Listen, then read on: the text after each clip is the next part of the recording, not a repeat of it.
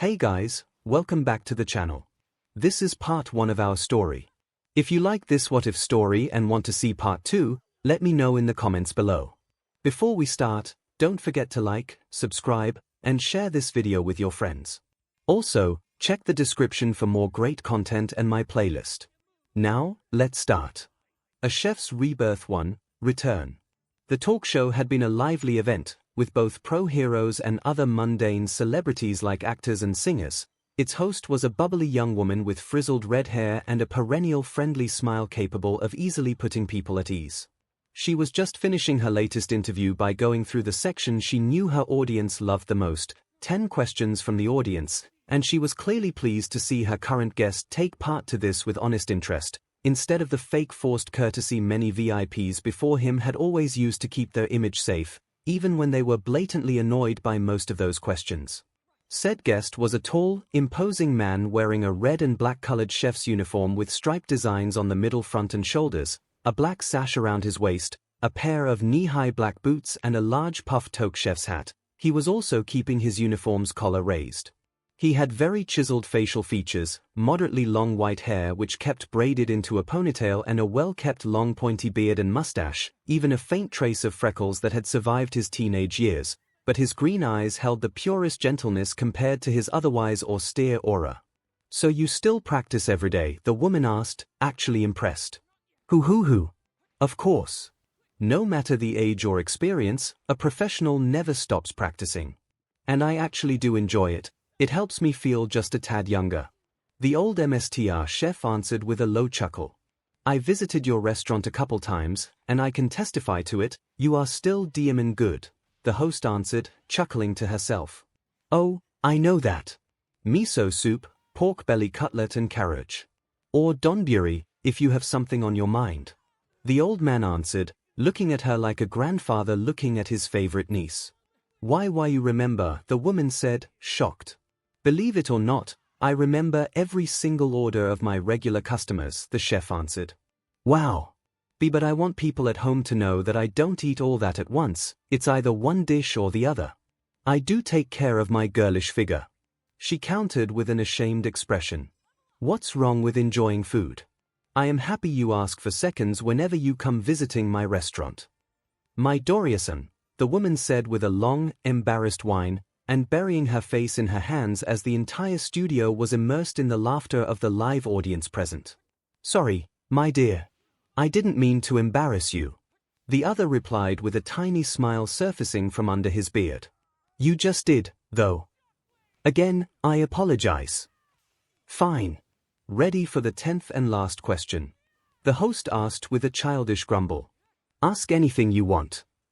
"Good. This is a question from Miss Takebana, Sokai Prefecture. She would like to know why you decided to become a chef, and when," the woman asked while reading the question on the giant screen behind them both. Who? That is a good question. You may be surprised to know I made that decision when I was 16, right after waking up from a year-long coma. For me, a lot of things changed during that year. The old man answered with a chuckle. "A year of coma changed your life?" the woman asked, surprised. "Yes, you can say I lived an entire different life during that coma, in a sense. And that helped me focus myself on a new dream, one that I knew I could actually turn into reality, and that was becoming a chef. I believe I can say that I managed it quite well. I'd say. Your restaurant is basically legend nowadays, even pro heroes swear high and low when they can't secure a table. But please tell us, do you want to share some details of that life you said you lived during that dreadful year?" the interviewer asked, chuckling amicably. Not yet, maybe one day I will, but for now I won't steal more time from you, I risk looking like one of those grandpas that never shut up otherwise," the chef answered, equally amused. "It was a pleasure talking with you instead, sir. Time totally not wasted. So please, dear audience, let's give Mr. Midoriya a last applause as a thank you for being our guest today. Clap, clap, clap, clap." As asked, the audience went wild in their applause while saluting the retreating chef. "Chef Midoriya, gentlemen. The world's greatest chef. The woman declared one last time before the show took a small pause for the ads to roll out and give time for the host to relax before the next guest's arrival. The world's greatest chef. That would be a nice story to tell. The old man thought in amusement as he walked out of the TV studio and towards the car awaiting for him, his mind returning to that fateful day when he woke up from his coma and his life changed forever. Several years ago, Izuku Midoriya, age 16, Musutafu, hospital, 𝐒𝐭𝐚𝐲 was over the moon. Her precious baby boy was finally awake. Awake after a long year of coma after that bast. Son of a bit. Piece of shit. After the Bakugo brat blasted him away with his quirk in retaliation for Izuku daring to save his life from a villain. 𝐒𝐿𝐴 really hated cursing, but what Mitsuki's spawn had done to her small ray of sunshine almost guaranteed 𝐒𝐿𝐴 would have snapped the brat's neck with her bare hands. She didn't though, only because murder was still a crime, and she didn't want her precious 𝐒𝐿𝐴 to one day wake up and learn his dear mother was in jail for putting down a rabid Pomeranian. Mitsuki had apologized for months about her son's behavior, but 𝐒𝐿𝐴 and Hisoshi returned from his business trip as soon as he learned of the incident still slapped her, the school and her psychotic son with a restraining order and the hospital bills and ruined almost any chance the boy had at entering UA University. Now even if the maniac managed to join the hero school, both Midoriya parents knew there wouldn't be a single breath or step Katsuki could take not under the constant watch and utmost scrutiny of the entire university staff. Assaulting somebody just because he believed that the quirkless useless nerd made him look bad in front of pro-heroes by saving him from being suffocated by a villain was not hero behavior, and many luckily thought the same. Pro-heroes especially since they still struggled everyday to squash any rumor of there being an elitist quirkist mentality that many believed the profession was riddled with. But all of that was not important now. Now their beloved Izuku was finally awake after 1 year of coma. Hisoshi and 𝐒𝐿𝐴 were just finishing signing the last of the paperwork that would ensure their boy's release from the hospital as soon as the doctors declared that he was no longer in danger. You think he was serious when he asked us to remove all his hero merchandise from his room?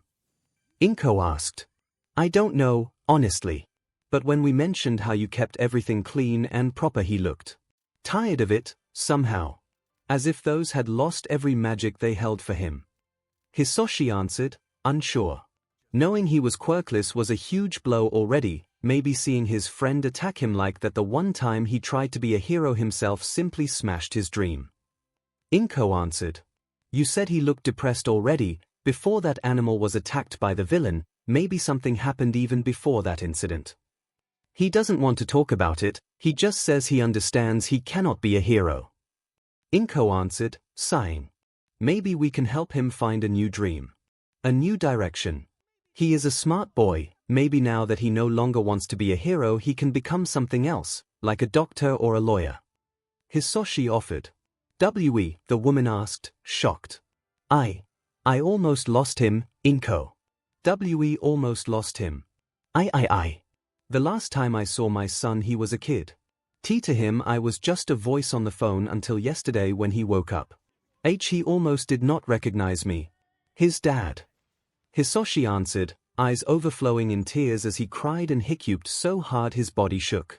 You always provided for us, darling. 𝐒𝐿𝐴 answered, hugging her husband as tightly as she could. Yeah, with money, he spat, bitterly. But I was not there when he entered high school. I was not there when the bullying started. What memories does he have of me? A voicemail and some pictures. The man said.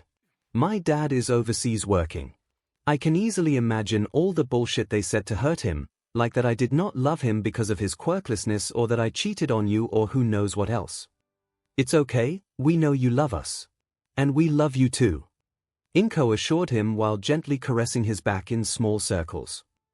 I ask you just another year. Another year to finish this project, then I will be back for good. I will ask to be transferred back here to the Musutafu branch. We'll be a proper family, promise. Hisoshi promised. Oh, Hisoshi. There's no need. Yes, there is. Hisoshi insisted. Just give your best, it will be enough for us. No matter if you are far away. 𝐒𝐿𝐴 said with a kind smile. Trust me, I will make it happen. I will return to you too. Hisoshi answered, eyes ablaze in determination. At the same time, Izuku's room. The room had the same sterile white standardized decor of every other room, down to the exact same pictures hanging from the walls in the exact same positions, and Izuku's room was even more impersonal thanks to the total lack of flowers or get well soon cards, something that disturbed the nurses and doctors present so much they actually gave gifts to the boy to liven up the room when he woke. Your mom and dad are almost done signing everything, now we just need to make sure you are healthy enough and you will be able to get back home. The gentle nurse said with a kind smile. That's nice. Izuku answered, plainly. Listen, I know it must hurt to not see your classmates send you anything, but maybe they were waiting for you to wake up. The young woman offered. Her only answer was a half-lidded stare that made her face flush red in embarrassment. Sigh. I know what you are thinking, I am quirkless, so they don't care. And maybe it's true in their case, but not everybody out there is like that. Look at me. I am still here, and not just because it's my job. The woman said while showing the 4 arms her quirk gifted her with. Ahoo! There are good people out there, people that don't care if you have a quirk or not. People that will love and respect you all the same if you give them the chance. Having or not a quirk is not the be-all end-all, you can do amazing things if you set your mind to it. Humans did it before quirks even existed. Have faith in yourself. I bet you can find hundreds of friends both quirked and quirkless that will trust and love you just for who you are, not your powers. People you will be able to love and trust back with no fear. The nurse said while grabbing his hand in hers to give it a gentle squeeze. I really hope so, Izuku answered, sighing. Trust me, the world is not a nightmare ready to beat you down. She answered. Sigh. Okay. Have faith. Good things come to those who work hard. The woman replied while walking away. Hey. Yes. She asked, stopping right at the door and turning back to look at him. Can you live an entire different life in a single year? He asked while looking outside the window with a faraway light in his eyes. You mean while in a coma? The nurse asked. Yes. It's hard to say. Many say they were fully aware of the world around them but unable to move. Others simply said they had a normal dream like when they slept normally and just woke up after years, while for others everything lasted only an instant. It's complicated enough that there is not a simple answer. Oh, so you dreamed of a different life for yourself? Either that or I got iced and just got back home. Izuku answered with a chuckle devoid of any real emotion. Considering life is not a manga, I am more inclined to say it was just a dream. The woman answered, chuckling amicably, and secretly happy to see the boy finally showing her a more genuine smile, albeit minuscule. Yeah, then I guess it was just a dream then.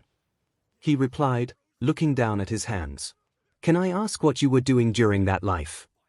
The nurse asked, with a gentle smile. I was a chef, the boy answered, simply. It's a nice job. You like to cook? I like food, especially katsudon. Yes, I can say I do like cooking. Maybe then it's a sign for a future career. It depends, it doesn't take a quirk to be a great chef. Just talent and the will to put in lots of hard work. You can try to see if you have what it takes.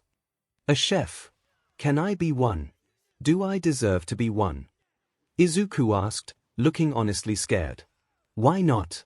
You won't know if you don't try. The nurse answered, smirking, before walking away. Once a chef, always a chef, you fool. A voice echoed in the boy's ears like a faint whisper, making him jump in fright and look around himself wildly. That voice, he muttered with wide eyes. That night he would not sleep at all. Every time he tried the same disembodied voice of an old lady he was sure he knew personally would keep berating him. You and I are chefs. We do not stop being one, ever. We do not retire unless we die. Our destiny is to die in front of a chopping board while cooking, and only once the dish is ready, like Frozasama did. And you know it. Then finally, after the 3rd day of continuous visits from the voice whenever he slept, the dreams too came, memories Izuku desperately kept suppressing in the belief they were just his imagination, his early days in his new life, his first dish, his first apprenticeship, then his first restaurant. All he learned, all he did. And then the rare flashes of what the other him did after 𝐒𝐲 used his accursed taste change, on him to turn him into the guy's puppet, and the pain he caused. It was not you and you know it. You would have never done any of that and you know it. I know the real you. The real 𝐿, who you were before 𝐒𝐲 corrupted you. You want redemption. Then grab the kitchen knife and cook like you used to. Recover your honor like only a chef can. By honoring the ingredients. That night Izuku would wake up screaming, covered in cold sweat, and start crying immediately after while begging for forgiveness over and over. Setsuno. I am sorry, the boy begged in tears. Then show it, you idiot. The boy asked to the empty room once heard the voice answer with a friendly chuckle for the first time since he started hearing it. It will also be the last time he ever heard that voice of the woman the other him considered his greatest friend and rival. 3 days later, it was finally the day the doctors deemed Izuku healthy enough to be took back home. The boy had already been helped by his mother to dress and was sitting on a wheelchair his father was pushing. The three of them were even chatting of few inane things when a loud cacophony of curses and screams started echoing in the corridors, coming from right in front of the hospital entrance.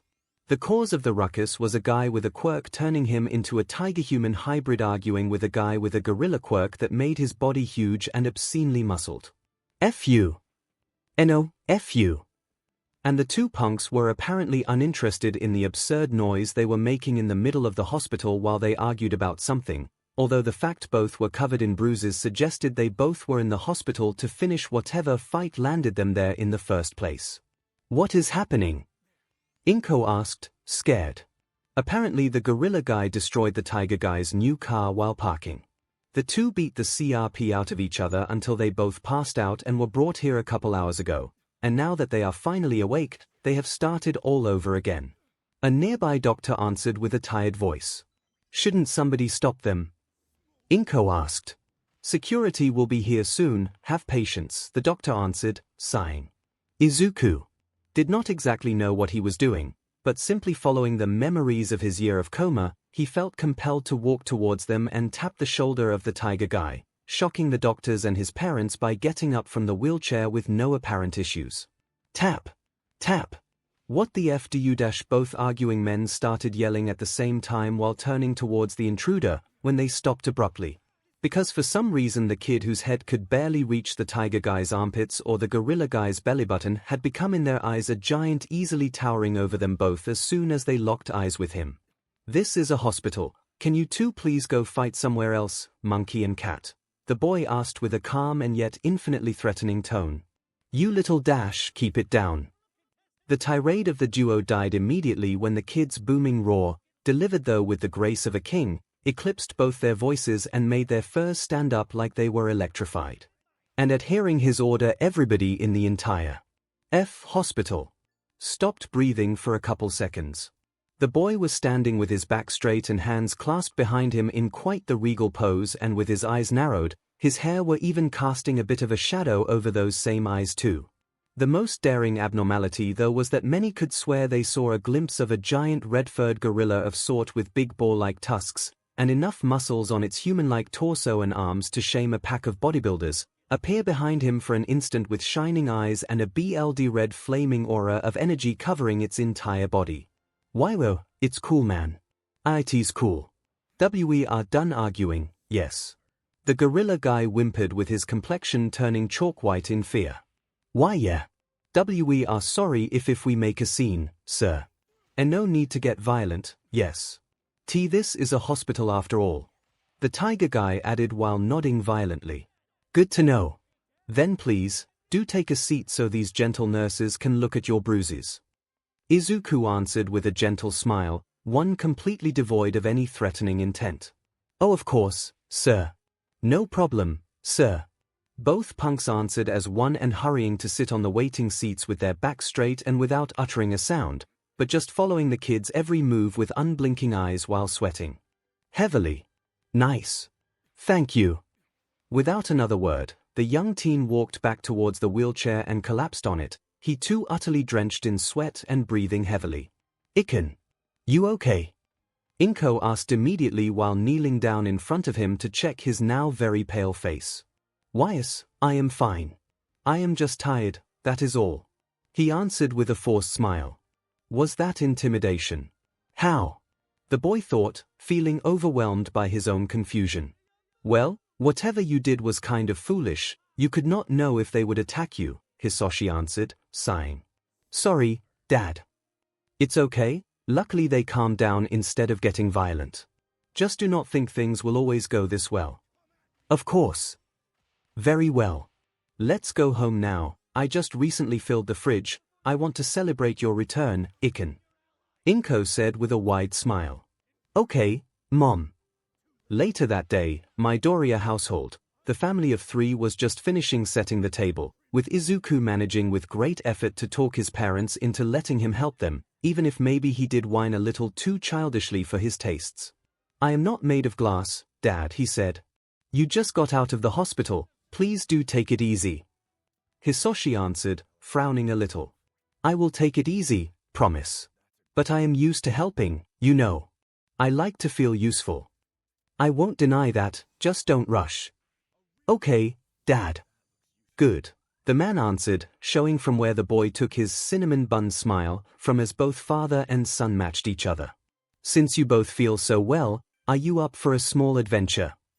𝐒𝐭𝐴 asked with a teasing smile. An adventure, darling? Hisoshi asked, curious. Ahoo. I found a new recipe on the net, do you feel adventurous enough to try it? She asked. That would explain why you insisted on buying that giant wok. Okay. Okay, Mom. Izuku echoed behind his father. Good. Let's hope it will be good. This is the first time I'll make it after all.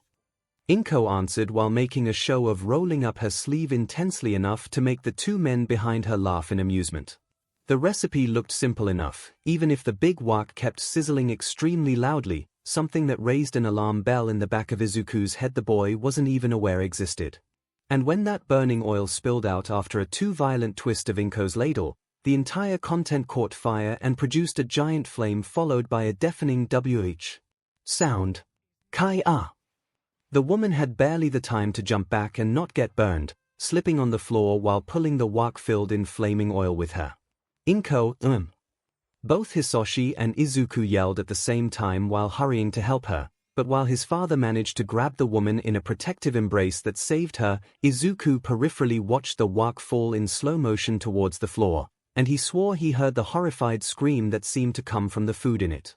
When the thing reached halfway to the floor, and once his instinct told him his mother was actually safe, the young teen moved with a burst of speed that surprised his parents and grabbed the wok's handles and rapidly lifted it to put it back on the fire to start stirring it with the same ladle he took from his mother's hand. A bit more salt. Some pepper maybe. The seasoning does need some adjustment. As if in a trance, the boy tasted the content and started adjusting the seasoning while continuously stirring it, his hands moving fast enough they simply disappeared. There should be some beef in the freezer. There it is. He then muttered, grabbing a knife nearby and managing to cut the still frozen meat without trouble. 𝐒𝐿 asked, dumbfounded. Potatoes. I need potatoes, the boy mumbled while preparing the tubers, then onions, peas, pepper grains and more at the same time at high speed. Son. Hisoshi tried again, just as shocked as his wife. The beef stew is looking good. The mushrooms need to be cut thinner still, 𝐒𝐭𝐴. The tenderloin needs braising. Drats, no red wine. I'll use sake, are those strawberries? I know what to do for dessert. Nice. Izuku. This knife is too diamond dull. I need to find a milk here too, 𝐒𝐭𝐴. 𝐒𝐿 called out, raising her voice. The stew is ready, so is the meat. Vegetables are ready too. So are appetizers, first course, salad, dessert and side dish. Everything is Izuku. Both his parents yelled at the same time as loud as they could. What? The boy uttered while distractedly finishing putting everything in the respective plates. How? Hisoshi asked with wide eyes. How what? Ooh. The young teen asked back before finally noticing what he had done and how long he had actually zoned out. The kitchen table was now fully stacked in a full-course menu for 3, every dish worthy of a 5-star restaurant in appearance and preparation. The table itself seemed ready to collapse under the weight of the immense quantity of food on it while the scent permeating the house was unbelievably good. Did I do this, he asked. Me and your mother were kind of too overwhelmed to do it, so I guess it's a yes, the man answered, unnerved. I was just thinking about how to help. Izuku tried saying. 𝐿𝐿, you were in a trance, your usual mumbling was there, but in the meantime your body moved. And it was unreal. 𝐿𝐿 answered. Did I do wrong, he asked, unsure. By nose and eyes I would say no. And since we did say we needed to celebrate your waking up and returning home, this would have been the final result all the same. I just did not think you would have been the one cooking. Hisoshi answered. Me neither. Izuku admitted. So, what's this? 𝐿𝐿 asked while pointing at the table. Beef stew, mushroom salad, sweet and sour pork ribs, 3 meats hot pot with beef tenderloin, pork belly and chicken guts, tuna carpaccio, scallops in aromatic pottage, and I put some strawberry sorbet in the freezer for a late snack. I think. The boy answered automatically, before growing puzzled by his own answer. Those were all leftovers, except the tuna. How did you do all this just with that? 𝐿𝐿 asked. I don't know. Izuku answered. Well, let's see if it is good at least, Hisoshi muttered while trying the stew. And develop a blissful expression food should not give to somebody. He actually looked frighteningly close at having an ahegao. Both mother and son gurgled out at the same time. It's good.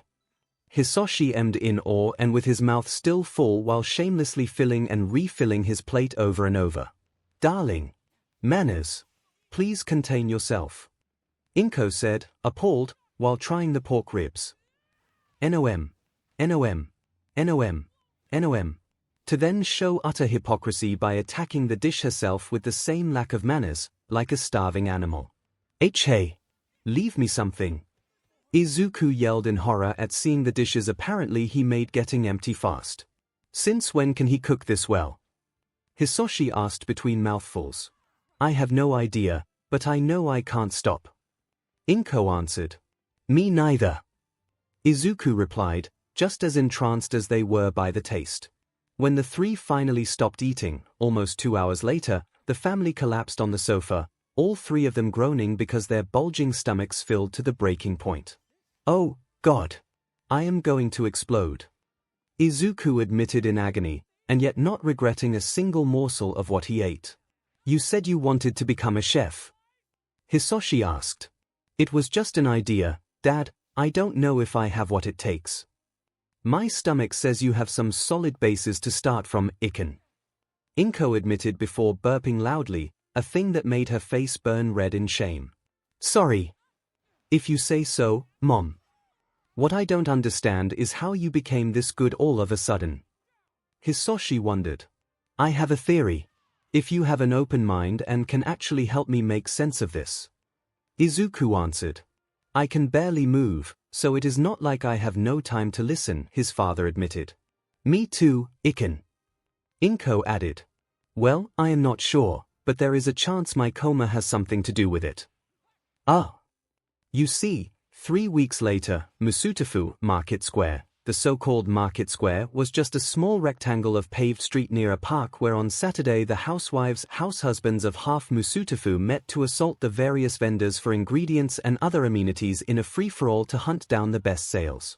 Today, though, the entire thing had been booked by a renowned school of cuisine for a small cooking showdown between some of their better students and 3 amateur chefs, the prize was a mere toaster, and everybody knew both challenge and prize were just an excuse to collect funds for the local association, making sure homeless people had a place to eat for free. So this is Dad's plan? Izuku asked in dread while watching the big stage the association built for the challenge. Hooah!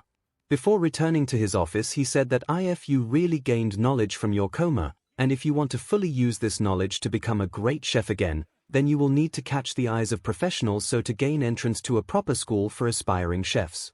This contest should help a lot if the rumors Hisoshi-kun heard about this year's edition are as good as he said they were. 𝐿𝐿 answered.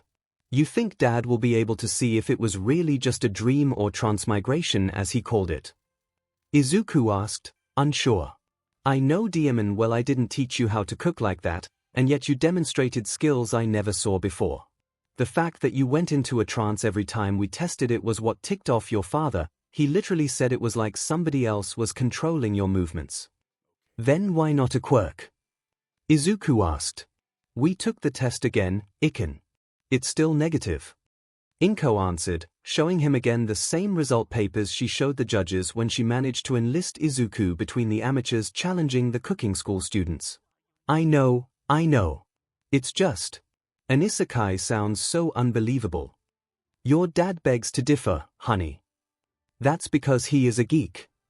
You are a nerd, 𝐿 answered, chuckling. Those are two different things. If you say so, dear. Okay, quirker. Hey, the woman answered with an overly hurt expression that made him chuckle. Hoo. Just go there and give your best. Whatever happened during that coma left you with a gift.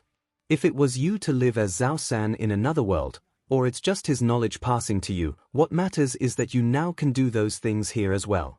Chefs are supposed to be a gift, right? Heroes bring smiles by protecting people, chefs do it by filling their stomach, you said so yourself. Your dream is still the same, you can still do it. Why you think I can do this? Izuku asked, scared. Yes, I do. I believe in you, and your father does as well. 𝐿 answered. I will make you proud then, the boy answered while marching up the stage with the other two amateurs to take position at his small kitchen. We already are, 𝐿. 𝐿 muttered with a small smile. On the stage, good evening, people. Welcome to the 5th edition of our cooking showdown.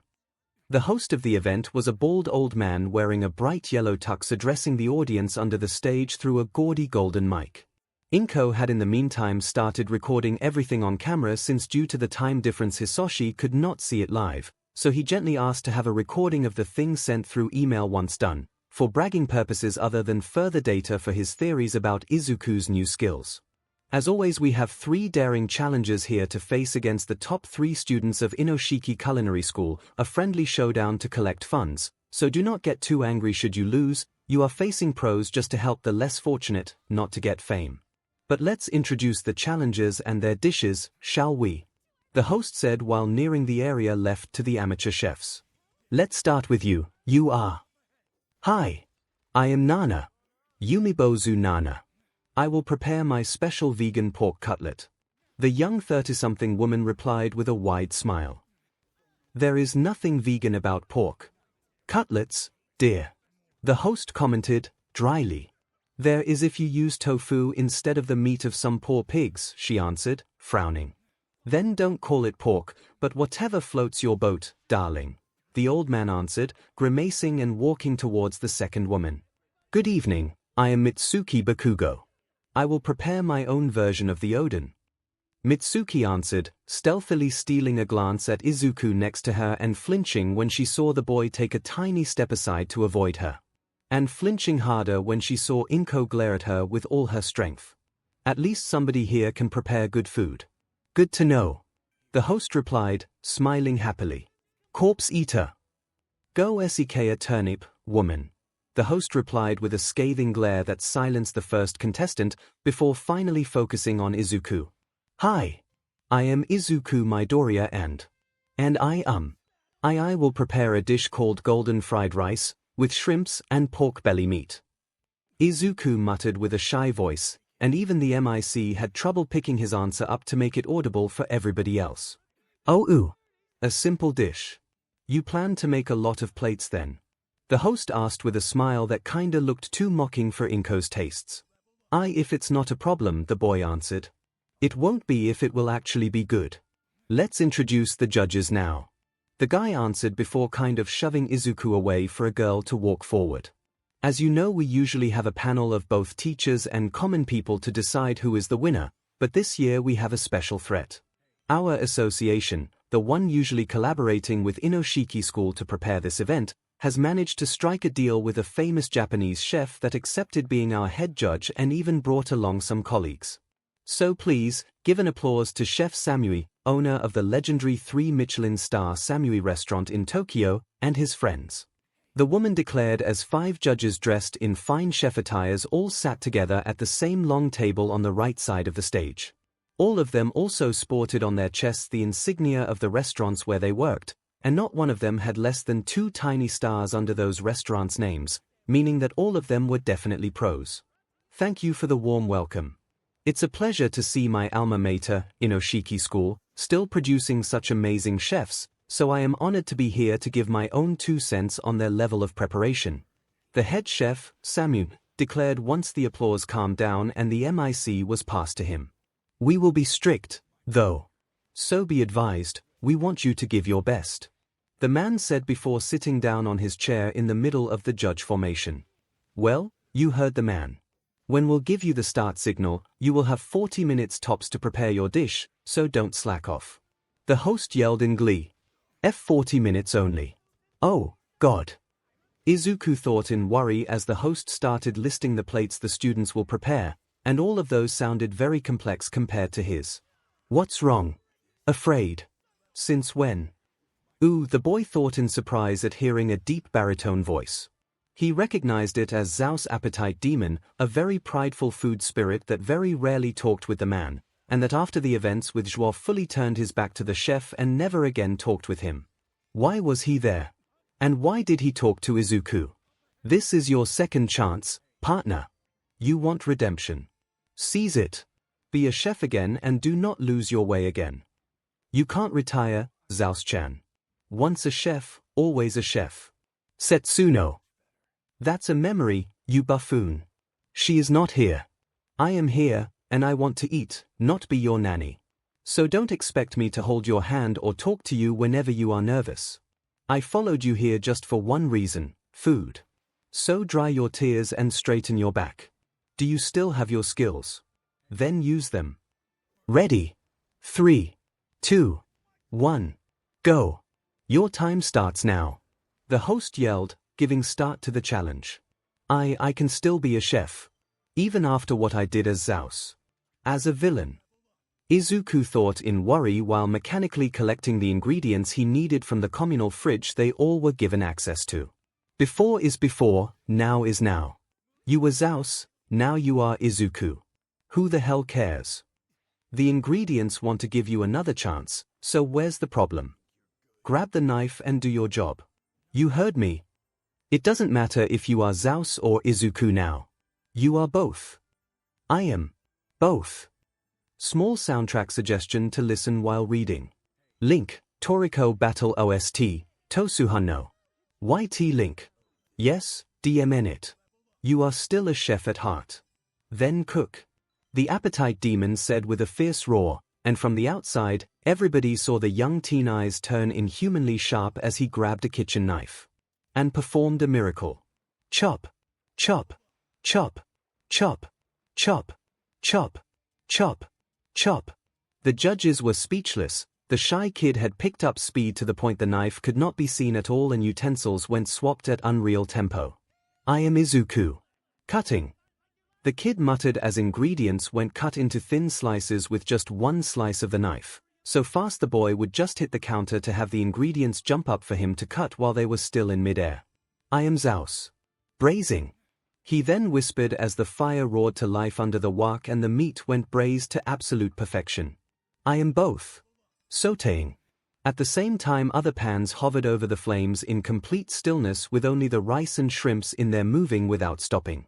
The more he cooked the clearer Izuku's memories as Xiao became and his movements more precise. Everything then became his own skills instead of implants from reincarnation, until Izuku and Xiao became one and the same, a single being.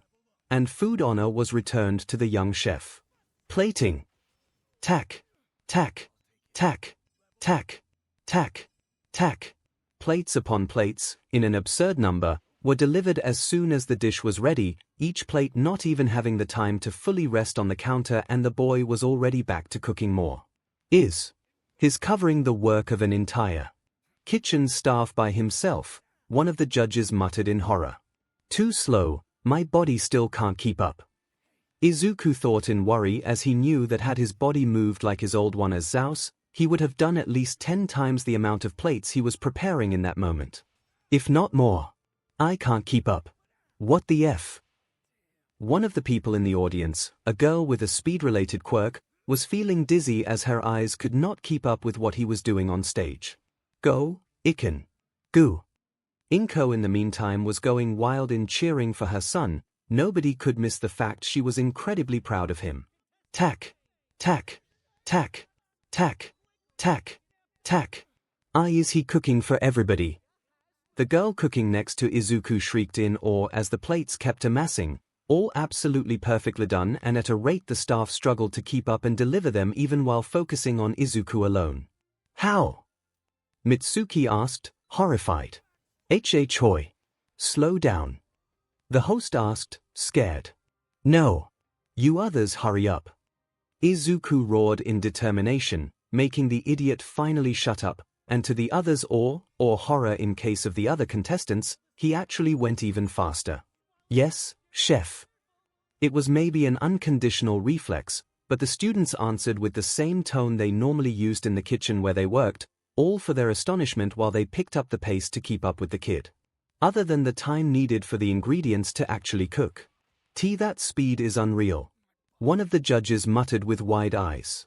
No, he is still faster than that, the head judge growled. He is shortening the time needed by doing everything at the same time, but instead of having somebody helping him, he is doing it alone. Is he using his quirk to speed up his movements? The Michelin chef hissed in annoyance. Actually, he is quirkless. What?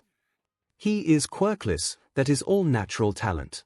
The woman repeated while showing them the copy of the medical test 𝐒𝐭 brought along. Impossible, the chef yelled in disbelief. It was indeed impossible, because who was cooking was the second legendary chef of another world, second only to a woman with unfathomable skills called a national treasure. But since there was no Setsuno in his original world, Izuku's abilities could really be called peerless.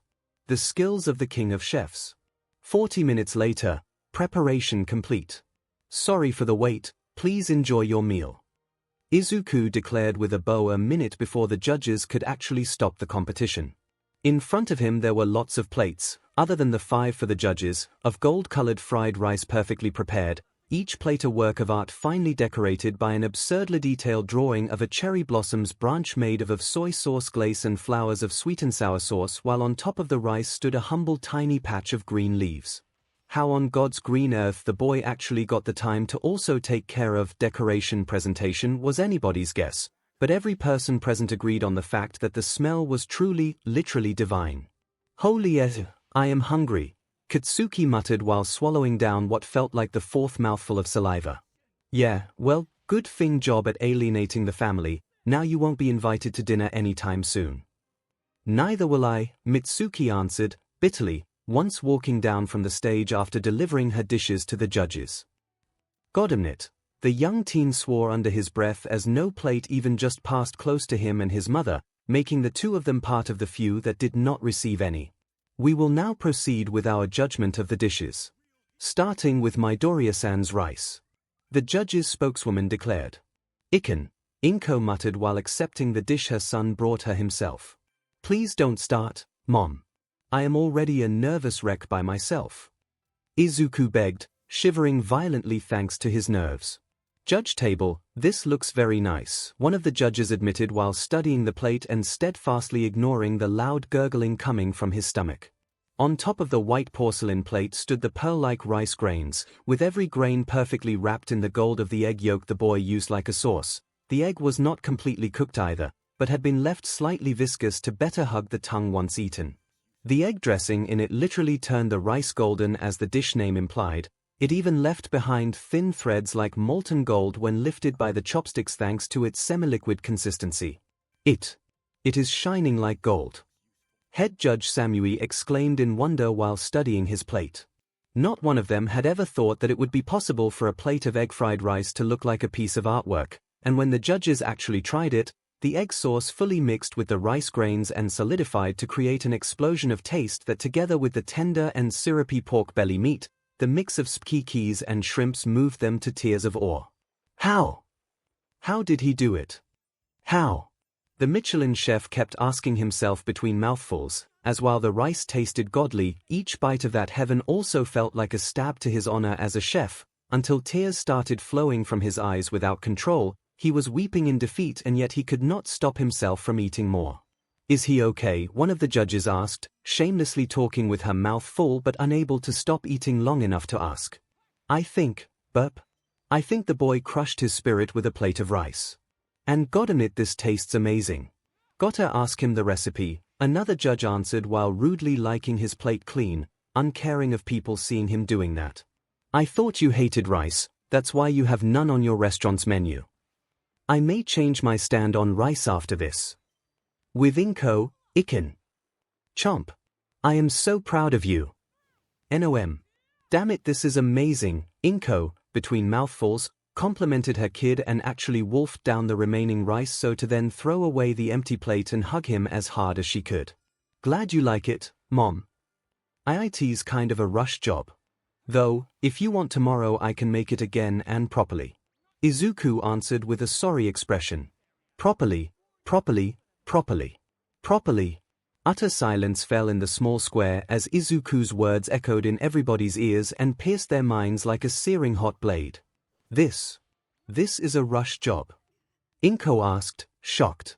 Yes, I had to cut corners and make it immediately instead of preparing the ingredients beforehand to truly bring out the best taste they have to offer. Sorry. The boy answered, looking down in shame, as the 𝐷𝐷 part of him knew the dish could be way better if done properly, but he had not proper equipment or time to work with, especially while working with that dull slab of metal they gave him and had the gall to call a kitchen knife. Wah-ah! After a long silence, a loud wailing of despair was heard as Samui broke in tears while tearing away the restaurant name from the front of his attire to throw it on the floor and then bury his face in his arms to cry even harder. Izuku's victory was a given at that point. What was more important to mother and son and from afar, Hisoshi, was that it was the first time the young teen could call upon 𝐷𝐷's chef knowledge while still being in full control and without the feeling of depersonalization Izuku felt whenever he tried remembering something of his life as the man. Island, a week later, your son is a demon monster, Hisoshi. The man's assistant said once visioned the footage 𝐿𝐭 sent him. Yep. And I am demon proud of him. Hisoshi answered, smirking. And you say he needs proper knives to do a better job. At the very least, listening to him, the ingredients here are way easier to use compared to 𝐷𝐷's ones, but still, at least the knives he would like to have are like his old ones, the man answered. And that means, since we have no milk here, we'll need to borrow the instruments of Lab 3 to create durable blades with edges sharpened to nanometric levels. Nanometric. Too sharp. I saw 𝐿𝐭𝐚 peel a raw egg with a cheap knife. Peel it, Tamaki. He gave a single swipe and the thing lost its shell like a demon orange and the egg inside was left standing up by itself before splattering down a second later. It looked like something out of a demon manga. Hisoshi said while reproducing said video on the computer, along with many others from the various tests he had Izuku go through. Is that a living fish skeleton? Tamaki asked, faintly. 𝐿𝐭𝐚 calls it food honor. Whatever it is, he used it to fillet a fish so fast the fish did not notice. How the F does that work? No idea. That is why I wanted your help to decipher what the hell happened to my boy during his coma. He either got an isekai and came back, or he somehow downloaded information inside his brain from another world. The brain scan shows nothing out of ordinary besides brain activity way superior than normal, but it still covers the areas of the brain it's supposed to, the assistant said. BLD pressure 2 is normal. Muscles mass 2, and yet speed and reaction times are like you saw. Hisoshi added while passing a hand in his messy hair, something he deeply regretted passing to his boy. Absurd. Tamaki said, smirking. It's not exactly a proper scientific term, but I'll let it slide. I still say we need a BLD sample to run more tests. They took one in the hospital under my request. Here's the results. Hisoshi answered while displaying the results. All in the norm, no anomalies detected. Dad, is my BLD still okay? Izuku's voice echoed inside Hisoshi's mind. Yes, 𝐿𝐭𝐚. Those cells you talked about have not surfaced yet. They will come out soon, Dad. I can feel them stir awake whenever I eat. We will keep them a secret, have no fear. Hisoshi, the assistant, asked once seen the man look deep in thought. Sorry, just reminiscing about something trivial. You were saying that this makes no sense. If your boy is exactly as he was before the coma, then there should be no way he can do all that now.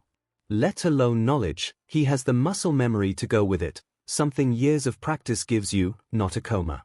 You said he would stutter once or twice in the past, but those stutters as you call them are not present in any of the videos I saw. Whatever separation there was between the two him, now it's gone for good or close to be gone. And if we can't find anything with info from before the coma, we will need to run tests now that he is awake and compare the results. Do we have to? Hisoshi asked, scared. What are you hiding, Hisoshi? I got the full story from Izuku, and there are details I know I must keep a secret. He doesn't want to be a hero anymore, he just wants to be a chef and live a quiet life. He has abandoned a dream already, I don't want him to lose another, especially if I know he can reach it. Something happened to him, didn't it? The changes are happening slowly, but are there.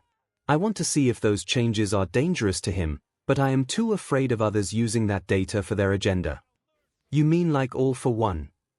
We all know a body was never found, he may still be out there. That dangerous? I got an explanation and saw it firsthand. It can be used by somebody with no remorse or care for collateral damages.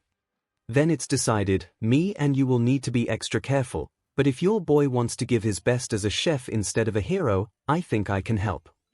Tamaki offered with an encouraging smile. Thank you, Tamaki. I really want to help my boy reach his full potential. That's corny, Hisoshi the assistant said, chuckling. Oh, shut up, he answered, face red in embarrassment. Let's say I can close an eye and let you use our instrumentation to help him reach the full potential you talked about, the lab director muttered, making both conspirators jump up in fright. Yes, Chief. Hisoshi answered with narrowed eyes. I expect him to take part in some tests all the same. Nothing invasive if you are so sure about his secret being dangerous, but we still need to see if it can really be a threat or if you're being. His father is making you worry for nothing. The old man answered. No BLD tests though. Really? What's in his BLD, Hisoshi? Something I can't talk about. Why? Too dangerous. A virus. A mutation. Can it spread? Not if somebody does not steal his BLD and tries to. And even then, it's inadvisable. How much? Not everybody can withstand the strain, and I don't want to think how quirks would react to that. You know the higher-ups will force us to tell them. If they know about it, sir. Hisoshi countered. And he just wants to be a chef. A simple life as a chef, he isn't even sure he wants to open his own restaurant, just work in one. It doesn't even have to be fancy.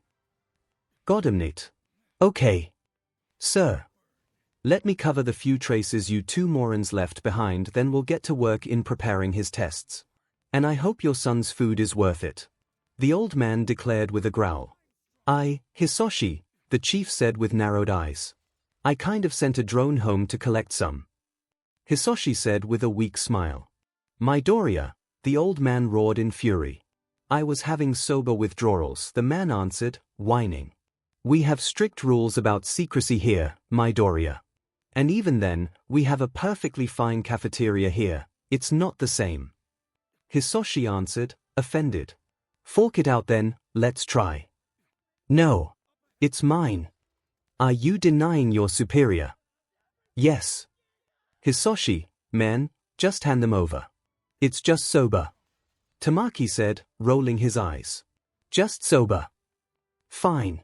He answered with a petulant tone, but still took out one of the boxes he held hidden in his office personal fridge. Here, choke on them, you two. HN. Drama queen. Let's see those skills of your brat, the old man declared while shaking his head and taking a bite. He made them with common equipment and ingredients found in every supermarket, just so you know. Nothing luxurious was used. Say, how many knives do you reckon dear Icon needs to do his best? Hisoshi's chief asked with a way too innocent smile that sent a chill up the man's spine.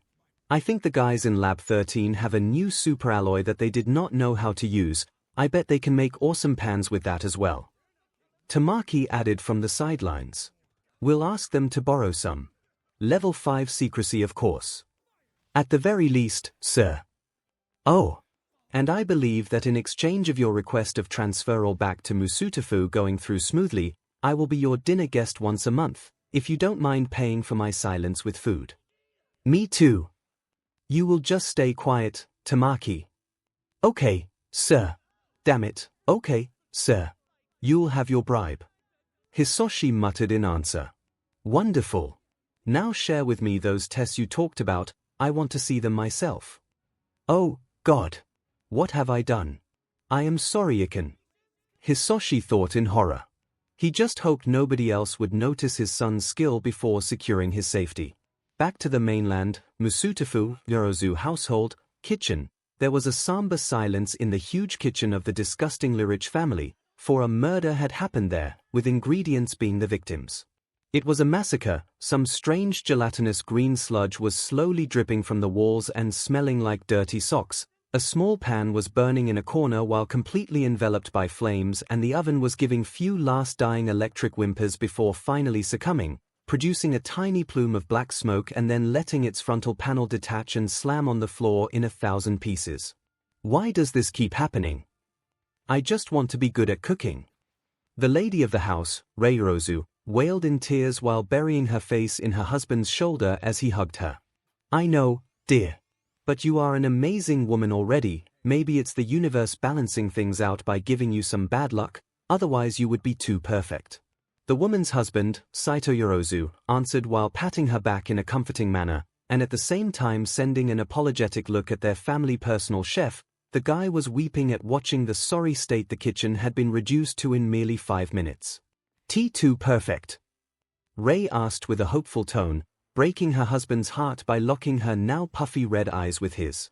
Of course, it is clearly a sick joke of the gods, pure jealousy, the man answered, shamelessly ramping up his compliments with zero hesitation. As for him, there was never enough simping if it meant having the love of his life smile. You are so good to me. Ray wailed while hugging him again. And so are you to me, dear. Come, while dear Tokishi makes a list of what it will need to be changed near everything, sir. The chef interrupted him with a tone of horrified awe at the sheer destruction he was seeing. We will go watch some TV to relax. Saito growled out the rest of his words while nailing the man with a scathing glare and half-dragging his wife away. Living room, here, darling. We'll watch some silly videos and you'll see you will feel better.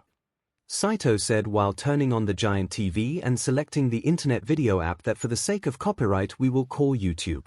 I just wanted to be the one preparing lunch for you and Momoin for once, Ray admitted with a small, adorable voice. I know, dear, and one day you will. Saito said. I hope it will be soon.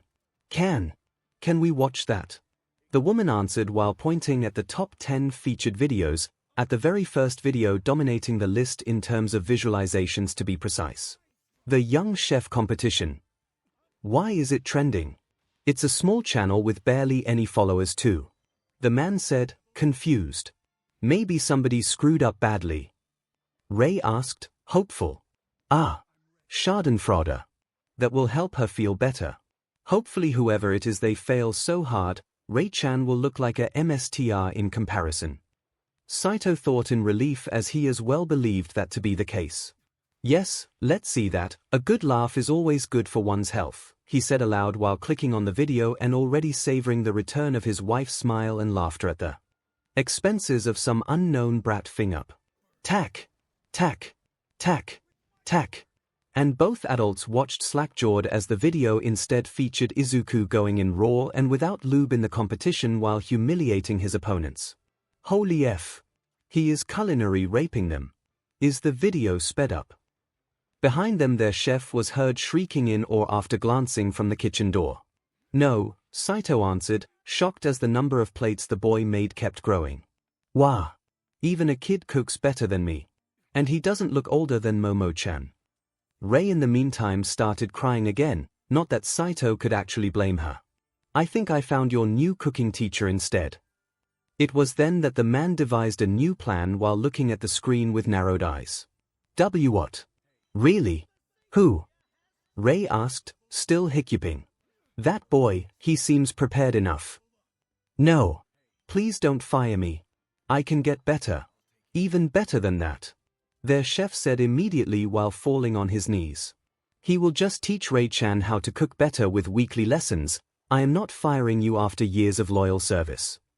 Saito answered while rolling his eyes. Ah. Okay then. Do you really think you can become better than that, though? Mr. Yorozu asked, curious. Maybe, the chef tried answering with a forced smile. It was utter bullshit, and both men knew that, but chose to not comment on it all the same. 2 days later, Midoriya house, ding. Ding. Ding. Coming. 𝐒𝐭𝐽 yelled while opening the door to see a tall gentleman with clearly expensive clothes waiting for her on the other side. Good evening.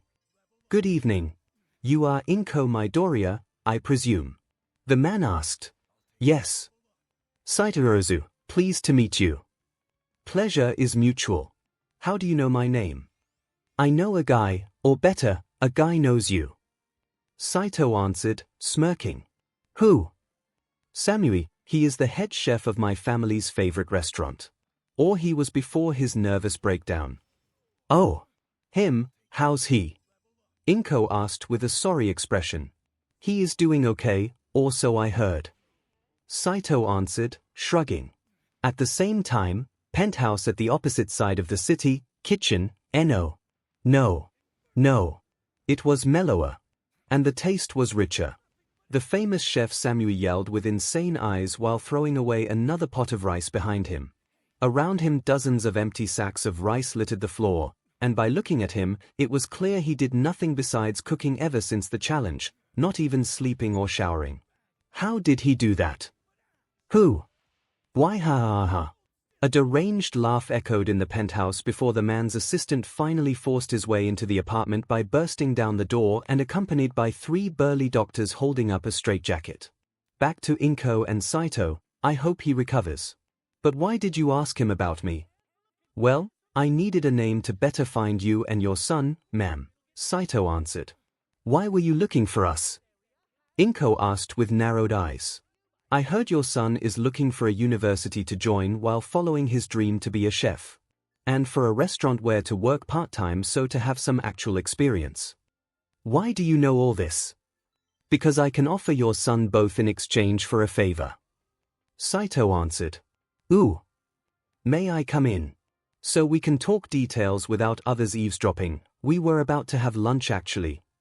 It's okay, Mom. I made more than enough for a guest. Who's your friend? Izuku said from inside. Not exactly a friend, 𝐒𝐭𝐽. 𝐒𝐭𝐽 answered. Please, madam. I have no bad intentions, I am just offering my help to your son in exchange for him helping me. Get in. 𝐒𝐭𝐽 answered with a sigh. Thank you, madam. Saito said while gesturing his chauffeur to just wait for him. What's on the menu? The man asked, cheekily. I tried my hand at sushi, I hope you don't mind. Izuku answered, shyly, while presenting the colorful display of fish and rice. Amazing. Saito exclaimed in wonder. To my shame lately I have left cooking to Izuku since he says he wants to train in his skills. 𝐒𝐭𝐽 admitted, blushing. I cannot blame you, madam. And it's kind of fun since my wife had tried to prepare a similar dish and failed, that was when I decided to look to your son for help. Saito answered. My help? Was her sushi that bad? I did not try it since she just destroyed the kitchen. And yes, I was wondering if you were open to come teaching my wife how to cook once a week. He answered. How did she destroy a kitchen while preparing raw fish and rice? Izuku asked, confused. I have no idea how she managed, and it honestly baffles me. Sometimes I wonder how it's possible that her bowl of cereal does not catch fire after she poured milk in it. I thank the fact we are not in some crappy comedy manga for that not happening. Saito said, sighing. Oh. Then why asking me? You have skill, clearly, since the other guy I wanted to ask had a breakdown after eating your dish. And also, well, no offense meant, but you are a nobody.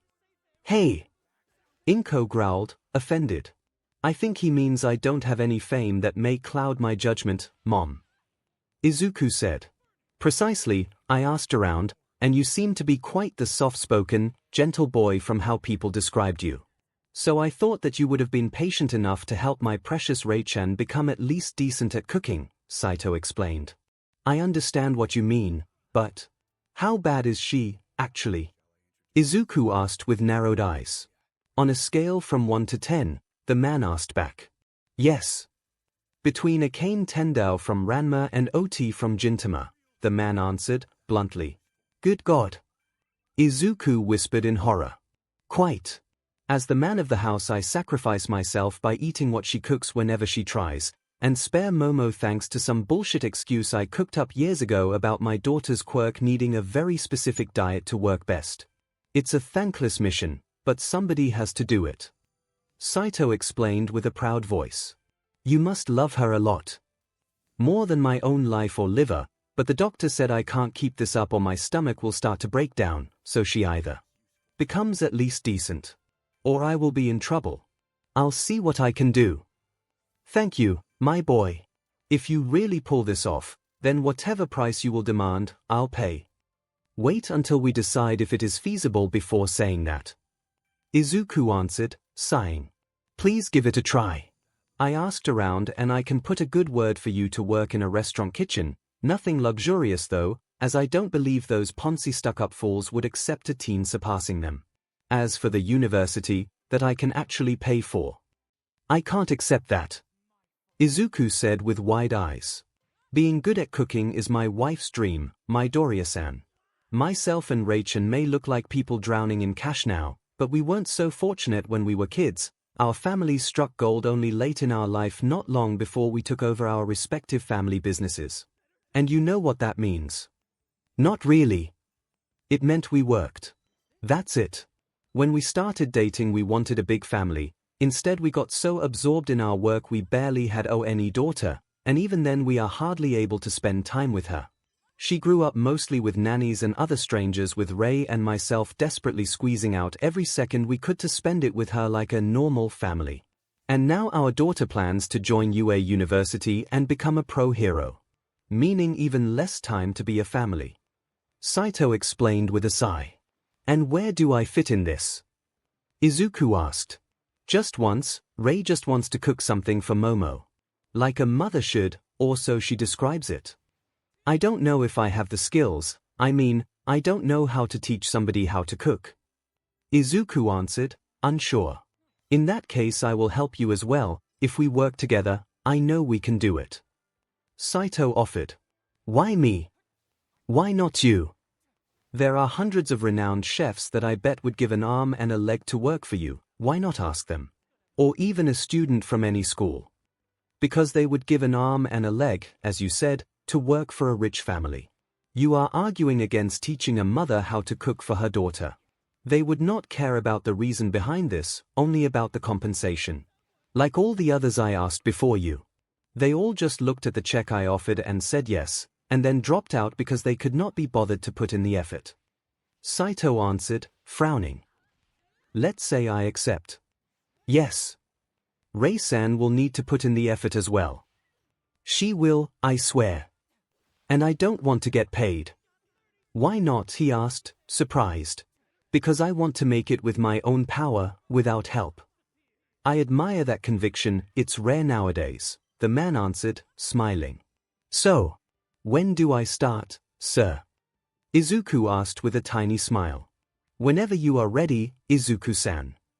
𝐒𝐿 answered. Then I guess we have to celebrate. 𝐒𝐿 offered.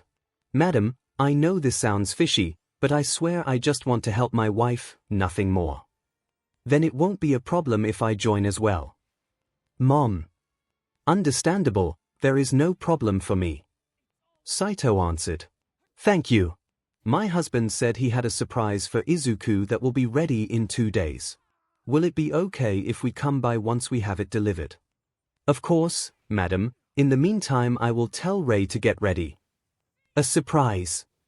Izuku asked, confused. Who? You'll see, 𝐒𝐿. Those will help immensely. 𝐒𝐿 answered with a conspiratorial smile. They were not milk knives, but Hisoshi was sure a high-tech secret lab would not lose to any sharpener working by hand in producing the absolute best knives in the world. And in the afterlife, Melk the First felt extremely offended for reasons he could not fathom. And at the same time, somewhere even beyond mortals' understanding, new host candidate detected. Beginning operations. A chef's rebirth to the system. Verozu household. It was a day of celebration for the 𝐵𝐶𝐻 family. Their only daughter Momo had just been accepted into the recommendation entrance test for the prestigious hero school UA and will soon start her career as a pro hero, something that brought no little pride to both her parents. Pop pop.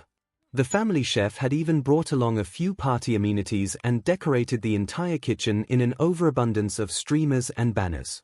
There is no need for all this, Momo said with an embarrassed smile. There is. There is. Ray answered, smiling proudly at her daughter. The test is 1 year away. I don't even know if I will pass it, the young woman replied. With all the strings I had to pull to make you jump ahead of the queue, you better, her father, Saito, answered with a smirk. Darling, don't make her feel guilty. Ray chided him in answer. Just kidding. Just kidding. The man of the house answered with a childish, cheeky raspberry. Thank you all the same for helping me, Dad. Momo said while hugging the man tightly. Ah, you are growing up so fast. It seems just yesterday I was reading you bedtime stories and helping you dress up in the morning. Her father replied, crying. Me too. You never wanted to eat your eggs when you were a kid. The family chef added, he too was sobbing heavily. Not you too, please, Takeshi-san. Momo begged, chuckling. Dealing Delong. Ah. This must be young Midoriya. He said he had a surprise for you to celebrate. Saito said once seen Inko enter the house accompanied by their butler. The short, and adorably plump don't you dare elude her, woman was as always dressed perfectly whenever visiting the Yorozu house, and this time she was bringing with her a carefully folded paper basket of some homemade confectionery. The strange thing was that for some reason her son was nowhere to be seen. Good evening, she offered with a small bow. Good evening, Inko. Ray answered, still giddy at her daughter's success. Congratulations for your acceptance into UA, dear. I know it's not much. But we kinda made this for you, Inko said with a tiny smile. My father has made things bigger than they are, as usual.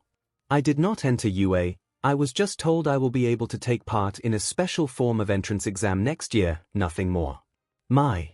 Getting into the university is still up to debate. Momo answered while gratefully accepting the small thing. Oh. Well, it is still worth celebrating.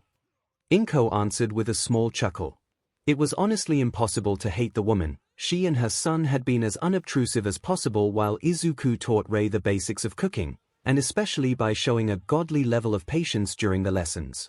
Flashback. During the first lesson, let's start with the basics, shall we? Izuku asked with a gentle smile. Oh okay. Ray answered, and used the silent thumbs up of both Saito and Momo to steel her resolve. We'll go slowly, starting with peeling and cutting, since preparing ingredients is the first and most important step. And remember, until you feel secure about handling a knife, always use the cat paws while cutting. Cat paws? Ray asked, confused.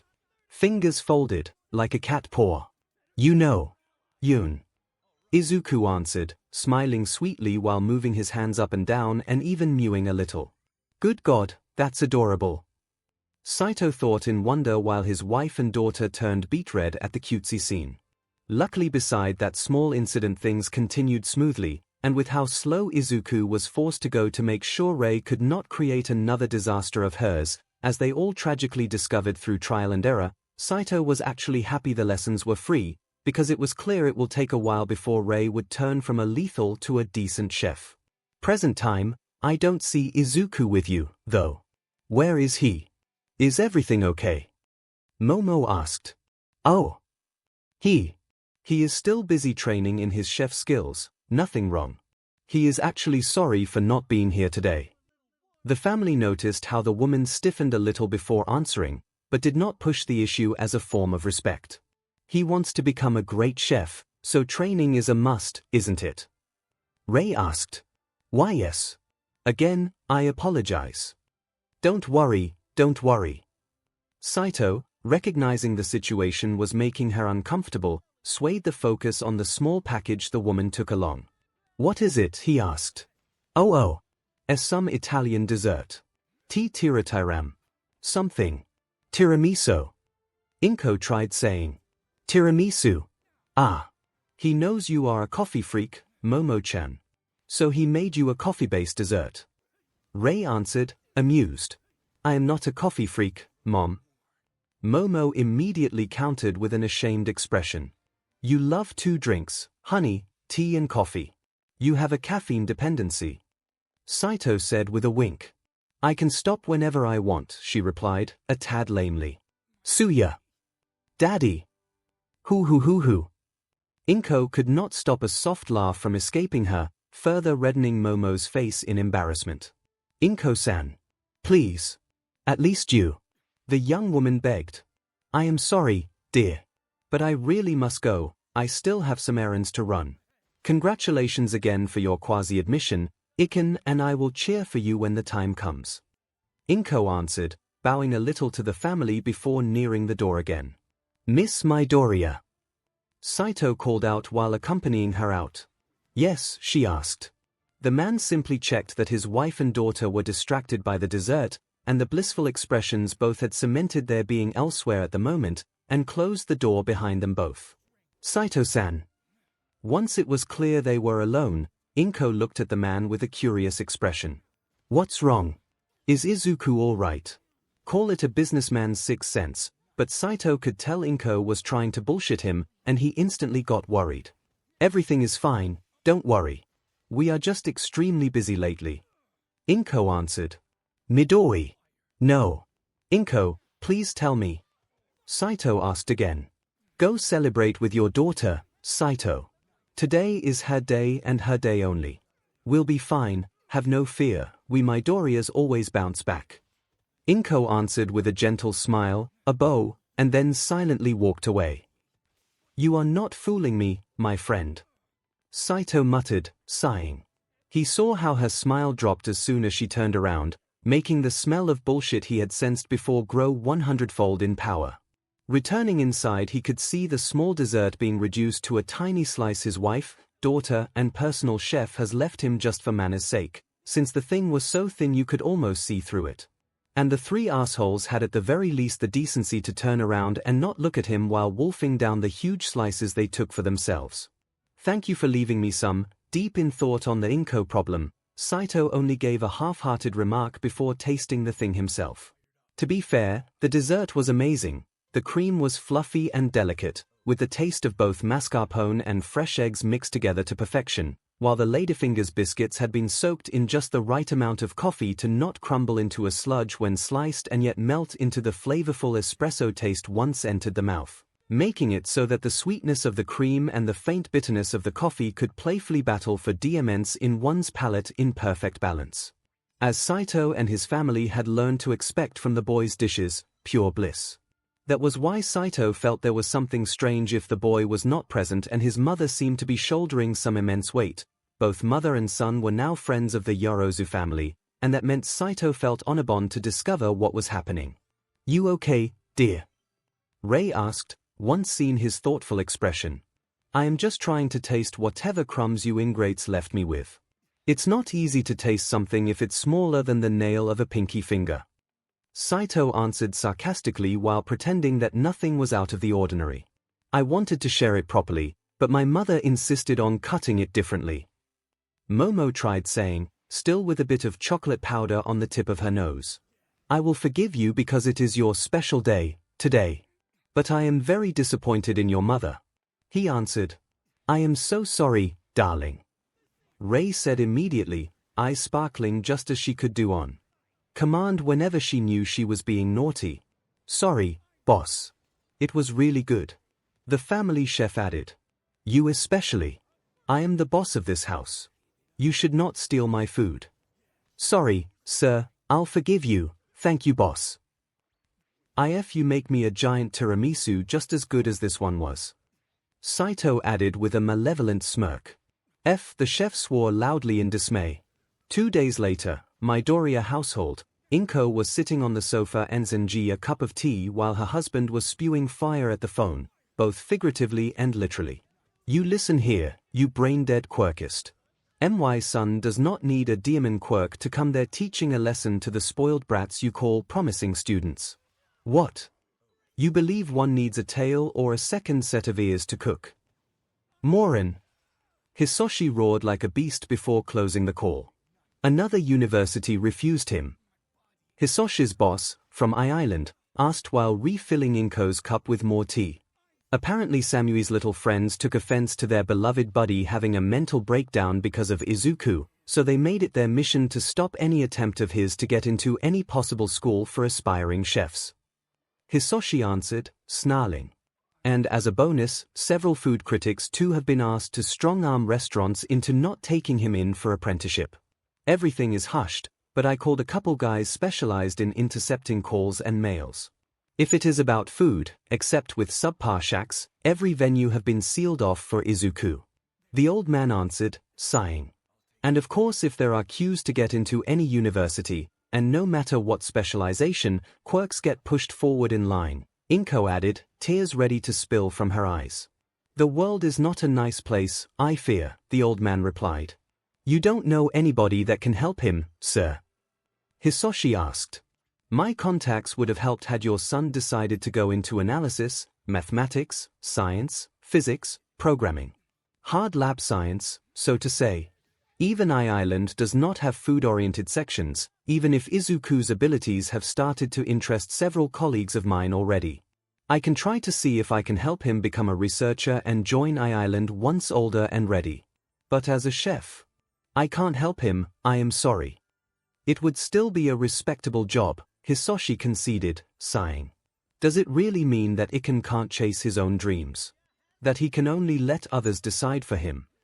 𝐒𝐭 asked, heartbroken. If I could give Izuku my quirk I would do it without a second thought, but I am not all for one. Hisoshi answered. Same here, all this fanfare for quirks is still a mystery to me. Besides needing 2 pairs of glasses and seeing in the dark, mine never made me feel all-powerful. The old man from 𝐼 answered with a shrug while the secondary pair of eyes he had on his forehead briefly opened to look at the parents, before he closed them again with a grimace. Jesus! The headache I get when using them is still unbearable. He then muttered, wincing. Knock. Knock. I'll go see who it is. Hisoshi said, opening the door to see Saitorozu look at him with a saddened expression. Yes. What can I do for you? Hisoshi asked, gulping a little. Can I see him? Saito asked. You know. Hisoshi asked back, sighing and letting the man enter. I made a couple of calls to a few people I know, so I guess I have a small inkling of what happened. No schools for chefs want him. No schools, academia, private tutors or even decent restaurants. And we suspect that should he try to open one himself, half the food critics of Japan will purposely destroy his reputation. Hisoshi answered. Of course, heaven forbid somebody dares shake the pedestal the great Samui sits his ass on. Bloody morons. Saito answered, rolling his eyes. British ancestors? Hisoshi asked with a weak smile. No. My father forced me to study in England. Few things stuck. The other replied with a scrunched nose. Good evening, Saito. 𝐒𝐭 said with a small wave once both men walked back inside. Good evening. The old man also welcomed the new arrival. Hello, 𝐒𝐭, how's he? Sigh. Honestly. Dead in a sense, the last spark was used to make that dessert for dear Momo. Now he just lies in his bed all day, hiding under the covers. She answered, sighing in despair. He took it that badly. He was furious, the rage of a beast. Then I guess he just lost himself in sadness once done burning through the anger. Too many hands stacked against him for things out of his control, he just got fed up with it, I guess. The old man answered with a helpless expression. It's not his fault if he is quirkless and if he has a great talent for cooking. 𝐒𝐭 hissed angrily. We know, 𝐒𝐭. We know. Saito answered, sighing, and trying to knock gently on the door to Izuku's bedroom. Knock. Knock. Izuku. It's me, Saito. Izuku. I just want you to know that for us nothing will change. Rei still wants you to teach her, and Momo still wants your help to revise her notes, and Tokishi still insists on challenging you in a cooking showdown at least once. You still have friends in the Yoirozu family. Your family and mine have not abandoned you. You are not alone, Saito said to the door. Remember, you are not alone. You will find a way, I believe in you, he said before taking a few steps back. What not one of the adults in the living room could know was that the boy was not merely asleep, but actually going through what could be described as an out-of-body experience. Somewhere far away from Japan, Izuku had no idea when exactly he fell asleep, only that he found himself shifting from curling into a ball under his covers to standing in front of a small, unassuming restaurant hidden in a secluded, smallish alleyway in an ancient city he did not recognize. Fang Fang Little Store, he read aloud the store name with an unsure tone. With a sleepy grunt answering him, the boy finally noticed the slim and tall man slouching on a chair in front of the entrance and basking in the sun with his eyes closed. The very fat dog sleeping next to him instead just gave a guttural huff and briefly looked at the kid with only a single eye before returning to sleep. The guy sitting on the restaurant front slowly got up to lazily stretch while looking at Izuku with half-lidded eyes and a face utterly inexpressive. He just tied his long black hair in a ponytail with a silk rope and stood with his crossed arms looking at him. Hello. Izuku tried saying with a weak smile. So it's you. Come in. The tall man muttered with the corners of his mouth faintly pulling up in something resembling a smile before signaling him to follow inside the store. The restaurant was simple, neat and tidy. With an area of 10 square meters and a few sets of tables and chairs, it was indeed a small, homely restaurant. Curiously, the plates listed on the wood tablets on the wall were priced in gold coins and crystals, but at the owner's imperious gesture, Izuku ignored it and sat at a table under a strange tree giving off a soft light. And if Izuku's ears were not malfunctioning, a very faint chime-like sound whenever the wind from outside made its luscious green leaves flutter a little. A strange woman with jade skin and extremely long, silky black hair and black dress was sitting on top of a small boat resting in a corner of the restaurant and looking at him with unfazed eyes while she dangled her feet back and forth. Where am I? He finally asked. My store, the owner answered, his voice coming from the small squared window connecting the kitchen to the main room. Okay. I am Biu Fang, the guy added after a long silence, as if too lazy to even introduce himself. Izuku mid-dash, I know, he cut him off. How? Biu-san. The system told me, the man answered. The system? This is the gourmet system. You have been chosen to become the system's host in the hero world and become the god of cooking of the hero world. A metallic voice resounded inside the store. What it said. Biu Fang added while delivering a plate of braised meat to the boy. What is the system? The system is the system. It will aid the new host in his mission to become the god of cooking of the hero world. You will be given a restaurant to manage, a training regimen to follow and missions to complete to further your growth. The closest similarity the host can use to help understanding is to follow the logic of what you call video games. Each yen you will gain will be translated into experience points. As you level up your body, spirit and senses will become stronger and you will be permitted to use better ingredients from other worlds and better equipment from one of the various god of cooking sets of other worlds. Host Biu Fang has already ascended to the title of god of cooking of the fantasy world. It is now the turn of host Izuku to ascend, the metallic, genderless voice of the system explained. Why? And why me? Because the system deems you worthy and because every world needs a god of cooking. I see. Did you really say ingredients for other worlds? Izuku asked, shocked. The best ones. Biu answered while serving him the meat. At the current level, host Izuku will only be able to utilize ingredients from his original world unless specifically asked by the system to use ingredients from other worlds. The system will take care of delivering ingredients and instruments. Host can rest assured, nobody will find anything out of the ordinary. Host Izuku only needs to focus on cooking and furthering his skills as a chef. The system will take care of all the rest. The rest? Equipment, security, ingredients, location and everything else. Security 2. A whitey will be already waiting for you in the new restaurant along another blackie. Ah. A robot and a lord dog. Bu Fang answered while pointing at the tall robot with a protruding belly behind him and at the very fat dog sleeping outside. Not any normal dog. They asked the most vicious of this lord's sons to play security. They really want you to be safe. The dog answered with a deep, masculine and cultured voice worthy of a king. So I just have to focus on cooking? Izuku asked. Isn't that what a chef is supposed to do? Bu asked back. I want to bring smiles to people with my food, to make them happy, not just cooking. I want people to enjoy my dishes enough to brighten their day. Well said, the man answered with a small nod of approval. Then host Izuku, please prepare for your test, the system said. Test.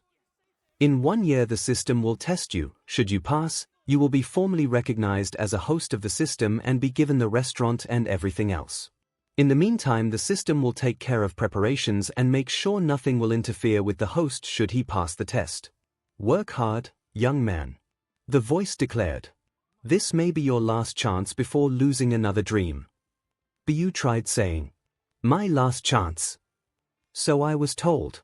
They will try to make your dream impossible back home, but by personal experience, I can vouch that the system can help. Whenever it is not acting too stingy or demanding. My last chance to be a chef. I'll do it. Good.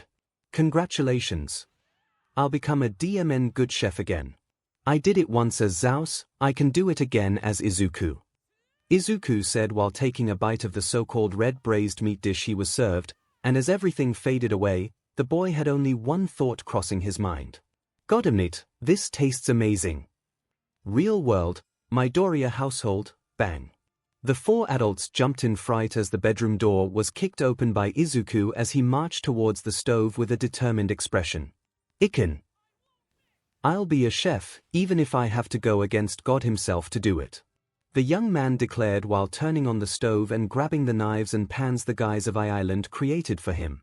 It will be hard, you know. Saito said, sad. Then watch and be amazed. Izuku answered, smiling in determination as a fat salmon appeared in his hands. Ooh. It really happened. I asked for the salmon I was tasked with preparing and it appeared. It means that the system really exists. I have 1 year to prepare for my exam. I can't fail. Izuku thought once he'd studied the perfect example of salmon in his hand and the recipe that had been downloaded inside his head as the first exercise for his new training regimen.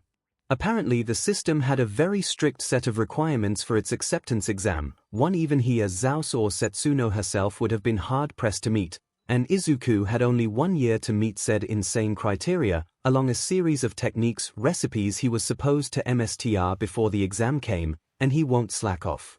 Watch me, you fools out there. I was the king of chefs once, now I will ascend again to the top even without a quirk. With a knife twirling at high speed in his hands, Izuku started cooking with a fervor even superior to his previous life as Zeus.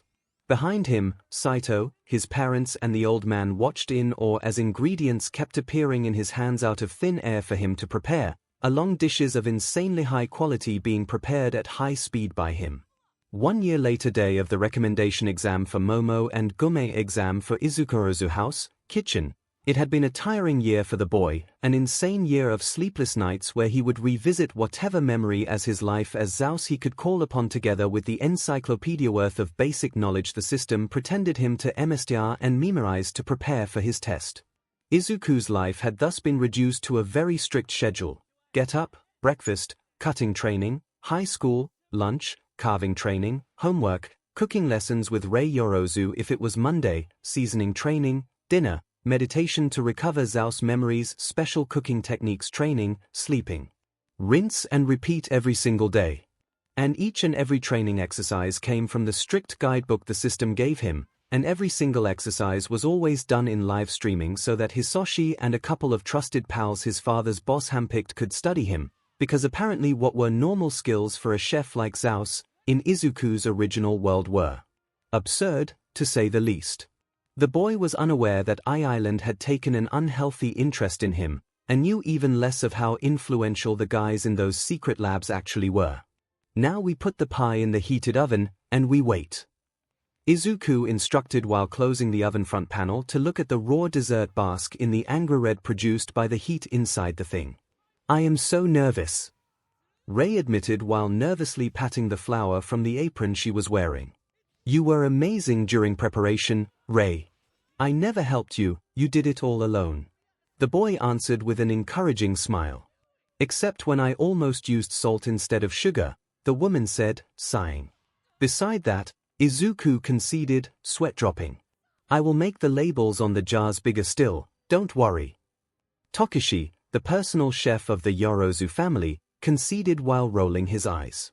And I almost forgot to put the sliced apples in it, that too doesn't matter. And let's not focus on that. You made a wonderful pie to celebrate Momo's passing her test, and you did it all alone. When she comes back, she will find your very first dish waiting for her. Izuku forcefully cut the woman off before she could start a new downward spiral of depression about her lackluster cooking abilities. Are you sure she will pass? Tokishi asked, unsure. We are talking about Momo here, if she doesn't pass, who will? Izuku answered. You hold my daughter in high regard, don't you? Rei asked with a devious smile. She has a very seki brain, more I won't say. Izuku, overly focused on cleaning the kitchen top they worked on, answered without looking at the woman. Oh. Only her brain is secretary. Rei pushed forward, her smile predatory. I won't confirm nor deny that your daughter is also a very gorgeous young woman. My lips are sealed and no amount of nagging will force me to talk, he answered, flashing her a challenging smile. Do not underestimate my nagging powers, boy. No secret remains, so if I, Reirozu ne Katsuragi, want to know them. The woman replied haughtily. You are welcome to try. Izuku's answer faded into a whisper once he heard a genderless metallic voice ring inside his head. 1 year has passed. Host, please get through your initiation test right now. The system said. Right now, he asked. Izuku. You okay? Rei asked, worried at seeing him pale to unhealthy levels. Iken. What's wrong? Tokishi also asked, just as worried. Right now, host. Please move behind the counter and prepare the required dishes following the recipes provided. The system answered. I was wondering if I could prepare something myself to celebrate, Izuku asked with a forced smile. You forgot to get a present for Momo-chan, didn't it? Rei asked, smiling mischievous. Why yeah. So I was wondering if I could prepare your dinner myself. As a present. She will surely be very hungry after using her quirk to pass the test. Izuku answered. Oh. Do you mind, Tokishi? Nah. Fridge is full to the point of bursting. If neither you or Mr. Saito mind, I can sit one dinner out for once. The family chef answered, shrugging. Thank you. Izuku answered with an overly elated expression that made both adults laugh. Tying a green bandana on his head, the young man started collecting ingredients from the giant fridge, although from his point of view, the stuff he was about to cook was far from normal. From Izuku's point of view, as soon as he tied the bandana on his head, the kitchen of the Yorozu family disappeared and an endless white space appeared around Izuku. Nothing beside the cooking area prepared by the system and a giant fridge was there. The young chef was alone in the middle of a pure white nothing. The test was simple. Prepare a full-course menu, meaning, hors d'oeuvre soup, fish dish, meat dish, main course, salad, dessert. Please prepare the first dish, hors d'oeuvre. Ingredient, puffer whale, the system asked. Puffer whale. An ingredient from the gourmet world of Zeus, Izuku muttered in dread as a small and long pure white fish appeared on a plate in front of him. A puffer whale was a deep-sea fish normally around 6 meters in length, but as it swayed habitat and moved deeper underwater, the water pressure of the sea would compress its body to the size of a normal pufferfish. It was a small, pudgy-looking white fish with a round body, thin fins, small beady eyes, and large blue lips. As a result of the deep pressure, the tastiness of the fish would become highly concentrated but would also cause the huge amount of waste produced by its body to become highly concentrated as well, forming what was known as the fish poison sac. Its poison sac resembled a small gooey purple blob whose position in the body constantly varied between puffer whales. When the fish gets startled, a chemical reaction would cause the release of its poison, causing its body to turn into a dotted dark purple color that shows off its intense toxicity. Izuku watched the thing with scared eyes, because while he still had his transmigration lifetime's worth of knowledge as Zeus, his original body was not as trained, as his trembling hands could testify. To ensure the puffer whale is safe to eat, before any further steps can be taken, someone with keen senses must first ascertain the location of the poison sac. Afterwards, extremely precise cuts must be made to open the puffer whale and reveal the poison sac. If the handling is off by even a millimeter, the poison sac will instantly rupture and render the fish unsafe for consumption. Izuku mumbled aloud while recalling word for word the teachings of Zeus' old cooking teacher. Complicating this step was the fact that the location of the poison sac was completely unique from fish to fish, meaning there were at least over 100 variations of cuts needed to expose the poison sac.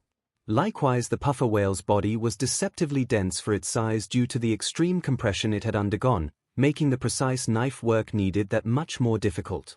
Once the poison sac was exposed, it could only be removed with bare hands, during which the sac must be constantly rotated whilst simultaneously removing the mucous membrane. It was no surprise that many chefs of the gourmet world put preparing that ingredient on the same level of disarming a bomb. As an incentive for the future god of cooking of the hero world, host Izuku will be permitted to use one piece of the god of cooking set for the duration of this test, temporarily unlocking the knife of the god of cooking of the abyssal world, the silver sea dragon kitchen knife. Ah! What appeared in the young man's hand was a humble-looking kitchen knife with a long and thin blade giving off a faint light similar to moonlight. Both blade and the handle were made of pure white bone, with the handle carved in a delicate recreation of dragon scales. Created with the bone of a 1,000-year-old silver sea dragon, the goddess of the sea that rules unopposed the deepest oceans of the abyssal world, the system explained. And I can use it to cook? Izuku asked. Host, the dragon herself that was used to create the knife resides in another world and is a being that has ascended to godhood. In this world the host currently lives in, there is nothing that cannot be cut by this knife. Nothing, he asked, gulping. Nothing. Its supreme sharpness will also count as a test for the host cutting and carving knowledge. I will start then. I will prepare puffer whale carpaccio. Izuku answered, and loudly chose the recipe between the ones the system suggested for the test. Good. Please start at once. Real world, Rei and Tokishi were unaware of what Izuku and the system were talking about. They only saw the young man grab a fat fish from the fridge and start carefully palming it as if to study every inch of its body. He is treating it like a bundle of lit dynamite. Rei muttered, unsure by the overly focused light in Izuku's eyes. He must really want to do a good job for Miss Momo, the chef answered, thoughtful. You don't say, the woman replied, smirking. Yes, he normally is at least a bit chatty when cooking, but now. He is so focused I think he wouldn't notice if we shot him with a rifle. The chef answered, smiling just as mischievously. In the meantime they watched Izuku finally open the fish belly to remove the guts inside with slow and very tense movements, as if actually afraid those innards would blow up. In truth, from his point of view, he was actually managing to remove the poison sac from the special fish. Since he is working so hard, shouldn't we also invite him and his mother? I would feel bad if he works this hard and doesn't get a taste. Tokishi muttered. True. Pass me the phone, I will ask Saito-kun if he is okay with having 2 guests for dinner. Rei answered after a short pause of thought. Sigh.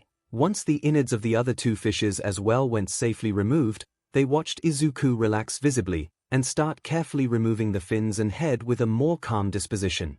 What is he doing? Rei asked. Going with how he is slicing the fish, I think he is preparing fish carpaccio, the Yorozu family chef answered, looking at how carefully Izuku removed the skin of the fish to leave out its plump, pristine meat. What the 2 did not know was that as soon as the poison sac and skin was removed, the system swayed the fish that used to be in their fridge with the puffer whale Izuku was actually preparing, surprising the chef with how fresh and gorgeous said fish flesh looked. Damn, that is one nice ingredient, we got a good batch this time, he admitted. Considering how much we spend every time you go out for groceries, it was a given. Ray answered. Now the cutting. They heard Izuku mutter while lightly raising the knife in his hand and 𝐒𝐭𝐚𝐲 holy F. Both cursed in awe as a blurry of motion gave the impression the young man's hand managed to split into hundreds of copies of itself to slice the fishes into hundreds of extremely thin slices at every swing of the knife, so fast ere itself went shredded. Satisfied by the slices being all of the same thickness, Izuku dared to show a tiny smile while taking out 2 wide plates, and once gently slapped each and every slice of fish with the flat side of the knife. He composed the 2 dishes by positioning the slices like petals of a flower and with each layer alternated so to create the image of 2 giant pure white translucent lotus flowers. He finished the 2 dishes by mixing olive oil, herbs, vinegar, and lemon juice to season the carpaccio by gently drizzling the resulting aromatic oil all over it.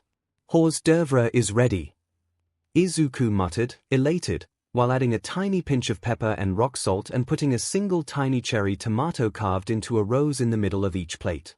Wow, he turned a tomato into a rose. That's not mere carving, the family chef muttered in bitter envy. Soup. I need to make the soup next, Izuku muttered while moving to grab a big slab of meat from the fridge. Please use this boulder armadillo meat to make the soup dish, and host Izuku should remember the method the system taught him to tenderize its otherwise steel-hard meat into a dish good for human consumption. After a test about handling delicate ingredients, it was time for the system to test the young chef's knowledge in boiling and stewing. Once removed the topmost layer of fat, Izuku moved the slab of meat on the chopping board and easily cut what to him felt like an ingot of steel into cute little cubes. He then moved into a tall pot he filled in cold water. This knife is really sharp, he muttered while putting the pot of water with the meat cubes on the fire to boil. I sharpen them every day, thank you, Tokishi answered, puffing out his chest in pride. Down with the ego. What's he doing? Ray asked. He is blanching the meat. He covered it in cold water and put it on the fire. As soon as it will boil the meat, some will float to the surface like a foam. He will then skim that foam away, rinse the meat and use fresh water to repeat the blanching until all the scum is removed. Like that the soup will have clearer broth, so it will be more pleasing to the eyes. Tokishi answered. Ooh, nice. The woman answered, intrigued.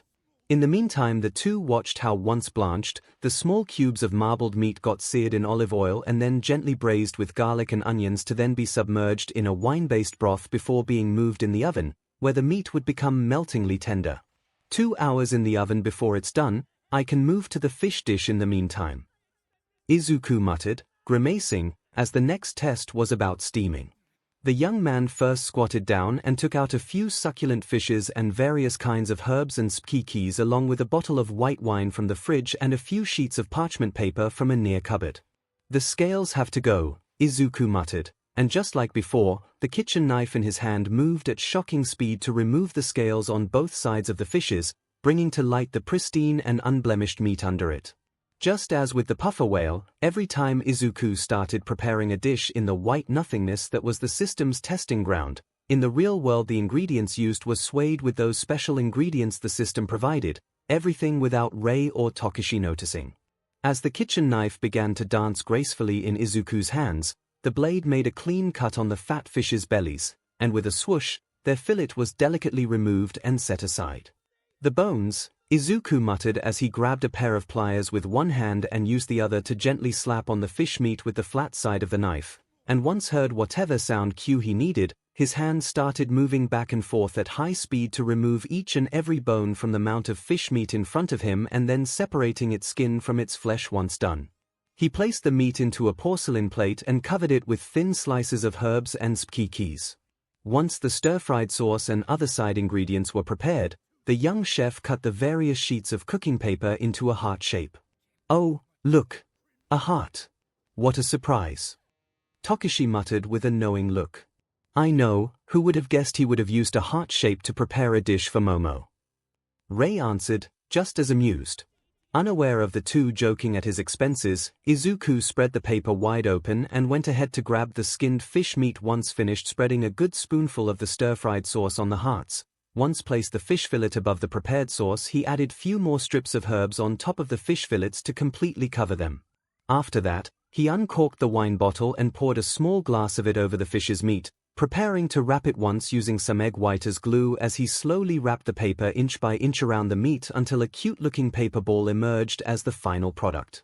Curious recipe, Tokishi admitted, amused, and watched the various wrapped fishes being put inside a steamer and the thing added to the oven together with the still cooking stew. Almost done, Izuku declared with a sigh. He was completely drenched in sweat, but the light in his eyes was still burning fiercely. He had many dishes still to prepare. 2 hours later, I am home, Momo declared with a tired sigh as she entered the huge house. She looked tired and emaciated, meaning that the recommendation exam forced her to give 110% of herself and pushed her quirk, and so her own body, to the limit. Welcome back. To her surprise, not only her parents and the family chef Tokishi were present, but Izuku and Inko as well, with the young man looking just as dead tired as she was. Oh, I did not know we had guests. I am not presentable, the poor girl said once seeing her own disheveled look in a near mirror. It's okay, Momo-chan. You have worked hard, so it's a given, Saito answered while hugging his daughter as hard as he could. Come, I will help you freshen up a little, like that dear Izuku will have enough time to finally finish cooking, Rei offered with a kind smile. Him? Momo asked. I may have gone a little overboard, I hope you don't mind, Izuku answered, smiling weakly. He too looked pale and drained since the main course dish he had been tasked with preparing demanded him to infuse it with the gourmet energy from the gourmet cells he brought back from his isekai as Zaus. Izuku considered cooking by infusing the dishes with gourmet energy cheating. The system preferred calling it evening the odds against quirks. I-Gururoro. Momo's answer was cut short by the inhuman gurgling sound that echoed from her stomach, with her face burning bright red right after. I am so sorry. Please ignore that, the young woman begged, mortified. It's okay, for a chef, that's music to the ears, Izuku answered, smiling gently. That doesn't help, Momo replied, distraught, and walked away behind her mother on the notes of everybody's laughs. Once everybody was seated, Izuku helped Tokishi serve the various dishes he made for his test, having been informed by the system that those were indeed the same plates he prepared for his test and was now free to eat as his prize. And apparently, another prize was being able to use puffer whale as an ingredient even without the proper level. Host has passed the test with a final score of 100%. Congratulations. You are deemed worthy of becoming a host of the gourmet system. Your journey to become the god of cooking of the hero world will start tomorrow at the DLVRY of the restaurant. You will be given the precise address tomorrow and will find everything ready for use and the restaurant already decorated and furnished to your specifications. Congratulations. Your path to greatness is now open. Work hard, young man, the system declared with a happy-sounding fanfare once every dish had been brought to the table. Everything was simply amazing. The raw fish of the carpaccio had a slightly springy texture that made it bounce lively a little at each bite, with the meat seemingly never losing taste no matter how much one chewed. Holy! You improved again, Inko said in awe. The stew had a dense broth that felt like silk while traveling down one's throat, and the meat had turned from hard as steel to buttery soft to the point of melting on the tongue, filling the mouth in thick meaty aroma at every bite. Same goes with the paper-wrapped fish, mixing perfectly the gentle taste of fish with the astringency of the wine or the giant steak right after. A steak that, while very thick and resembling a piece of marble thanks to its thin lines of fat, was instead perfectly cooked to be juicy and tender. You still up to challenge him, Tokishi? Saito, uncaring of his mouth being completely covered in oil, asked with a smirk. No, the family chef answered from the kitchen counter while wildly shaking his head, causing a new round of laughs to ring around the main table. It's a shame you still can't find a restaurant to work in, Izuku. Your skills are simply unreal, Momo said with a saddened expression while helping herself to more seafood risotto, Izuku's main course of the system's test menu. Actually, I may have found one, Izuku admitted with a low voice. Yuch, the entire table uttered as one in surprise. Really? Rei asked. Apparently a business group is trying to enter into the world of restaurants to broaden their horizons and needed a young chef to take care of cooking in their first restaurant. I apparently was deemed good enough, and so they offered me the job. Tomorrow they will call me and tell me where the restaurant is.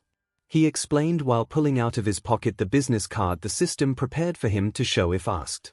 "Can I?" Saito asked. "Sure." The system incorporated. "Never heard of it. Do you mind if I dig around a bit? Just to be sure it's not a scam." He offered. "Feel free to accept, host Izuku. Everything has been taken care of." The genderless metallic voice of the system answered. Sure. At least I will be sure they are not trying to pull one on me." Izuku answered. "Good. I'll keep this if you don't mind then." Saito answered while pocketing the plain business card. "When will they call?" Momo asked. "Tomorrow in the evening, a bit too close, but I should be able to dig something up by then. Just in case we can accompany you, so you and Inko won't go there alone." Ray offered. "Oh, no. I don't want to impose." "No can do," the woman answered. "I am sorry, Izuku. My parents hardly stop when they set their mind on something. My apologies," Momo offered with a small smile. Sigh. "It's okay," Izuku answered, sighing in defeat. "Let's just focus on the dinner for now, Iken. What about dessert?" Inko asked, trying to cheer her boy up. "Right. My lemon meringue pie and Ray-san's apple pie. I will take them here immediately." The young man gasped in horror before hurrying back to the kitchen to take out the dessert.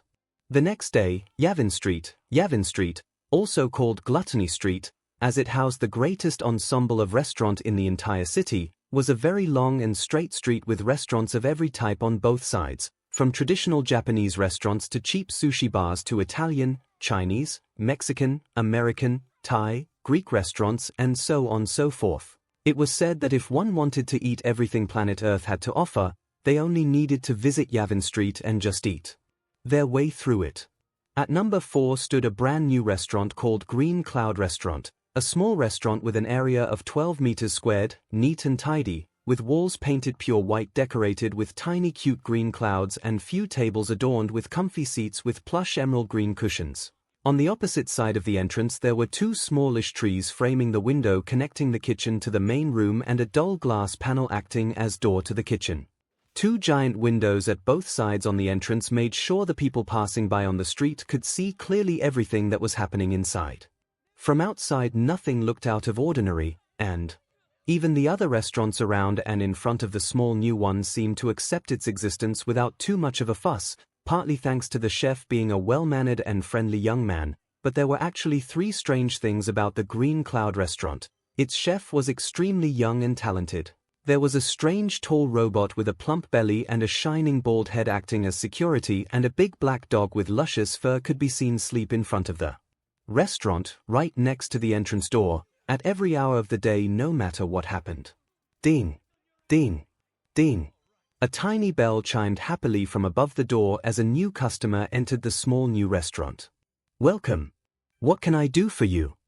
Izuku, wearing a green chef attire, asked while surfacing from the kitchen to welcome the new guest. The path towards becoming the king of chefs once again was long, Izuku knew that, but he was ready to do whatever it took to reach his goal. A Chef Rebirth Chapter 3, Punishing Troublemakers. Number 4 Yavin Street, Green Cloud Restaurant.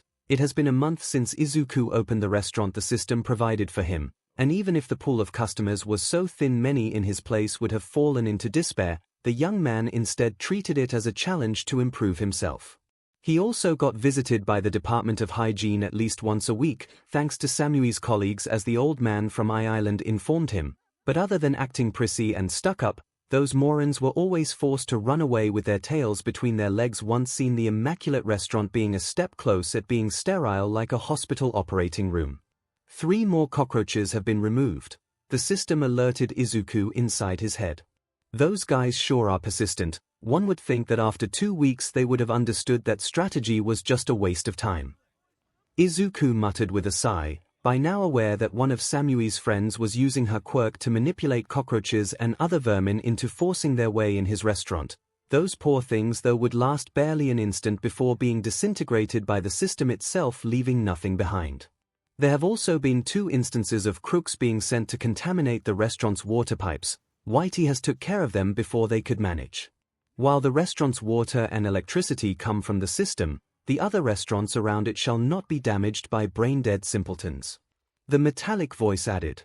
Another thing Izuku learned was that his sponsor was a merciless entity that took its mission of aiding the boy's ascension to god of cooking of the hero world very seriously, more often than not forcing him to beji the system to not overdo and show mercy. Giving the finishing touches to the udon noodles he was preparing, the young chef gave a last shook to the wok to make sure the thick meat broth would mix with the noodles before moving the content into a cute white porcelain bowl decorated in tiny green clouds. He then toppled with a spoonful of his homemade extra strong chili sauce. "Blackie, time to eat," Izuku said while moving the giant bowl of noodles in front of the big black dog sleeping in front of the restaurant, with the intense aroma of the dish catching the attention of the people passing by. "Good God! That dog eats better than me." A particularly sad man in a cheap business suit that had just ran by mentally whined as he saw the gorgeous dish being served to a dog.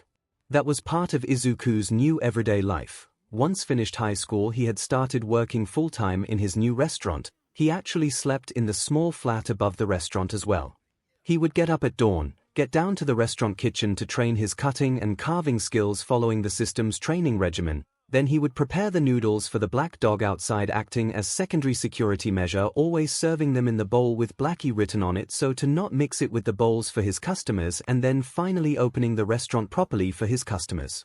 The vast main menu was fixed and proudly displayed on a trio of wooden plaques carved with elegant calligraphy and hanging on the wall by the entrance. An extra and tiny blackboard next to them instead showed the 4 dishes of the day. Izuku was free to decide daily based on his fancy. He even offered a small breakfast menu. Although he had to wrangle with the system for days to do it, the entity was just as obnoxiously strict as he was warned about. "Good morning," an elderly voice said as a very short woman with long white hair passed by the restaurant while using a tall wooden staff like a pogo stick. "Good morning, Oba-san," Izuku answered as he watched the tiny old lady open her own Chinese restaurant in front of his. "Buongiorno." "Good morning." Next came a plump boy dragging along his blonde-haired and thinner brother to open the Italian restaurant next to Izuku's. "Hi," the green-haired chef answered, waving at both and getting, as usual, a death glare from the blonde twin before both disappeared inside their store, Aldini's. "All this hatred just because I made pizza once as my dish of the day. That guy needs to learn how to chill like his brother does," the young man muttered while returning inside his kitchen to prepare for the new day. Some time later, lunch break rush hour, 𝐿𝐴𝐷, also known as the Turbo Hero, Ingenium, was starving. Being a full-time pro hero meant that 9 times out of 10 he could not have a proper schedule to manage his private life, meaning that more often than not he had to sustain himself on sandwiches eaten in a rush, sometimes even eaten mid-chasing of a villain, or like what happened that day, skipping breakfast altogether because a moron decided to make a nuisance of himself at the crack of dawn and take a gas station hostage to show his woman he was not a loser. The pro hero still failed to wrap his head around the man's reasoning even after delivering him to the police force. Gororororo. "Life as a pro hero is hard, isn't it?" one of the police officers nearby asked, chuckling, once heard the soft growling of Tensai's belly. "Very time-consuming, Tsukochi-san," the pro hero admitted, sheepish. "Well, I was about to have lunch. You can tag along if you want," the detective offered with a kind smile. "Don't mind if I do. Last night my dinner was some scraps of leftovers warmed in the microwave, and today I skipped breakfast. It almost makes me regret moving out to live on my own," Tensai answered, sighing in dismay. "It's the price to pay for independence. Come with me, I will take you to a small restaurant I know of. I have to be there for a small job as well. At least we'll grab a bite of something nice," Tsukochi answered, signaling at the other to follow him to his personal service car. "A small job?" the pro hero asked while sitting on the passenger seat. "In the last month that restaurant has been visited by hygiene inspectors a total of 15 times, and today we got a heads up about them trying again with a forged order to enter the kitchen proper, something they failed to do previously. The snitcher asked us to stop this nonsense once and for all. together with arresting the food critic that has been handsomely paid to destroy the restaurant's reputation today as well. 𝐒𝐭𝐚𝐲 answered. And you yourself moved for this? Tensai asked, surprised. Can you keep a secret? It comes with the job, detective. If it is an official mission of the police force, I will take the secret to my grave. Good. The snitcher is at the head of one of the labs in 𝐼, the secret ones. The other answered, making the pro-hero bristle in surprise. Whoever is behind that harassment is targeting one of the darlings of 𝐼. Tensai asked in dread. So it seems, the detective answered with a grimace. The darlings of 𝐼 were a rumored tiny group of people that had caught the interest of the more secret side of the lone island very few in the hero business actually knew existed. The darlings were usually people with curious quirks or other strange abilities those scientists studied from afar and wanted nothing to interfere with, so to keep collecting data. Messing with a darling was just suicide, as the people studying them had lots of connections and were not afraid to use them to see the annoyances gone forever. We know full well who is behind this harassment. Several high-ranking chefs, friends of that chef Samui that just recently recovered from his mental breakdown. After today we will make it clear that this kind of mobbing is illegal and that there will be consequences if they don't stop. Same goes for the food critics that won't be professional and just write what the best offer tells them to, instead of the truth. 𝐒𝐭𝐚𝐲 explained. And here I thought villains would only kidnap, steal or kill, Tensai muttered, surprised. You would be shocked to see how vicious the world of cooking is. Those guys would gladly stab each other in the back for an extra star on their restaurant. Here we are, we will have lunch there, at number 4. The detective answered once parked the car and pointed at the restaurant not too far away from the parking lot.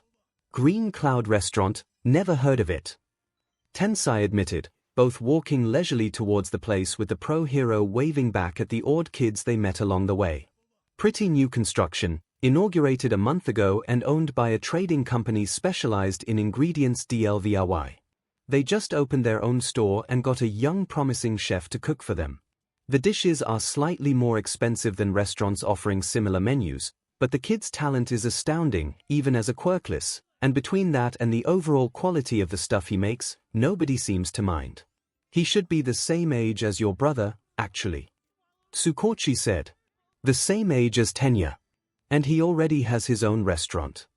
Tensai asked, shocked. Yep. He even got all the papers filled to be a proper chef. I checked their validity myself. He is even a full-fledged 𝐼𝐼, the youngest registered. The detective answered. 𝐼𝐼, literally sushi chef, a title traditionally given to people that have certified mastery over the skills and knowledge needed to prepare proper sushi. What? I saw him in action for that. The kid's a monster. I showed the video to an old acquaintance of mine, and he himself certified the kid as worthy of the title and then some. Now I want to eat there then. Hoo. Hard-working youths are always nice to see, Tensai answered, smiling pleased. Just like your little brother, maybe. 𝐒𝐭𝐚𝐲 asked, smirking. Maybe I am a bit biased, but yes, the other replied, just as amused. Dealing. The little bell on top of the door chimed happily as the duo entered the place. Beside other 2 people inside, they were the only customers. Sure is empty, though, Tensai muttered, saddened. It happens when they try to scare your customers away. The restaurant's popularity is rising, but it's a very slow process. Luckily the kid doesn't seem to mind. The detective answered, moving to sit at a table next to one of the trees. What plant is this? I never saw it before. Are those runes imprinted on the leaves? Tensai asked. I have no clue. I just know that if I sit here my stress melts away, so I don't really mind if the leaves ring like a bell if you flick them. These small trees smell nice, look nice and feel nice, that's all I need to know. The other replied with a shrug and a very relaxed expression. Ring like dash ding. Holy heavens, they do. Please do not touch the leaves, those 2 plants are an endangered species, Izuku asked while coming out of the kitchen to address the 2 new customers. And you use them as afforestation for your restaurant. My sponsor is a little eccentric, I learned to not question them too much. What can I bring you? Izuku answered with a shrug. He knew those 2 trees came from another world, but his customers certainly didn't need to know that. I couldn't help but hear about your beef udon noodles, I think I will try those, thank you. 𝐒𝐭𝐚𝐲 asked. Of course. Mr. Ingenium. What can I bring you? So you know me. The costume is telling enough, I am a fan. Izuku answered, smiling wide. Remind me to leave you an autograph then. I think I will take a portion of those rainbow steamed fish buns I see in the menu and a plate of stir-fried shrimp noodles, thank you. Tensai answered while finally taking off the helmet of his hero costume. I will bring them immediately. Do you also want something to drink or will water suffice? Izuku asked. Water will be enough, we both are still on duty. 𝐒𝐭𝐚𝐲 answered. Okay, please wait a moment and I will bring everything to you, the young man answered before walking back into the kitchen. Apparently he is very fast at cooking, but nothing is pre-made, so we won't wait much before eating. 𝐒𝐭𝐚𝐲 said. You came here to eat before. I usually have breakfast here since his coffee and croissants are to die for. This is the first time I visit him for lunch. Oh. Meanwhile, in the kitchen, the giant kitchen had been furnished, under Izuku's request, with every possible high-end apparatus an aspiring god of cooking may need to reach said flamboyant title. But what the young man loved the most was the huge table in the middle of the room occupied by an exquisite-looking giant cutting board in reddish wood adorned by delicate carvings of ingredients of every kind framing it, that and the insane collection of knives of every possible shape waiting for him next to it.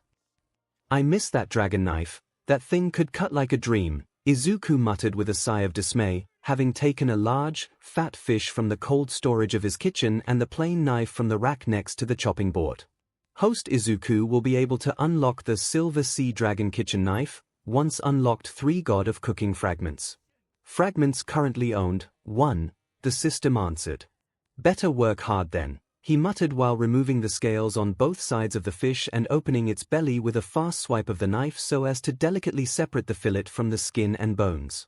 Once washed away the BLD and the guts, the young chef rapidly cut the fish fillet into thin slices barely an inch wide. Few plump shrimps too went rapidly deshelled and quartered while the ginger root went sliced into literal hair-thin strings, same going for the other vegetables, like carrots and red onions. The rainbow in the dish name was not a fancy choice. The inside of the dumplings was actually pretty colorful thanks to the ingredients used, enough to let Izuku use such prose to name it. Once sure every color was ready, the young man started mixing flour and water to prepare the wrapping for the dumplings, and as the system taught him, by infusing gourmet energy in the mixture while kneading it he made its consistency thicker at an astounding rate. Slap. Slap. Slap. Loud slapping noises echoed in the kitchen as Izuku's gourmet energy-infused hands kept slapping the ball of dough on the cutting board, making it ripple heavily as the energy influx forced the dough to flip inside out by itself at each slap. When the young chef finally stopped kneading and slapping the dough, the resulting smooth ball had a lustrous luster to it similar to marble and a faintly springy texture, making Izuku develop a small, satisfied smile. Perfect, he declared, pleased, as he started preparing the wrappings by taking tiny portions of the dough ball he then flattened into extremely thin discs he painted in egg white and then filled with the fish fillet stripes and the other ingredients before wrapping the thing closed. Once the wrapping was completed, layers upon layers of creases appeared at the opening and the dumpling looked like a crescent moon. It was so appealing that it was like a work of art. Dumplings are ready, now while they are in the steamer, let's prepare the noodles. Once put the 6 dumplings into the bamboo plate of the steamer, Izuku used the remaining dough to prepare the beef noodles for the detective and the shrimp noodles for Ingenium, with the beef ones being one of the recipes he was most used to make since Blackie would eat a giant bowl of those twice a day as a payment for his services as security, as the dog's rapidly inflating belly could testify. Troublemakers, it was when he had started preparing the hand-pulled noodles that Izuku heard Whitey move away from his corner of the kitchen to march outside with heavy steps. Sigh. Another one. What is with this dine-and-dash craze nowadays? There isn't a restaurant here that hasn't got one fool trying it at least once a week. Izuku muttered with a sigh, unwilling to stop cooking just to deal with some punks. He had Whitey for that sort of things. Outside the kitchen, main room of the restaurant, just a minute ago 2 brothers were occupying the table near the door, one short and thin, the other tall and muscular with broad shoulders. Both had a similar quirk giving them lizard-like appearances and thick skin covered in green scales, The tall one looked like a human-crocodile hybrid, the other resembled a lean human gecko. Tensai had noticed how the two kept stealing glances at the kitchen and then at the door once finished eating, and his hunch about the two being up to no good went confirmed when they both bolted away from the table and made a run for the door. "Stop!" The pro hero immediately ordered as he and the detective jumped to their feet to stop the dine-and-dashers before they could actually leave the restaurant without paying. Slam! To their surprise, the doors closed by themselves and no amount of pulling and pushing seemed able to make the glass door bulge, even under the titanic strength of the bulkier brother. "You are supposed to pay for what you eat, guys. This food is clearly not cheap," 𝐒𝐭𝐚𝐲 said with narrowed eyes. "What if we don't want to pay, old man? The chef is a quirkless brat, we owe him nothing." The bulkier brother hissed in contempt. "Yeah, he can offer a bite to some guys, what's wrong with being generous?" the thin brother added, shamelessly laughing. "It's wrong because the chef of this place is trying to make a living, he is not here to cook for you just as a hobby." Tensai replied. "Ah, yes. A pro hero," the muscle giant said with a sneer. Once recognized Tensai as ingenium. "Something wrong about my profession too?" he asked, eyes narrowing dangerously. "Swaggering aside, I was supposed to be a pro too, before your lot kicked me out of school for a minor incident," the punk answered, growling. "Minor incident? Now I remember. You are Naofumi Tokujemaru. You tore off the legs of one of your classmates because he was, allegedly, flirting with a girl you liked. A girl later discovered was the guy's sister, so naturally close to him. You may not remember, but it was me who took you to juvenile after that incident. I am surprised you are still up to causing trouble," 𝐒𝐭𝐚𝐲 said. "The weakling was getting in the way, can't see where the problem is," the bulky brother answered, scoffing. "And the fact the girl was not interested in you? Just foolishness. I was supposed to be the next All Might thanks to my power, but I guess you others were just jealous. She would have come around sooner or later. So harassment and violence brought forth by inflated ego. You are no hero material," Tensai declared. "Bullshit," the giant said while punching the table next to him, but to his shock, even with all the strength he used while striking it, the wood table did not crumble to splinters like he expected. On the contrary, not even the plates and glasses on it moved at all. "What the F is that table made of?" the thin brother blurted out. "Troublemakers." From inside the kitchen, the metallic voice of Whitey the robot rang in warning as the tall thing slowly made its way towards the twins. Measuring 2.5 meters in height, the chalk-white robot struck an imposing figure, even with a bulging, soft round belly and a bald round head adorned just by two big round eyes shining in white light, giving it a kind of cute appearance. The robot would normally just stand in a corner of the kitchen and peek out to the main room to keep everything under control, and only coming out when trouble arose inside the restaurant to forcefully evict the troublemakers. I heard rumors about the restaurant's bouncer. I guess it is taking action under the chef's orders," 𝐒𝐭𝐚𝐲 said while watching the thing move with heavy steps until it stood in front of the bulky brother and actually towering over the guy by a head. "You don't scare me, tin can. Troublemaker, pay the bill before leaving, or you will be punished accordingly," Whitey ordered, eyes flashing from white to red at regular intervals. "What if I don't want to pay, eh? Your boss is a useless quirkless esse. What will he do if I don't pay, eh? What did you call me?" Izuku's voice echoed in the room as he came out of the kitchen just long enough to glare at the twins. "I called you a useless quirkless. So what dash? I hate being called useless. Deku. Whitey. If they insist on not paying, punish them. They are officially blacklisted from entering my restaurant," the young man ordered sharply, cutting off the guy so abruptly the punk painfully bit his own tongue. Never mistake Izuku's gentle disposition and good manners for weakness. After a lifetime as Zeus, he had learned to believe in himself enough to hate his old nickname as useless. He knew he wasn't and detested being wrongly labeled as such. "Understood." Whitey nodded while the young chef merely returned inside the kitchen to finish cooking. "I said I won't pay."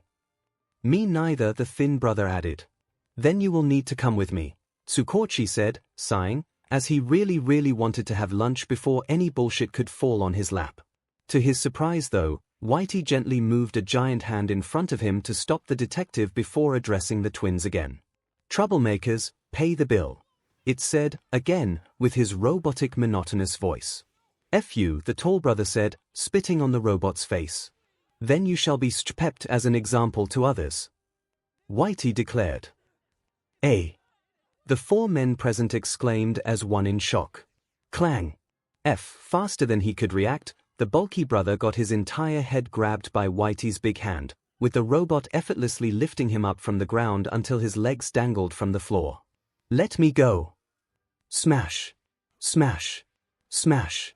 Tensai was actually surprised. Just judging by the loud sounds of the guy's punches landing on Whitey's face, he could tell a common human would at best last 2 blows before being knocked unconscious thanks to the monstrous strength behind each hit, but the robot was unfazed as his head wasn't moving of an inch whenever a punch landed on it.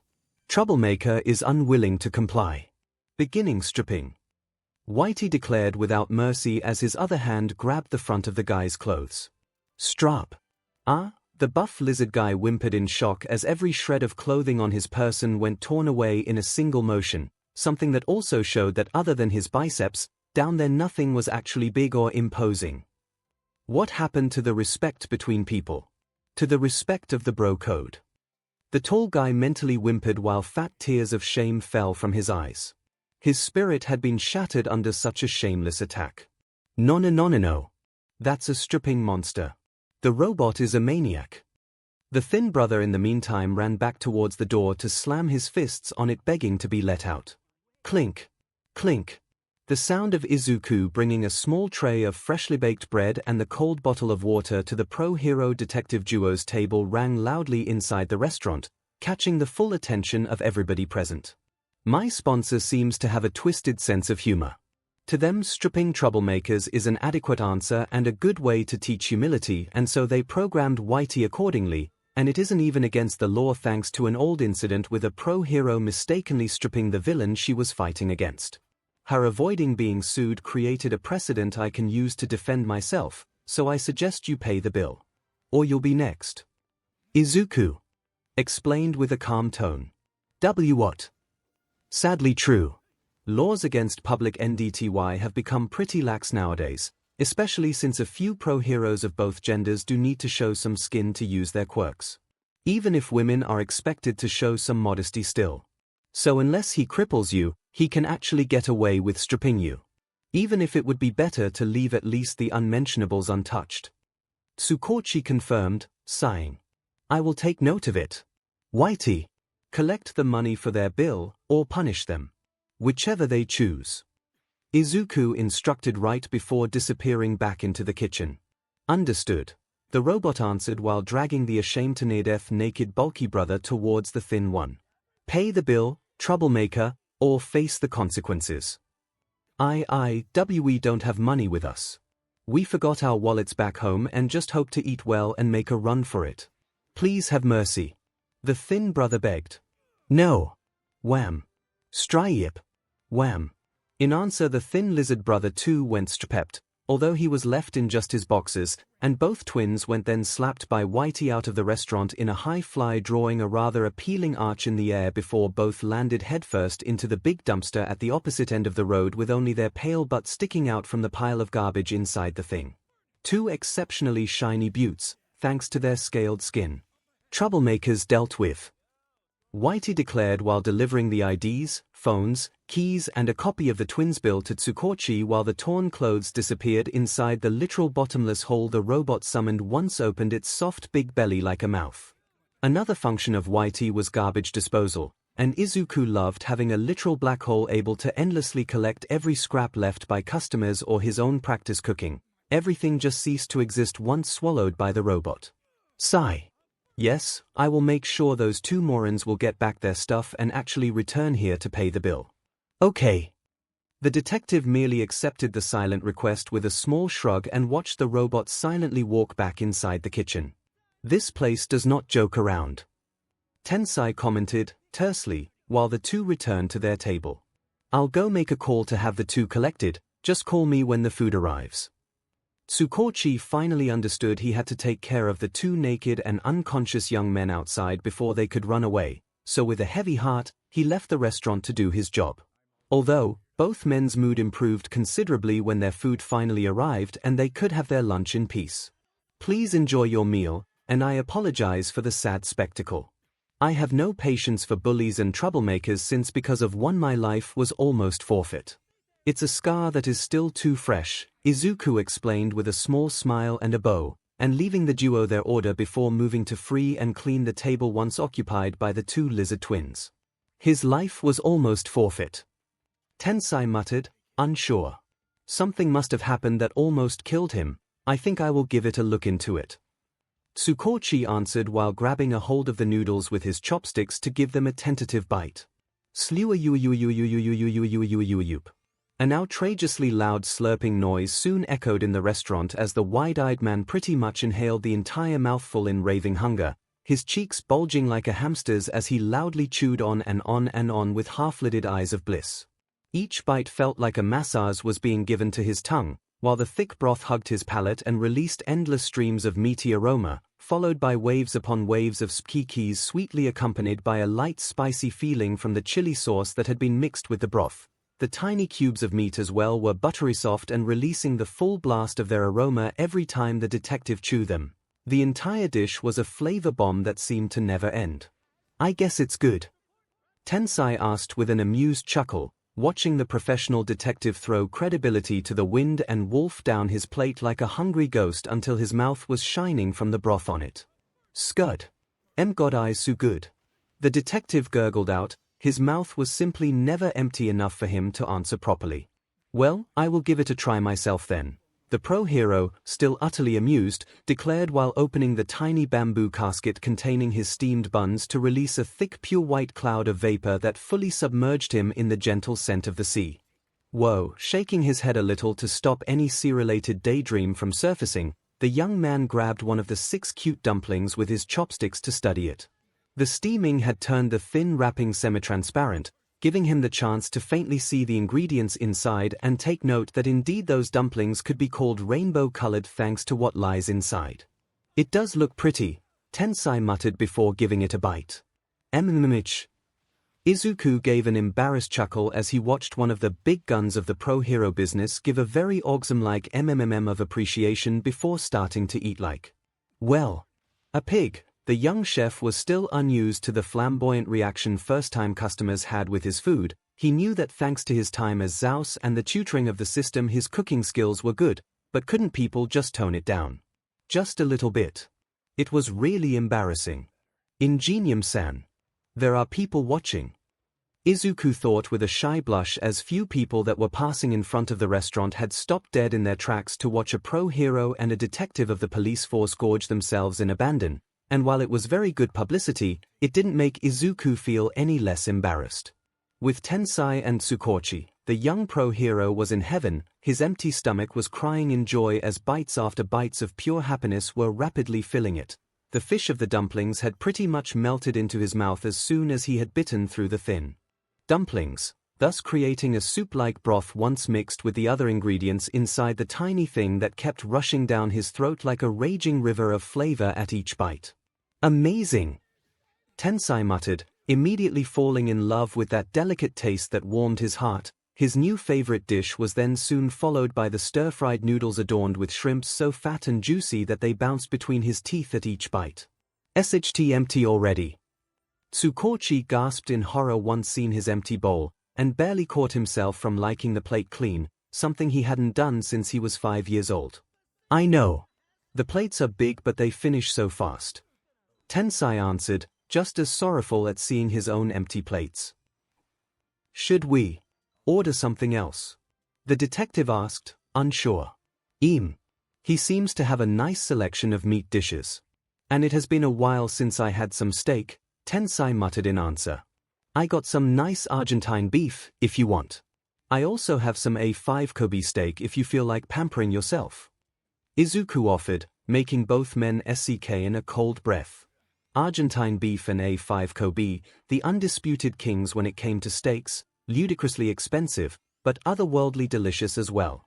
Tensai's face immediately turned red as an intense battle raged between his heart, his mind and his stomach, each one giving valid pros and cons to the idea of a 5 please, medium rare. The pro hero blurted out, his stomach seizing victory out of sheer gluttony. It will also blow a hole in Tensai's finances, but at the moment he straight up didn't care. I'll go with a more mundane normal steak, thank you. 𝐒𝐭𝐚𝐲 declared with a bitter expression, totally not jealous about pro heroes being able to throw away money like that. Absolutely. Not at all. Not even a little bit jealous. DMN rich bestiaris, he thought. I'll be back immediately, Izuku answered with a bow and disappearing soon after inside the kitchen. Attracted by the two big shots eating to their heart's content, few of the people outside ventured into the new restaurant owned by the youngest chef they had ever seen, soon filling every table with curious new customers. When 1 hour later the bribed health inspector and food critic arrived, they both found a pro hero and detective waiting for them and very ready to shut down their backers' plan once and for all, and feeling almost tempted to somehow unleash Whitey on them for added measure just to make sure the lesson stuck. The next day, at university, the students of Class 1A were having a small lunch break in the university-owned cafeteria, chatting about their first month of school and still recovering from their teacher Aizawa's quirk test, and also a bit angry at his threat of expulsion in case of failure merely being what he called a logical ruse. They all were certain the man didn't actually know what a logical ruse was supposed to be. Why ha ha ha ha. It was then that a loud guffaw shook the cafeteria as a girl from Class 1B with a bunny quirk went overcome by a gut-wrenching laughing fit. Rumi-chan. Please don't make a scene. Pony Tsunotori begged with a red face. Can you please have some decency? At least laugh like a proper lady. Tenya Ida, little brother of Tensai, asked with a kind of prude tone, annoyed by the outburst since Class 1A and 1B had their tables next to each other. Oh, stuff it, glasses, the bunny girl snapped back. I never, the young man bristled in shock at the rudeness. What made you laugh like that?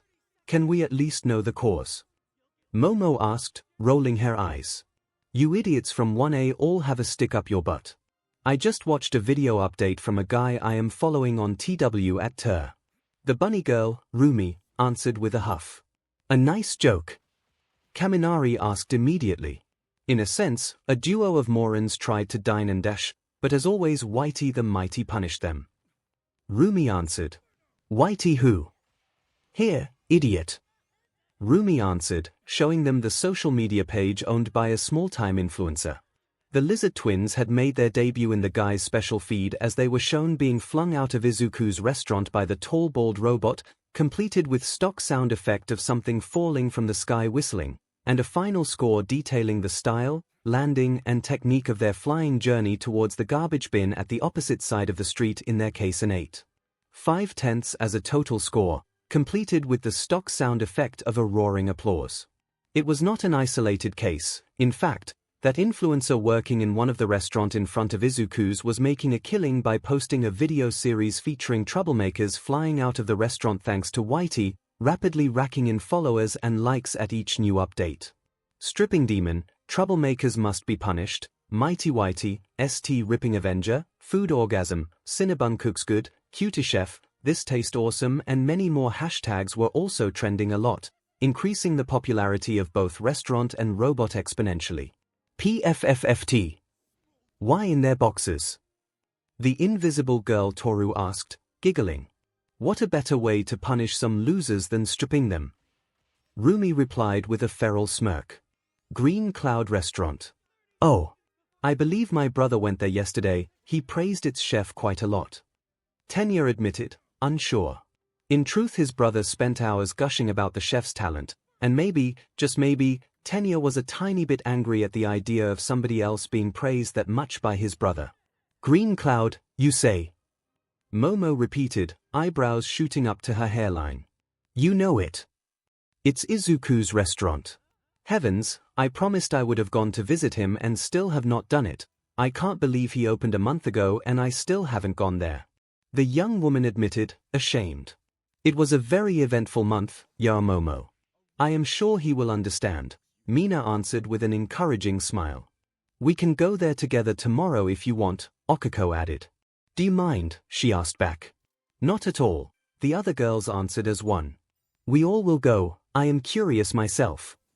𝐒𝐫 admitted he too had heard of the place, and the few reviews he saw were all very positive. Might as well go there myself, before you 𝐼 buffoons stink up the place too much, Rumi declared haughtily, causing many of her classmates to facepalm in annoyance at her rough attitude. Of the 2 tables, only one guy was not thrilled at the idea of visiting the restaurant and meeting its chef.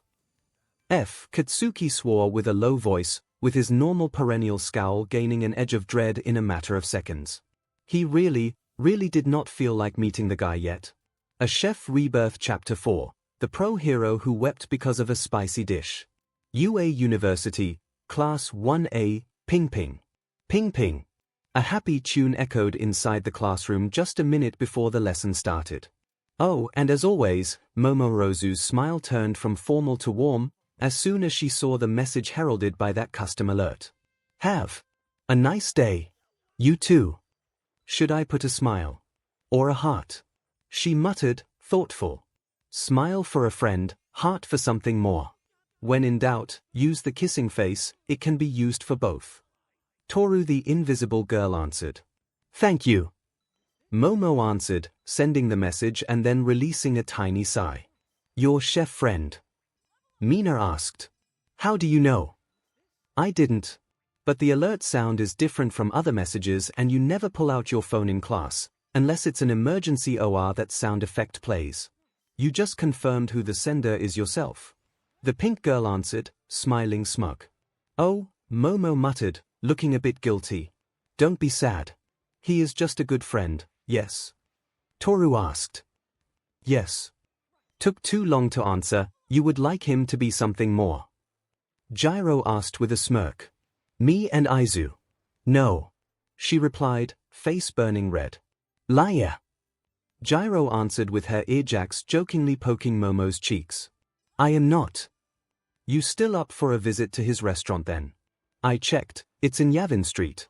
Kind of fancy location to open his place, and it's not too far from here either. Mina asked, she too with a fanged smile on her face. Couple bus stops at most, Toru added. I don't think we can. Actually, I believe it will be possible. Tomorrow there will be that mysterious outdoor visit Professor Aizawa didn't want to give us details about. After lunch we'll be free, so if we actually leave to have lunch in another place, we should not have troubles, if we alert our teachers before that, of course. Tenya offered. You others are coming too? Mina asked. Everybody in our class is, apparently. Ribbit. I heard a couple guys from 1B2 will go, the rumors about that restaurant are spreading quite a bit. Tsuyu answered, croaking faintly. I am happy he is finally getting some recognition. Recently he had been harassed a lot by complacent health inspectors that just kept visiting him in hope of forcing him to close. Momo answered, sighing in relief. Why?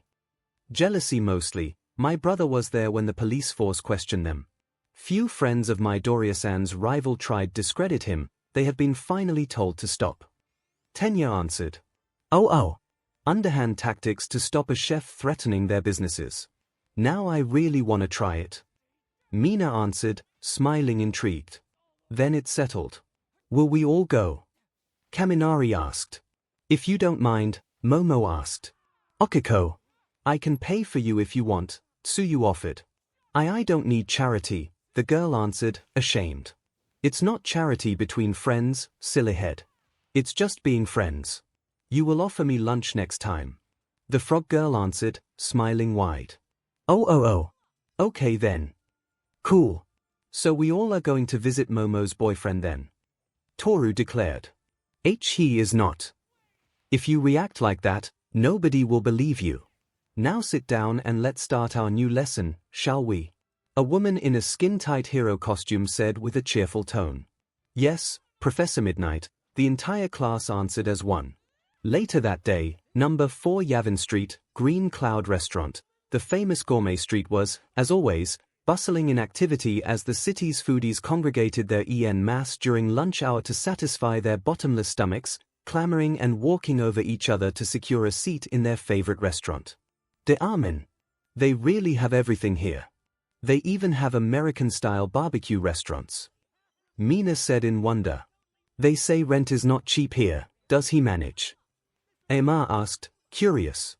He has a very good sponsor, even if my father is still digging around to see if it was a scam. They actually bought the entire 2-story building and asked Izuku to cook for them there. In exchange for his work the flat above the restaurant it's his to use. Momo answered. He has a sponsor. Shoto asked. A certain The System Incorporated, specialized in import-export of ingredients all over the world. Or so they present themselves.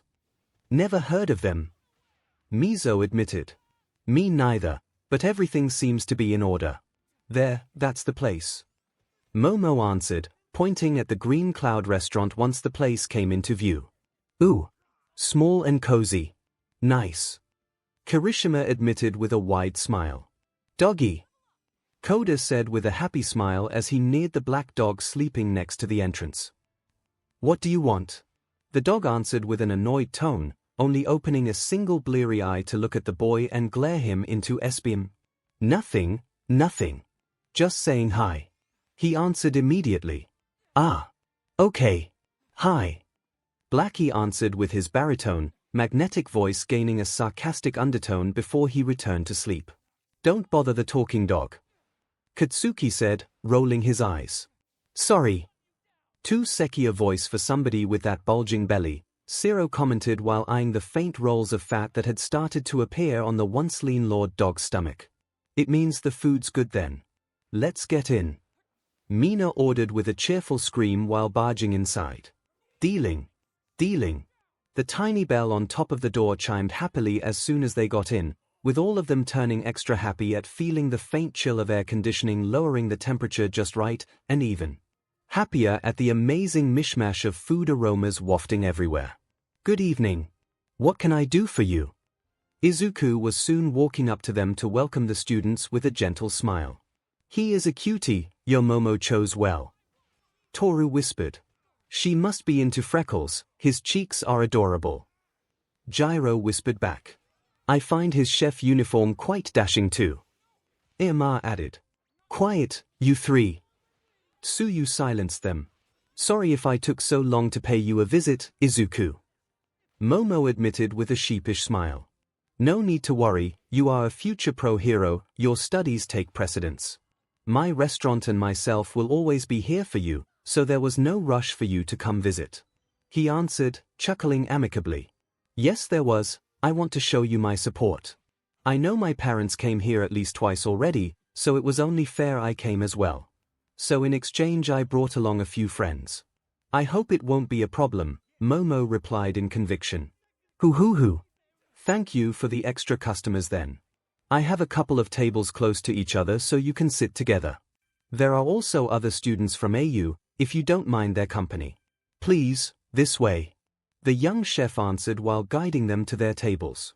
Fellow students. No problem for us, Midoriya-san. Tenya answered. You must be Mr. Tensai's brother. He spoke very highly of you, he just left for his patrol, Izuku said with a surprised expression. Big brother came here today too. He seems to love my rainbow dumplings and stir-fried shrimp noodles, the other answered sheepishly.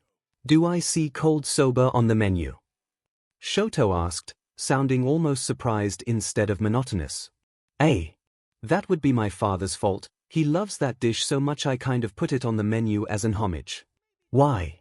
You like them too? Yes, the young man answered. Oh. Thing amazing. Those idiots from 1A are here as well. It was then that a female voice growled in annoyance. Rumi, please. Pony Tsunotori begged with a groan. Hey, if they are idiots, it's only fair we call them that. The only boy of the 4-people table answered, huffing. Tetsu, not you too. Itsuka as well looked ready to die from embarrassment. What? You look for a fight, F.R. Katsuki asked with a challenging, fanged smile. Please don't fight inside my restaurant. Go out if you need to have a PP fight. Izuku asked, unimpressed, while Whitey's robot head immediately peeked inside the room from the kitchen. Troublemakers. Not yet, Whitey.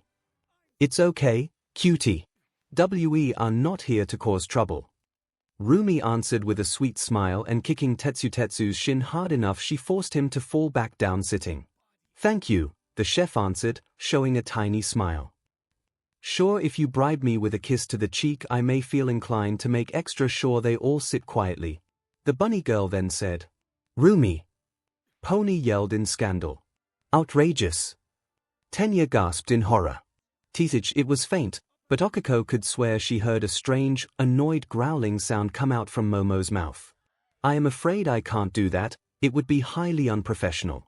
But I am honored you offered me the chance. Izuku answered, bowing slightly. Oh. Well, there is always next time. You won't be able to say no forever. Rumi answered, unperturbed. I can kiss YA if you want. I can kiss you everywhere. Especially on both of your lips. Mineta said with a lewd smile. STRP. Bang. Disgusting pervert dealt with. Whitey said proudly once Flash stepped into the room, stripped the short guy down to his boxers and then beach-slapped him out of the restaurant in the span of a single second to then return inside the kitchen. Thank you, Whitey. If he does it again, he will be blacklisted. Izuku answered with a sigh of relief. I like this place already. Toru admitted, amused, while she and the others took their seats. Good to know. Menu is written on those wooden tablets by the door while the small chalkboard lists the specialties we are offering today. If you don't see desserts, I will list them to you personally, since I like to change those daily. Everything is homemade, so sometimes I switch dishes around to offer some variety. Any particular request for drinks? Water for now, maybe a bottle of cola later, Momo answered, getting a few nods from the others. Perfect. Please study the menu as much as you want and call me when you are ready, the young chef answered, giving them a bow before leaving. Once left alone, the two tables quietly started deciding what to order when a towering giant of a man with fiery red hair entered the restaurant with a scowl. Where is the chef of this place? The man asked. Oh, nice. Endeavor, Shoto uttered in disdain once seen the guy he was forced to call father enter the place with his usual lack of tact. That would be me, can I help you? Izuku asked after returning from the kitchen with a tray of food he delivered to a more isolated table.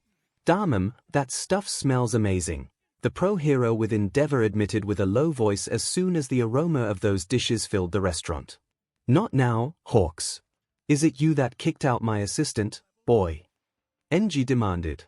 If you mean that unpleasant hag that was making a nuisance of herself just because a quirkless cooked her food. Yes, it was me. She was bothering my customers and stinking up my restaurant with her misplaced overblown ego. As the owner of this place I have every right to evict an eyesore like her. Izuku answered, still remembering the insults she gleefully hurled at him and at the man's son that was apparently at fault for not being perfect like Endeavor himself. The very same son that Izuku was certain was the boy with red and white hair at the moment glaring at Enji in barely concealed hatred. She is a pro hero, boy. Show some respect. Respect is earned, not a fancy gadget you get because you are obnoxious and have some superpowers. Izuku replied, unfazed. You dare, the man roared with a booming voice that rattled everybody's ears while fire covered his body. In answer the young chef took a huge breath as a fiery red flaming aura of energy enveloped his entire being. Like the clap of thunder, the short scream the small young man produced assaulted Enji and snuffed off the flames of his quirk. The sheer volume also almost blew up his eardrums, just like it almost deafened everybody else, while outside cars were heard come to a screeching halt as their windows exploded.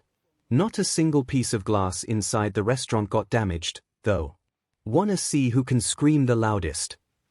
Izuku hissed in contempt as the towering figure of his old appetite demon he took back from his izakaya gorilla with BLD red fur and boar-like tusks briefly appeared behind him. What's that? A stand? Kaminari asked. You can't make a JoJo reference in 2160, Katsuki answered, groaning. But it looks like one. With Enji, you dare raise your voice against Dash, you dare. You dare. You dare. Who are you, exactly? A pro he dash second place under that moron of All Might. Let it be clear, I am the last guy you can wow with the title of pro hero. I treat everybody equally, male or female, quirked or quirkless, pro hero or civilian. As long as one is a customer, they can rest assured I will treat them with the utmost respect and deliver them the food they asked for. Posturing idiots, bullies, and troublemakers instead are neither needed nor will be missed. Your secretary, that I am starting to think you have an affair with, was bothering everybody, and between her and my customers are more important. Ergo, she had to go. Her doing it willingly was not an issue. 𝐒𝐿 answered. She is a pro-hero, boy. 𝐒𝐿 is a useful member of society, contrary to you, chef. 𝐁 hissed in contempt, and spitting chef like an insult. A tense silence fell into the restaurant as 𝐒𝐿 bristled in blatant fury. An ignorant fool dared to insult the category of chefs. Host 𝐒𝐿 must avenge his honor and teach this buffoon the true horror of an angry chef. Abrupt mission: teach endeavor humility. Reward: 10% bonus on your experience points total and unlocking the wine cabinet of wonders. The system's voice echoed inside 𝐒𝐿's head soon after. What's that cabinet? He asked, slightly surprised. Host 𝐒𝐿 will gain the ability to add to the menu a selection of wines offered by the system. At the increase of host 𝐒𝐿's level, the number and quality of wines offered will also rise. When the host level will rise to the third step, host 𝐒𝐿 will be permitted to produce his own wine. The voice answered. And 𝐒𝐿 found it a good incentive to shut the moron up. So you think we chefs are nothing? 𝐒𝐿 asked with a low, dangerous tone accompanied by the growl of the demon behind him. Seriously, what the hell is that? 𝐒𝐿 whispered. Looks a bit like Dark Shadows. Only solid. SSH. You people can barely cook a decent meal, nothing more. 𝐁 answered, scoffing. Let's put that to the test then. 𝐒𝐿 said with narrowed eyes. ℔N. Last week I offered a small challenge to my customers, eating an entire bowl of spicy mapo tofu. The prize was a free meal ticket for 2 people and not any of them managed to last and win. I will prepare for you the exact same dish and if you can eat it whole without a single problem I will personally kneel in front of you and beg for forgiveness. But if you admit it's too hot, or even just gasp for air or show discomfort, you will cover the bill for everybody here. You feel up for it, pro-hero? The young chef asked while imitating the same scornful tone of endeavor. Ah, that's it. Then just kneel and be done with it. I am not one of those losers that eat here. You are not dealing with a sissy that can't handle some chili sauce. Endeavor declared haughtily, unknowingly losing any chance at sympathy from the customers present. If you feel so sure of yourself, then you won't have problems going through this bet, right? I will humor you, kid. Bring it on, eating for free is always welcomed. ℔ answered, taking a table together with Hawks. I have a bad feeling about this, the winged pro-hero muttered in dread once the young chef disappeared inside his kitchen. Endeavor challenged the wrong chef. Momo declared. You sure? Shoto asked. 𝐒𝐿's talent is more vast than what you may believe. I have full trust in his abilities, she answered. Inside the kitchen, system, I need my special chili sauce, is it ready? The new batch has finished fermenting and it's ready to be used. Thanks to the devil peppers that had been added, spiciness has increased by 70%. The system answered as a side cabinet opened to show dozens of unlabeled glass jars containing homemade chili sauce. Good. 𝐒𝐿 answered with a chilling smile as he took out a jar to study its BLD red content. 𝐒𝐿's own creation, a blend of chili peppers and other spices mixed together to create a diabolical mixture that can only be described as agony in sauce form that the young chef created in his lifetime as sauce to appease his newfound love for spicy food. And to make Setsuno's life hell when he was younger as even SE had trouble withstanding its power. 1 drop would make normal people sweat as if they ran a marathon. Normal dosage 2 drops could melt through a normal human tongue. Challenge dosage a spoonful could cause vivid hallucinations. Blackie's requested dosage 2 spoonfuls were literally lethal for normal humans. 𝐒𝐿's own lunch-dinner dosage 𝐒𝐿 in a bout of edginess had called the first version Satan sauce, but to be fair once he'd seen its effects the name became surprisingly apartment. The young chef had decided to use 1 spoonful only of the thing, though he almost went for 2, but even the system could not reassure him ℔ would have survived that, so he opted for a single spoon. And 5 drops. Mapo tofu was a fairly easy recipe of Chinese tradition, and actually born to be spicy, thus Izuku's first choice when he wanted to have his Satan sauce take center stage to show both its divine taste and its world-ending spiciness. Let's see what the number 2 hero of Japan is made of, the young chef declared while taking a wide wok and putting it on the fire with some fresh oil already inside. Once stir-fried a mixture of 𝐒𝐿 until they became fragrant and tasteful, Izuku then poured in the same wok few ladles of chicken broth to simmer it in the spice mixture. Once done, he delicately added the pure white cute cubes of tofu he personally cut and infused in gourmet energy. Each one of those cubes trembled heavily at every faint movement of the wok as he gently turned them around in the sauce. And after adding some scallions, he toppled everything with his chili sauce, soon turning the harmless cubes fiery red and making them almost shine in the room's lights like pieces of ruby.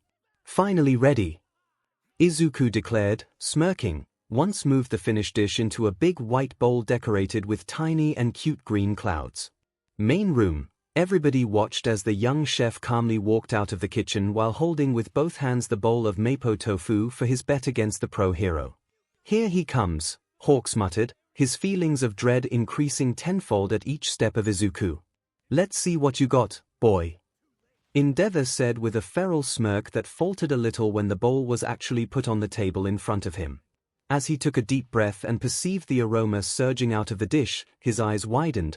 It was arguably a really spicy dish, and from its aroma, it was obvious that its spiciness was not just intense, but ferocious. This is my prized Hellfire Mapo Tofu. It's a variation of the traditional Mapo Tofu recipe I only make for this chili challenge. It's extremely spicy and intense.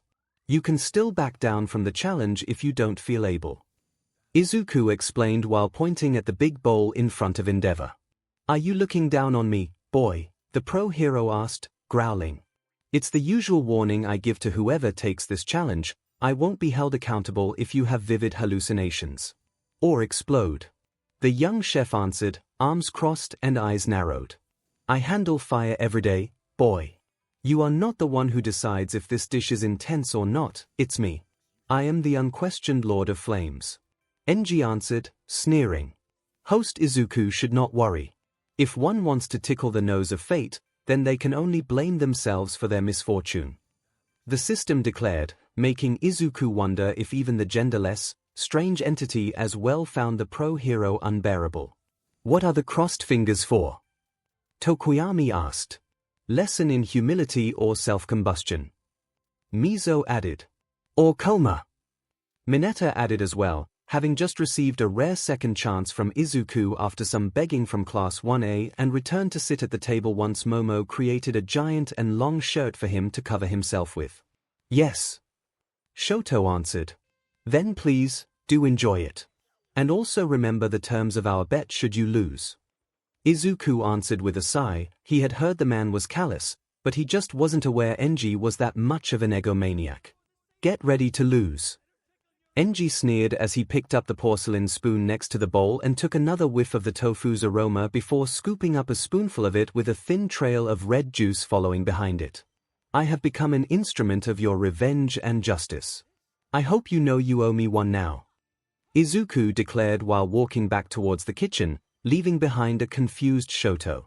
In the meantime, Endeavor slowly raised the spoon filled with tofu to his mouth, idly noticing how the BLD red color of the wobbly cubes was getting more sinister the closer the spoon came to his mouth, along the small voice in the back of his head growing more frantic in trying to stop him.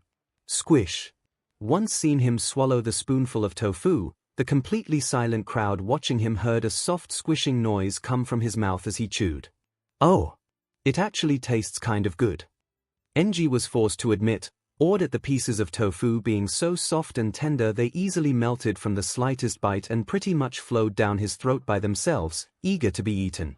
It was a given that it would also taste good, other than being spicy.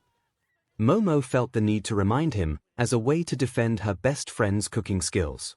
I still can't feel the spicy dash. Then it happened. As soon as his mouth was filled with the tofu's rich fragrance from his second spoon and he grew complacent, like a deadly snake poised to strike, the true power of Izuku's personal blend attacked the pro hero's entire being when he least expected it. At first Enji felt a wave of numbness travel from the base of his spine up to his head that made every single hair on his body stand straight like a needle, then came an overwhelming scalding sensation surging from right under his skin and wildly rushing outside, as if every pore of his body had become a volcano ready to vomit lava everywhere. It felt even hotter than his own fire somehow. Ah, the man gurgled out pitifully, soon regretting his believing that thanks to his fire quirk he could not get scalded by a dish. Good God, he was wrong. He was so wrong. Too wrong. He is sweating, 𝐒𝐿 said, matter-of-factly. No surprise. I felt my nose hair get singed as soon as my Dorian walked out of the kitchen with that plate. I don't want to think about what it feels like to actually eat that. Toru admitted. Like eating my acid? Mina asked. Something tells me that Endeavor-san would gladly drink your acid as a reprieve from that, Tsuyu answered, actually looking at the pro hero in pity. Ah. By now NG was fearing having forever lost his ability to taste. If somebody told him he was eating boiling lava, he would have believed them. There was seemingly no end in sight as the spiciness kept mounting inside his mouth while his body turned completely red. Whoosh! Even his quirk awoke, covering him completely in flames as his instinct was fervently hoping the heat of his fire could somehow spare him some of that misery. 𝐿 Hawks yelled in worry. Have no fear, he won't burn a thing. Izuku, looking absolutely unfazed, reassured the customers present while delivering a new order to a table nearby. The table is not burning. Okiko confirmed with a faint voice. Indeed, the table, tablecloth, glasses, bowls, spoons and seats and everything else was still pristine clean. Even the floor was not getting damaged by the intense flames covering NG's body. Not a single scorching mark was appearing anywhere, nor smoke or the smell of burning matter came to be. Are the tables made of asbestos? Mineta asked with a gasp. Tak. This is pure wood, and the tablecloths are made of cotton. And yet they aren't burning. Katsuki answered once, gently knocking on the table. As I said, have no fear. Endeavor-san does not have the skills to break anything in here. The answer of the young chef made several eyes bulge out in shock at the bold, but apparently true, statement. Everything has been built by the system. I was assured nothing can break anything in here. Izuku thought while walking away. Why I accepted. NG groaned between clenched teeth as huge beads of sweat began to drip down his head and loudly splatter on the table. The pro hero was already re-evaluating many of his life choices while swallowing the last mouthful of tofu remaining inside his mouth, and to the now overly sensitive skin of his throat the jelly soft thing turned as rough as glass shards, leaving behind deep scorching marks everywhere during their journey towards his stomach. Ah! The pro hero could no longer hold back his groans, turning into a whimpering dying animal as his nostrils contracted and emitted thick streams of smoke at each breath. Poor thing. A nearby woman muttered in sadness from her table. It happens when you don't know your limits, dear. He can only blame himself now.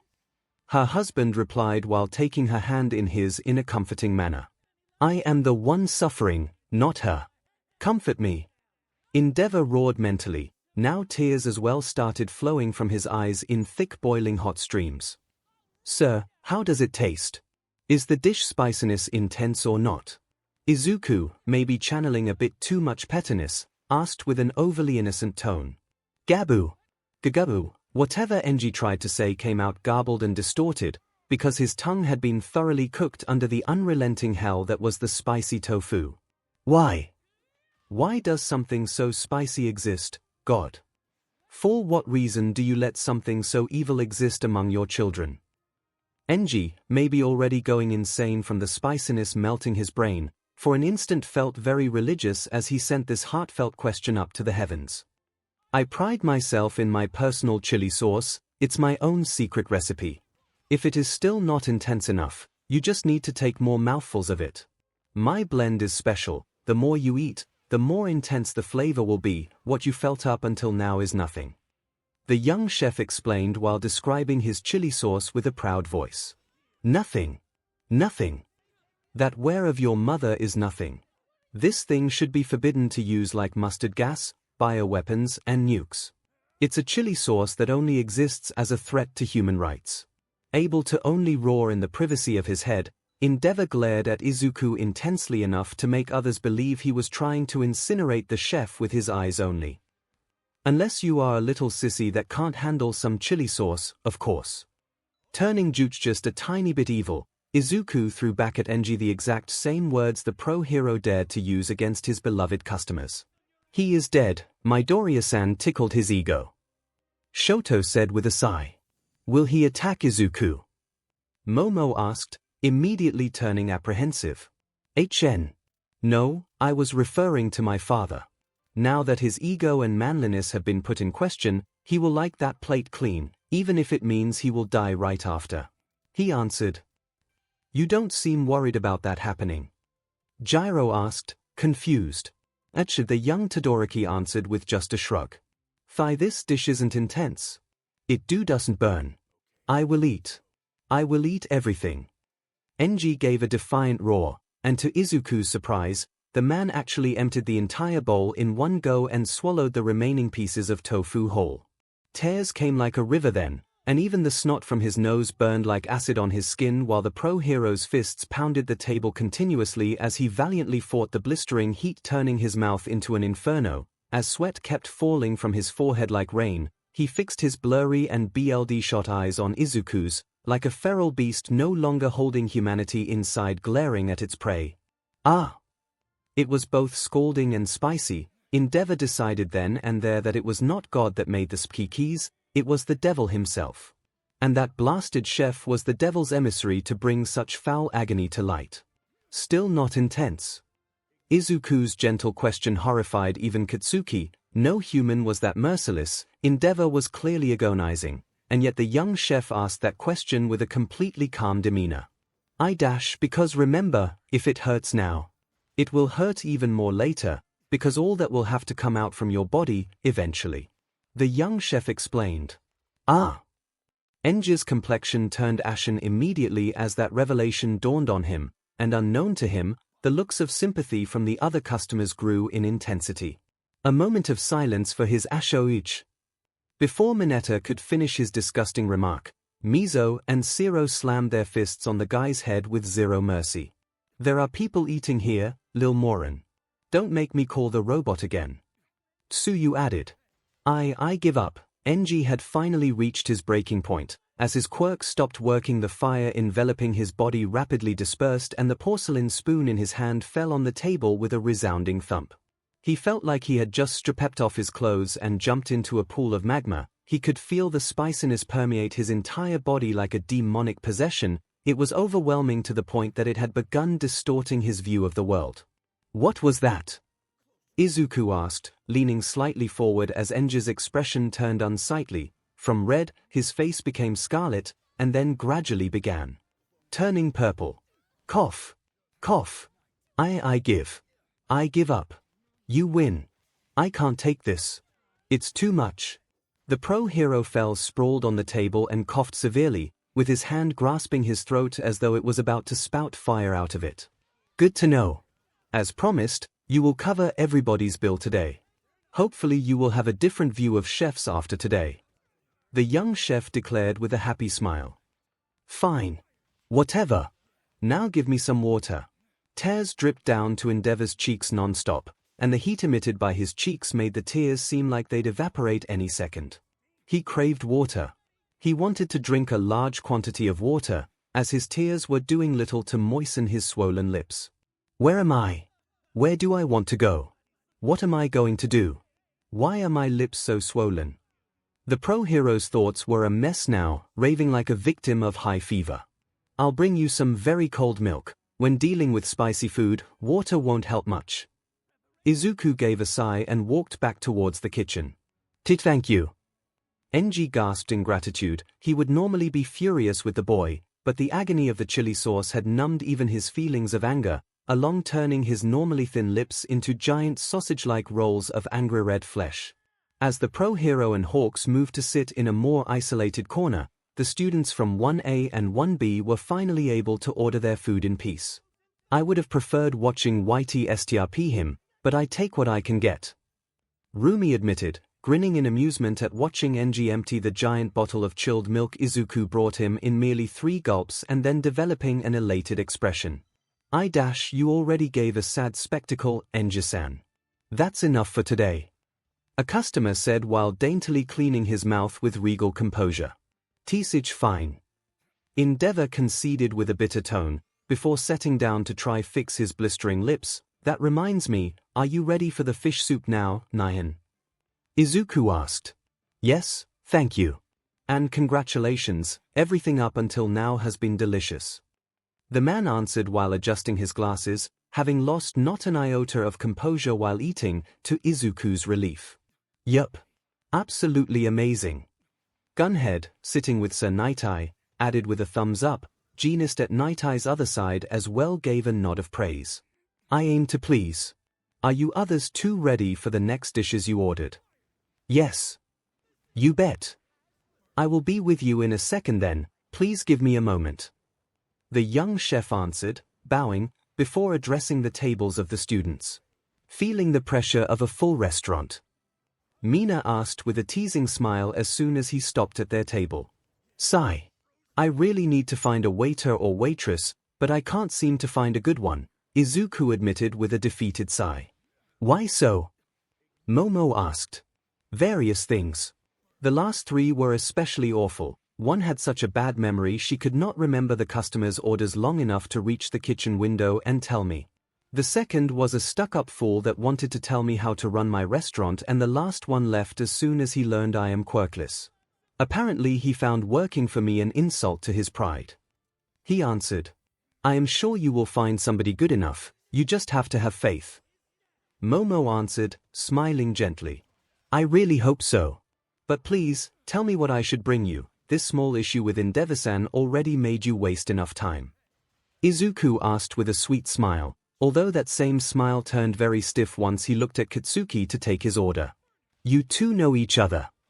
Tenya asked once the young chef disappeared inside his kitchen. Between them and the guys of 1B, the ensemble of orders was extremely varied, enough so that the students did feel kind of bad since each one of them ordered something different. Sort of. Katsuki answered. You put him into a coma, Katsuki-san. Momo explained with a cold tone, way colder than usual as her sharp eyes drilled a hole in the blonde's head. What? How do you know? His mother and mine are close friends. Izuku comes to my house weekly to give cooking lessons to my mother, and often Inko-san accompanies him so that our mothers can have tea together after the lessons. My mother managed to have Inko-san explain what happened to her son that made him choose the path as a chef. Your almost killing him was one of the key factors. She answered. I did not. Please don't make a scene. Izuku cut him off while delivering water and a few appetizers to the table. Today I have edamame and pickled cucumber as an appetizer. Feel free to ask for refills if you want, the first refill is free. He explained before walking towards the table of the students of Class 1B to deliver the same small dishes. I did not try to kill him, it was an incident. Katsuki said again, this time with a normal tone of voice. What part of blasting him away after he saved you was an incident? She asked. The blasting part, he hissed between clenched teeth. That sounds awful, Tenya admitted. I was wrong, okay. I was wrong. You almost killed an innocent bystander that actually helped you, that is worse than being wrong. Tokoyami answered. I am sorry, okay. Katsuki answered. Does he know you are? Shoto asked. He doesn't talk to me, he doesn't look at me, nor does he want me anywhere close to himself or his family. I technically have a restraining order his family issued against me. I can get close to him only if I am accompanied by somebody else. I am not even supposed to be here, actually. I guess he did not force the issue just because you others kind of vouched for me. He answered. Do you actually want to apologize? Mizo asked. And tell him what? Sorry if I almost killed you, I wasn't but. He shot back. That would be a good start, Bakugo-san. Izuku answered from behind him as he came to deliver a tray of carpaccio. Your appetizer, Momo.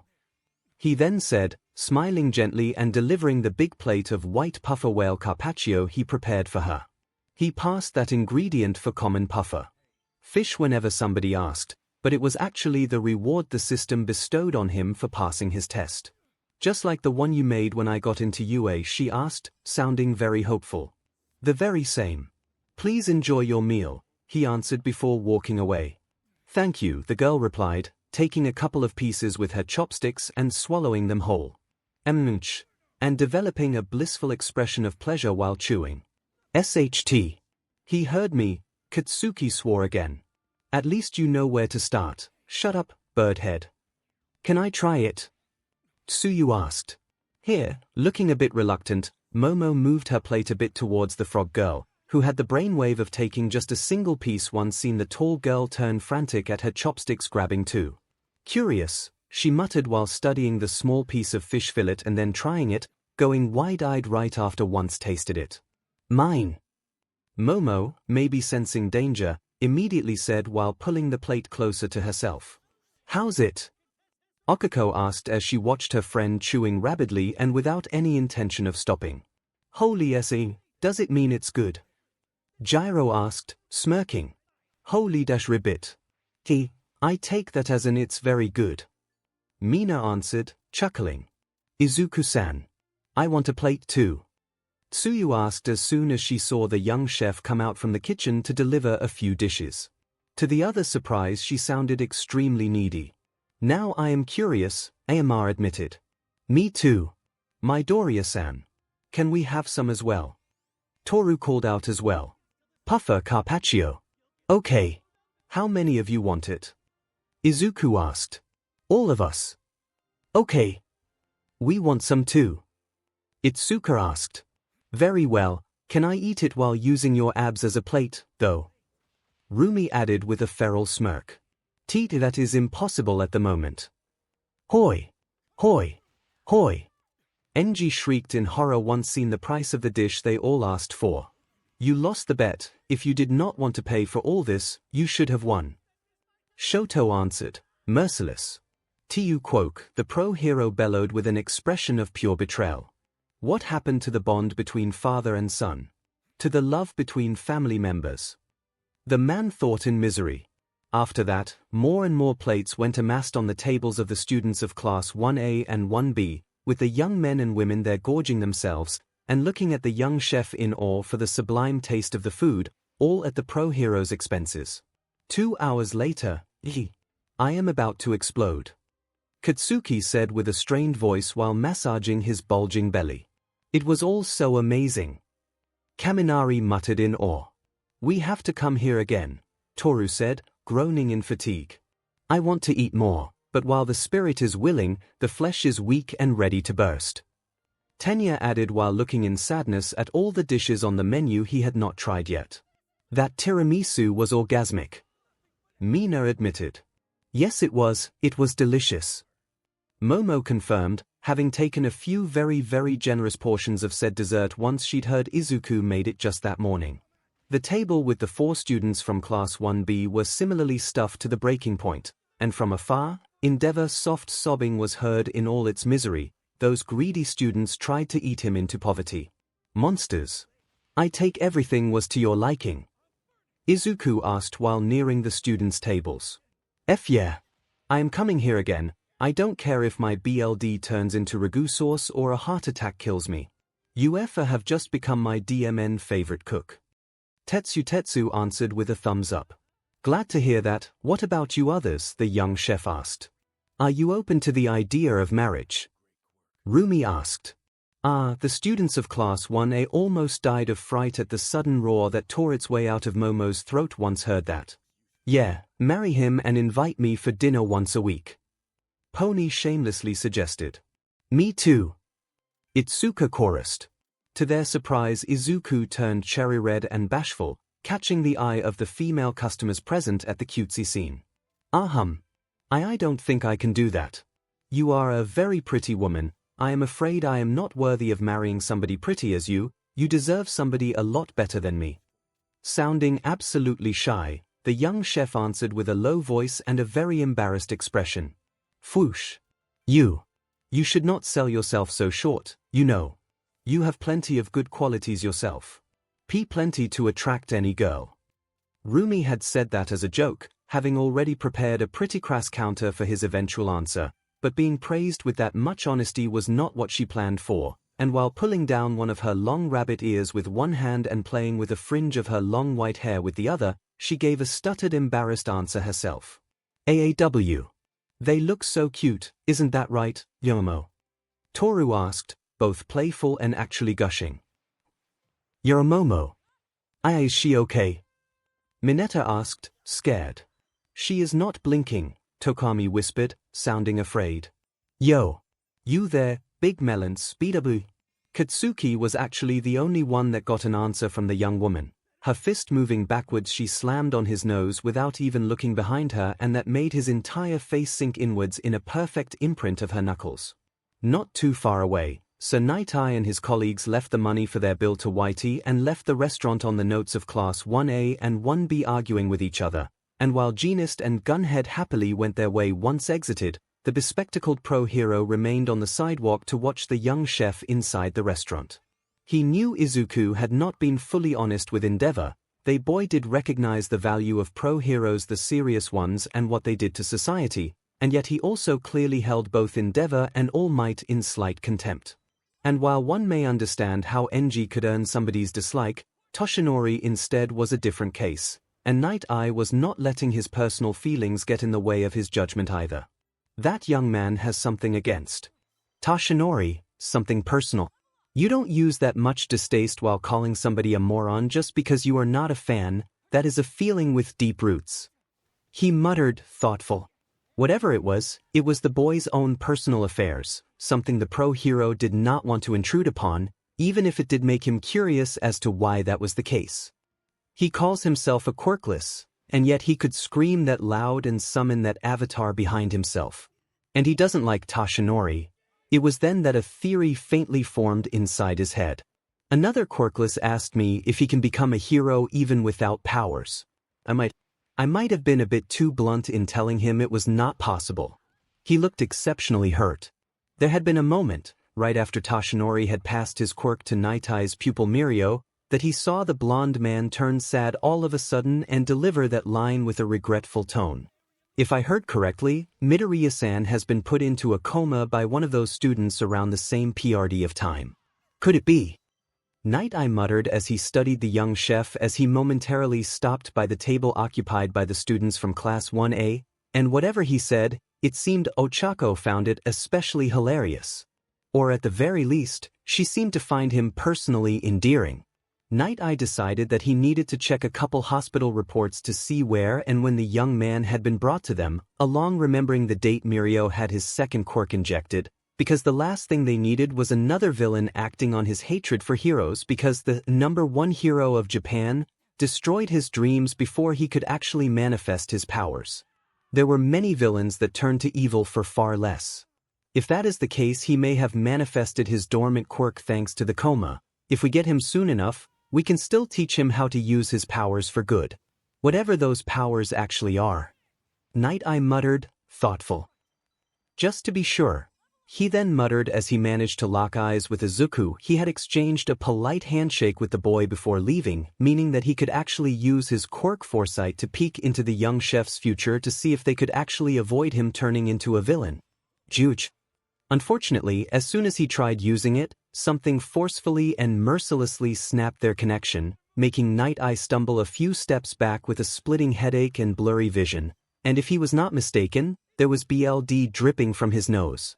Whatever it was, Night Eye was almost sure it was not Izuku himself that repelled his quirk so brutally, but a third party. That theory was helped by the chef showing surprise at first and then annoyance as he glared at him briefly before returning to work. What was that? He muttered with a low whisper. A warning. You are trying to see into things beyond your understanding, kiddo. Next time your pretty eyes will be forfeit. That chef is beyond your or everybody else's reach. What is protecting him is not something you guys can trifle with. To the pro-hero's surprise, the answer came from the lazy dog sleeping next to the entrance. His voice was magnetically warm and deep, absolutely unfitting for a dog. What do you mean? Is this Lord Dog your teacher? Then just walk away and forget what you saw or heard. This is just a normal restaurant, nothing more. I said scram. Blackie muttered with a tone of finality, and as dog and man locked eyes, a deep sense of primal terror washed over Night Eye for a brief instant, before the dog returned to sleep. This doesn't make any sense.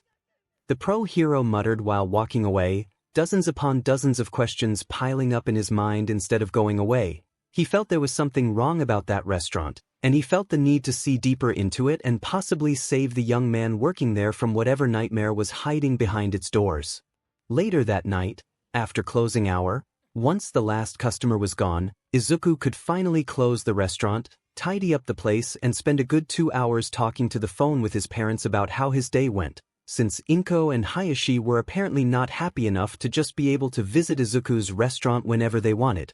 Not that Izuku minded, he loved his parents too much to refuse their visits or calls.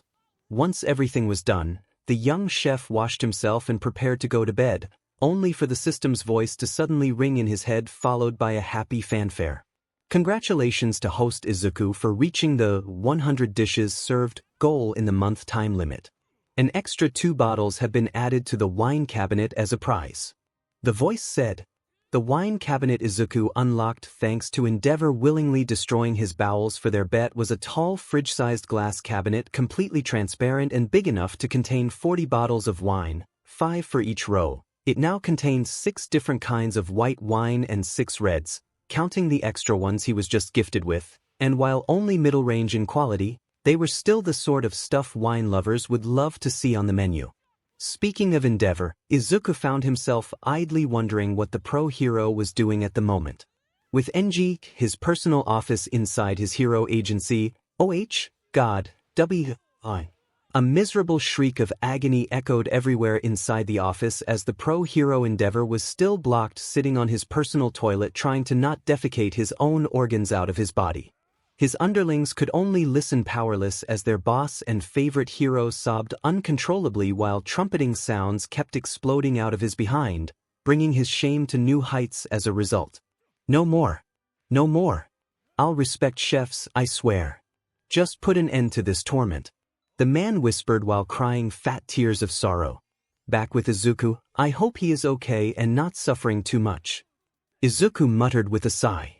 All things considered, he loved his restaurant, even if he kind of missed the more exotic ingredients of the gourmet world, that while difficult, were always a pleasure to cook. About that, dear host, as soon as that thought crossed his mind, the system talked again. And here I jinxed myself. Host Izuku, as the aspiring god of cooking of the hero world, you must not be idle, but venture outside to hunt for ingredients. Be brave and work hard, young man. The system declared. Hunt down ingredients. Okay, I guess. Where am I supposed to go? The sea. The mountains. Izuku asked. The system will teleport you into another world, where you will have 24 hours to collect enough ingredients to fulfill your quota. Find the special ingredient to unlock an extra, special reward. Another world. A simple human world like this one offers not the right ingredients to nurture a future god of cooking. As such, the special rules have been implemented.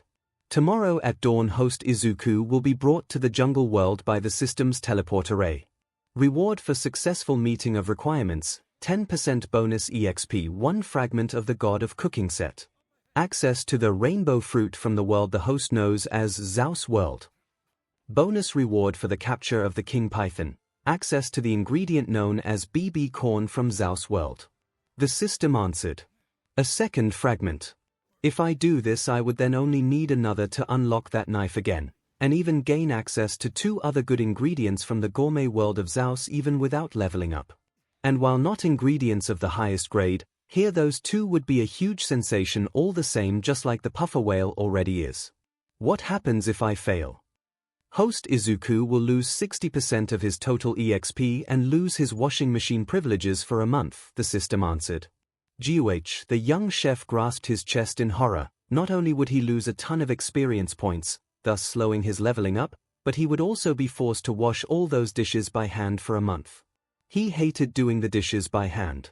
I accept the terms. Izuku answered with blazing eyes. Due to his cooking teacher's methods for punishing his students, washing the dishes had become one of the young man's worst nightmares, making him ready to do everything to avoid such a fate.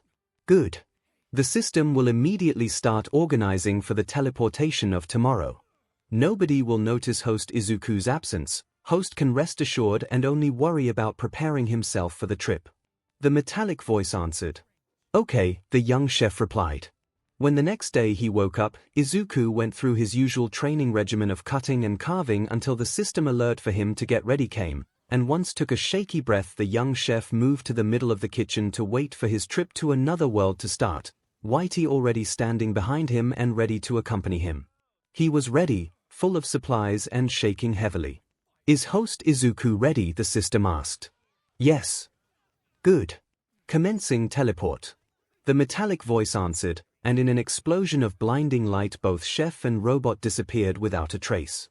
Whoom. As soon as the rain of starlight faded away, the young man found himself in the middle of a luscious forest of giant trees as big as skyscrapers and very tall grass. All around him the chirping, growling, howling and cawing of numerous faraway animals. I can do this. It's not different from any trip I made to the gourmet world as Zeus. I did it once, I can do it again.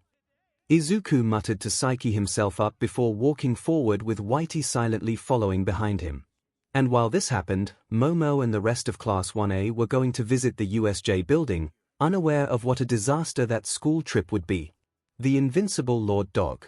UA University, parking lot. Katsuki wore a thoughtful expression while he waited for the rest of the class to board their bus for whatever little expedition their teachers saw fit to tell them nothing about, and even if it was for safety's sake, the young man found the entire thing stupid, to say the least.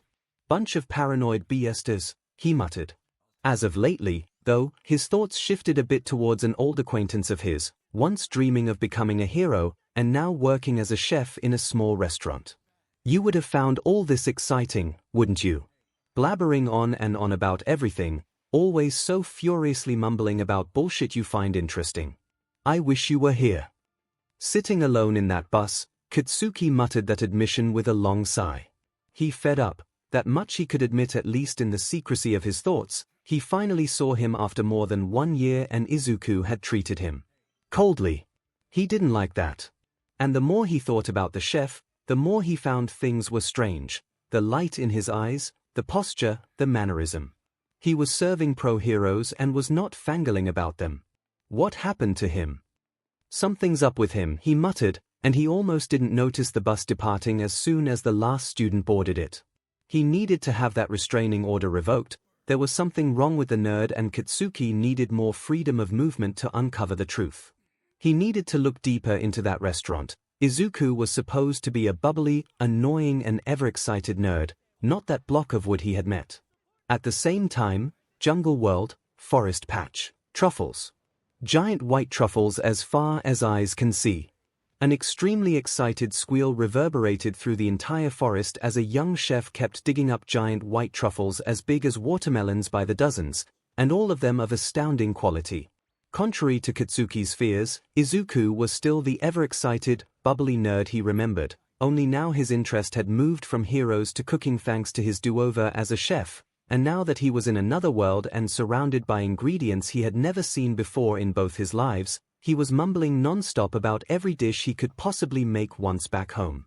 One of the aspects that assured Izuku he was in another world was that the trees forming the forest were absolutely immense in size, and it was not just a hyperbole. Every single one of them could easily be hollowed out and turned into apartment complexes. The bright blue leaves most of them supported also helped. Bang!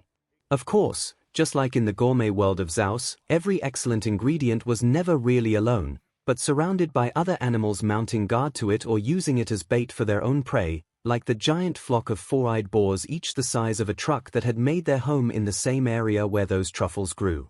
Luckily Whitey was more than eager to smash its big metal fists on the thing's heads to knock them out so to leave Izuku free to collect truffles at his leisure in total safety. A male and a female are kept alive, while everyone else will be properly prepared and stored. Remember? Izuku asked the robot. Understood. Whitey answered, leaving 2 adult exemplars alive while giving the finishing blow to the other adults, the young ones instead were permitted to escape. With this, I have collected enough ingredients to cover the 1-star and 2-star level, plus extras to have some reserves that will last me until the breeding program back home is stable, the young chef said, sighing, while moving to clean the dead boars, removing the skin, separating the meat in its various cuts, and so on. The system's mission was fairly straightforward: collect ingredients in great quantities, animals and plants, on a list separated in levels from 1 to 5, each level representing how difficult it was supposed to be for Izuku to collect them. And if they were animals, whenever possible he was also supposed to capture a male and female alive that will be put in the breeding area of his restaurant's storage room he will be free to visit whenever he wants once returned from this particular trip into the jungle. 20 different 1-star ingredients, 20 different 2-stars ingredients, 10 different 3-stars ingredients, 10 different 4-stars ingredients, 5 different 5-stars ingredients. Luckily plants and animals were not counted separately. Izuku feared how long it would have taken him otherwise, but with how hyped he felt, he was not exactly as worried as he felt he was supposed to be. Okay. All of a sudden a loud storm of angry howls echoed all around Izuku, and the source was a crowd of furious monkey-like beings with bright yellow fur and goat horns on their heads appearing from their hiding spot on the tree's foliage. They all glared downwards at the chef with their purple eyes narrowed into slits while showing their drooling maws in a threatening manner. Each fang of theirs was dagger-long and very sharp. That should be. Izuku, unfazed, muttered while perusing the small booklet the system gave him and detailing the ingredients he could ideally find in that world, all neatly separated by level and deliciousness. RHA. Rare monkeys. A 3-stars ingredient with tough but delicious meat. That means they will be a good ingredient for stewing, steaming, and much more. And the higher level is all just because they always attack in big packs. Izuku said, amazed, while opening a small box he took from a pocket to recover a thin and long needle. Crack. Knocking. The favorite hunting method of the people from Xiao's world. Good for capturing ingredients non-lethally by striking the nerves or pressure points that controlled the movement of living creatures with the use of specialized techniques or the use of biodegradable needles fired from various implements, known as knocking guns. If that any beast could be transported alive at the hunter's leisure, however, the location of these nerves was different in every species, so a great amount of knowledge and experience was required to use knocking techniques or knocking guns effectively. As a possessor already of a knocking patent, Izuku had more than an inkling about how to use it on himself or other beings for an insane variety of offensive, defensive, support and healing effects, like he just did by STMLTNG the pressure points of both his own arms, and especially his fists, to make them grow exponentially in size until both arms turn giant and full of enormous bulging muscles. Let's capture them all, he yelled in glee. Understood. Whitey answered, eyes flashing red. The monkey's eyes too turned BLD shot red out of rage, angry at the small furless thing not finding them scary at all. Yes, they were small compared to the boars, but they were many. And their heads were harder than rock while their claws and fangs were super sharp. Was it so hard to get some fear from their prey? They were monkeys with ambitions. Not some food. Oh, okay. With a very battle cry-like roar, the pack leader initiated the assault himself, by showing that their ornate twisty horns weren't there just for show as the male used its strong legs to shoot forward like a bullet to headbutt the new prey to death. Bang! Bang! Bang! Bang! Each of the dozens of monkeys around the leader as well jumped forward at high speed, soon covering the area in deep craters as the big monkey bullets rained from the sky from every direction one after another. Feisty. I like it. Izuku declared happily, having dodged the first salvo with a forward burst of speed that brought him right in the middle of the monkey group. Body pestle, giving him the needed opening to nail the second in command of the pack with a bone-shattering right hook that cracked heavily the monkey's skull and sent it flying. Body, from Buddhist terminology, enlightenment. So, pestle of enlightenment punch. Okay. The outrageous act apparently launched the pack leader, and every other monkey, in a BLD-thirsty frenzy that resulted in all of them attacking both chef and robot at the same time. All 45 of them. Izuku couldn't help but shriek as the horde rained on him. 1 hour later, USJ building, earthquake emergency area, with Katsuki, Change of plans, I am happy the nerd is not here, the young man mentally hissed as he fought against a guy with patched leathery skin tossing blue fire at him. Come on, hero. I want to see how good you are. The villain mocked him relentlessly from his hiding spot. The so-called school trip had gone to SHT as soon as they just entered the DMN place. The boss of the building, Pro Hero 13, was just giving her opening speech when a portal opened and several villains walked out, all swaggering and stuff. We are the League of Villains. One of them, a guy with a body apparently made of blackish smoke, had declared once finished his speech about the entire class of AU Plus teachers being perfect as a first act for their BRH, and while Aizawa and 13 had been left behind to fight the monster the villains brought along, every other student had been neatly divided in groups and teleported by that Kurogiri into different sections of the building where various other villains guided by one of the guys that arrived with the portal were already waiting for them. He and a couple others were facing the villain they called Darby, and the young man's fire was strong enough to repel Katsuki's explosions long enough for him to dodge them. This in turn left enough of an opening to the other villains to try blindsiding him right after. Run a bit more. I can see you can do better than this, kids. Darby would also mock them relentlessly from the sidelines at every given opportunity, another thing that angered the students facing him quite a lot. With Momo, fire disaster area, can you see her? Momo asked with a faint voice. Not at all, Okako answered. The two girls, along with Gyro and Hantashiro, were at the moment trapped in the fire-themed area and put against a blonde girl called Himiko that seemed able to melt into the few shadows in the room to disappear. Can you tell where she is hiding? Hanta asked Gyro. Too much fire and other sound effects, I can't hear that psycho. But I can easily tell you where the other BSTRDs are. The girl answered. They all were covered in shallow cuts as Himiko took clear pleasure in seeing them bleed, thus wishing to prolong the fun as much as she could. It's still something, the young man answered. How much tape can you still make? Momo asked. Not much, and not enough to trap all of them. This fire is making me dry up faster than normal, soon I won't be able to use my quirk anymore. He answered. I am running low on body fat too, I will be forced to stick to small creations for now. Momo admitted. Then we'll need to first leave and regroup with the others. Okako suggested, and got nods of approval from her friends. He. Why leave so soon? We are having so much fun. Himiko's disembodied voice came from their side as the girls swiftly jumped out of their blind side to slash at them with a wicked-looking combat knife. Gyro! Momo yelled while pushing the girl away and watching the blade open a deep cut on her shoulder as a result. Momo, the other yelled with wide eyes. He. See, it's so fun. Himiko, giggling deranged again, declared before melting into the shadows once more to disappear. Here. This should hold for now.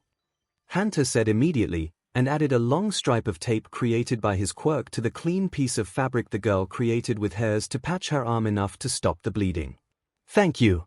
We need to hurry and regroup with the others before that girl kills us a piece at a time, Momo answered with a grateful tone and elbred breath. She and everybody else though were unaware that something was keeping tabs on what was happening, and that close call between Momo and Himiko raised several serious red flags for the entity watching. Crisis detected. Likelihood that the girl's death will hinder the host's ascension to God of Cooking, 67%. Preparing countermeasures. As soon as the system determined the state of emergency, the plump dog sleeping in front of the closed Green Cloud restaurant opened its sleepy eyes and frowned immediately. So a weakling is putting this Lord Dog source of spicy beef noodles at risk. Certain sins deserve divine punishment. Woof. The dog declared with a magnetic, baritone voice full of merciless annoyance. With Izuku, Jungle World, Night, the young chef was at the moment bent over a stone basin having an improvised cooking showdown with the so-called chef of a semi-primitive tribe of lizardmen he had met while ingredient hunting. It was either accepting the challenge or be eaten alive, not much of a choice on the matter. The system had told him that due to different time flow, the 10 or so hours he had spent in that jungle world roughly translated into a single hour in his original world, thus explaining why the entity told him to not worry about people noticing his absence. If things went properly, he would actually be able to open his restaurant in time for the lunch rush hour. If those lizard men actually stopped bothering him.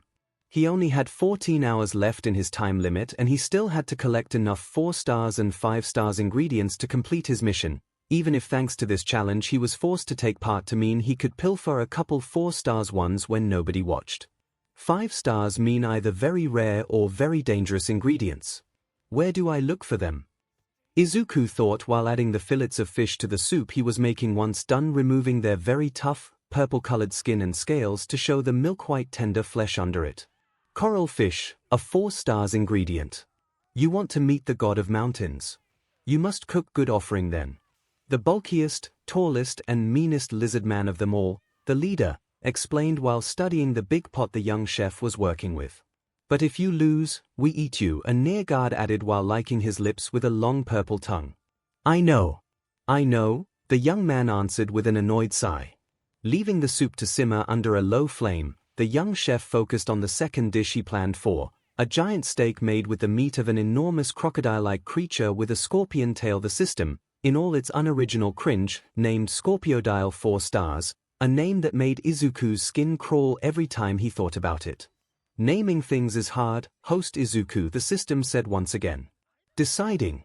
The ingredient was good enough by itself to not require much extra work to make it tasty. He just worked the tender meat hidden under the bulletproof skin of the thing into a mouth-watering medium-rare steak, releasing thin strands of oily juices whenever he moved it on the flat and thin rock he was cooking it on.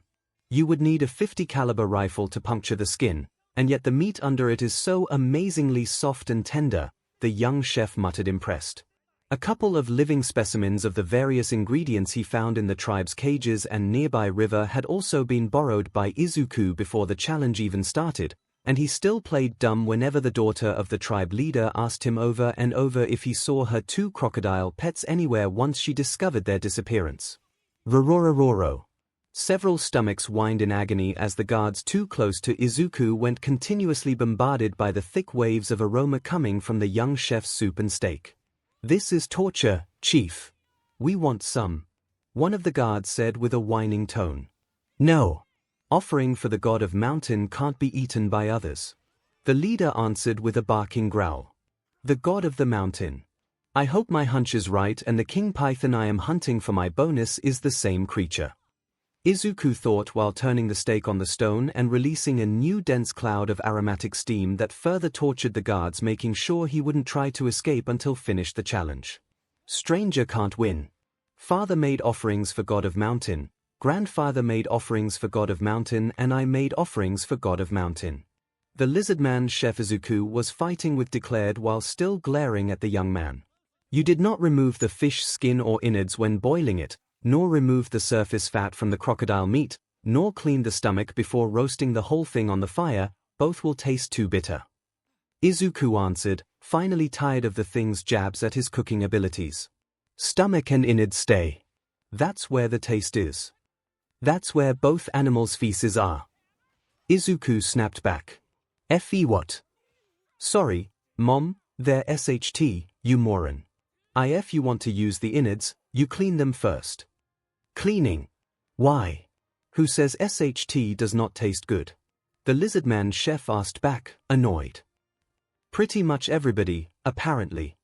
Izuku hissed back in answer while pointing at the tribe leader and everybody else's faces turning even greener than what they already were. Chief. I don't know if you use that to cook. Please do not use it anymore. The tall lizard man half begged while gagging. I knew the food tasted strange when he made it.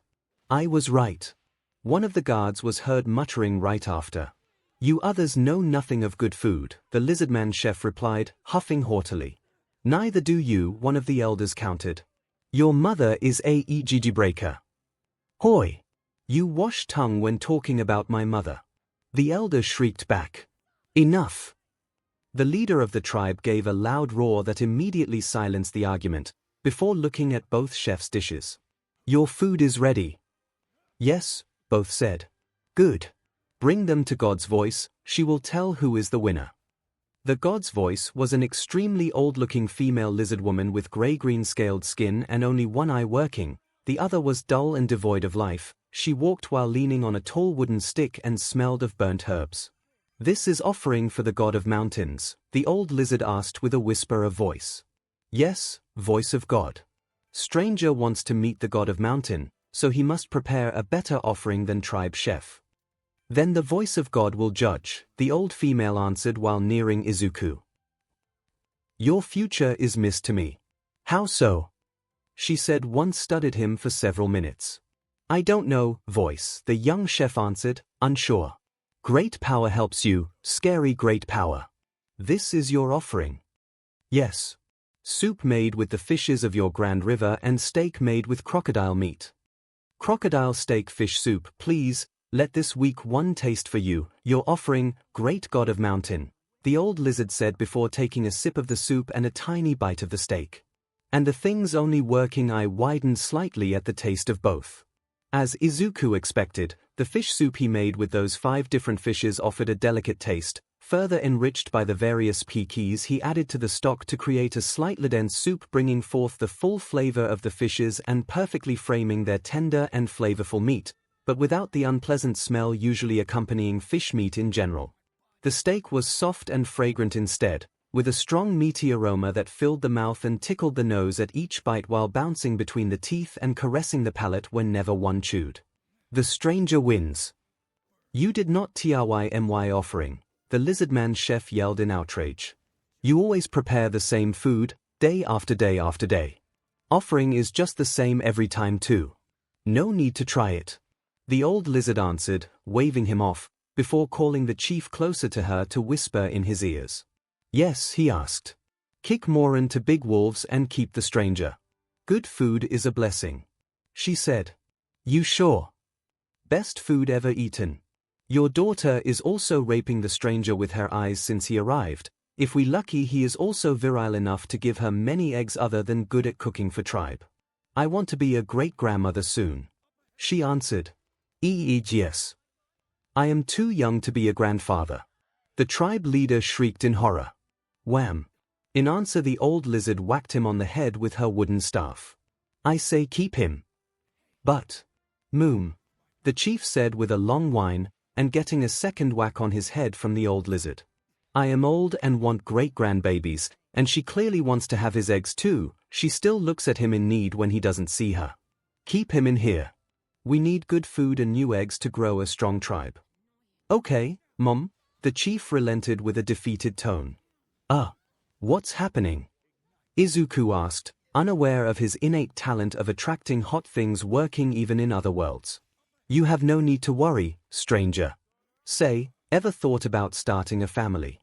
"Big family," the old lizard woman answered while she, the chief and his daughter, Izuku and the tribe chef and the other lizard men walked into an ordinary procession towards a big gate made of bones residing in the back of the small village right on the edge of a tall cliff. "A couple of times," Izuku answered, unnerved by the strange question and relaxing only when he saw Whitey walk right behind him to shield him from the strange looks the chief's daughter kept leveling at him from time to time. She was pretty in a certain way, and the fact that she dressed in just a tiny loincloth and striped BR showed off the very generous curves Mother Nature bestowed on her, especially the chest with both mounds of her BST being slightly bigger than her head, and her very tall and well-trained physique too was objectively nice. But she just could not capture Izuku's interest, and for some reason he missed. He kept comparing that lizard woman to Momo and found her lacking every time when compared to the young hero student. Finally the long procession reached the bone gate. Next to that the river protecting the back of the settlement was noisily throwing itself down the cliff into a giant waterfall saturating the air in a thin mist of water particles and filling the small lake of the valley below.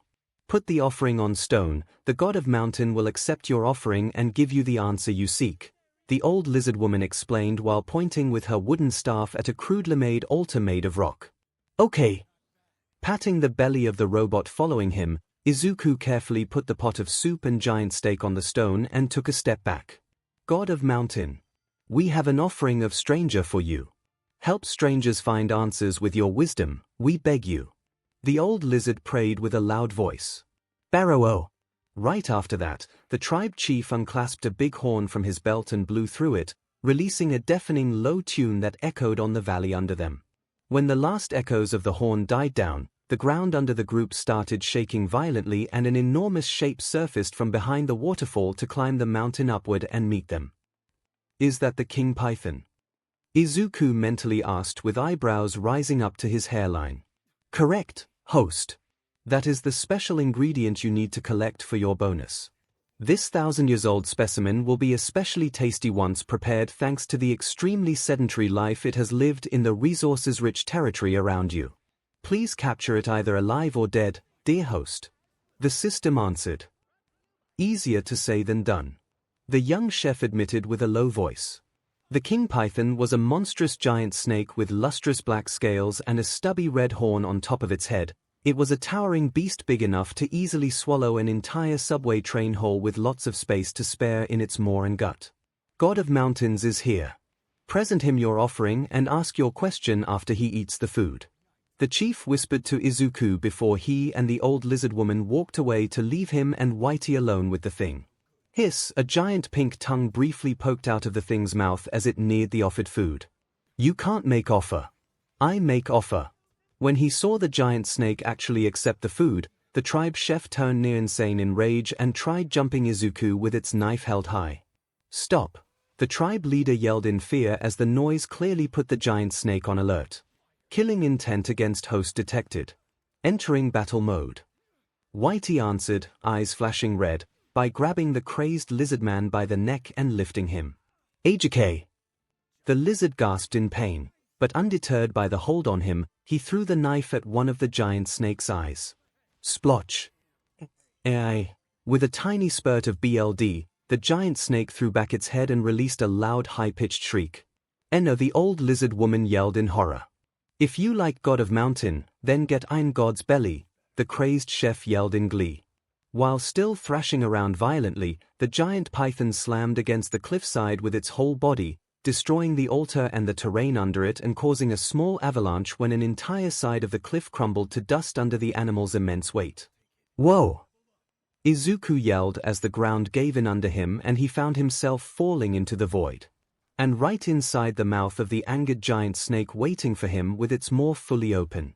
Chomp!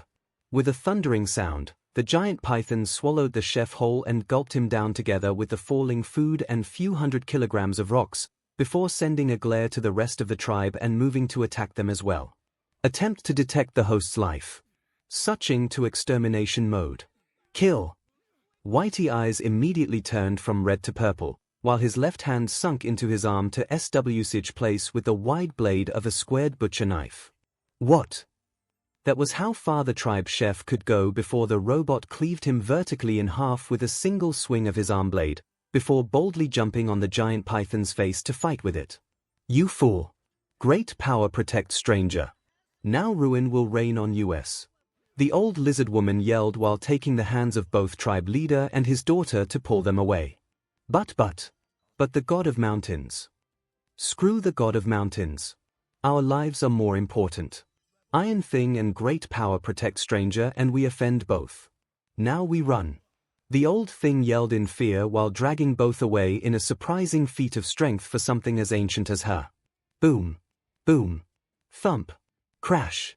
As they ran, the three could hear the battle between Whitey and the giant snake demolish the gate and the few foolish guards that tried intervening. Unfortunately, only the chubby robot seemed able to go toe-to-toe with the creature while everything and everybody else just went pulverized by the python's massive tail and body. Host must be protected. Kill. Whitey would roar from time to time while either smashing his big fist on the python's head or hacking away pieces of its body with the arm blade, soon turning the giant snake head into a mess of broken scales and flesh-dripping BLD in astounding quantity. Badu!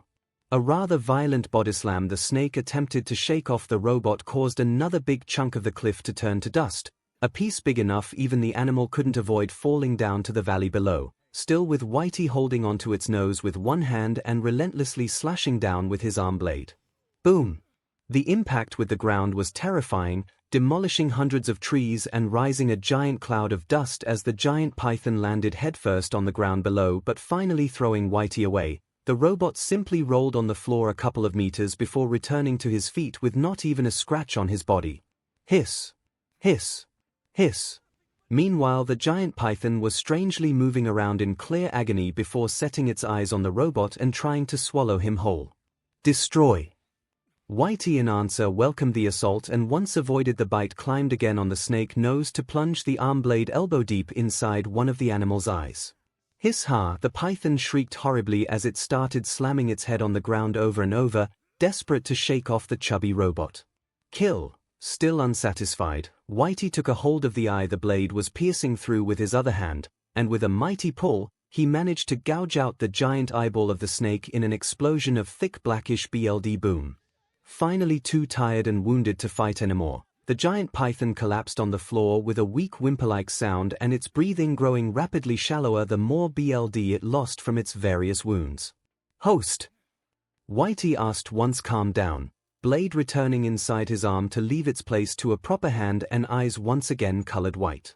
The insane amount of blood covering the robot had also rapidly evaporated thanks to the system, leaving it perfectly clean.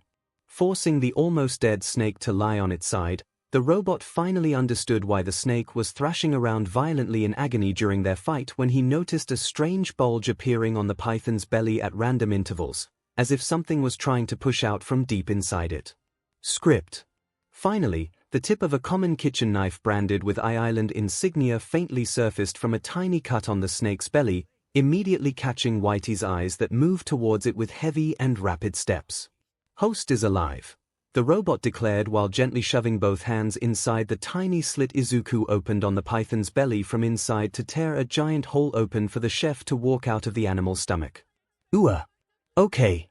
The first sortie could have gone better, he admitted while grimacing at the smelly gastric acids and drool covering him. Congratulations to the host for capturing the special ingredient for your mission, the system declared with a happy chime while cleaning off the muck from Izuku's body and clothes. Lavender. Nice. The young chef said once, giving a whiff to his now clean clothes and skin.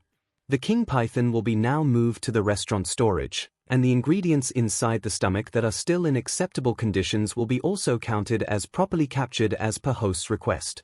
The system said, making the giant snake fade away and disappear without a trace, gouged out eye too. Good to know the ones I put aside while in there are still valid for capture. That means I only need 2 5 stars and 1 4 stars ingredient left to find to complete my mission. Izuku said with a sigh of relief. As the entity said, the snake was used to easily gorge itself with everything it came across, and that meant a wide collection of good ingredients was waiting for the young chef as soon as he arrived inside the python's stomach.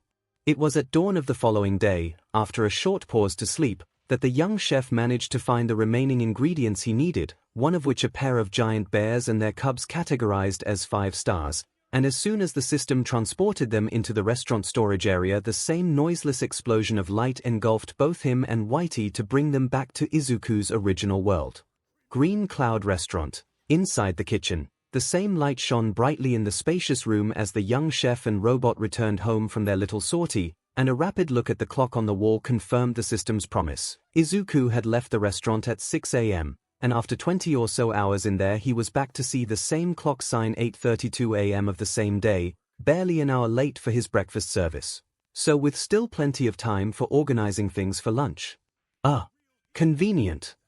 Izuku admitted with a low voice while cracking his back and yawning a little. Luckily gourmet cells also meant his body possessed superhuman adaptability, meaning that for him having slept barely 4 hours was still enough to recover fully. He was just as well rested as a normal guy sleeping for 8 hours. Thank you for all the help, Whitey. You have been a lifesaver. Once given a friendly pat to the amazingly soft belly of the robot, the young chef moved the sign on the door to open, unlocked it, opened the drapes obscuring the restaurant main room completely so to bask in the early morning light, and watched Blackie walking towards the door with cat-like steps once exited from a pitch-black portal and then lie down next to the entrance to sleep, like usual. Blackie, he asked. Yawm, the dog grunted as an answer. You okay? Something happened. Izuku said, knowing well the dog pretty much never left his place next to the restaurant entrance except to sleep inside at night, as far as he knew. Don't worry about it.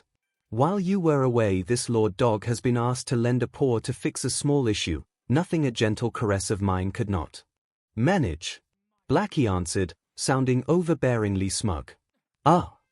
A small emergency arose where one of host friends needed support. Since host was occupied elsewhere, the system simply assured no harm to come to the girl known as Momo by sending Blackie on site. She is now safe and unharmed. The system explained. Momo. What happened? Izuku asked immediately. The system will offer a small debrief to the host while he prepares the breakfast for the approaching customers and initiates the preparations for the lunch dishes. Rest assured no tragedy happened. The entity answered. Oh, okay. But you need to tell me everything. If it will help host calm down, the system will. Thank you. Izuku answered, grateful, before welcoming with his usual gentle smile the small group of customers coming in for breakfast. While he prepared the pastries and croissants and the coffee and cappuccinos for the customers, he was enraptured by what happened in the few hours he left to visit another world. USJ, main hall, earlier that day, things were bad, really bad. Even after finally regrouping in the main hall of the USJ and fighting together. The situation was an utter mess, that much Aizawa could regretfully admit. He was proud of his students because they were holding their own against the crooks that League of Villains had brought along for their merry attack, but whenever one of those that first accompanied the leader of the group joined the fight, things spiraled into disaster. Tell me you have a plan, Eraser. I beg you. 13 begged as she kept battling a guy with a body made of dark smoke. Trust me, if I had one I would have already implemented it.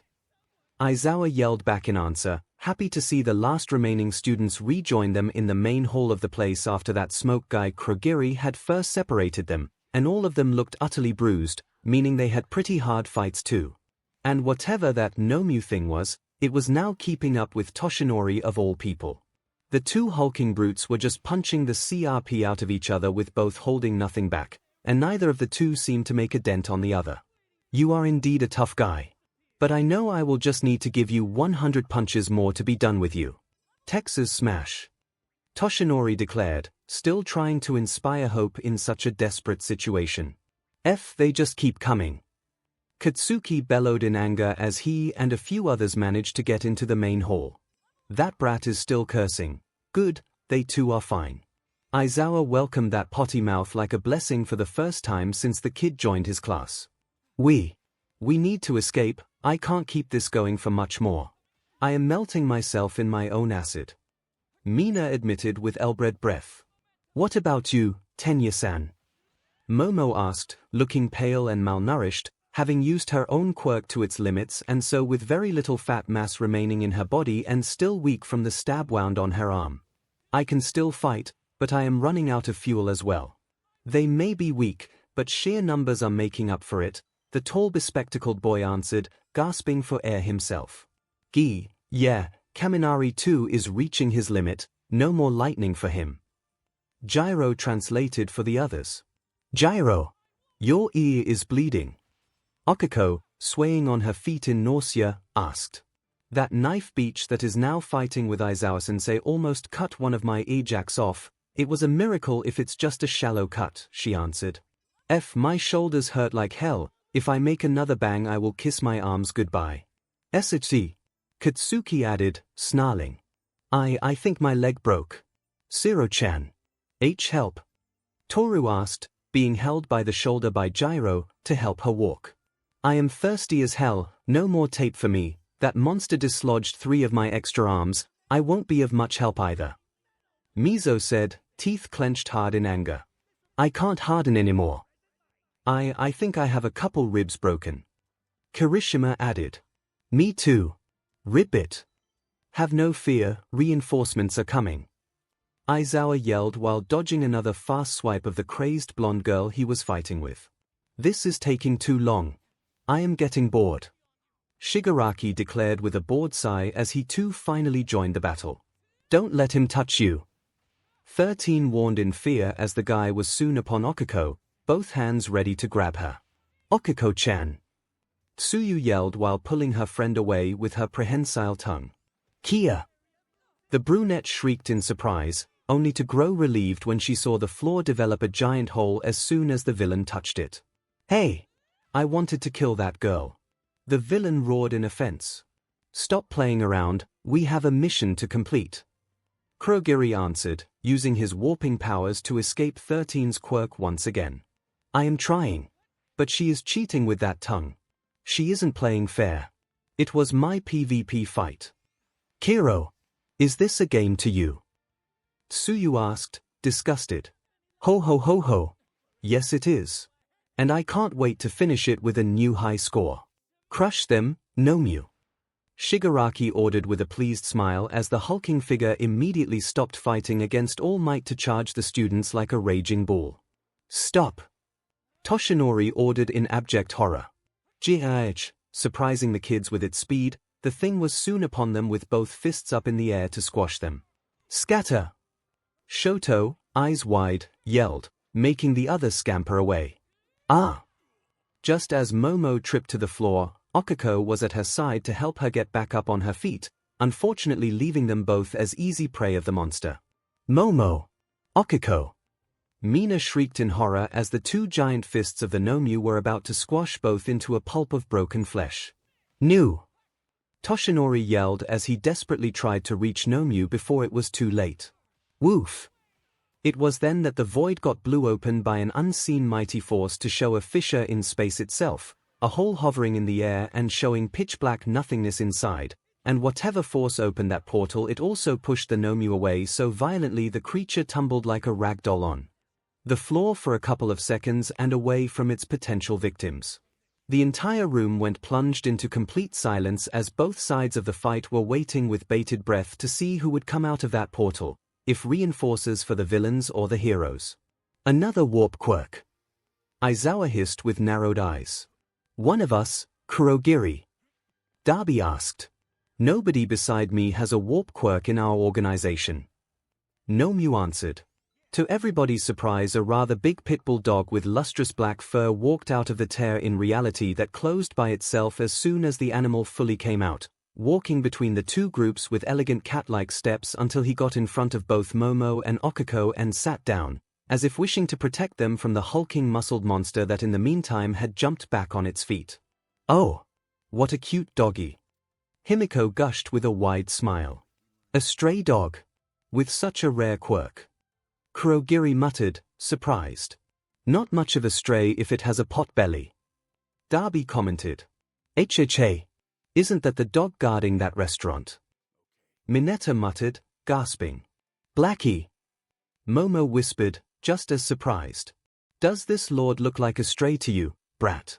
Show some respect, or else this lord's paw will smack you until nothing remains. Blackie answered with his baritone, magnetic voice carrying forth his overbearing attitude. It talks too. Bit of an inflated ego, though. 𝐒𝐻𝐽 answered. Why are you here, Blackie? Momo asked. This is a dangerous place. 𝐒𝐿 added right after. Foolish girl. This lord was enjoying his nap when he was asked to come save your life, and here I am. Last thing I need is for sorrow to affect the young man I swore to protect. Apparently you are precious enough for him. I personally had to make a move. Blackie answered, scoffing. Now. The system had already sent Whitey with Izuku into another world, and it also knew the boy was harboring feelings for Momo, so, since the entity felt that his sorrow at losing her could potentially hinder Izuku's ascension to god of cooking, the mysterious system asked Blackie to intervene and save the girl's life. Problem was that Blackie had only two priorities in life: fighting a good battle and eating Izuku's spicy beef noodles 2 to 3 times a day, so the dog hurried to protect the girl as a way to preserve the high quality of his food, reason why in his hurry to leave he missed who exactly was the girl he was supposed to protect, and since his pride forbid him from asking for clarifications, he just made sure to look and talk to both girls at the same time while delivering his line, sure that at least one of them was the right one, since both were about to die a messy death before he arrived. This lord's noodles are too important. If I have to play babysitter to make sure the kiddo does not lose cooking talent because of sorrow, then so be it. Woof. The black dog thought in determination. Izuku was worried about me, Midoriya-san was worried about me. Both 𝐒𝐿 and Momo thought at the same time. And while 𝐒𝐿 found strange that a boy she just met already felt she was that important to him, she could not help feeling touched all the same, like Momo was, At seeing the tiny help the young chef still sent her way, neither could both girls deny feeling a small prickling in their chest as they heard Lord Dog declare how much Izuku found them precious. This can't be happening. The system had not the ability to facepalm, but at that moment it really wanted to. AAW. So you were sent by a friend of theirs. How sweet. And pathetic. 𝐿𝐵𝐻. Kill that fleabag. The hands-covered leader of the league commented in cruel mockery, before pointing at Blackie and giving his order to the hulking brute. Zhuo, the giant of muscles, immediately ignored all might again to assault the plump dog. You dare call your lord dog a fleabag? Preposterous. Blackie's eyes narrowed dangerously while glaring at Shigaraki. He didn't seem to find threatening the charging 𝐿𝐵𝐻 enough to even just spare it a glance. Snap. Nobody expected it. Everybody in fact looked at Blackie with wide, bulged-out eyes as the dog's mouth merely opened and closed in a blurry of motion to give 𝐿𝐵𝐻 single bite that completely obliterated the entire top half of the 3 meters tall mountain of muscles, leaving behind only a small fraction of the 𝐿𝐵𝐻's torso and its legs to fall to the ground in a rapidly expanding pool of viscous blood munch. Munch. Munch. They all heard the dog loudly chewing his mouthful of 𝐿𝐵𝐻 while the up until now invincible monster lied dead at his paws. Also, none of them could actually explain where all that flesh meat actually went, considering that Blackie was at best a fifth of the 𝐿𝐵𝐻's overall sizes and so not something a mere dog should feasibly be able to eat whole. What the F? Katsuki loudly swore, neatly encapsulating everybody's feeling at the absurd spectacle they just witnessed. Bleer. As expected, it can't even be put on the same plane of existence of this lord's beloved spicy beef noodles. What a waste of meat. Blackie muttered to himself once swallowed the 100 or so kilograms of 𝐿𝐵𝐻 he had just bitten off, and even as a dog his expression clearly showed contempt and disgust. Boom. Splat. Still unsatisfied, the dog added insult to injury and gently patted down with a paw. The collision of the well-manicured thing with what remained of the 𝐿𝐵𝐻 exploded the ground and shook the entire USJ building hard enough many thought the thing would collapse on top of them, and digging a perfectly drawn, very deep and huge imprint of a dog paw covering the entire floor of the main hall. As for what had remained of the 𝐿𝐵𝐻's body, that simply turned into a fine red mist dispersing in the wind as soon as the paw struck. Completely erased from existence. Toshinori. Toshinori felt wronged, or even insulted, somehow. He had just declared that 𝐿𝐵𝐻 a worthy opponent and something he would need 100 punches of his to beat. And a mere dog instead killed it with a single bite and then disintegrated with a playful pat of a paw. Did I offend somebody? Is this bad karma showing up? Why? Was it so necessary to show me up this badly? What did I do wrong?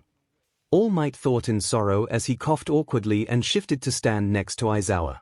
What the F happened, Kurogiri? Shigaraki asked, annoyed. I don't know, the other answered. Hey! Are you a mob boss? What the F are you doing here? The young man asked. First you call this lord dog a fleabag and then a measly mob boss. Are you tired of living? Now Blackie was really annoyed, and the imperious way he talked and lifted his exquisite paw again clearly showed it. WOH. Down. Down. Put down that paw. Slowly. Himiko yelled immediately. I am no mob boss, you weakling. I am your lord dog. A moderator. Showing a bit of knowledge of modern media, Blackie declared haughtily his correct title while giving a lazy pat forward with his paw, and to the other's shock an unseen force slammed with ungodly fury on Shigaraki's body with the force of a world-ending meteor, launching him flying back at insane speed and through the wall behind him, and through other 3 walls behind that still, each and every time leaving behind a perfectly cut hole in the shape of a dog paw. Boom! What was shocking was that whatever sent the villain flying affected him and him only. Not even Kurogiri standing right next to the guy was affected. Shigaraki! Kurogiri yelled in alarm as he hurried at the young man's side as soon as he saw him crash landing and his successive boneless tumbling on the floor until he remained in a very humiliating face-down, but up position. Both Shigaraki's arms and legs were broken in various parts and twisted at odd angles, his body was covered in bruises and deep cuts, the right eye was swollen completely shut while the left one had been gouged out and was still bouncing on the floor at few feet from him. the ribcage had been smashed inward and even the young man's testicles were clearly burst to shreds while every single hair on his entire body had been torn away, just like his clothes, leaving the young villain completely naked. Bald, unconscious and broken. It was a miracle he was still alive, and Kurogiri almost expected Shigaraki to soon develop a deep-rooted fear of dogs as soon as he woke. This should be enough. You can wrap the rest up by yourselves. This Lord Dog has a nap to return to, my beauty sleep shall not be interrupted. Blackie declared while rising again his paw, and once amused himself with the terror he saw in everybody's eyes once they saw him do that, he patted the air in front of him to blast open a new pitch-black tear in reality. I did my part, you stay alive now. He will apparently miss you dearly if you die, and the last thing this lord needs is for his protégé to succumb to sorrow. Farewell. The dog said that to Momo and Okiko at the same time before leaving, still secretly unsure and wondering if he actually helped the right girl or not. Bye, sir. And thank you for the assistance, sir. Tenya, either by good manners or fear, answered with a respectful tone and a deep bow he did not get up from until sure the dog was gone. That's one hell of a dog. Aizawa admitted, finally releasing a sigh of relief once the black tear in space closed by itself and disappeared. One of us? Toshinori asked. To hell if I know. 13 admitted with a helpless shrug. Actually, we kind of know who that dog is, and who he belongs to. Mina admitted. You know his owner. Are they some pro-hero? Toshinori asked once seen the leading group of the League of Villains being forcefully teleported away by Kurogiri once clear they were now at disadvantage. I don't remember one of us fighting alongside a dog. I would recall a dog and hero able to do that. 13 answered. Actually, that dog belongs to a chef. Mina answered, sheepish. Ah. He is Blackie, he is the guard dog of Green Cloud Restaurant, a restaurant owned by a friend of my family. Momo explained. Green Cloud. Wasn't that the restaurant gunhead doesn't stop gushing about? 13 asked. That one. Aizawa answered with a groan, clearly remembering the annoyance at the man's talking non-stop about the place. It was just food, damn it. No need to be so extreme. Night Eye too had talked about that place to him, Mic and Nemurai, only in a more worried tone while mentioning the need to give it a deeper look since he found out how some things did not add up as they should have when he visited that restaurant. Oh. A retired pro sent us some help then? Toshinori asked. Phut nope. A quirkless sent his dog to save your butt. Katsuki answered, tone full of mockery. The dog didn't save my butt. I was doing fine. All Might answered, mighty annoyed. Sure. I was. Toshinori answered, maybe a bit too petulantly for somebody his age. Katsuki-san, don't annoy the #1 hero of Japan, please. Tenya begged with a groan. I was just dash you say ruin. Hello, Izuku. Yes, I am okay. Yes, Blackie did help us. The mood shifted abruptly when Momo's phone rang and she picked up the call immediately. That's the special ringtone of our chef friend, Mina said, chuckling a little. Speak of the devil, Toru added, sighing elated. Ribbit. Well, he did send his dog here to help us. It was a given that once he returned he would call to see if she was all right, Tsuyu answered. I still can't wrap my head around the fact that a dog that strong is happy to work as a simple guard dog for a restaurant, owned by a quirkless of all things. Ayama admitted. Nothing says they can't be friends. Quirk or not. Tenya replied, huffing. I bet the food helps too. Mineta added, shrugging. The dog owner. Aizawa asked. Yes, sensei. Okiko answered. Well, the guy did help us, so I guess we owe him one. What's his name? I think he deserves at least a thank you for sending us some help. Even if I don't understand how he knew we actually needed it. Aizawa asked, in truth feeling an ever-growing need to check on that chef exactly because the guy somehow knew they needed help when ideally nobody was supposed to know they were in the USJ building to begin with. How did he know? Is he a villain trying to butter us up? A spy? An independent threat? In any case, how did he or his superiors know about the attack? The man thought with narrowed eyes. He was starting to understand why Night Eye had some doubts about the place and the mysterious system incorporated behind the restaurant. Not only about the young chef working there, the arrival of that monster dog was just too optimal in terms of timing. The name. Oh. Izuku Midoriya, sensei. He is our same age. Mina answered. Thank you, Ashido. Why does that name sound familiar? Toshinori muttered, unsure, as a strange cold feeling blossomed in the mouth of his damaged stomach. And why did he also fear actually learning the truth behind that name? Meanwhile, Jim, a tall blonde young man, was standing alone in the middle of the ample room while studying the tall human-sized sandbag while gasping for air. His muscled body was completely drenched in sweat with fat drops loudly rapping on the floor under him, and in the empty room each drop was as loud as an explosion. Once again, the tall young man, Mirio, wheezed with his eyes squeezed shut and his teeth clenching hard. Texas, he said as his sweating immediately tripled in volume, but also evaporated as soon as a new sheen formed, making his entire body release long streams of steam for all around him. Smash! The right hook Mirio slammed on the sandbag instantly snapped the thick chains holding the thing up and shot the sandbag against the wall where it exploded in a giant cloud of sand. NGH. Any form of satisfaction though failed to show up as Mirio fell on his knees while clutching his chest, his body dropping the power-up state of the one-for-all quirk he received from Toshinori instantaneously. It hurts. Why does it hurts? My heart. Mirio gasped for breath as he forced himself to stand back up to his feet. Still with troubled breathing, a splitting headache and with blurry eyes, the young man silently dragged his feet while walking back to the changing room for a rapid shower.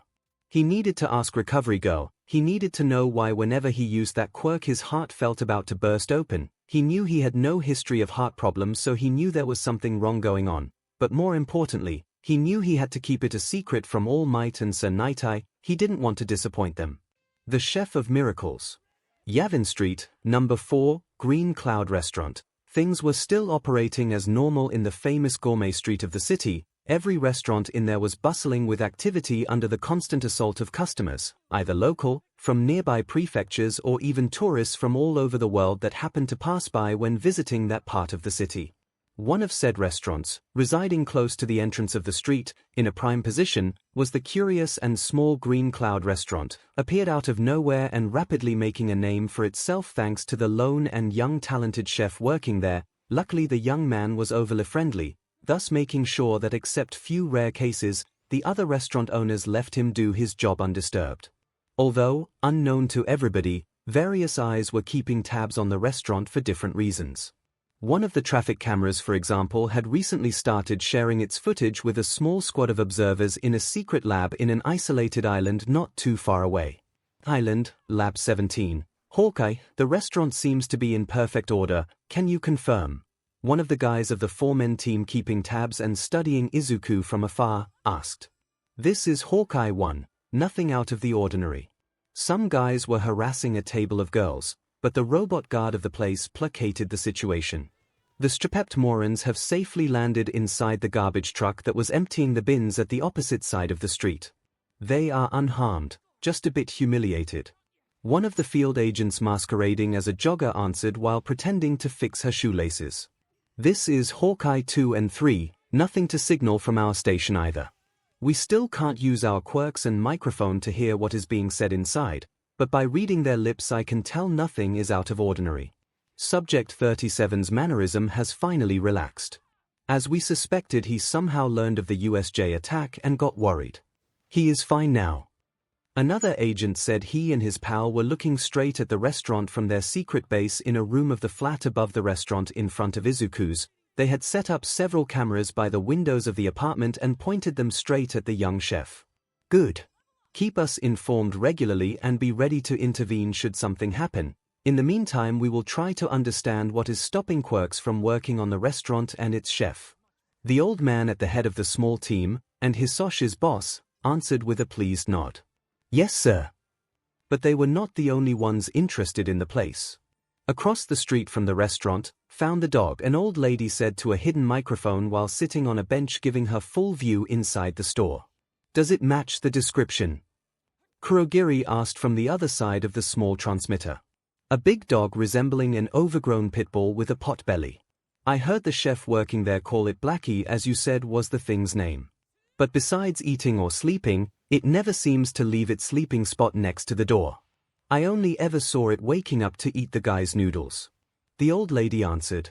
You can hear a pin drop from 200 meters away thanks to your quirk. Are you sure that dog never talked? 𝐒𝐭𝐚𝐲 asked. I am DMN sure. I have not heard anything from it ever since I started spying on it. I have been using my echolocation powers to cover for my lack of eyes my entire life thanks to the detailed picture sound waves draw in my mind. I can even tell apart and recognize the specific heartbeat of my target even if they hide in the middle of a crowd. And that dog has never, ever, uttered a word. It just keeps huffing and woofing like a normal dog does. Are you sure it is the right one? We got a picture of it sleeping in front of that store, and even Shigaraki is sure it is the one that attacked him. 𝐒𝐭𝐚𝐲 answered, remembering with a grimace the shrieks the still bedridden young man released once seen the dog's picture. Boy, was it an awkward meeting he and the others had with their boss, the legendary villain All For One, right after Shigaraki awoke. There were no good ways to explain how a dog completely fed up a simple mission like their raid against the USJ in such a grandiose way. The boss pet project was now a blubbering mess crying about mean moderators. All For One was obviously not amused. Well, I heard the chef was out of the restaurant during our USJ mission, ingredients hunting. I was told, it was written on the door as well, apparently. Everybody was certain he had left the dog behind, and a few actually saw it do the warp thing way after the chef had left, and come back after the guy had returned. The old lady said, has anybody ever heard the dog talk? I tried asking around. Nobody here ever saw that thing do anything besides eating and sleeping. Or growl menacingly at a few troublemakers.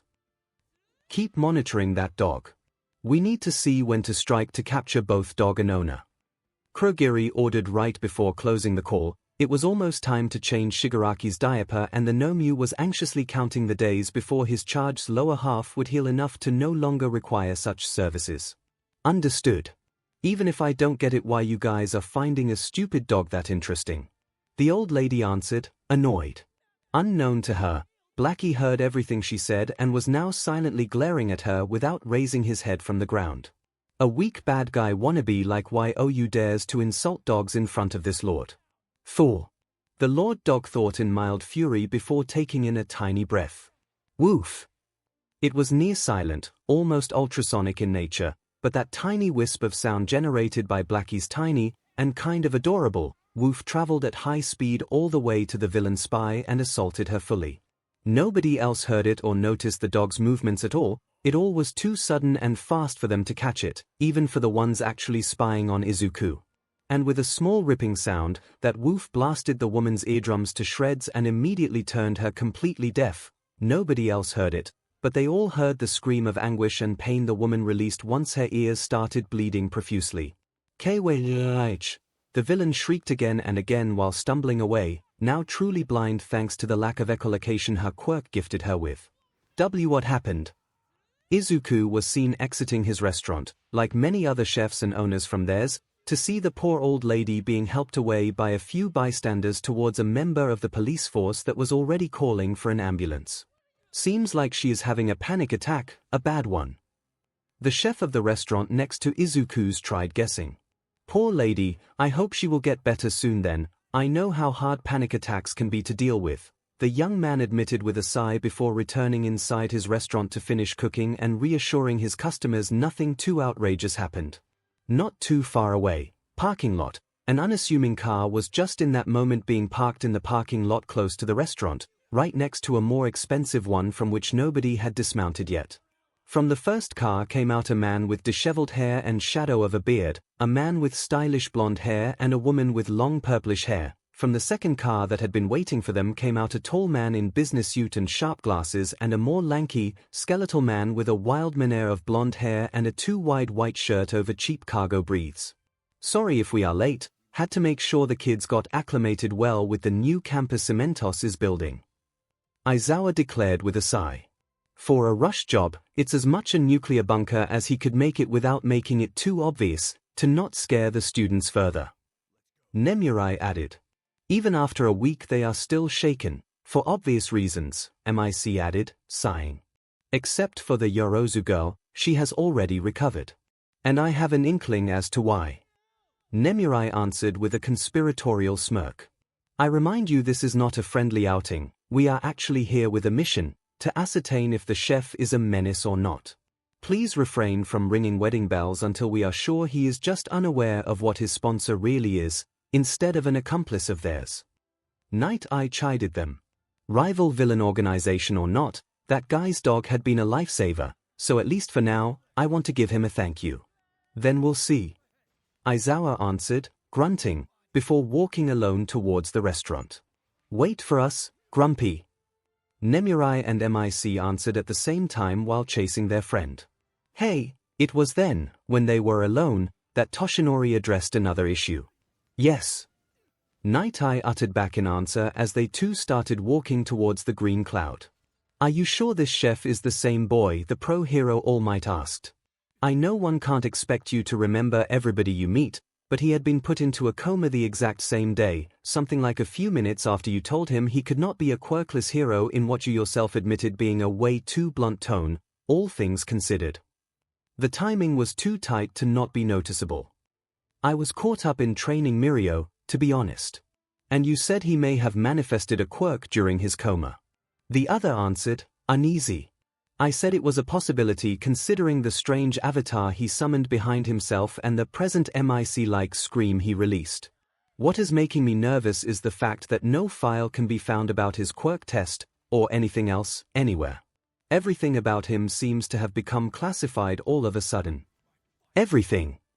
Toshinori asked, confused. Beside his middle school grades, everything after that has been forcefully removed from every registry and put under heavily classified encryption. Nobody I asked seemed able to recover that info, and not only that, but just 1 year after he woke up, a mysterious economic empire nobody heard about before bought an entire restaurant and took the boy in as their only chef. A restaurant where quirks do not seem to work if used on that young man, and even if I didn't try to use my quirk on him outside the restaurant, he hardly leaves it to begin with. Night Eye explained. And he has a bone to pick with me, Toshinori muttered. A personal reason to dislike you, something that a smart enough unscrupulous character can twist to their end and transform into hatred for every hero. All for One is not the only megalomaniac with a deep-rooted hatred for heroes. What I don't understand is why they are using a restaurant as a cover. What are they looking for? And why do they need that boy? Are you sure he doesn't simply possess a sort of quirk immunity? I could tell it was not he himself that snapped my connection with him before my quirk could see his future. My own instinct told me an outside force got in the way. That is why I am worried. The threat that dog blatantly threw at me didn't help either. I saw that dog in action. I can't imagine somebody that prideful and strong just playing guard dog. Toshinori admitted. Then maybe he is doing that and making sure Midoriya-san does not step out of line. Night Eye answered, thoughtful, and looking intensely at Blackie as soon as their small group reached the restaurant door. Good evening, Aizawa said. Why do you speak so formally to the dog? Nemurai asked. Because he has been taught manners and shows respect to this Lord Dog. Now get in, if you have to play spy, at least do it properly and stop being so suspicious. Blackie answered with his deep, magnetic voice dripping sarcasm from every word. How? Night Eye asked. That would be telling, kiddo. Just get in and eat. My protege is rightfully proud of his cooking skills, just pay it the due respect too beside trying to stick your nose in his personal affairs. The dog answered before turning the other way and resuming his sleep. Wow.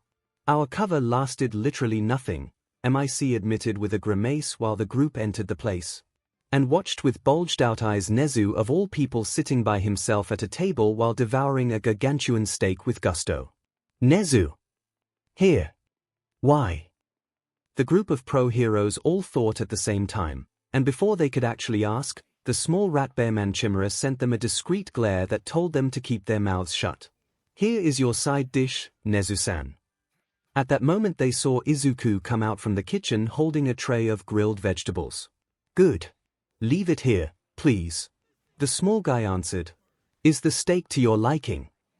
Yep. What did you say it was? Crocodile meat, legally bought from a private crocodile farm down under.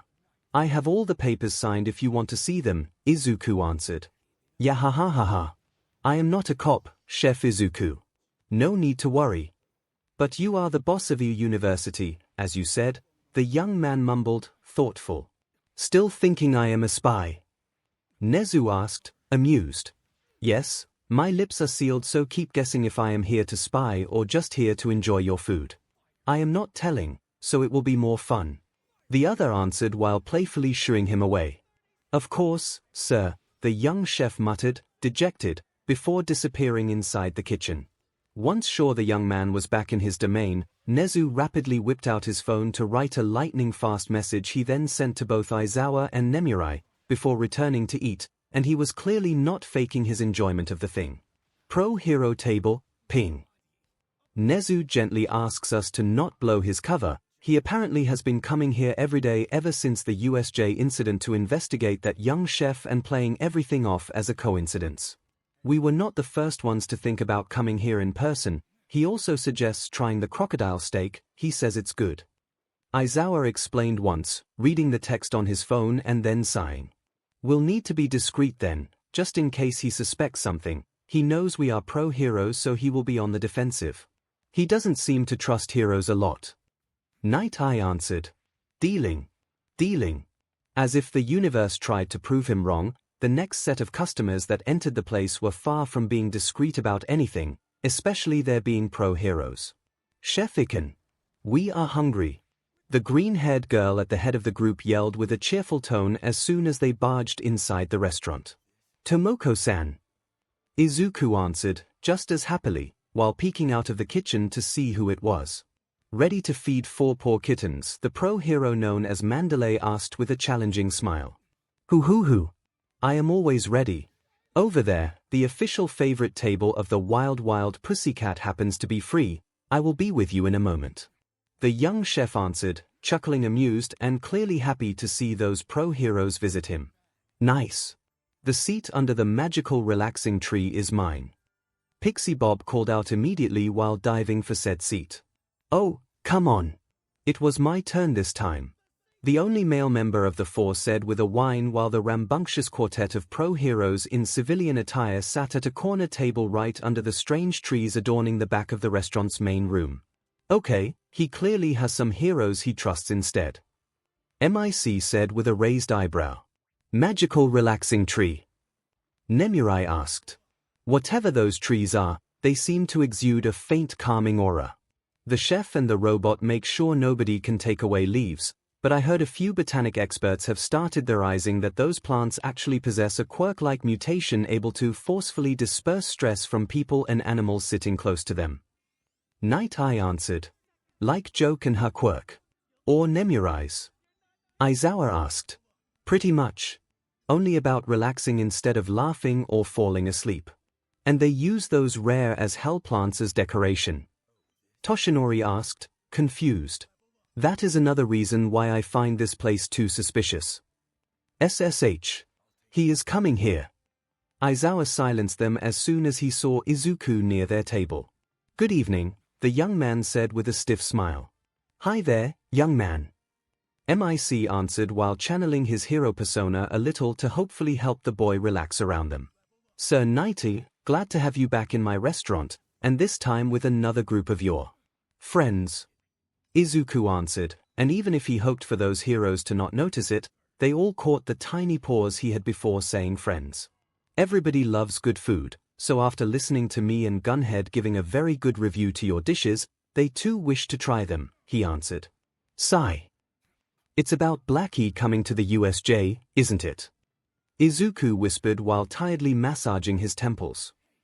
None of the heroes present could think about a proper answer, but the disappointed glare Nezu sent their way did make them flinch heavily. Amateurs. They saw him mouth towards them with the corner of their eyes. Listen, can I at least finish my job for today? You'll be free to arrest me after I am done with the lunch rush hour. I am not going anywhere. But I want to leave on a good note without ruining these people's moment of pause. He asked with a tone of defeat. I got it, I can't be a hero, okay? I have a more humble dream now, can I have that at least? I just want to be a good chef. I get up at dawn, practice, clean and start cooking for the day, that's it. He added. We are not here to arrest you. At least I am not. Aizawa cut him off abruptly before the young man could say something else. Ah. Your dog saved us, especially 2 of my students who owe their lives to you. So, as far as I am concerned, today I am here to thank you, not to throw you in jail. He explained. But you don't trust me.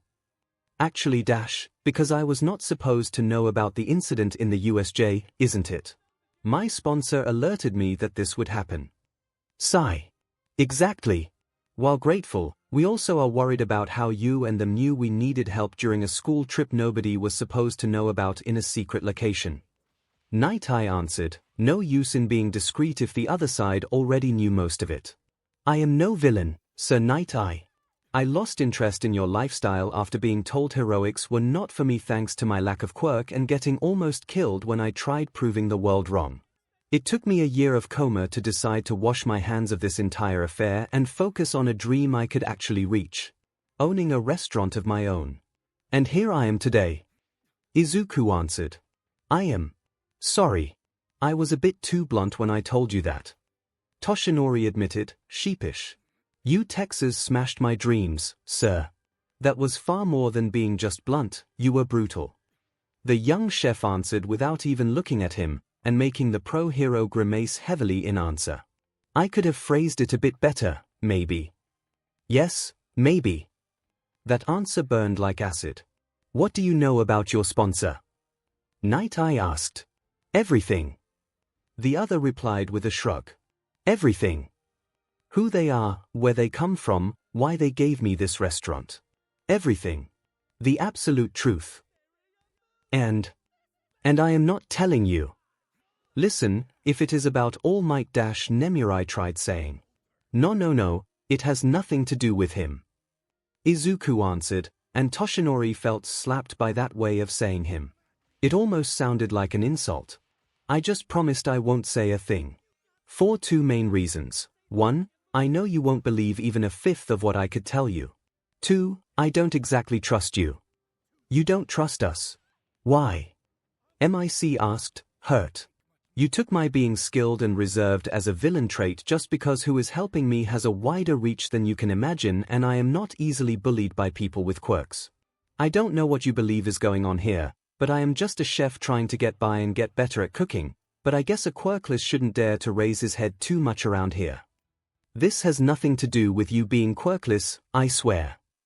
Nemurai answered with a gentle tone while taking his hand in both of hers.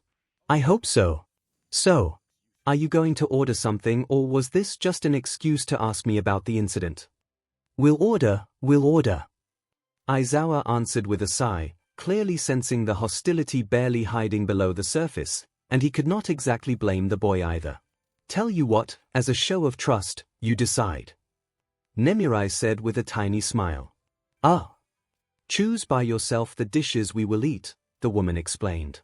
It's okay, I will be back in a couple minutes so you will be able to choose in peace, no need to worry about leaving the fate of your lunch in my hands. Izuku answered with a small smile, and left them alone after a short bow. Well, maybe Nemurai can actually get him to open up a little, I guess. He did not sound as mistrusting with her as he was with us, MIC said. He is a good boy, I can tell.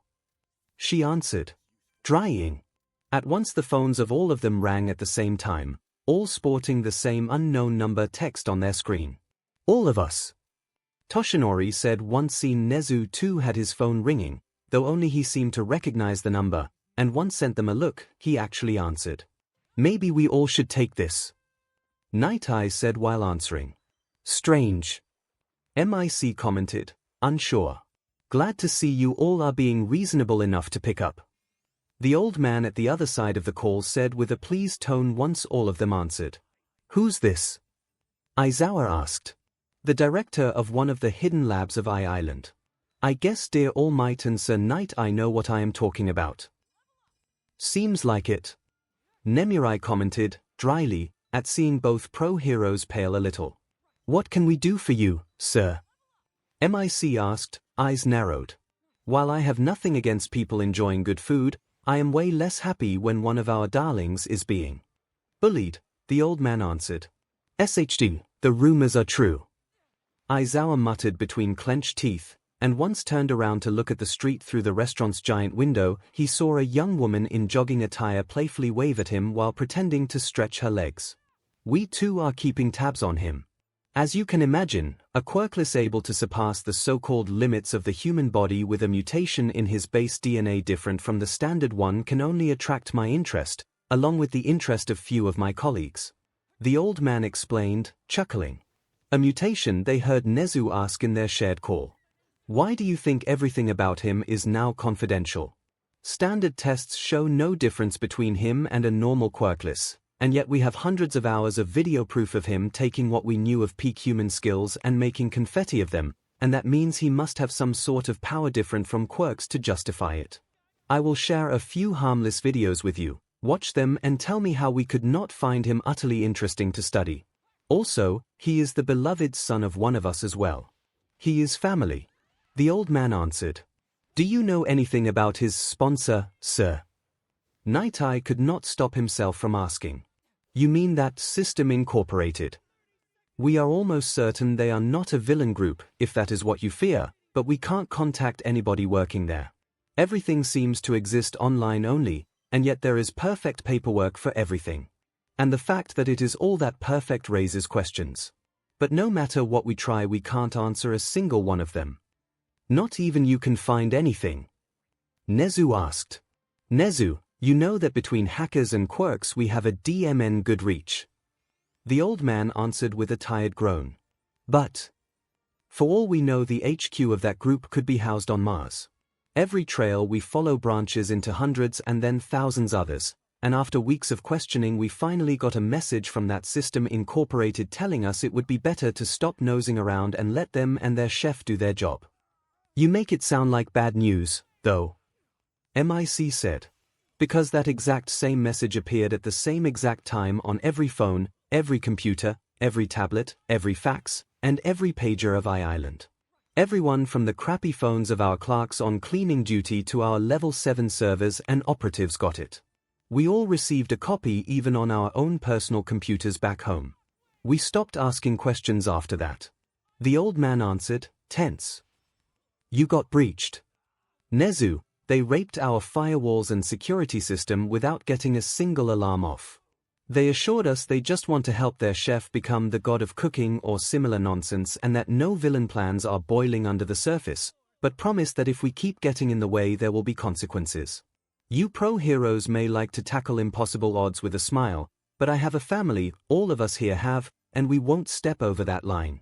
We can freely look from afar and study him if we want, but any threat won't be welcomed, and we won't risk it. Does the boy know? Toshinori asked.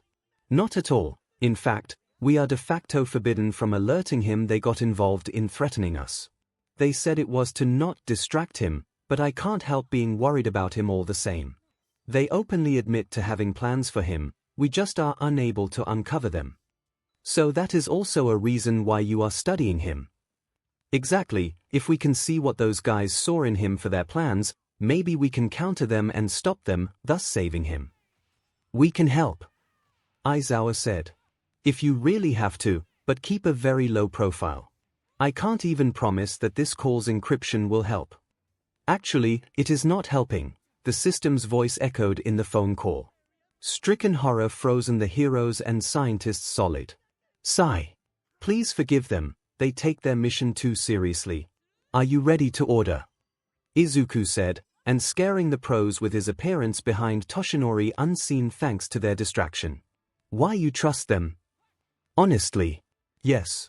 I only have to follow a very strict training regimen for my cooking techniques every morning, then I am free to do as I please with this restaurant. They even give me all the ingredients I ask for, so as far as I am concerned, I don't feel threatened. No strange requests, no questionable customers and nothing illegal.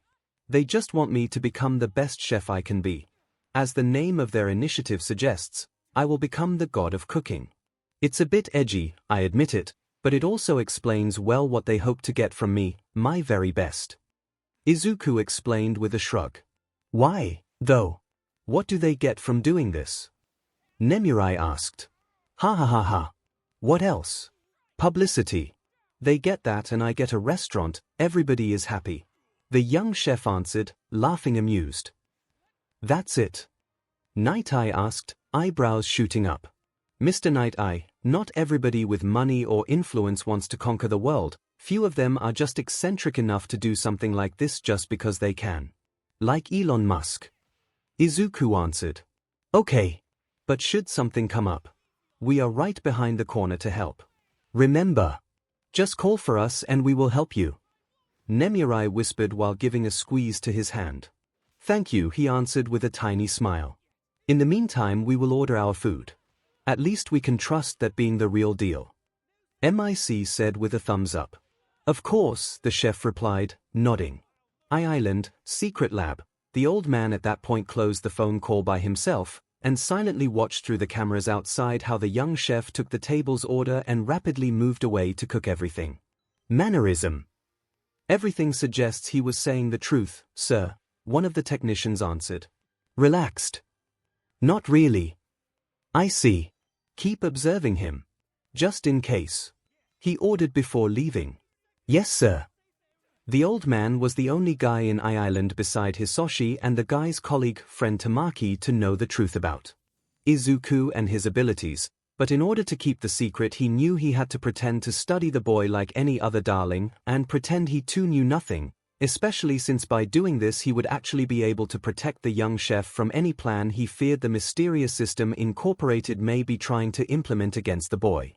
Green Cloud Restaurant, in the kitchen. Congratulations to host 𝐒𝐿 for covering for the system, the voice said once the young man returned inside the room. It won't be easy to keep your true nature hidden like you asked if you keep threatening them. Hero society is all based around the idea that everybody is a potential villain if we don't know everything about them and their personal life, and most of the pro-heroes are a bunch of paranoid control freaks, especially so the guys in business suits and in positions of command behind the hero business. Paradoxically, it would be easier to explain that you are an extra-dimensional entity that wants me to ascend to godhood through cooking. 𝐒𝐿 answered, sighing. Understood. Host 𝐒𝐿 is also aware that the customer known as All Might possess poor health and may die in a few years. Do you wish to heal him? The system asked. Heal him? Yes, host 𝐒𝐿. If things remain unchanged, he is fated to die in 2 years. The young chef silently leaned on his workstation, a bit surprised by how much it still hurt to meet All Might again. The shadow of death has been cast on him. Should the host intervene, such a fate will be broken and the man will live long enough to die of old age. That will also mean the heroes of AU will keep an even closer eye on you. Host wished to be a hero once, yes, the voice asked. Does the host hate All Might? Hate is a strong word. 𝐒𝐿 finally uttered a word, and it was filled in bitterness while his head hung down low. Host can just cook normally and let the man live through what fate planned for him, the system answered. Mom, one day I will be a hero like All Might. A small voice, that of a kid, echoed inside the young chef's head in answer to that while tears streamed down his cheeks. I am sorry, madam. We can repeat the test 1,000 times over, but the results won't change. Your son does not possess a quirk. I am sorry. Yo. Here comes the useless freak. I am sorry, my boy. A hero without a quirk is simply impossible. Maybe you should lower your expectations a little and live a more humble life. Not everybody can change the world, no matter how hard they try. Sometimes dreams are just that. Dreams. Just a 𝐷𝐿. 𝐷𝐿. Host wants All Might gone. Whitey can accompany him to the door if you want. 𝐷𝐿. To hell with it. 𝐒𝐿 roared in anger while slamming both fists on his workstation. Luckily nobody in the main room could hear him thanks to the entity turning the kitchen soundproof for their talk. Host. How do I heal him? I will show him and everybody else that we chefs too can make miracles. Not just heroes. He is fated to die. Then I will take that future and snap it in half with a dish. He declared with burning eyes. Well said. Normally, the system would purge any alien energy contained in the dishes prepared with ingredients of other worlds like the gourmet world of 𝐂𝐽𝐽, but in this case those life energy and vitality energy will be left in the resulting dish. This means that the host will be required to use every ounce of skill he possesses to not ruin the dish by dispersing those energies through unsuitable handling. The system answered, life energy and vitality energy. Exactly, same for the gourmet energy host can infuse in the dishes to improve the quality of their taste. Those two form of energy too will enrich the dish host will prepare, and as a bonus the dish will be able of purifying 𝐼𝐺's body and heal him completely by saturating his body in pure life. Is the host ready? Yes. Understood. Abrupt mission. Show to 𝐼𝐺 and the other heroes that a chef too can change the course of fate. Reward, 10% bonus experience points and unlocking the ingredient jewel meat from 𝐂𝐽's world. The system declared. Good.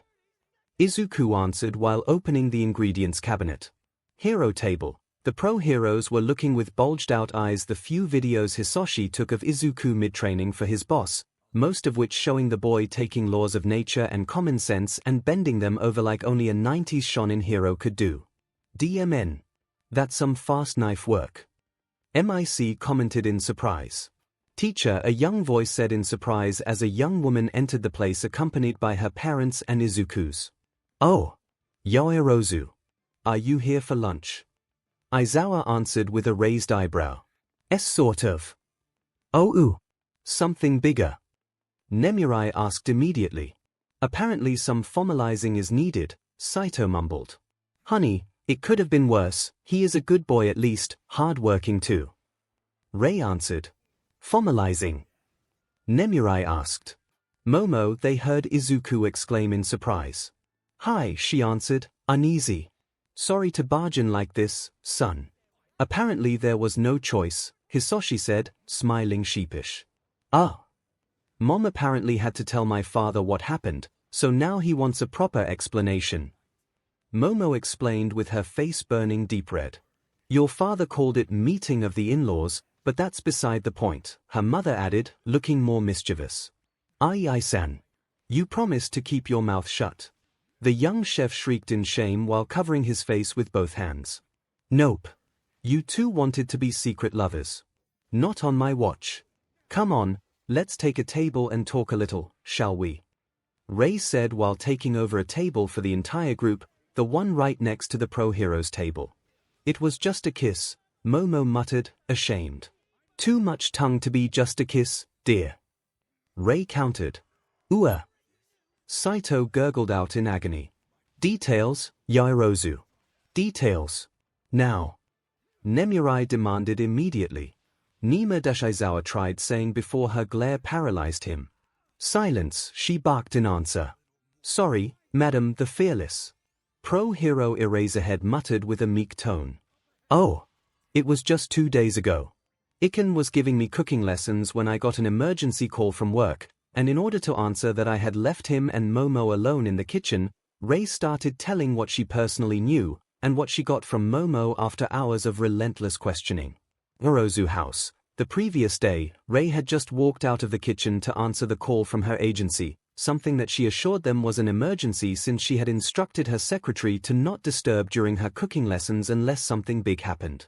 As the woman's faint voice echoed back into the kitchen from the living room, Izuku and Momo were left alone to watch in silence the lasagna Izuku instructed Rei to prepare alone and without help, as a way to test how she did by herself without the chef correcting her. She forgot to use salt, didn't she? Momo asked, chuckling, while both were crouching down on the floor to keep looking at the slowly cooking thing through the oven glass panel.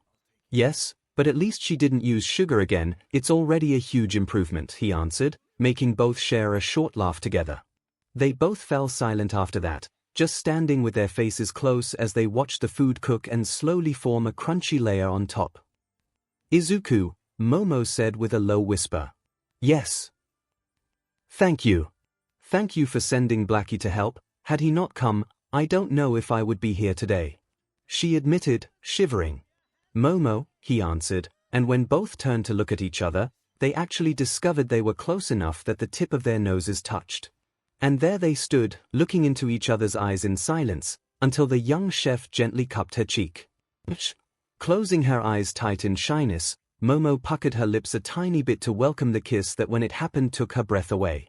It took a couple of seconds before both actually noticed what they were doing, and with faces burning bright red both jumped back to their feet and forcefully looked elsewhere to avoid the other's eyes. I kissed her. SHT SHT SHT SHT SHT SHT SHT SHT SHT SHT. Izuku thought in horror. He kissed me. Oh, God. Oh, God. Oh, God. Oh, God. Oh, God. Oh, God. Momo thought at the same time. You. I mean me. So. You know. You. Me? The young chef stammered in total brain blackout. No. Yes. I mean no. No, yes. To hell with it. To his shock, Momo's own blackout lasted way shorter until she gave a distraught roar, grabbed him by the collar, and tried to tear off his tonsils with her tongue. Two voices resounded in the kitchen then as the two hormonal teens hugged the life out of each other and went at it in a war of tongues. This time the kiss was far from being as romantic as the first one. This one spoke of hunger. It was especially bad for Izuku since he was feeling the pull of TWO lifetimes of suppressed longing, since as Zaus he had been pretty much married to his job and thus had fully suppressed or ignored any urge he may have had, and now both lives' hormones were begging for attention and he was eagerly giving in to the call, and even if he had to stand on his toes to kiss Momo due to their difference in height, he didn't give a DMN. That was when Rei returned into the room attracted by the noise, to find her daughter and her cooking teacher sking each other's face off with drool flowing down their chins like a river from their connected mouths and both teens' hands roaming around a bit too wildly to be proper. Izuku. Not here in the kitchen. Momo gasped with a when he started biting and suckling greedily on her neck, although her grabbing a fistful of his hair with one hand to draw him just a bit closer to herself showed she was not fully against the idea. Yes, not in the kitchen. Please. My lesson is not over yet. Rei declared with an evil smirk. She really enjoyed the look of sheer panic both teens developed as soon as they heard her, stopping abruptly what they were doing to just look at her with wide eyes full of horror. Hands where I can see them, Midoriya. You too, Momo, and that means your left hand has to stop moving and come out from inside his breathes. It's still too soon for you to give him a draining massage, young lady. She added, gleefully watching their feeling of shame reach untold peaks never before seen. Their talk after that was awkward to the extreme. Back to the present. That is what happened, and since both seemed to be into each other enough to be ready to molest each other, here we are to formalize the relationship. Rei finished explaining. In my son's defense, he gave her a chaste kiss, clearly. She made the first move. Hisoshi pointed out. This doesn't mean he did not return the affection. By Rei's words, his own hands were not idle either. He clearly pinched and squeezed to his heart's content. Saito countered, annoyed. She almost deflowered him. And he almost did the same to her. My Iken is not a pervert. Hisoshi growled. Neither is my Mo-chan. Saito roared in answer. Actually, that very same night both teens literally wanked themselves into unconsciousness while thinking about each other and what could have happened had Rei not stopped them while loudly calling out the other's name. But both fathers didn't need to know that their precious Cinnabuns were actually normal teens with normal overcharged energy. Yet. Very dirty, Yorozu. Very dirty. Congratulations. Nemirai said with a mischievous smile and a thumbs up. Teacher. Momo answered with a long whine, ashamed beyond belief. So, Izuku. It's easy to say you are now engaged. Do not try anything strange or I will chop your PP off. Saito declared with narrowed eyes, and stoically ignoring how Rei instead rolled hers while calling him edgy. Yes, sir. Off you go then, you still have work to do. We'll talk more later. More, the young man asked in dread. Much more. Saito answered. Okay. Restaurant kitchen, at the same time, once he escaped in a manly way, tears and all. Back inside his kitchen with the excuse of cooking, the young chef threw himself on his mission from the system as a way to clear his head from any sense of impending doom, and while waiting for the other pro heroes' orders to be ready, 𝐒𝐭𝐚𝐲 gave his undivided attention to Toshinori's own healing dish. The man had asked for some fish, and the young chef decided to modify the original recipe slightly to make sure as much life as possible could be infused in it. The chosen ingredient was one of the coral fishes he took from the forest world he had been in and had borrowed from the lizardmen tribe. The thing was still very much alive once summoned from the system's storage area, and it kept violently rolling its fins around as if trying to swim in the air while jumping up and down on the chopping board. "Thank you for being my ingredient," 𝐒𝐭𝐴 muttered as a small prayer before puncturing the animal's brain with a long and thin needle. The fish gave a last weak flap with its gills and spat out a thin jet of water before quietly and painlessly falling into eternal slumber. The system had suggested the coral fish for two main reasons. The meat was actually very tender and nutritious, and those fishes could reproduce like crazy when it was mating season. The giant bulging belly full of roe now in front of 𝐒𝐿 meant that the specimen in question was particularly rich in life energy, perfect for what the young chef needed.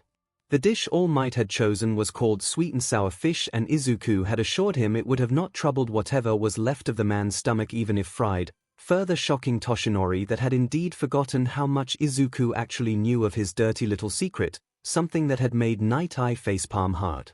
Grabbing a filleting knife with 𝐼 insignia engraved on the handle, he started cooking by piercing right behind the fish gills and delicately cutting upward following the curve of the fish head to cut the entire thing off and put it aside, before removing the fins on the ingredient's belly, back and the tail's end. Swaying. Ping.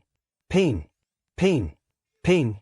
Fully displaying their being hard as rocks like its name implied, the scales flying away from the fish body at each knife swing pinged on the chopping board with loud tingling sounds echoing all around the young chef, and even a knife made from top-notch equipment with high-tech superalloys kept struggling against such otherworldly ingredients, requiring the system to renew their edge after each usage.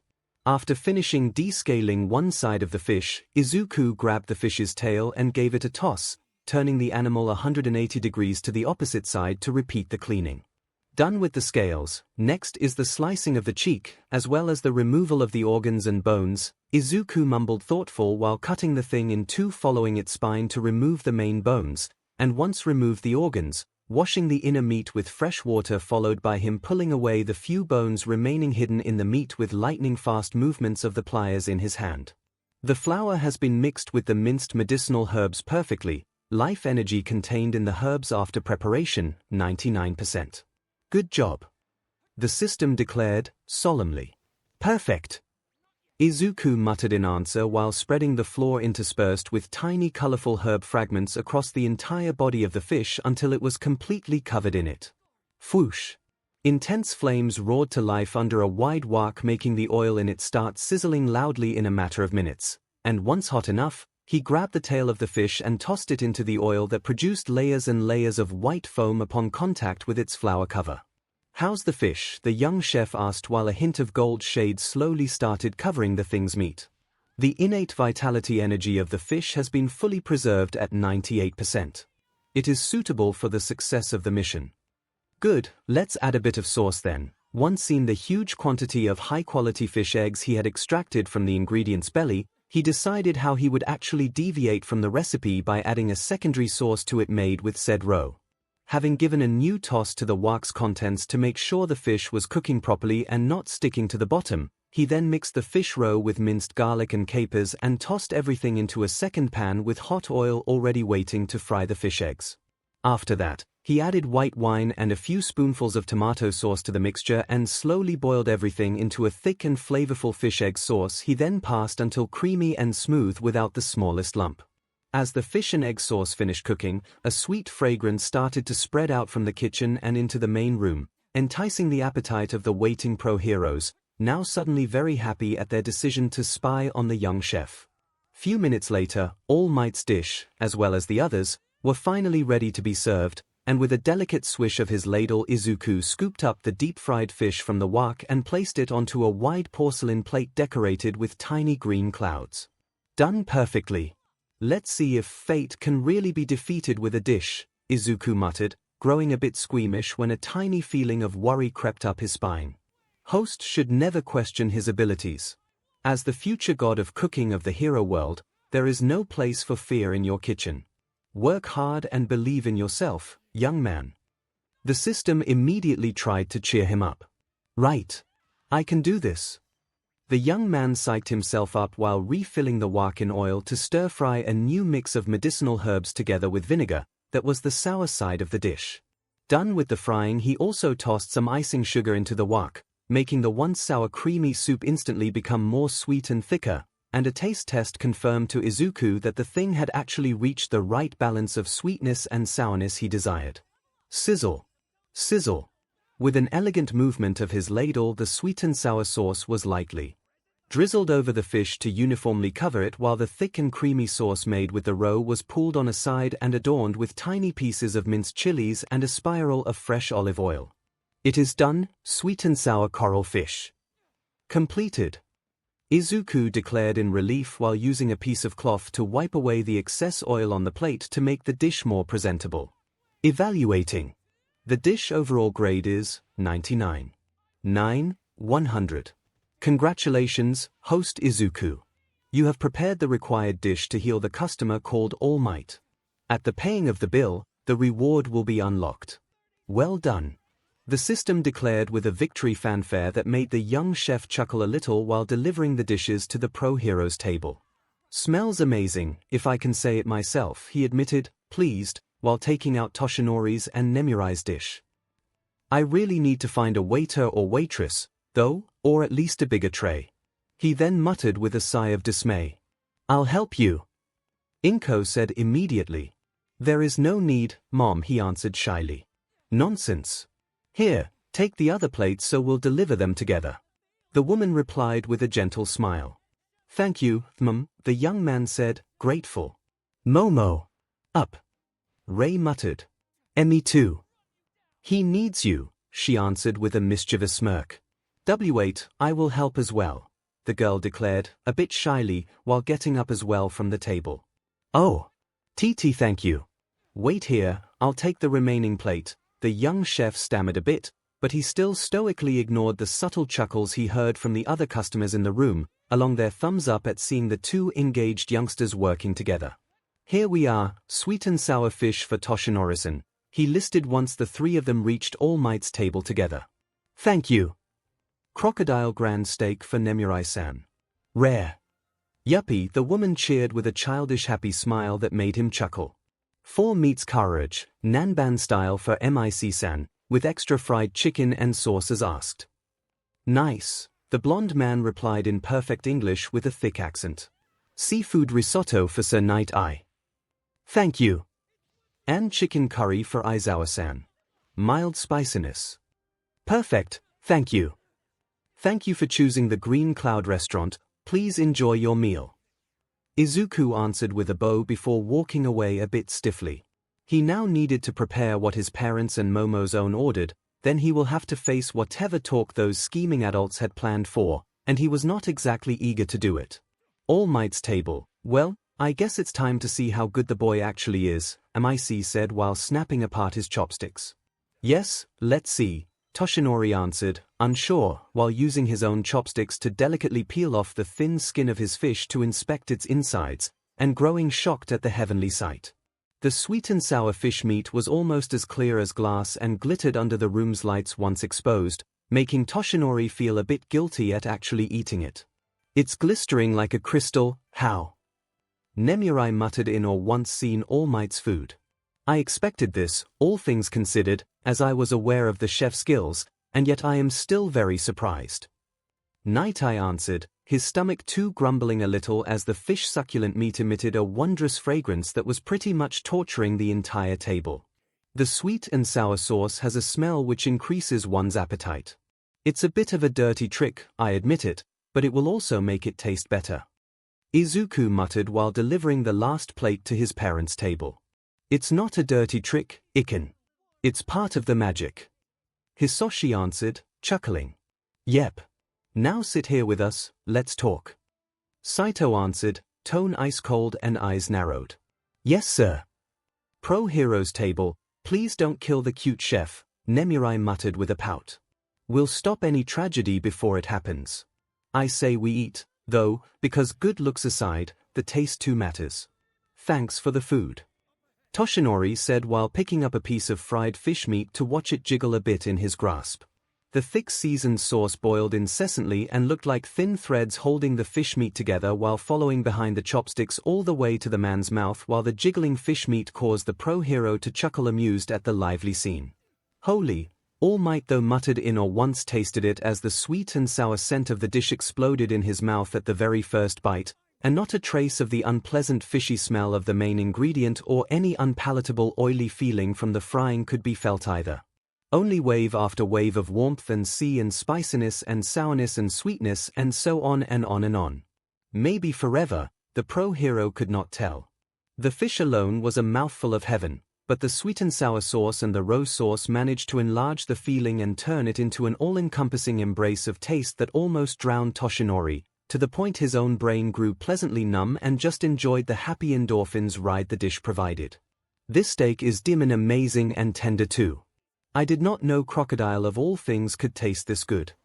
Nemurai, mouth still full like a hamster and absolutely drenched in the meat juices, said in praise, blissfully unaware of how monstrous the beast she was eating actually was, nor she knew that the thing's detoxified scorpion-like tails, meat and fat had been used to create the delicious milky white sauce decorating the steak. Okay, I am convinced. Whoever those guys are, they are betting on the right horse.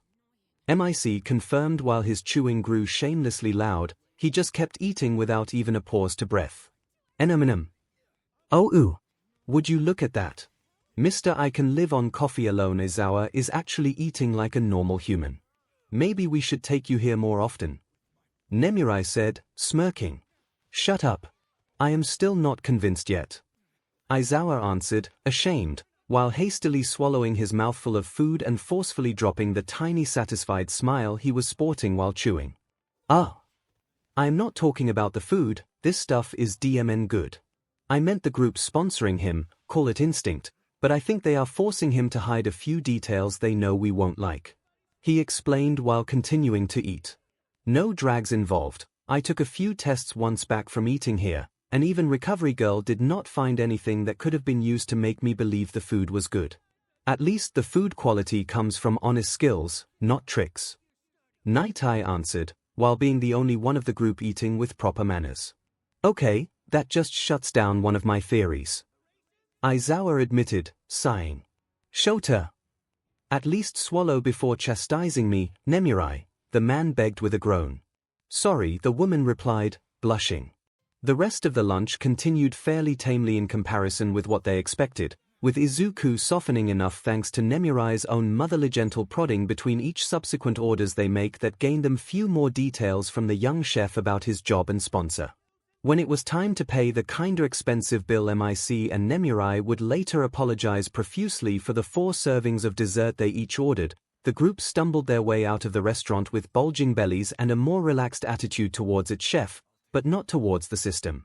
Parking lot. Okay, this proves it. He is just a good boy caught in some sort of cult-like plans of an eccentric millionaire fixated with food.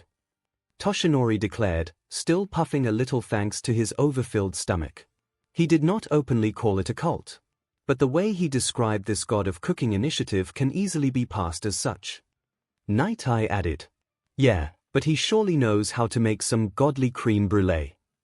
Mic added. And cute rainbow-colored fruit desserts. I could eat that fruit jelly to death and not regret it. Nemurai added. We noticed you loved his desserts. Aizawa answered, bitter. I'll pay you back, I swear. Mic replied with a begging tone. Liar. A pro hero.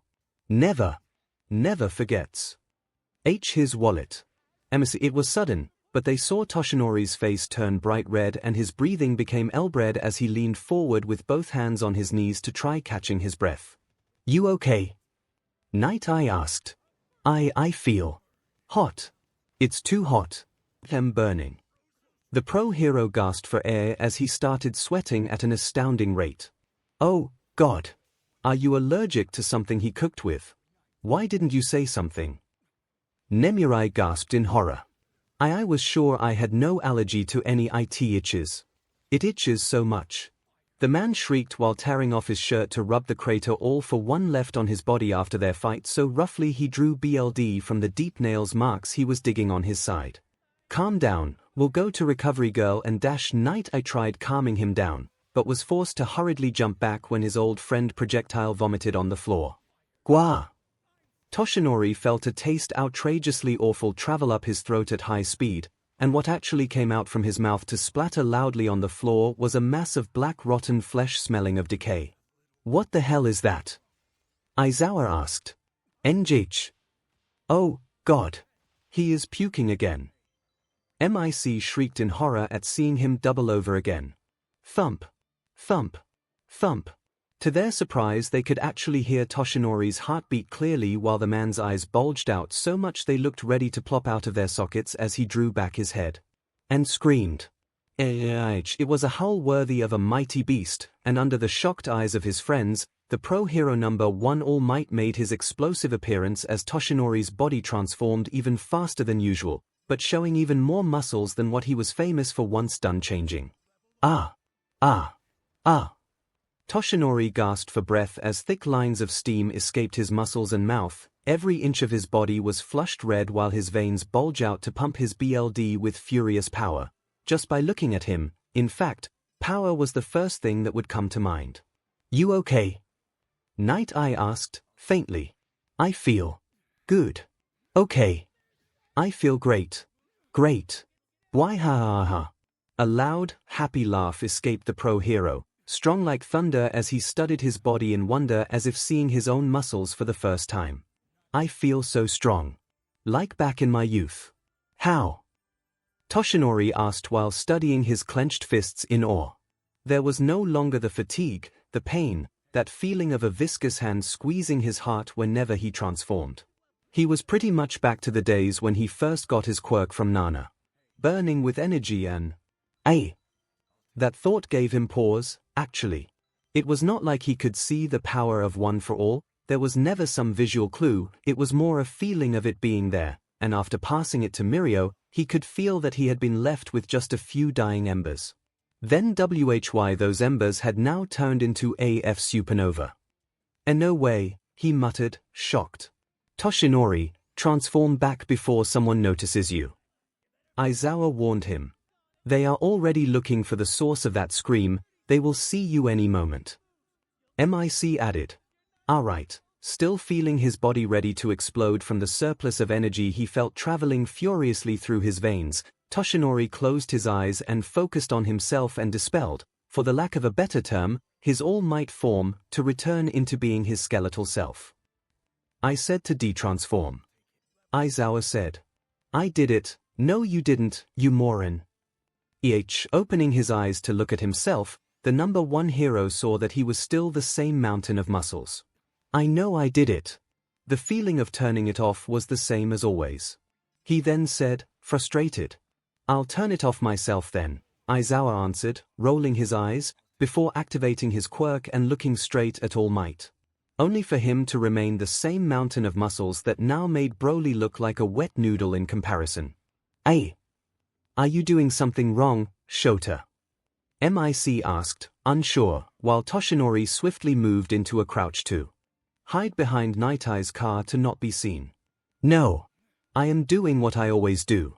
His quirk is just staying active. Toshinori. It was then that Night Eye stole a look at the Green Cloud restaurant to see Izuku standing by the door and looking straight at them with narrowed eyes. Yes. I need to use my quirk on you. I need to check something. He asked.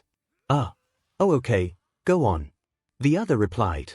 A handshake later Night Eye locked eyes with All Might to see the man's future, something he had promised to never again do after foreseeing Toshinori's death. To his surprise, though, the same vision lasted barely a few seconds before turning grey and shattering like glass, same going with the shadow of death he had always seen hanging around the man, with enough force to almost split Night Eye's head in two with the backlash. You okay? Nemirai asked at seeing a few drops of BLD dripping down the man's nose before he recomposed himself. Yes. But, Toshinori, your future changed, Night Eye said with a low whisper before his head whipped back towards the restaurant to meet Izuku's eyes. The young man merely gave a small bow of his head and flashed a tiny satisfied smirk before swiftly turning around to get back to work with the restaurant door closing behind him by itself. What do you mean, my future changed? We need to talk with Recovery Girl, there is something unnatural going on here. Let's go. Night Eye answered while rapidly mounting his car. Can you explain it to us normal mortals too then? Nemurai asked with a growl while she and the others too got into Aizawa's car. I believe I now know what that system incorporated wants from Midoriya, but I need to have a medical expert confirm my theories first. Night Eye answered. Inside the restaurant, 𝐒𝐭𝐚𝐲, you okay? 𝐒𝐭𝐞 asked immediately once seen her son become pale as a sheet as soon as he returned inside. I don't feel so well, he admitted while collapsing on a chair. Izuku, his father and Saito immediately were at his sides to help him sit upright. Here, drink this. Momo was right behind them with a glass of cold water. She too looked worried sick just like 𝐒𝐭𝐴 and Ray were. Let him breathe, give him some space. Seeing people getting worried, the group of pros wild pussycats swayed gear from being goofy friends on a break and back into acting like professional heroes that moved to keep the situation under control. It's okay, Chef 𝐒𝐭𝐴. Take a breath and relax. Young or not, you can't overwork yourself. Tomoko offered with a kind, and incredibly wide, smile. I am fine, he tried saying, faintly. Not yet, but we are here to help you until you get better. Mandalay answered, she too offered an encouraging smile. He really needs to find a helper, he can't manage everything alone. Momo muttered while looking at the full restaurant in worry. Luckily the guests seemed to understand and were not making a fuss about it. In truth, unknown to them, Izuku was worried for a completely different reason. I thought he was going to explode. That scream was not normal. The young chef thought in near hysterical terror. That was fully between predictions, host Izuku. The overabundance of life and vitality energies inside the dish have saturated All Might's body up to 400%, cleansing his organism and recharging his spirit and vitality, and also rejuvenating his dying quirk as a side effect. Dying quirk. He was losing his quirk. What kind of illness does that? Izuku asked, confused. An artificial tumor-like infection of the BLD, host Izuku. In order for him to expel and repair all the damage left behind by that thing, enormous quantities of vitality had to be infused. In 24 hours his body will burn through the excessive energy and he will find himself back to what could be called youth days of his prime. Congratulations. Jewel meat has already been unlocked and several tons of it loaded in the restaurant storage area. It is now possible to request it freely when cooking. Have no fear, just like with every other ingredient stored by the system, it won't spoil but remain perfectly fresh. Success. Thanks to the bonus in experience points from the abrupt mission, host Izuku has reached level 2 on the path to become the god of cooking of the hero world. Physical and mental stats have increased accordingly and higher quality ingredients can be exchanged with the system. Vitality cooking training can now be initiated along advanced dessert making training. Keep working hard, young man. The system answered. As long as nothing bad happens. And more things to train in. At least they sound interesting. Izuku muttered with a sigh and finally recovered a bit of color on his face, for everybody relief. UA University, Infirmary, 1 hour later, a short old woman was looking at the results of her tests while a very ashamed Toshinori, still in muscle form, silently dressed back with a very red face. Apparently, whatever affected him that much also worked on his little might. As Recovery Girl, Nezu and the group of friends that took him back to the school had the misfortune to see when he undressed under the woman's orders. As soon as Toshinori had remained in his All Might printed boxes, they all saw the impressive and furious tent he had pitched, causing the great All Might to shriek in shame and cover himself while hiding in a corner. Well, the little show you gave us was already a good telling, Recovery Girl started saying. You had 𝐒𝐿 DSFNCTN. That's why you and Ryukyu did my see. Toshinori shrieked back in high octaves, silencing the guy. You and Ryukyu. I knew it. Nemurai exclaimed, guffawing. As I was saying, the old woman roared angrily enough to silence the people in her office. Your awakening down there was already a telling sight of something changing inside your body, but the BLD test I took right after confirmed it. You have healed. Every reading has been shot way off the chart, but everything seems to be slowly stabilizing already. She said. Healed? As in, I am free? Toshinori asked with a small voice. I double-checked and used that rotten piece of flesh you brought along for cross-reference. Whatever they did to you, your body expelled that thing by itself and is at the moment healing all the damage at an insane rate. I will keep checking, but I am pretty much certain you defeated that thing. You won, so to speak. Recovery Girl answered. And his quirk? Night Eye asked. What about it? It's still there, maybe it is just reacting with your cure and will probably settle down soon. What have you done exactly? I hope you did not take any experimental medicines without a proper doctor following you. She answered, before looking at him with narrowed eyes. Well, you see, Toshinori said, unsure. Toshi, the woman yelled in disappointment. Oh, come on. He just had some fish. Don't be so melodramatic, MIC exclaimed in annoyance. Fish, she blurted out, confused. MIC. Nezu groaned in disbelief. Ah. Ops. The man offered with a forced and guilty smile. God, you have the same ability of a 5-year-old when it comes to keeping secrets. Aizawa muttered, face-palming. How could an idiot like you make it to pro-hero status? Nemurai added. Details. Now. Recovery Girl hissed. Sigh. I will be the one explaining, if you don't mind, at least like that I will also offer few theories about it, maybe together we'll be able to understand what is happening. Night Eye answered, sighing in dismay. As the system predicted, Toshinori's miraculous recovery and the resurrection of his quirk caused the staff of EU to put Izuku fully in their radar, something that made the young chef momentarily stop his night training to sigh in dismay once the entity delivered him the news heroes 2 other than villains were growing interested in him. He just wanted to manage his restaurant. Was it so hard to ask? Completely unaware of the full range of his own ability to attract troubles, he was also oblivious that Okako Uraraka happened to read his AD on the local newspaper where the young chef listed what he looked for in a waiter or waitress for his restaurant, with the girl deciding to give it a try both for some extra cash to help her family along, and to test the waters and know the chef better. It should be a harmless enough way to see if he does have feelings for me, and if I can possibly return them or not, Okako muttered, unsure. Izuku's wrath. Inoshiki Assault Arc Part 1 No. 4 Yavin Street, Green Cloud Restaurant. It was just another morning for Izuku. He woke up at dawn, trained hard his cooking skills following the system's training regimen, sent a good morning message to Momo and then prepared the spicy beef noodles for Blackie before giving a rapid cleanup to the restaurant before opening for business, starting with his breakfast service. Soon filling the main room in the amazing scent of croissants, cupcakes and freshly ground coffee. And the latter was a joy for a coffee junkie like Izuku. He had at his beck and call over 100 different kinds of coffee to use, something that made him very happy. Another thing that made him happy was not only the jewel meat already becoming a cult classic of Yavin Street with meat experts clamoring to have more, Izuku actually found a waitress. He finally found a good one.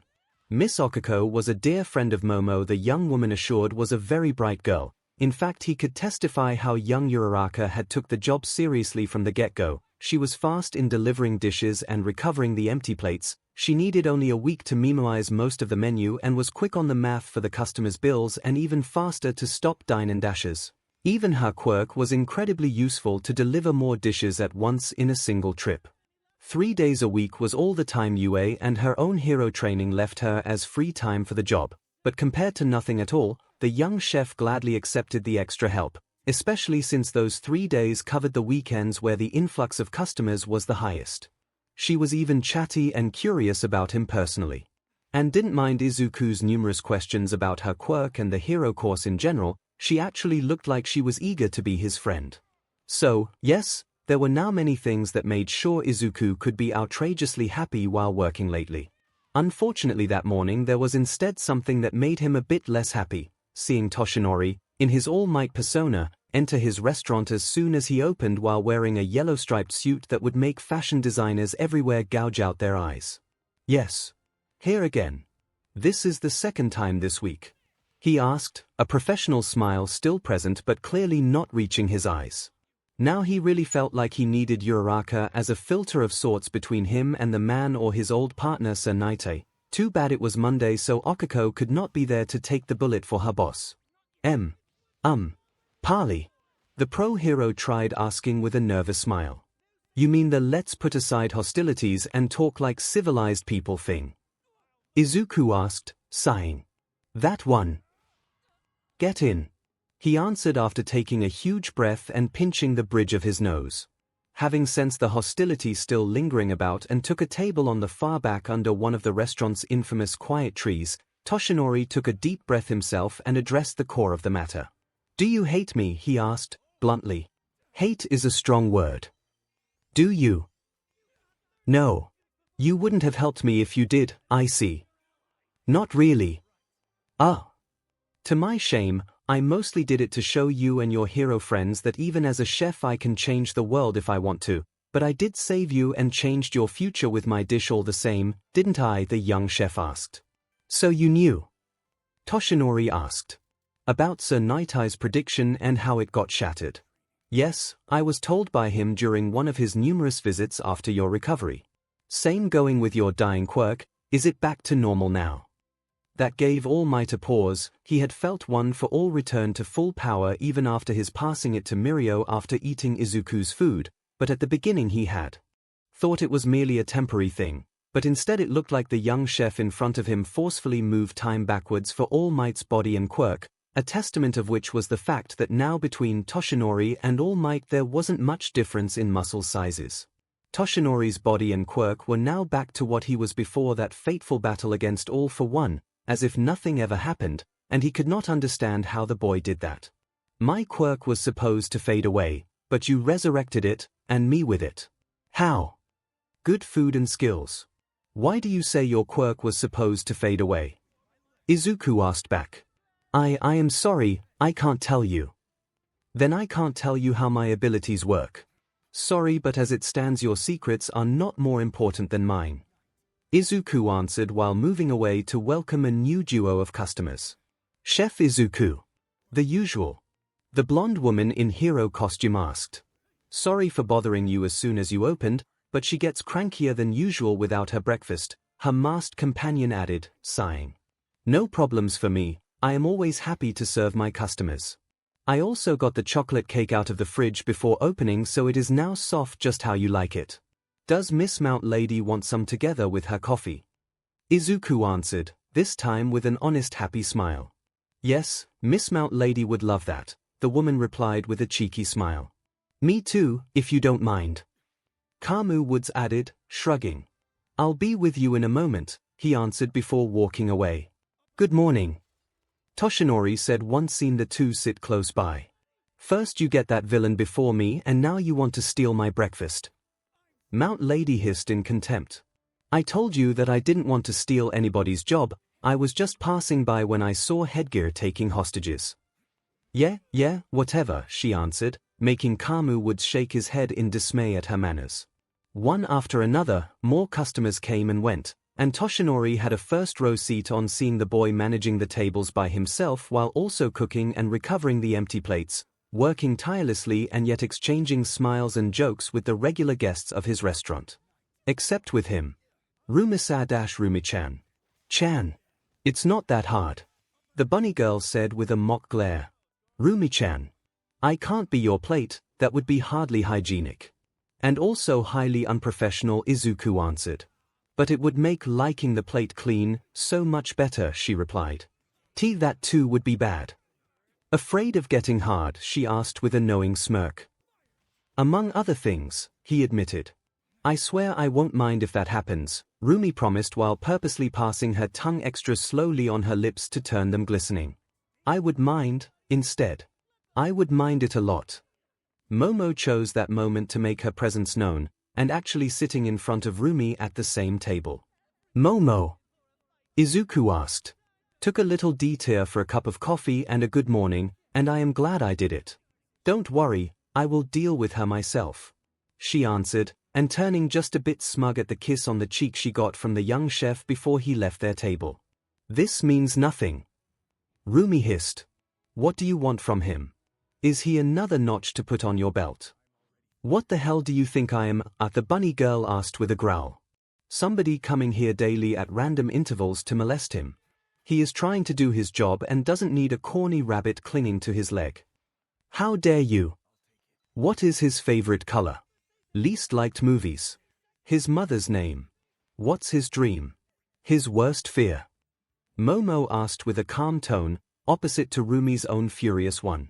I know many things about him and will learn even more because I am honestly interested in him, just like he is interested in me and is slowly learning more about me. On the contrary, you just want him the same way a spoiled toddler wants a new toy. I am learning to know him, the good and the bad, just like he is doing with me. And you? Do you know anything about him? What do you want from him, really? The bunny girl simply sat down at that. Thought so. He is just a new pastime until you grow bored and find something else to keep you entertained. Well, I won't let that happen. Momo declared, firmly. And what if I am serious about him? Have you two met outside the restaurant? Have you exchanged something more than a polite greeting? Talked together? Laughed together? Shared common interests? I think not. You just come here, make some crass jokes, unashamedly flirt with him to get him embarrassed and then leave. Sorry, but no relationship can be born just from teasing and flirting, no matter what your favorite shoujo manga may suggest. And you did all that instead? Rumi asked with a challenging tone. Yes. Ah.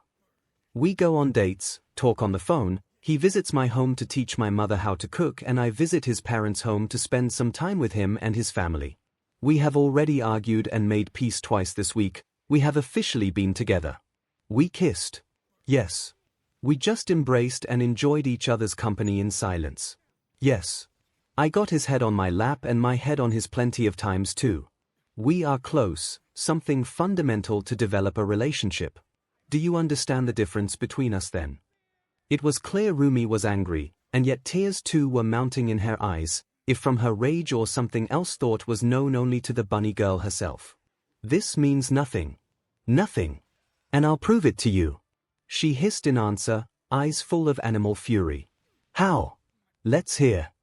By stealing him away from you. You make him happy. Well, I'll make him happier. If I had any doubt about courting him or not, thanks to you I got my head straight, he will be mine. She declared before marching away. Over my cold dead body, Usajayama. Momo growled back.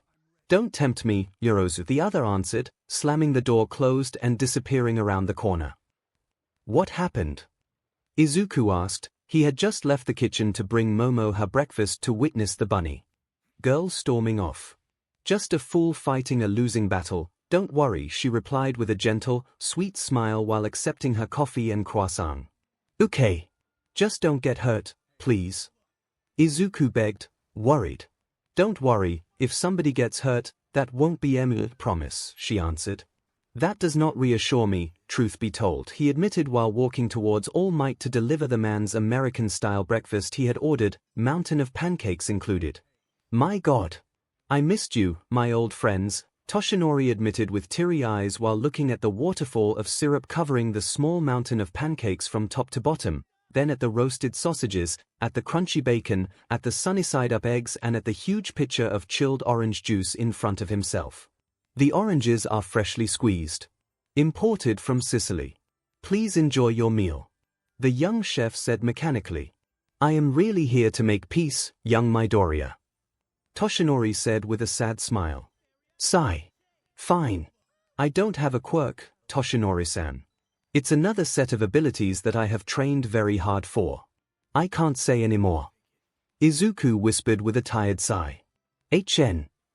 The pro hero almost choked on his food at that admission. What about you? The chef asked. I am sorry, I can't tell you. Hypocrite.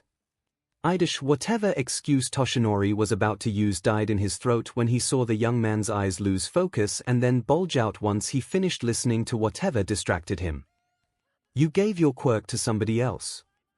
Izuku asked between clenched teeth. How do you know that?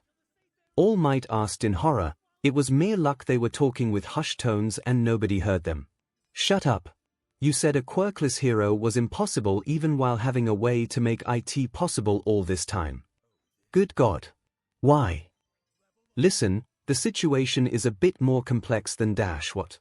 Did 𝐼𝐸 seek you off in exchange? Did he sleep with you? Did he take up his butt or something? Izuku said with a hiss. I did not sleep with him. Wait. You even know his name. This time Toshinori actually shrieked loud enough that everybody turned to look at them. For the love of... I will go back to my job before I say or do something I will regret. And you should thank God I respect my ingredients so much, or spitting on your plate every time you come here would be the nicest thing I do to you. Hypocrite. Liar. Betrayer. Piece of... No, my mother taught me better than this. Izuku's angry tirade was legendary, enough to shock the other customers at the rare scene. But the young chef actually stopped himself before cursing for real. He just gave a strong kick to Toshinori's shin before marching back towards his kitchen and leaving behind the famous hero All Might crying in pain while nsng his abused leg. Okay. Back to square one. He still is unhappy with me. Toshinori declared to himself with a wince. His second visit to the restaurant after he confirmed his full recovery didn't go as well as he had planned for, and only made it clear that the universe had stacked the deck against him. And he didn't even have the chance to ask the young chef the questions Recovery Girl demanded Toshinori to ask. The pro hero just knew the pint-sized medic will pretty much go ballistic once learned of his failure. Did you make him dirty, All Might? Tsukochi asked as soon as he and a few of his colleagues entered the place to see the pro hero in his current predicament. Is it that obvious? A bit, but you are still in the clear. You have not been strapped by Whitey, after all, the detective answered, amused. Yeah. Small mercy that, Toshinori replied in sarcasm while watching the chubby robot peek inside the room to keep things in check and run a thumb along its neck in a threatening manner once it locked eyes with the pro hero. Although what worried Toshinori the most was seeing the Black Lord dog outside take a glance inside for a moment to send a glare at the pro hero. Bang! In that moment every noise in the restaurant died when four burly young men wearing cheap plastic face masks and armed with crowbars and a gasoline tank barged in. Okay, assholes, out. We are here to teach some useless quirkless trash that there is no place for him here. The boss of the quartet started barking orders as soon as they all got in, and only then finally noticing who exactly was he yelling at while brandishing his crowbar, Detective Tsukochi himself, accompanied by four massive officers in full police force attire. The ninja pro hero edge shot together with the pro hero ingenium, both with their chopsticks midway to their mouth for their very first bite of long-awaited breakfast. The retired and converted to quasi-good Mexican villain El Macho that had come to visit his daughter, a hero student at Ketsubatsu University and already known in the city as Miss Pain. With them there was also pro-hero Miss Joke acting as a guest in that breakfast meeting between father and daughter to talk about the girls' school results and future apprenticeship. A duo of undercover agents from I-Island that were using the excuse of them keeping tabs on Izuku to have some good breakfast. One of which with a quirk generating lightning from his closed fists and a pangshang for TSTCL punching.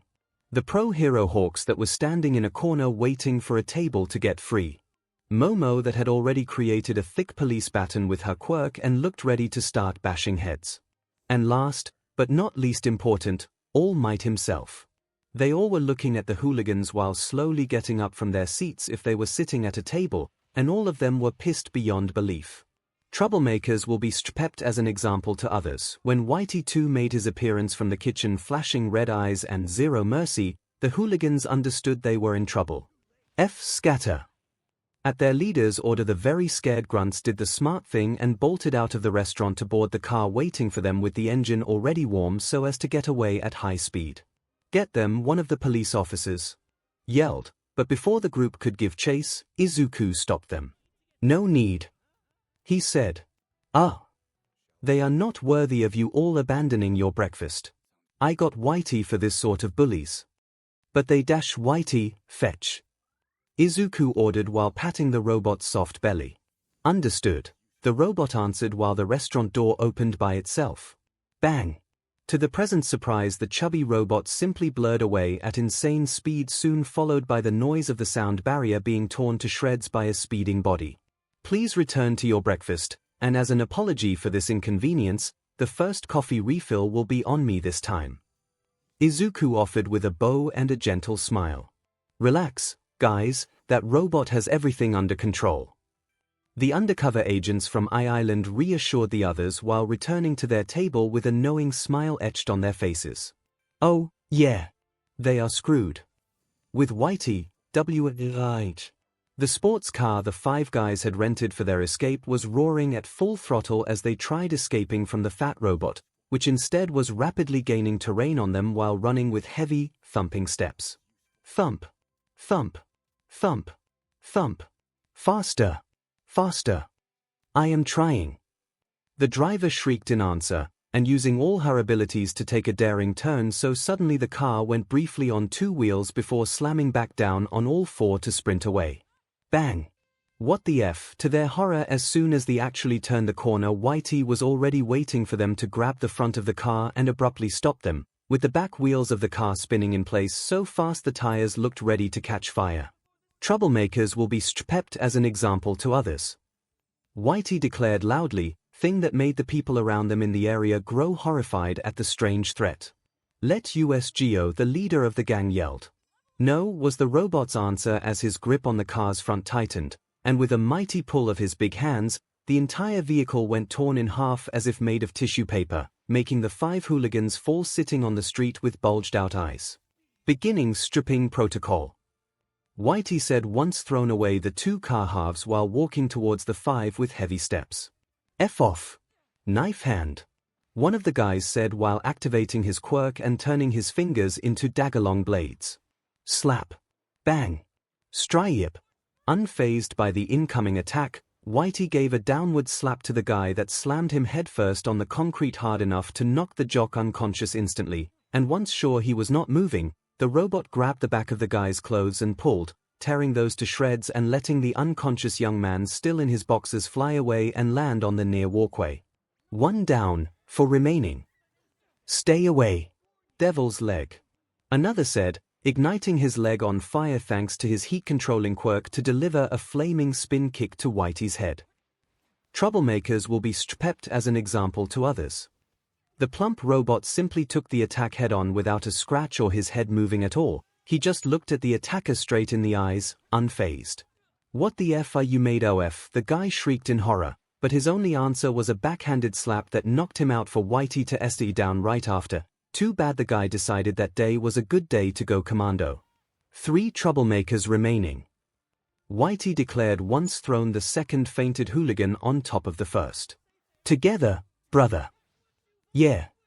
Magnetic twist huge. Before the two twins could actually initiate their combo attack, they both had a magnetic quirk. One brother had a positive pole, the other a negative pole. Whitey simply opted for flash stepping in front of them and smashed their heads together a couple times until they too fainted. Then he stripped them and threw them on the pile. 1 troublemaker remaining, he then said as his red eyes landed on the only girl of the group possessing a quirk making her a human-cheetah hybrid. NRO screaming in terror, the young woman showed her enhanced speed by turning around and running as fast as she could. No escape.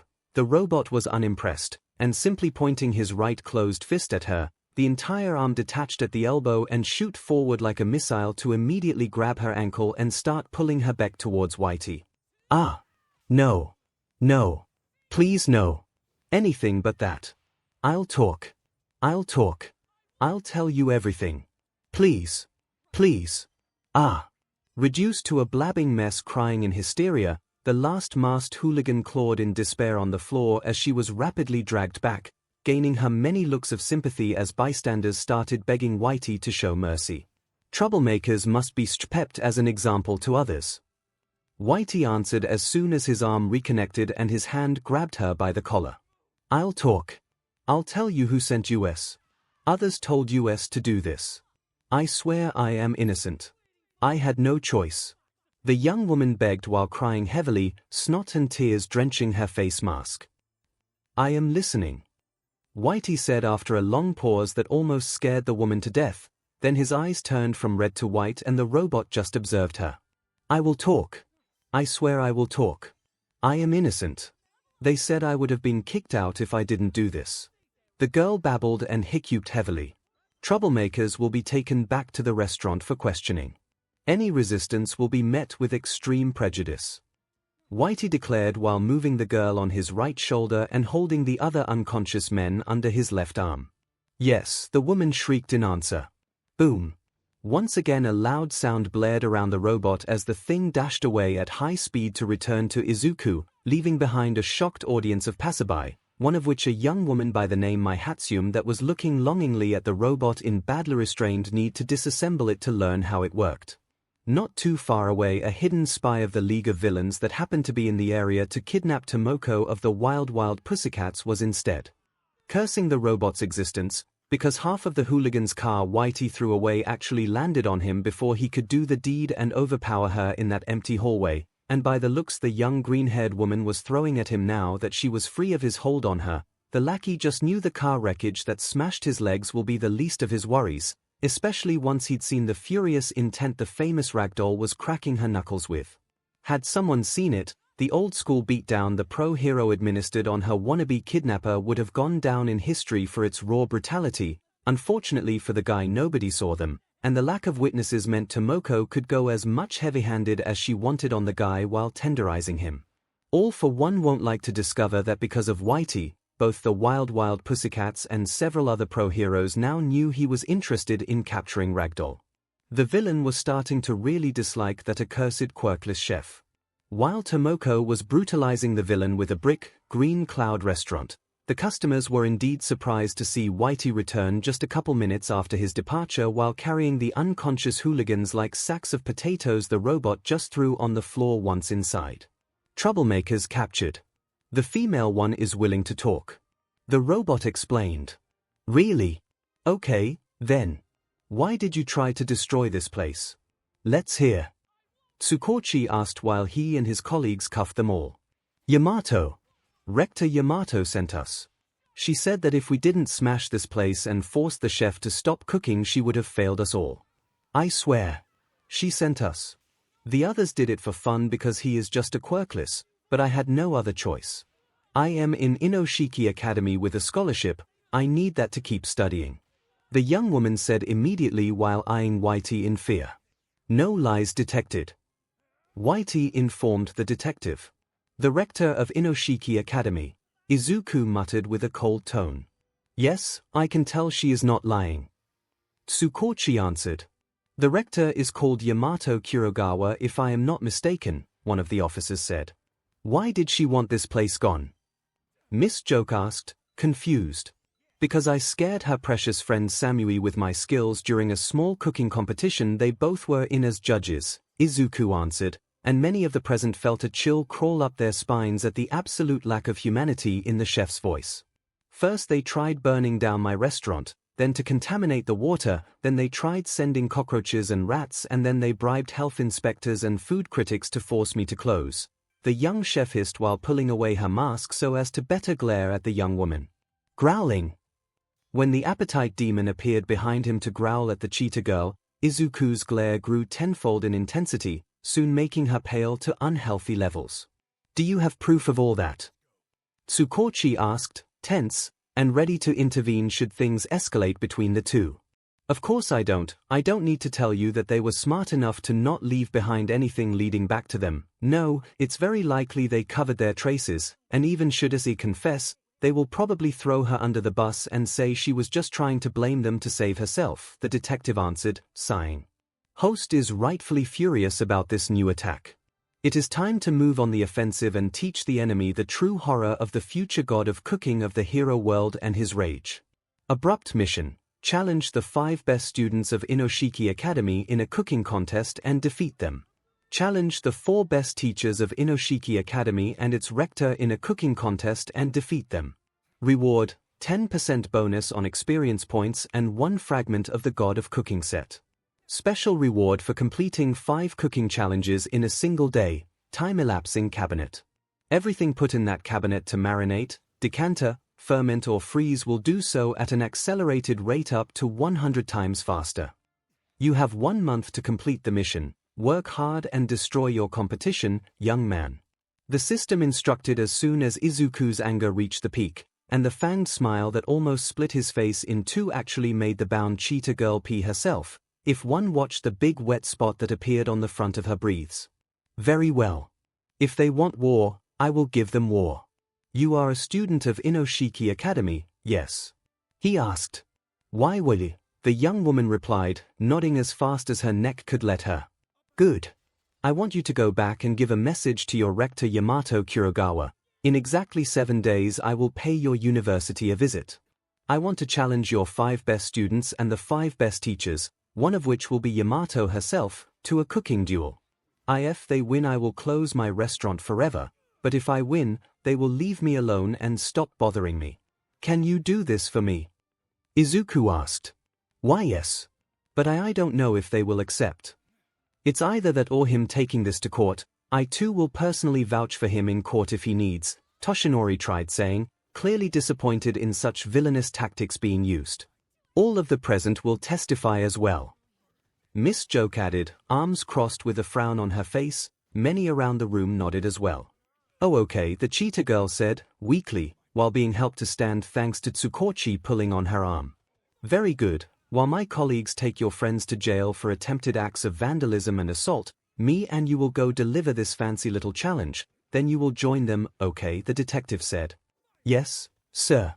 I am sorry. She answered, crying once again. Sigh.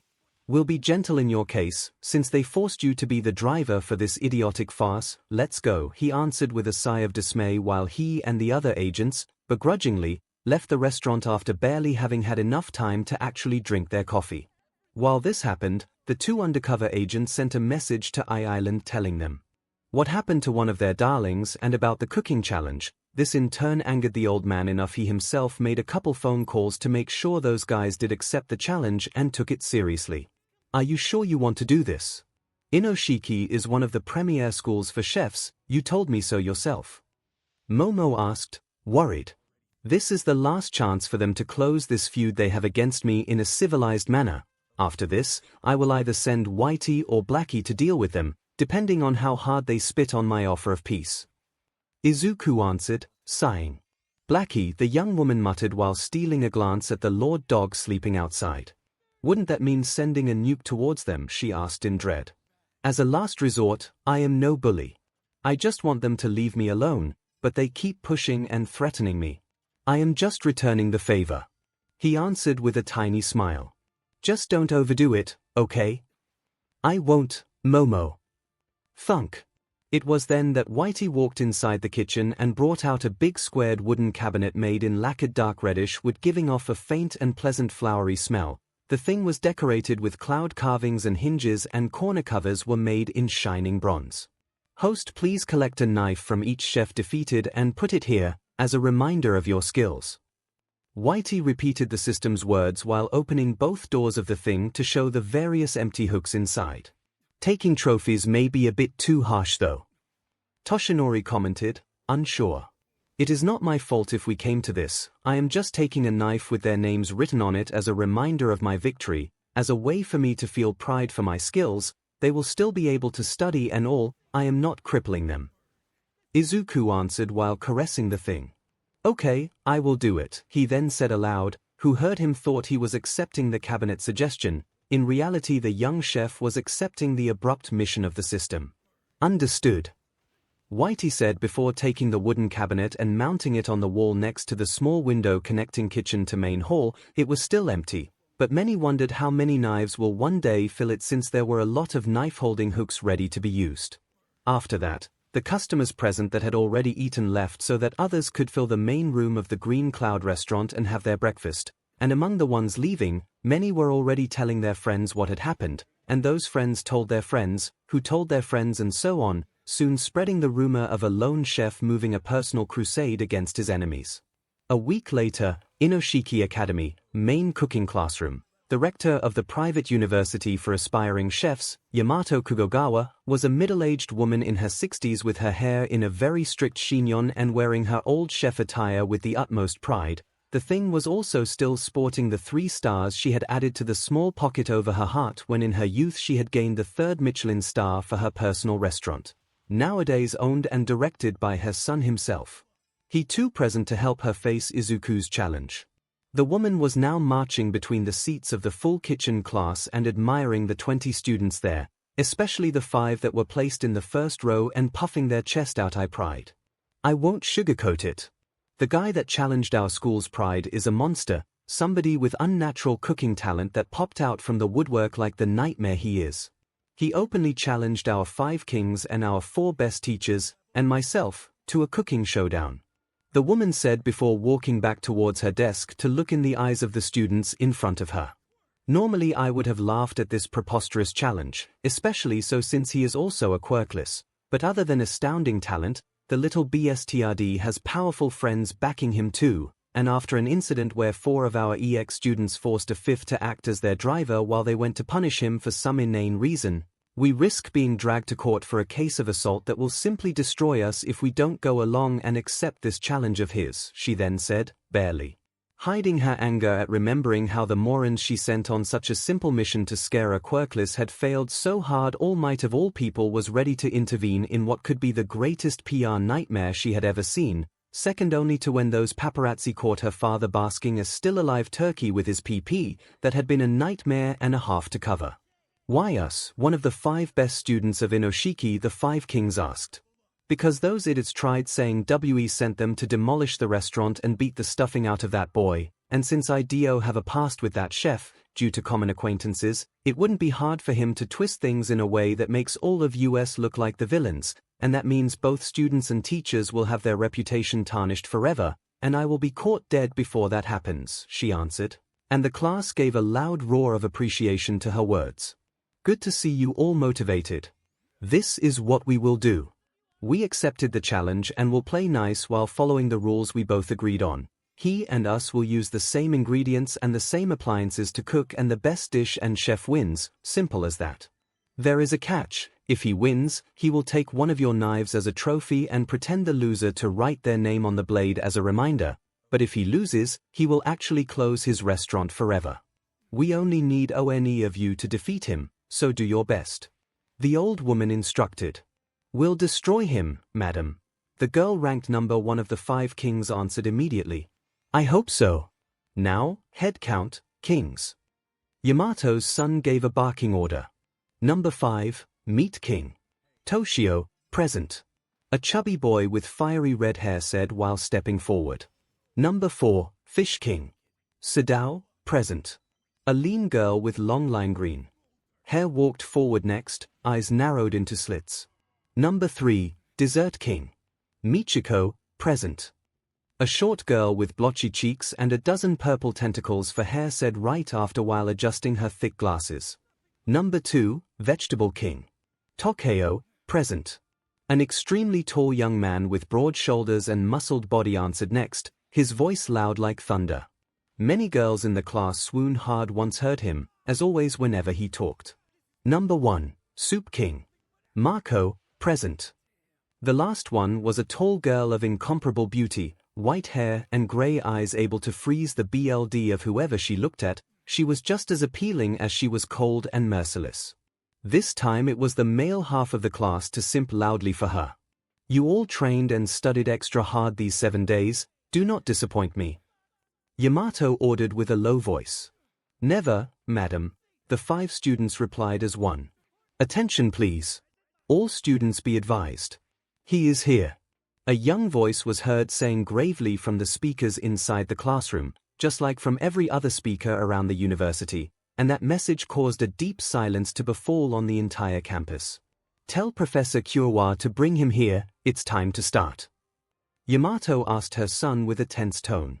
I'll do it, and I will also alert the teachers you have chosen and tell them to be ready, just in case, the young man answered before hurrying out. Thank you. You others, take position and take this challenge seriously, treat it like a fight with your life on the line. Of course, madam, the 5 kings answered as one. University entrance. Izuku was looking at the wide and opulent entrance garden leading to the majestic gate of the building proper, and declaring whoever built the place to be an avid rom-com manga reader, because the entire path towards the entrance had at both sides 2 long rows of giant cherry trees, meaning that during the right season pink petals would fall everywhere around the students in a very cliché way during their entire walk to the entrance. Now I understand what the main character of a 90s manga feels like. Should I run through it with toast dangling from my mouth, I wonder. Sigh. Let's go, Whitey. Giving a gentle pat on the robot's soft belly behind him, Whitey was also carrying on his back the wooden knife cabinet. Izuku lightly slapped his own cheeks and marched forward towards the lanky man in expensive suit waiting for him. Midoriya, the man said as soon as the young chef reached him. Ahoo. Follow me, the teacher answered before walking away with a brisk pace. Eagle 1, I have a clear view of subject 37. I will follow him from outside, over. A small drone also followed the duo from outside thanks to the ample windows in the corridors. Inside, Mimic 3, I see them. They are going to classroom 7, over.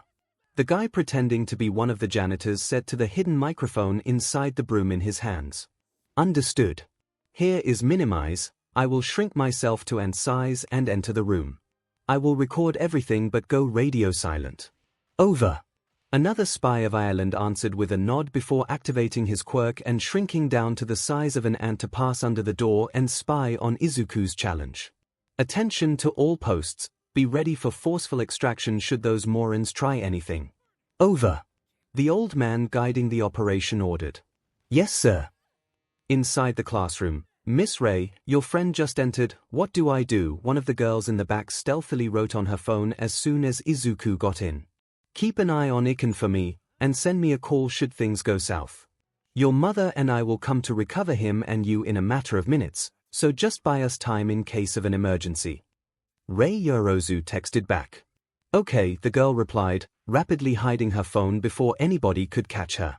Good evening, Izuku said with a formal bow towards the old woman. Good evening. This challenge was a bit of a show of strength, and not a very refined one. Yamato said with a cold tone. There was no other choice, you and your little friends glued your derrieres on top of a pedestal and started attacking me as soon as your poor friend Samui got scared of competition. If good manners don't work, I will use strength. I won't be bullied.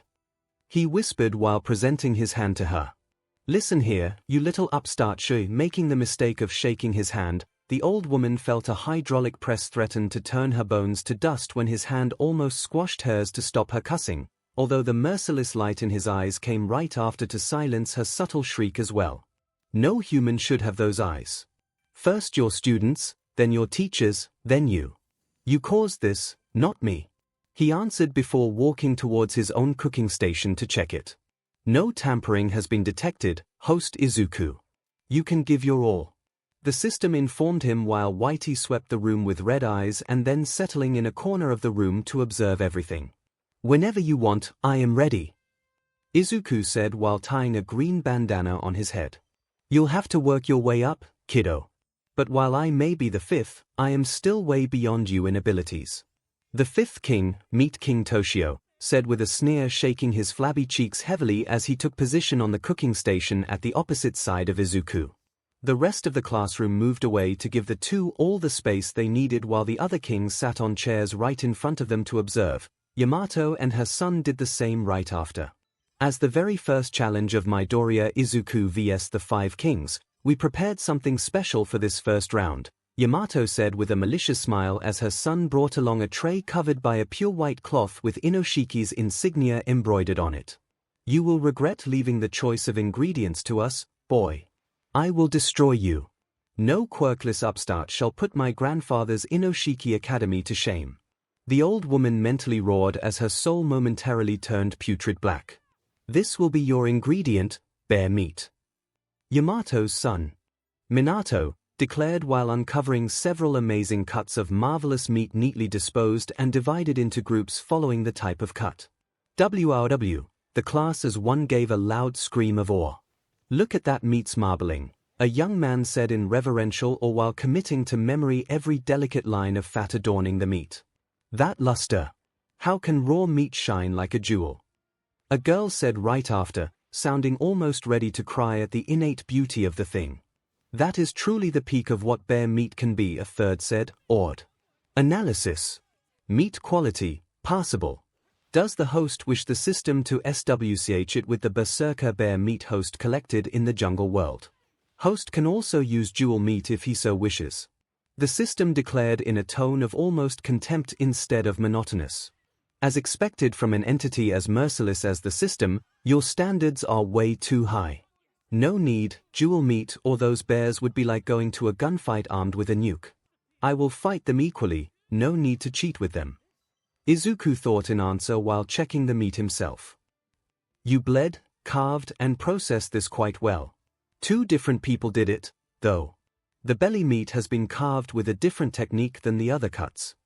Izuku said after a couple minutes, making Yamato and Minato's eyebrows shot high in surprise. Indeed. You have some good eyes. Minato admitted, impressed. And you have bad knives. This cut on the belly meat is 2 millimeters off. As far as I am concerned, this meat is unusable, if not completely ruined. I will use the paws. Izuku countered, displeased, while taking the skinned paws of the bear and returning to his station. They wanted to play the prissy game. Then they will face a MSTR. He used to be the king of chefs as Zeus. He used to have a net worth of billions with thousands of restaurants under his direct control. He had standards he could be annoying about if he so wished. Especially when he and Setsuno used to go into sing contests when younger and purposely finding every tiny chance to criticize the other's dish as a form of friendly rivalry, he still remembered how to be annoyingly picky on purpose. Why you? Yamato hissed between clenched teeth, happy to be secretly streaming the challenge for thousands to see him fail. You are insulting meat, you quirkless BSD. Toshio growled while taking his own selection of bear meat and preparing some frying oil together with batter. No. You insulted it by using the bear paws as mere decoration to demonstrate what animal this was. They have barely bled, and who skinned them did so just to not make them unpleasant to look at by leaving the fur on them only. The paws are the pride of a bear, and you ruin them just to appease your ego. So I will make sure this poor bear will have her revenge by using her ruined paws to slaughter that ego of yours. Izuku answered with sharp eyes. You know it's a female. Yamato asked. I am a chef, Yamato-san. I honor ingredients every time I put them on the chopping board. I thank them from the bottom of my heart for their sacrifice and always make sure their taste is worthy of such sacrifice. That is a true chef to me, he answered, and a few for an instant thought the paws in front of him gained just a bit more luster at his words. Unknown to them, Izuku could still hear the voice of ingredients, and the paw's feeling of gratitude boosted his morale to high levels. Many also laughed at his bold claim, except for the king's number 2 and 1 that instead seemed to appreciate his words, somehow. We'll see if you are as good at cooking than at talking. Let's go. Toshio roared as he slammed a meat grinder on his workstation and started grinding roast, back ribs and round bear meat together into a rough mix. Of course. Izuku answered while studying the paws and delicately adjusting the meat's smoothness ruined by the improper skinning with a few feather-light cuts of his knife, then gently removing the small claws and setting them aside as a lucky charm of sorts. To be fair, it was not exactly carelessness or unwillingness the cause of the paw's bad shape. Most chefs simply preferred not to use the paws due to the high ratio of tough muscles in them compared to the rest of the body, so while a bit tasty in itself as an ingredient, whoever prepared the meat thought that in a challenge between kids nobody would have dared to use the paws, so a light-hearted job was done because of it, for the sake of appearances. Sniff. Sniff. Yes, this will suffice, the bouquet is good enough. Izuku said while positioning both paws into a pot and fully covering them in white wine to remove the faint traces of unpleasant smell still clinging to the meat after its incomplete treatment. The other contestant, instead. 5 flavor berries essence, Japanese sake, diced onion and just a pinch of salt. And the unpleasant smell of bear becomes heavenly delicious. The Meat King was heard muttering with a low, ominous voice as he ground the meat again once mixed those ingredients with it, his smile unpleasant and creepy as drool faintly flowed down his double chin. Whitey, the class heard Izuku say. Host. Bring me these herbs and this honey from that cabinet. I would prefer to not leave my workstation unsupervised. he asked after jotting down a rapid list on a piece of paper. Understood, the robot answered while walking towards the ingredients cabinet Yamato furnished for this challenge. There is no need to fear, we won't need to cheat to win this. Marco, King number 1, answered, sneering. Forgive me if I do not trust you, but I am still in enemy territory, caution is essential, he answered while returning the stare with interest. Host, here are the ingredients. Whitey in the meantime had returned with the spices and herbs and the honey the young man asked for. Good. They will help me prepare a good stock. Izuku answered, happily, and soon filled the room in the aromatic scent of the stock he prepared with those and left to boil at low flame. Afraid of the bear meat aroma? Toshio asked with a savage smile. Echen. Let me tell you a secret, bear meat is my favorite ingredient. There is not a single thing I don't know about it. I already cooked it in every possible way. I dare say that I have eaten enough bear meat to put the species at risk. The fat boy said while collecting a thick broth-like sauce made with the bear meat itself and adding it to the ground meat, fearlessly adding more of the innate wild flavor of the bear meat to the already flavorful mixture he just created. Not surprising, really. Izuku admitted while recovering the bear paws from their wine bath to lightly coat them in honey and then submerge them in the bubbling stock. Are you calling me fat? The young man shrieked with bloodshot eyes. What? No. I meant that of course they would choose an ingredient you are most suitable with to try and get an easy win. I would never insult somebody for their looks. Izuku answered, appalled, and actually looked hurt at the insinuation. Oh. Okay. No offense taken then. The Meat King replied, immediately calming down. While this small exchange happened, the fat boy had prepared the side sauce for the hamburger patties of highly aromatic bear meat he had knelt by hand, and as soon as the oil in his pan started sizzling, he started frying, soon engulfing the room into an explosion of meaty aroma, but even if the people present felt like they were choking, the scent was still amazing. Do you feel it now, you little pest? The pressure of my students. Of the kings I personally nurtured. Yamato thought maliciously while looking at Izuku in hope to see him despair. And finding him utterly uninterested instead, too taken by his own cooking to even notice what was happening around him. HN, not bad. That was all the comment she heard him give at the aroma, and even that seemed half-hearted at best. I hate you, the old woman roared inside her head while looking ready to spit venom everywhere. Your hamburgers are ready. Izuku actually said aloud a couple minutes later. He hadn't been looking at Toshio at all, he just took a sudden sniff to the scent in the air and gave his verdict. Mind your own business, you bloodhound. The Meat King roared in answer, only to notice his hamburgers were indeed ready, and taking them out of the oil immediately with a surprised expression. By frying I have concentrated and strengthened the bear aroma even more. A razor edge between deliciousness and ruin. You can't get closer than this. He declared once finished preparing his dish. The big fried hamburger steak glistened in the room's light thanks to the thick fatty oils gently flowing down from its top, releasing an intense and thick aroma every time Toshio moved it while dividing it into portions for the judges and Izuku himself. Amazing! He used bear meat in a way that produced such intense aroma without a single iota of stink. How? A girl asked in shock. He is the Meat King. What the hell did you expect? Another student answered. Mincemeat katsu. With meat straight from the bear's bones.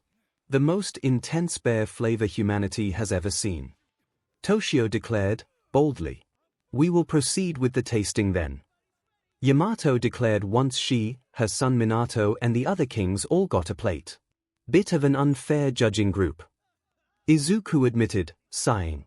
I don't know what is the history between our rector and you, but I do have a sense of pride as a chef. If Toshio made an inferior dish he would lose, if he made a better dish he would win. School pride has nothing to do with this. King 2, Tokyo, answered. And again his female classmates simped hard for him. Same here. If he loses, it will mean he is just unfit to be a king. No need to cheat and save a loser. I do have my dignity. Marco, King 1, chorused as well, and both kings skillfully ignored the hateful glare Yamato stealthily sent them. That's a bit too harsh. Izuku answered, sighing, while trying the piece of hamburger steak Toshio prepared and growing pleasantly surprised. Sour, bitter, sweet, spices, and salt. Only somebody truly knowing every facet of the taste of bear meat can achieve such a result and turn the stink of a beast into a gourmet delicacy. Yamato declared once tasted the thing. She too pleased to the core. Good control of the flame and oil's temperature, the meat has been cooked just right to make it tender and flavorful. Impressive for somebody so young. Minato added, his narrowed eyes were also studying the cross-section of the meat created by his bite and the knife that cut through it. Thank you, Mr. Minato. Toshio replied while puffing out his chest. Too greasy, though. There is oil everywhere. The boy's sails went then immediately deprived of wind by Mako's words right after as she scrunched her nose a bit at the overflowing of oil when she tried squeezing the meat. That is part of the dish. At each bite the meat juices and the oil mix together with the meat to create a soup-like dish. Do not talk about soup with me, pig, the king #1 interrupted him with a glare, silencing him. This is at best a good dish for some barely decent fast food restaurant. Good for nothing beside clogging arteries and satisfying fatty losers. You ground some meat and fried it, big deal. Now be quiet and enjoy your win, if you win. Since that other idiot at least used more complex techniques compared to yours. The young woman's tirade was frosty cold, probably thanks to her own quirk since the temperature around her did turn colder the longer she spoke. Sorry, Miss Mako, Toshio muttered while looking down, chastised. High-strung, maybe. Izuku thought, surprised by the outburst. The girl's quirk generates cold by absorbing inside herself the warmth around her. As a side effect her self-control slips and she is victim of a burst of anger once enough heat is stored. One can say she overheats herself to turn everything else around her cold, the system explained, and the young chef could only look at the girl in amazement, and just a bit of pity. That side effect gave him a good inkling as to why she didn't try to become a hero even with such an amazing quirk. I like it, instead. Izuku declared. Ah. Yes, it's greasy. Yes, it is not a fancy dish, but I can see friends share some good moments while eating this. The taste is very strong, in a good way, and the garlic and berries counterbalance well the gamey aroma still in the meat. This is very good. As you said, every bite is a bomb of flavor that makes me crave for more. Good job. He explained while happily eating his own portion. Thank you, but I don't need your pity. Toshio muttered, bitterly, yet thankful all the same. This is a good start for this challenge. Now finish your plate so we will be able to choose the winner. Minato asked once every plate was eaten clean, except Mako that left her half full to keep her point. Almost ready, the young chef answered. Once satisfied with the first boiling, Izuku took out the bear paws and put them aside to clean the wok and refill it with clean water and a new batch of diced herbs and spices. All the while the bear paws kept letting out thin steam lines carrying meaty fragrance with a touch of gamey undertone, just enough to entice the appetite without resulting unpleasant. The young chef repeated the boiling another 2 times at always shorter length and changed herbs and spices used at each new boiling, slowly letting their flavor deep inside the meat. Washed the wok a 3rd time. Oil was finally used to rapidly fry herbs and berries before the paws went added to the wok he then left to simmer in peace.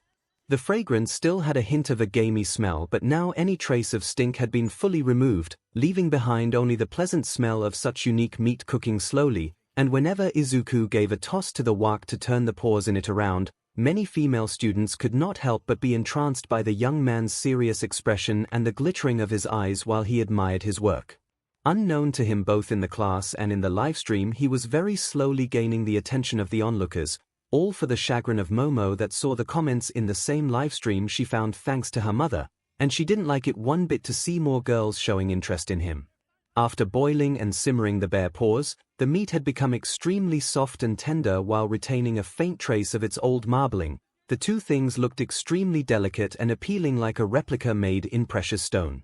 Retrieving a huge and round porcelain plate, the tender bear paws were then placed into the center and decorated by a thin layer of minced aromatic herbs, and once put aside some of the meat juices remaining from the simmering, the wok went rapidly washed and cleaned a last time to prepare a thick gravy to which the tiny portion of the sauce from the simmered paws went added once almost ready. Then the ruddy sauce went gently drizzled on top of the meat, producing a wave of aroma and gently enveloped the entire room. Holy F, how! It smells just as good as Toshio's dish, only gentler. The same student from before commented in awe. Red braised bear paws, please enjoy. Izuku said once properly cleaned the plate with a piece of cloth and cut the paws meat in thin slices with zero effort, as if to show the sublime tenderness the once tough meat now possessed and the delicate rosy color still present in the innermost part of the meat. Plates went rapidly filled in meat, not only for the judges though, but for the rest of the class as well. A sheepish Izuku could just give a shy smile and explain that in his haste to avenge the bear he prepared too much meat and that he would have hated to waste it. To prepare the meat he managed to cut it while perfectly following the direction of the muscle fibers. This is the job of a surgeon, not a chef, Minato said while studying the delicate and thin slice of meat he picked up in great interest. The gravy's thickness and texture too is impressive. What school do you come from? King 3 asked, honestly impressed. A private tutor. As a quirkless I always end at the bottom of the waiting list. After a while I stopped bothering and found a personal teacher and a sponsor. Izuku answered, shrugging. That's a DMN fat shame, this looks amazing. What about the taste? King 4 answered while taking a bite and falling dead silent. Sniffle. Sniffle. Sniffle. Everybody's attention soon turned to Toshio the Meat King, and the fat tears falling from his eyes as he chewed his own portion. The boy was crying his eyes out and yet looked unable to stop eating, no matter the almost physical pain that taste caused him. What? Yamato muttered as a dark sense of foreboding climbed along her spine at the sense of déjà vu the scene gave her. Holy F, a student in the back was heard gasping in shock. It's soft. And tender. And the aroma is strong yet gentle, how? A girl added with wide eyes. Strong and gentle. You mean like the bear pride he talked about? SHT. He turned a bear's pride into a flavor. You can do that. Another said, talking with her mouth unashamedly still full. The piping hot piece of bear paw meat was topped with bits of chopped herbs and peppers while the red broth dripping from the pieces of meat exuded steam. The scent was fragrant, but not too dense. Spicy enough to tickle the nose without completely covering the inborn wild taste of the meat, but enriching it. No matter how much one chewed, there seemed to be no end to the taste, it just kept coming and filling the mouth in its vigorous flavor, helped by the still chewy texture of the meat that even if really tender still maintained part of its springiness. OMNOMNOM. Takeo the Vegetable King tried really hard to ignore the loud munching sounds coming from the girl sitting next to him, valiantly trying to preserve the dignified image of Marco he had long since created in his mind ever since they went to the same middle school together all the way to the same university. Can you at least try to keep your composure, Marco-chan, he begged. Shush, the secret foodie answered, annoyed. How is it? How does my dish taste? Izuku asked, watching Yamato struggle with her words once tried some herself. Goo. The old woman growled while glaring at him. Mother! Minato asked. It's decent. As far as I am concerned, Toshio wins. She answered. Silence fell into the room, a silence of pure disbelief. Mom? Minato exclaimed with a disappointed sigh. Toshio wins, end of story. I lost, Toshio himself admitted right after. You, the old woman roared in anger. It's true. The meat is tender but not greasy, fresh, and does not smell, its taste is simply amazing. The Meat King admitted in tears. He had seen it at the first bite already, the very bear they both had cooked, he saw it. Rose to her hind legs and swiped down with her paws to crush Toshio with all her might, destroying him and his dish with a single strike and avenging her lost honor. He could not summon enough pride to forcefully declare himself the winner, he just could not. The flavor of the bear paws meat lingered on his palate. It tasted delicious, and he almost lost himself to its flavor.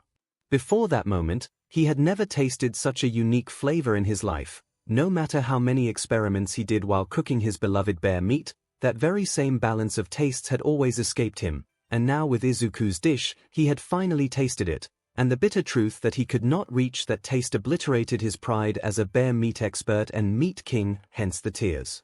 The entire classroom was filled with the loud sound of people munching still, and each one of them had an expression of bliss, or greed if their plate was already empty and they were looking for more meat to gorge themselves with.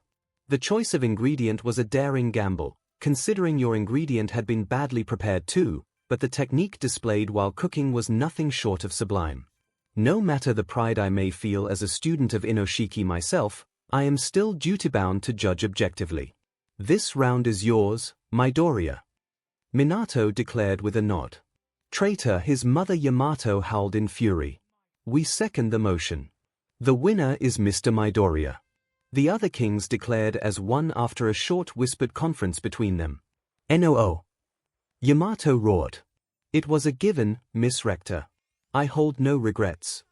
Toshio answered with a sorrowful expression while taking one of the knives he had used to cook his dish with and using a permanent marker to write his name along the blade before delivering it to Izuku. She was right, you are a DMN monster. Can I have a rematch sometime in the future? He asked, meekly. I would be honored. Izuku answered. Both young chefs exchanged a bow at that. Do it in private. You are hereby out of my university. I won't have a subpar loser ruining my reputation. Yamato's outburst shocked everybody, even herself, before turning towards her assistant. Tell me at least that nobody saw this shameful display during the live stream. Live stream? Izuku asked. Live stream. Minato also chorused. Madam, we have 50,000 viewers, and more keep arriving. The poor assistant replied with a small voice. Turn it off. Turn it off. The old woman ordered immediately. Imda. We are no longer hosting it. I can't turn it off. Somebody hijacked the transmission. She demanded, and the question made a couple hackers from Island smugly flash their middle fingers at the screen while making sure more people were notified of the attack on Inoshiki Academy so as to add more viewers to the livestream. Along making sure Toshio could find an acceptance letter for another private university for chefs already waiting for him when he will get home. I am out. Fair enough, I never liked it here anyway. Working under a hag that believes we youngsters don't want to work hard, it's a nightmare. I am chubby because I want to be, and maybe because I eat too much meat. Laziness and ungrateful new generations have nothing to do with it. I'll just find another university that will appreciate my hard work. Toshio declared with his head held high while marching out. How dare you? Piss us off back in your pyramid, you mummy, the former meat king answered, unfazed. Hey! Destroy the others too, nothing personal. But if you throw Yamato down her high horse, maybe she will become a bearable human. Toshio declared before slamming the classroom door closed behind himself and leaving the school with his head held high once retrieved his personal belongings. Okay. Maybe there were some buried issues between him and us. Fish King Sadao admitted, grimacing. I blame Marco, she is the one with an attitude, the Dessert King answered. Hey! Marco answered, face red in annoyance. Little shameful display aside, Minato said while nailing his mother with a glare thankfully strong enough to silence her. We still have more rounds to go through. You up for it, Mr. Midoriya? He asked. Yes, thank you. I would like to challenge all the 5 kings today before leaving and leave the teachers and Yamato-san for tomorrow, if it's okay for you. Izuku answered with a nervous smile. Everybody fell silent at that request. It was just too bold, too wild, and nobody actually knew how to answer that besides gaping at him in shock. Okay. We'll have a 5 minutes pause to clean everything, then we will continue with the next round, Chef Izuku versus Fish King Sadao. Minato declared, unsure, while the livestream chat exploded in awed comments. Yamato instead could not help feeling something cold starting to form in the pit of her stomach. The system hoped it was ulcer, but that was beside the point. Battle against the kings. Inoshiki Assault Arc Part EU University, between lessons, okay. 1 down. 4 to go, Momo said once checked the livestream of the cooking challenge Island hijacked from Yamato's control. Your boyfriend is really attacking a cooking school? Mina asked. Their 5 best students, their 4 best teachers and then their rector, a 3 Michelin star level chef. Yes, she answered. You did not deny the boyfriend thing. Gyro said, unsure. Because he is. He just got my father's blessing. Momo answered, a tiny smile surfacing on her face. No way! Mina yelled. With wide eyes. Congratulations, you're Momo. Toru squealed in happiness for her friend. No! At the same time, Mineta was heard yelling from the back of the class while rushing towards Momo in tears. What is it to you? It's unfair. He doesn't even have a quirk. He doesn't deserve your melons or butt. I am a better man than that useless loser, and I'll show you by plowing you until you love me. Let's FUC them. The class became dead silent once seen the classy and elegant Momo answer to that disgusting request by uprooting her desk from the floor to bash Mineta's skull with it hard enough to dig a perfect imprint of the boy's entire body on the concrete floor. I don't know what kind of sordid pornography you constantly drown yourself in, but there is not a single woman on this planet that can be converted to love by having sex with her, even less likely if against her will.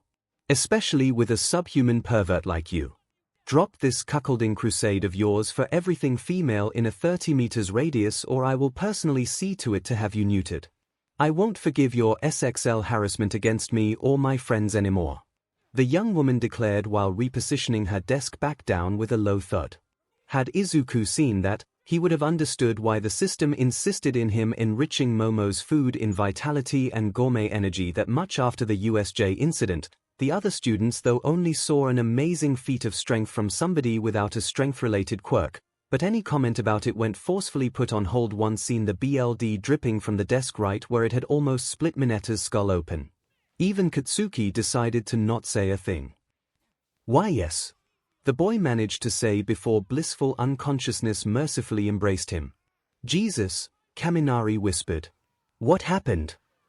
Okiko chose that moment to enter the class accompanied by Nemurai. She had been talking with the woman about her dubious feelings for her boss at her part-time job, and she still didn't have an answer to her dilemma. Not even knowing he was in a relationship with Momo already seemed to make her heart stop beating wildly when with him. Mineta finally got on Momo's nerves. He tried saying he was her ideal man and pretended to show it by demanding her to have sex with him, probably meaning right here and now in front of the entire class. I think that's the gist of it. Toru answered, still a bit shaken. And that was all it took for you to somehow uproot a desk anchored on the floor with concrete to almost flatten him? Midnight asked. That and the SXL harassment me and my girlfriends are targeted with daily. Momo answered. And the panties thievery. Mina added. And his attempts to put cameras in our showers and locker rooms. Tsuyu said. And the crass jokes about any of us just missing out without. Sking him off. Gyro said with a scowl of disgust. I am invisible, but he still tries to take pictures under my skirt. Toru said. I did find him sniffing my shoes after gym practice a couple of times, Okiko said with a small voice.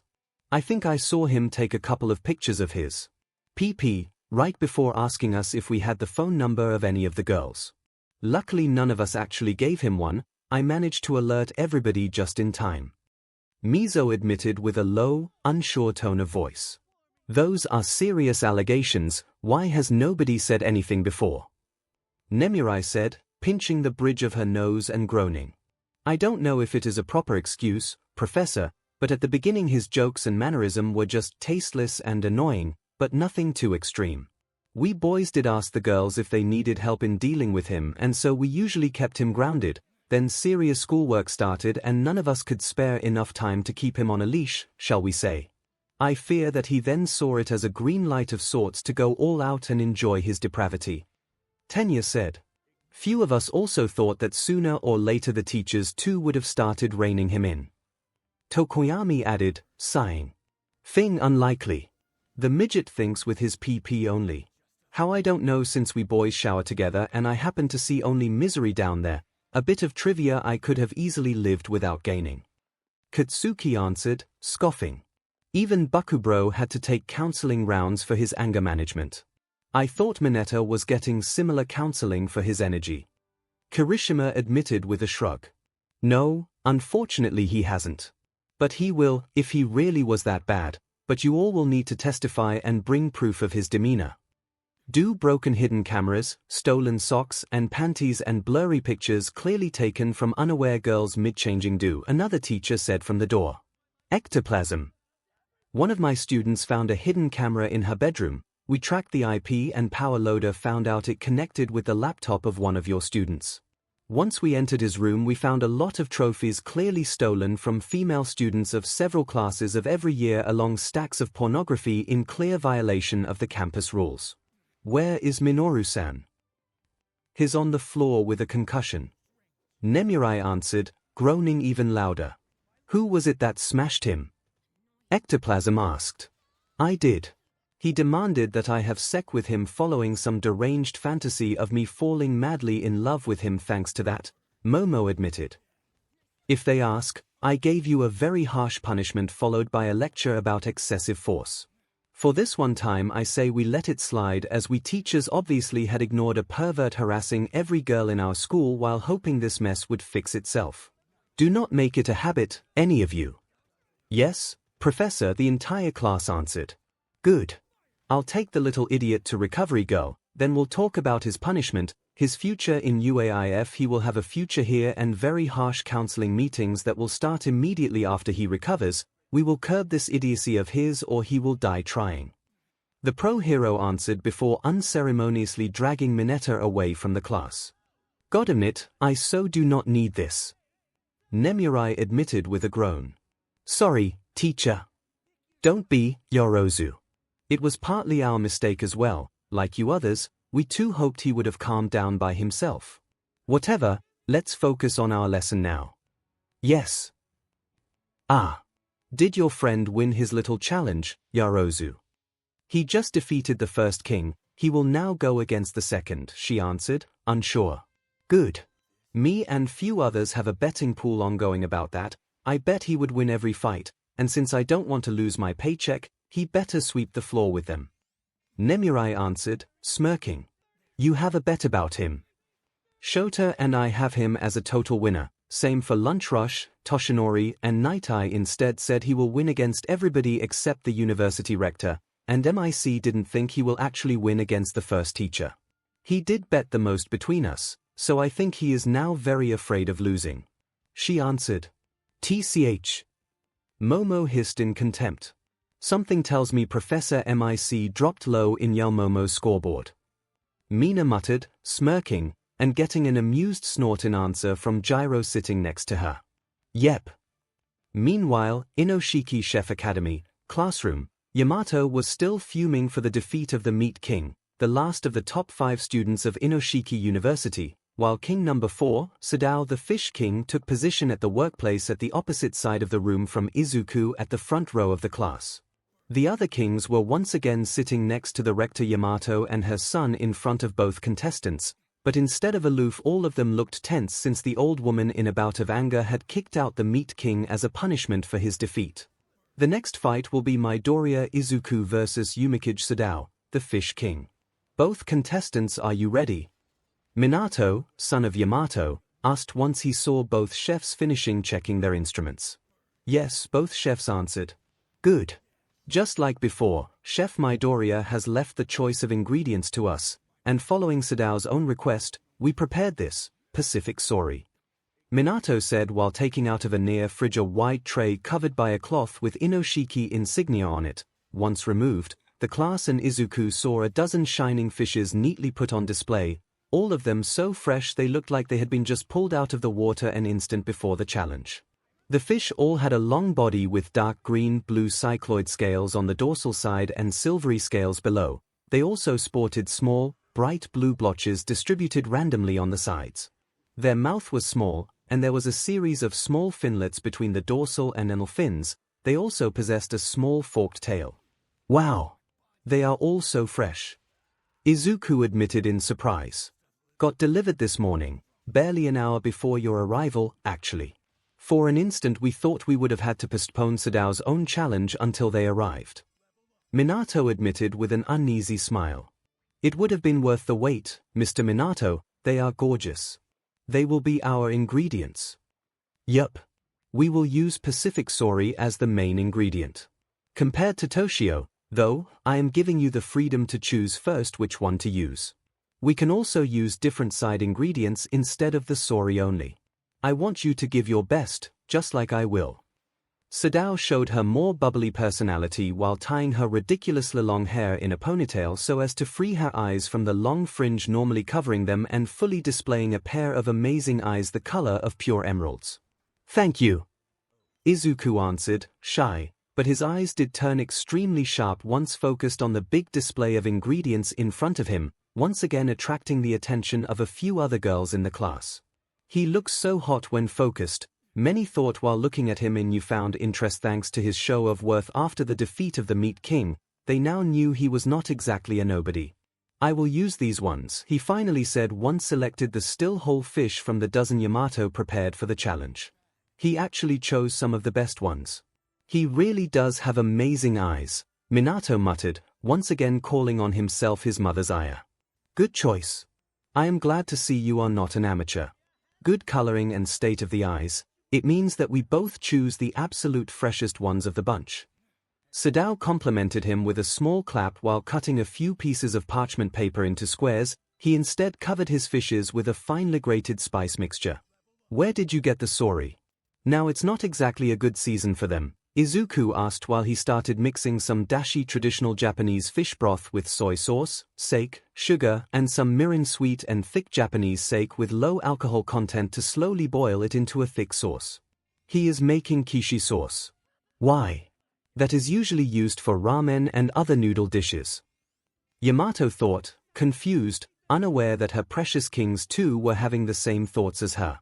In the meantime they all watched as the young chef also removed the fish's innards while keeping most of its fat aside. He then cooked with some extra virgin oil and wine vinegar to create a secondary sauce giving off a mesmerizing fish scent.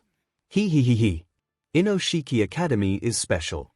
We have our own personal ingredient providers. These sori are not exactly from around here. They come from a private breeding specialist overseas and were delivered by air this morning just for this challenge. Those guys have a very special breeding method, so we can have them perfectly plump whenever we want. 𝐒𝐿 answered. She instead was mixing butter with black pepper, garlic, parsley, and thyme to create a dense and aromatic cream. "Cool. But, hey, you two make your own herb butter?" Izuku asked, impressed. "You fufu. I like mine with just a bit more pepper than normal. I like strong tastes," she answered with a giggle and a wink. "Nice. I usually make it with a bit less time." "Do they know they are supposed to be enemies?" the other students thought in dismay at 𝐒𝐿's overly friendly attitude. "Stop fraternizing and destroy him." Yamato shrieked in fury. "You are starting to worry me, Mom," Minato admitted, sighing. "Shut up." "With Izuku, why does our rector hate you?" 𝐒𝐿 asked. "I made a plate of rice that made a dear friend of hers feel inadequate. That's it." "Yes. I still find this hatred she and her other friends have against me a bit overblown, but I don't pretend to understand what happens in the heads of egomaniacs. I am just defending myself," he admitted with a helpless shrug. In the meantime his sauce had evidently reached the right thickness as everybody saw him pull it off of the fire to let it cool down by itself while he focused on the fish proper. "What did you use to season the sori?" 𝐒𝐿 asked once to see him clean away the spice he had covered the fish with. "Dried pimenta de oca fruit. I had some with me, luckily, since I could not see any in your spice cabinet. I would have been in trouble without it," Izuku answered. "Pimento? You carry that stuff with you?" King number 2 asked, confused. "Not only allspice, I came full of other speakeasies too," Izuku answered, briefly opening the jacket of his chef attire to show the 6 or so small jars of speakeasies strapped in the inner area. "I didn't know if you would have let me use your condiments, so I brought some along by myself." He then said, in truth he could easily retrieve every spice he needed from the system's dimensional storage, or whatever the name was, but just saying he had hidden pockets with spice jars inside was easier to explain compared to having access to the powers of an extra-dimensional entity. "That's very paranoid," the Dessert King admitted, taken aback. "I am in enemy territory, I could not just wing it," the young chef answered while cutting some garden radish into cute little circular slices he then carved into small flowers. "Is that overly detailed carving necessary?" Minato asked. "You tell me, isn't a good plate supposed to also be good looking?" Eyes too play a part in the enjoyment of a dish. Either building a dish in a manner simple, complicated, or minimalist, a chef should always put great care in the final product. Well said, the man answered, smiling pleased. Stop praising him, Minato. Yamato hissed between clenched teeth. Ha ha ha ha. You sound like a philosopher when you talk like that. Not a chef. Taste is important in a dish. Nothing else, 𝐔𝐬𝐽 countered, laughing in amusement while finishing preparing a few mussels, deveined shrimps, and steamed clams. She then added to the sori on top of the parchment paper. We agree to disagree then. But still, you are making quite the adorable cartoccio. Pot meets kettle, perhaps. Izuku answered. Blair. The girl replied by just pulling out her tongue. She then added cherry tomatoes and mushrooms to the seafood mix, and once topped each sori with a spoonful of her herb butter. She wrapped everything inside the parchment paper and moved the wrapped fishes in the oven. Done. What about you? She asked. Technically I am done too. The last part to finish my dish can be done just before serving, so I will wait for you to be done before getting through with it. In the meantime I will prepare a baby spinach sauce as a side dressing. Normally I would leave the spinach just steamed a bit so to use the leaves as a decoration, but if I don't do something to pass the time while we wait I will go insane. Izuku admitted. We can play cards if you want. It's okay, I'll keep myself occupied with the sauce, he answered, smiling gratefully. Okay, the other answered, more than happy to just WHP out her phone to watch some funny videos online. That's it, it's official, she is physically unable to take anything seriously. Marco, king number 1, declared with a groan of disbelief. 20 minutes later, ding. The sound of the egg-shaped alarm cut through the silent room like a searing hot blade, causing 𝐒𝐬𝐽 to almost drop her phone in surprise. Ready? Izuku asked while giving a last filtering to the baby spinach sauce to make sure it was extra smooth and free of lumps. Yes. This is my special Pacific sori flavor bomb cartoccio. What about you? You done? She answered while opening the cartoccios and inundating the room in a pleasing scent of cooked fish. Holy SHT! The scent of the sea. A student gasped in wonder while her nose greedily sniffed the air. That's the fish king for you. She is the greatest fish expert of them all. Second to Mako-sama herself by just a tiny margin. A boy answered, just as amazed. Wow! This smells great. Izuku admitted, impressed. Thank you. When the rector Yamato told us about your challenge I just knew I had to make this dish. Sori is among my favorite ingredients because it is just so versatile. And between cartoccio and aquapazza, I knew this would be a killer. 𝐒𝐬𝐽 answered while decorating the cooked sori cartoccio with a slice of lemon each. Good to know. I was afraid I misread your intentions after all. Izuku admitted with a wide smile as he cut the sori he seasoned into thick slices he positioned on a wide plate in a flower-like shape. Then he used a brush to cover the pieces in a generous quantity of brown sauce before taking a burner and turning on its flame. What are you, Foosh? Many gasped in surprise at watching the green-haired chef mercilessly scorching his plates without a hint of fear, but many more turned shocked at the intense amazing scent the dishes started emanating once he was done with the burning. How the F does burning fish release this amazing scent? What joke is this? It matches the scent of 𝐒𝐬𝐽's dish. How? Many usually use kishi for ramen and noodle dishes only, but that really is a multi-purpose seasoning that can be used in a myriad different recipes. It truly is a staple of Japanese cooking. And the right trick to use to make scorched carpaccio, isn't that right, Chef Izuku? Minato said with shining eyes and a smirk once seen the young man give a rapid-fire bath to the sori carpaccio once finished brushing the sauce on the surface of all the plates. He prepared. Hoo. Correct. Even with a powerful burner like yours, burning the surface of fish in the proper way is difficult, but using kishi it becomes easy thanks to its sugar content. And it also acts as an insulator of sorts and protects the sori from most of the heat, preventing loss of freshness from the continued influx of heat since I only need to scorch the fish surface fat, not the meat inside. Izuku answered, smiling proudly at himself. Once satisfied with the scorching, he also added the sori fat dressing sauce and the baby spinach sauce on top and around the fish slices before topping everything with the flowers of radish. Scorched 𝐔𝐬𝐽 𝐶𝐻, my dish is ready. 𝐒𝐿𝐴 declared once every plate was composed. This aroma. 𝐔𝐬𝐽's dish is literally an explosion of flavor as the name implies, but Midoriya's own is just as strong, but instead focused like a blade. I wonder who between them complemented best the delicate taste of the Pacific 𝐒𝐿𝐴. King 2 muttered with his eyes narrowed and focused fully on 𝐒𝐿𝐴's face. Miss Yamato was right, that guy is a monster. We should not underestimate him, if he wins against 𝐒𝐿𝐴-chan as well. Dessert King answered, thoughtful. Where does he come from? Knowing Miss Yamato, a talent like his would normally be something she would do everything to snatch. Then why is he here as our enemy? Marco wondered with a low voice. You heard him, that is not a good enough excuse, there must be something else behind this, she interrupted the other girl with a hiss. We will proceed with the taste test. 𝐒𝐿𝐴, you first. Yamato said once seen both chefs deliver their plates to her, Minato and the other kings.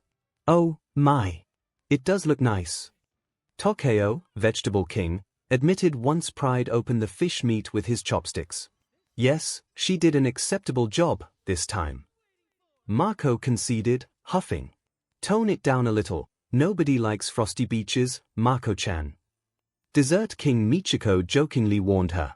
Marco-sama. We love you. Queen Marco. Many boys yelled in rapture at seeing the Soup King show a tiny sneer of annoyance. Except those guys, Michiko added, sighing. Focus. Yamato barked angrily, silencing the other kings while studying the wobbly piece of 𝐒𝐿𝐴 she grabbed from the plate. I must admit the cooking method chosen was excellent, it does put on display the natural taste of the Pacific 𝐒𝐿𝐴.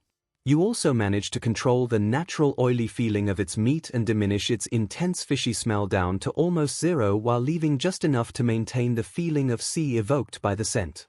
Good choice of supplementary ingredients too. The aquapazza made with the mussels, shrimps, and clams help supporting the main ingredient and are all a pleasure to eat, especially the steamed clams, that even if cooked in 2 different methods, remain pleasantly springy and flavorful. You gave your dish the perfect name, it's a real sea flavor bomb while remaining melty sweet and tender at the same time. Congratulations.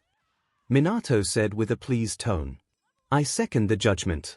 You used the Pacific 𝐒𝐿𝐴 almost perfectly, especially its thick meat. I could chew this forever and never get tired. Tokyo confirmed with a dashing smile. Several girls swooned again, all for Izuku and the other king's chagrin. 𝐒𝐿𝐴-chan is a bona fide fish expert, always a pleasure eating what she makes. Michiko added with a thumbs up. Good, it's good, but the ingredient was the Pacific 𝐒𝐿𝐴, nothing else. You gave too much importance to everything else. The 𝐒𝐿𝐴 should have ruled supreme. It is still good, though. Marco said, uninterested. Hey! Cheer up a little. What your friend made tastes amazing and it's also very nicely presented. Do not be a stick in the mud and enjoy it, this dish is good. Izuku answered, annoyed a little, he had already finished his portion and was not ashamed to show he liked it. Thank you, maybe in the end I did make it a bit cute too, other than good tasting. 𝐒𝐿𝐴 said with a mischievous smile while eating her own cartoccio. That you did. Izuku answered, smiling. Then this is obviously a win for 𝐒𝐴. I am sorry, boy, but your defeat was a given. Get out and do not bother us anymore. Yamato said with an evil smile. What? She asked. Mom, you are becoming annoying, we have not even tried his dish yet. Minato said while massaging his forehead to push back the incoming migraine his mother caused. TCH. It's just some raw fish slightly burned with fire. You can't expect it to be better then, the old woman tried saying while despondently shoving a slice of the scorched carpaccio in her mouth, and growing unhealthy pale while her eyes bulged out. Tea, the source of Pacific 𝐒𝐿𝐴 innards. He prepared it just by adding oil and vinegar to the fish's fat and part of the innards, and yet the taste is permeating my tongue. And is making the sweetness of the fish meat stand out so much it's making me drown in its taste. Michiko admitted, shocked. How many speakeasies did you use? Tokyo asked, just as surprised. Only the pimento, or allspice. Depending on which name you want to use. Those Pacific stories were already good by themselves, adding more sounded like a waste, so I just tried enriching and polishing that flavor with a couple small pushes from the sauces and the spice. Izuku answered, shrugging. If 𝐶𝐸 created a bomb of flavor, yours was a single bullet from a sniper rifle, no waste, no fanfare, and no collateral damages. One strike, one kill. Only pure Pacific story flavor, marvelous. Minato admitted, clapping a little. Thank you. What do you think about it, 𝐶𝐸? Izuku's question died a messy death when he saw 𝐶𝐸 eat with zero manners her own portion of scorched carpaccio and even liking the plate over and over until it shone. Glad you liked it, he said, unsure. You are a lady, show some manners. Mako chastised her while mid-like of her own plate. I give up. 𝐒𝐭𝐲 muttered in dismay while trying to ignore her. Cough. We will proceed with the vote, who do you think won? Minato asked, fake coughing to cover his own embarrassment. I vote for Midoriya. Sorry. 𝐒𝐭𝐲 said, smiling uneasily. It's okay, Take-chan. I'll do better next time. 𝐶𝐸 reassured him with a thumbs up. I vote for 𝐶𝐸-chan. Michiko said with a wink. Thank you. Midoriya, at least he used the Pacific story 𝐿𝐴NY. Mako said. You are a picky eater. 𝐶𝐸 answered, pouting. I will have to vote for Midoriya as well, my apologies, but I must recognize the ability needed to bring out such amazing flavor with so little ingredients. Minato said with a sorry expression. No harm done, sir. I loved it too. Yamato-san. 𝐶𝐸 asked. Get out of my school, the old woman answered with a low, defeated voice. Go back to your seat, 𝐶𝐸. You are still a student here. Minato subverted the order. Silence. You are already giving a sad spectacle. Don't think I won't rein you in just because you are my mother. The man roared, shocking his mother. But I am saving you from yourself. 𝐶𝐸 gave her best and that's all that matters. She is still a first-year student, she can still get a lot better if you give her a chance. Wasting talent just to appease your tantrums won't help nobody, not them and especially not you. Now calm down and be a proper, professional chef, or else I will take over and select a new judge to take your place. Minato said with narrowed eyes. Okay, Yamato conceded with a small voice, her body losing every ounce of fight she had at the beginning. Good, I will still keep you grounded, because I know you are not a bully, but a great chef, and I want to preserve that part of you. Michiko, you are next, are you ready? He asked. Of course. I need to avenge 𝐶𝐸-chan. The short girl answered. My hero. 𝐶𝐸 answered with an exaggerated swoon while retaking her seat next to 𝐒𝐭𝐲 once delivered one of her knives to Izuku with her name written along the blade with a permanent marker. She also added a cute little heart next to it, apparently a fixed part of her signature. That guy is tearing through us like a tank. 𝐒𝐭𝐲 muttered with a low whisper and his eyes fixed on the wooden cabinet Izuku brought along now containing two knives belonging to their fellow kings. This time Miss Yamato tickled a dragon's nose once too many times, and now we have to deal with the catastrophe. Mako answered. I will use my secret weapon, you. He asked. Me too, conventional dishes won't cut it this time. Flavor demon. As you said, he deserves our worst, molecular devil. 𝐒𝐭𝐲 answered, eyes narrowed. Very well. We'll have a 10 minutes pause to clean everything and let young Midoriya catch his breath a little. Minato declared, nor he or anybody else heard what 𝐒𝐭𝐲 and Mako said. No need to worry, but I will use these 10 minutes to recover an ingredient for my dessert dish, since I can see apples being washed and prepared to be our chosen ingredient. Izuku answered with a grateful smile. Something we can get for you. No. I have those already ready back to my place. He answered before motioning Whitey to come closer. Host, the robot asked.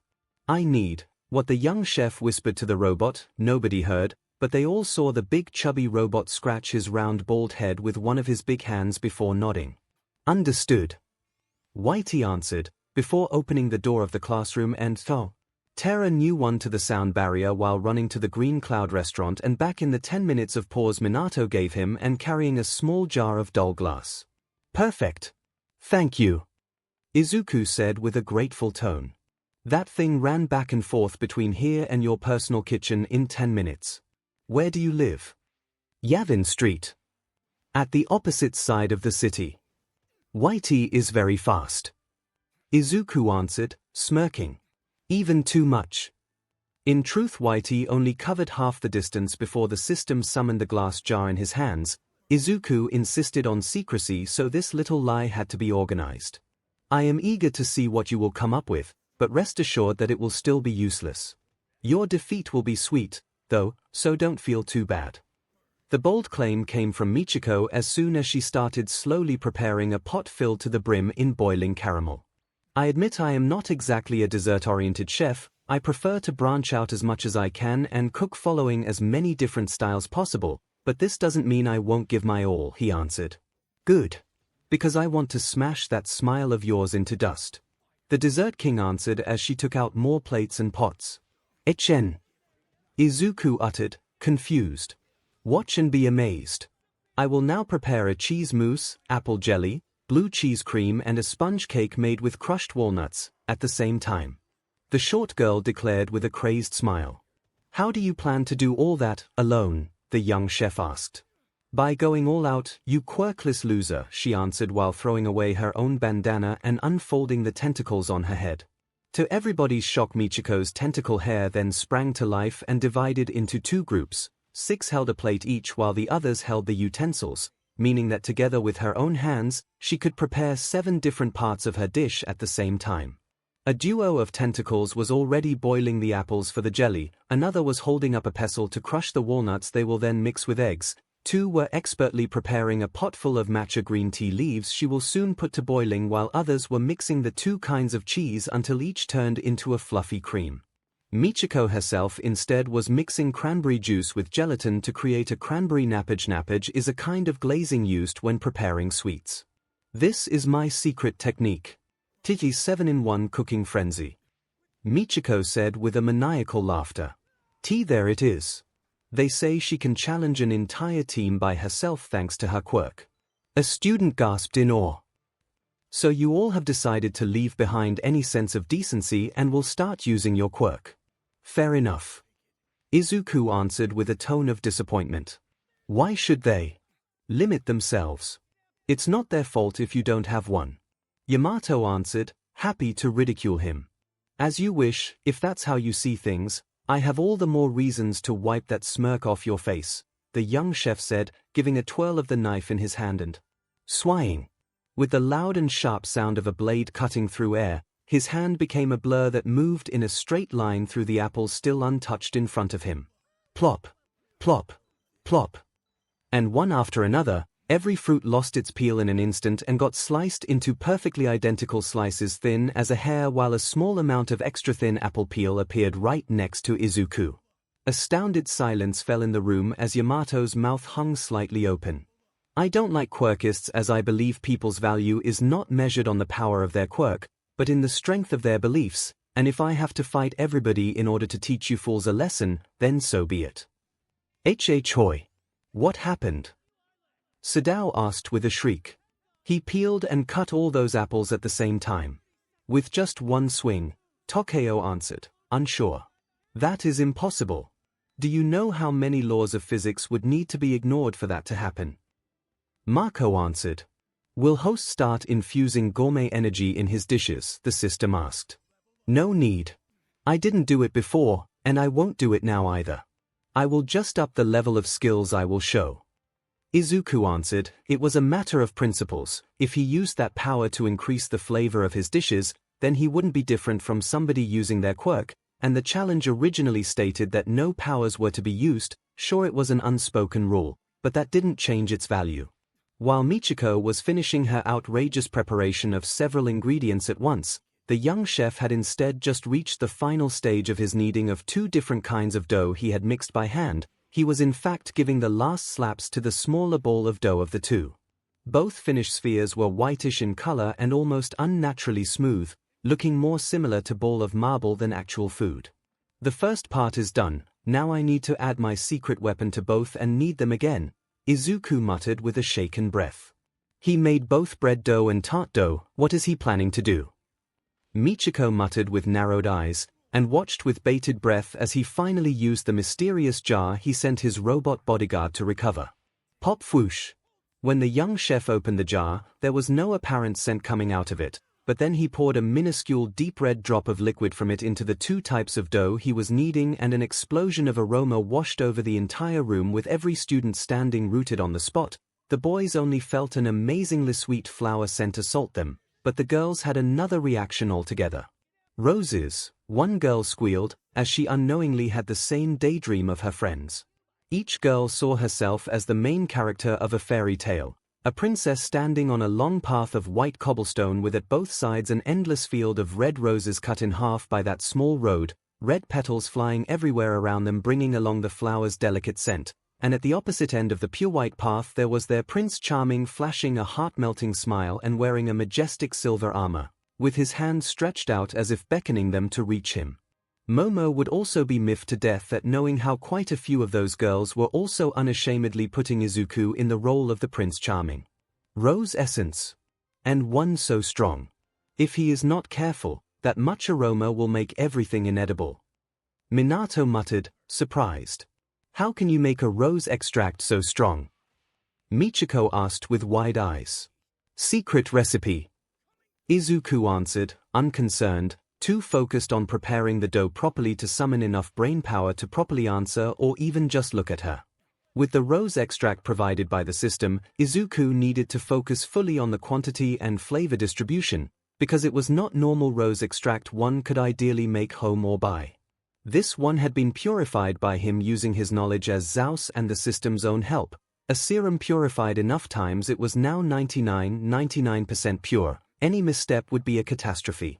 Just a spoonful contained the essence of several hectares of red roses. He had to be careful. At the same time he added some rose extract to a big pot of water as well and soaked the apple slices together with some extract from the apple peels, and left the slices to rest untouched to the side before returning to focus on the dough. Slap. Slap. Slap. Slap. The scented ball of dough were then continuously slapped and kneaded until they all became faintly pink and utterly smooth spheres, done so that he simply kept them neatly separated in smaller parts on a side. Now, the rest of the apples. Once satisfied with that, Izuku started to simmer some of the remaining apples with apple cider vinegar and water, and once turned them into a cream, he added normal butter and tirelessly mixed everything until perfectly fused together. Apple butter and apple confiture. Can he really balance both roses and apples in a single dish? Minato muttered while studying every movement of Izuku. Creating pure rose extract with that level of aroma is already ridiculously hard, but actually managing to slowly soak that rose flavor into the apple slices in the right amount, together with the extra apple flavor from the apple peel extract to reach the right balance, is even more insanely difficult. Where does this brat come from? Yamato thought in anger while biting down one of her nails. Her own bloodshot eyes were fixated on Izuku's. And a tiny feeling of fear of the boy started blooming in her heart. With Michiko the dessert king, damn it. That thing is a scent bomb. But there is no need to worry, he is using 2 ingredients only, I am using 8. The young woman thought while creating small discs of sponge cake batter. She then moved into the oven to cook. You may use the young scent of roses, but I will use the nostalgic taste of autumn. Let's see which one will come out as the winner, she declared. So it will be spring youth versus autumn maturity. Okay, I accept the challenge. Izuku answered. You will regret challenging me, quirkless. Michiko muttered darkly. Some time later, as soon as the dessert king saw her sponge cake turning golden in color, she took the discs out of the oven and rapidly cooled them down, and then giving the final touches to her side ingredients. Like the extra leaves of matcha green tea, she was powdering at high speed thanks to her hair tentacles handling extra knives. Her dessert is clearly not simple. Minato muttered, impressed. She is preparing her infamous autumn leaf viewing entremet, the dish that cemented her position as the dessert king here in this school. Yamato answered. Oh. She is going all out as well, the vegetable king muttered. I am glad to see she is taking this seriously at least. Mako answered. You know she hates being challenged, It was a given she would not show mercy. If her self-esteem is frail as glass, it's her fault only, the young woman answered. Uninterested in the judge's scrutinizing stares, Michiko had finally started assembling her dish, using the sponge cake discs as the middle layer while carefully creating several layers above and under it with the various cheese creams and fruit jellies she made previously until a vaguely spherical shape was created. She then covered the whole thing with the cranberry gelatin to turn it in a perfectly smooth red sphere as big as a golf ball. Finally done. Get ready to lose, quirkless, the girl declared with a mocking tone while preparing a few more spheres. She then moved to the fridge. If all your insults revolve around my lack of quirk, sorry, but you won't go far in making me feel under pressure. Izuku answered while shaking his head. TCH. While ignoring the fuming short girl brushing her caramel on an anti-adherent sheet of parchment paper to create thin, perfectly transparent shards, Izuku took note that the apple butter was finally ready along the apple slices having been soaked in the scented water long enough to satisfy the green-haired chef's requirements for his own dish. Echen. The tiny, satisfied grunt escaping his throat almost managed to freeze Michiko's blood in her veins. What? She asked. Just that time's up and I too can now finally build my dish. The young man answered with an adorable eager smile while first collecting several spheres of rose-scented bread dough to knead them back into a single, bigger blob to which he then added part of the apple butter too. First, the basket, he then said while pinching the giant ball and pulling aside a long string of it while twirling it gently between his pointer and thumb. Swish. Swish. Swish. Swish. What teeth? The students behind him cried in shock as they watched the young chef pick up insane speed once again to create dozens of finger-thick strands of dough. He then started waving together to create an actual basket with a twirly handle arching above it, and no matter the intricate design, he was building it so fast many felt dizzy by looking at him. Done the basket, the tarts. Done with the creation and decoration of the basket, the following move was building the base of the desserts, tiny cup-shaped empty tarts, those two made at ludicrous speed. Around, in the oven, Izuku said while carefully putting the basket and the empty tarts inside the oven to cook. I wonder if the apples. Yep. Perfect. He then said once given a taste test to the soaked apple slices, now dyed into an eye-catching pink color, and since he was evidently satisfied with the results, he carefully removed them from the aroma bath to dry them. I have no idea what you are doing, but I'm not afraid of you, Michiko said while pointing an accusing finger at him. Good. I am not here to scare anybody, Izuku answered with a happy smile. And my dessert will soon be ready. Then we'll see who is the winner, she answered. Of course, he replied with a thumbs up. Some time later, ding. Ding. Ding. As if it was planned ahead, the kitchen timer Michiko had set for her dessert in the freezer rang just a minute before Izuku's own for the oven, signaling both were now in the final leg of their challenge. You can do it, Dessert King, the students cheered for her. Dessert King. Dessert King. Dessert King. She will win this. Emboldened by the loud cheering, Michiko positioned a sphere in the middle of each plate. She then decorated with a tiny pinch of the powdered matcha green tea leaves and 2 wings of caramel shards at both sides of the shining red spheres. She had even created small maple leaves with some remaining sponge cake she had then positioned around the plate. Closing the dish there was a warm cup of green tea as a side drink for the dessert. Done. You are finest swoosh. Michiko's taunt she tried delivering once finished assembling her dish went interrupted by Izuku's hands once more moving fast enough to disappear as he started grabbing the apple slices one by one with a duo of pliers to build the tarts after he used a brush to paint the inside of the empty tarts with the apple butter and then the apple confiture. She is screwed, a boy blurted out in dismay as a rose bloomed inside each tart, and not just a rose-like shape, but a perfect replica of a big rose made with thin pink apple slices recreating the flower's petals with ludicrous precision of details. A couple minutes in the oven to make the apple slices extra crunchy, and the tarts are ready, Izuku declared while moving the tarts back in the oven after brushing some apple peel essence on top of them.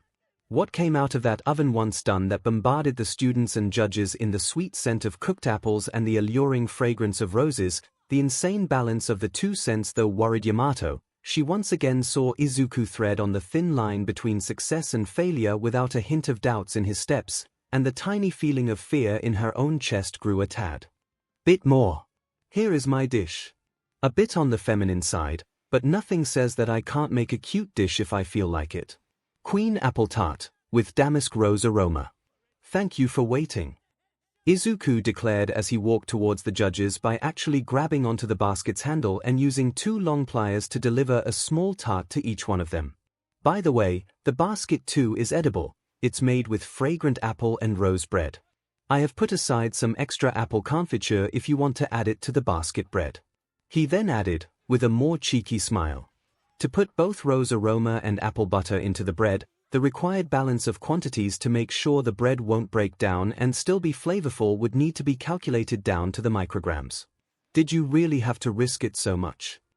Mako asked. You want me to lose? I want to win. I have too much to lose from this challenge, so I can't hold back, but be ready to bet all of myself at every step. Izuku answered, sighing. We'll start with Michiko's dish since she finished first. Yamato decided. Please help yourself, the dessert king answered with a cocky smile. Nothing for me. Izuku asked, honestly hurt. Sorry, but I don't expect you to have the right palate to truly enjoy it, so I prefer to not waste ingredients, she answered, huffing. Host. Whitey asked, and even his normally robotic voice sounded annoyed, somehow. No, Whitey. Down. Izuku ordered while shaking his head a little. Look at the cross-section. Simply perfect. Yamato was heard exclaiming with a proud voice. The red sphere dessert in her plate had been cut cleanly enough one could still see the various layers of the different creams and sponge cake forming the inside of the dish, all neatly separated without even the smallest smudge. The sponge cake is incredibly soft, like a cloud, and even its positioning is not casual. By forming the middle of the dessert it can perfectly mix with every other taste used. You did study the position of each layer, isn't it? Minato asked, very impressed. Correct. I spent an entire year experimenting with both position and thickness of every layer, even their density is not a chance. I tested over and over every possible combination to make sure every layer of taste would mix with the others to perfection when bitten. Nothing is left to chance. Michiko answered, her smirk reeking of smugness. It shows.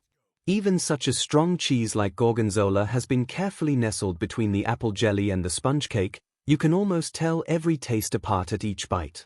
Well done. Minato declared. And it goes well with green tea, even if I am not exactly a tea person. Tokyo added, taking a sip of tea every few bites of dessert. Fine. I admit it, it makes you taste the autumn. Happy. Mako admitted, annoyed. You know I don't have a fondness for sweets, but you're always a good exception, I love it. Sadao the Fish King said. Thank you. What about you? Michiko answered.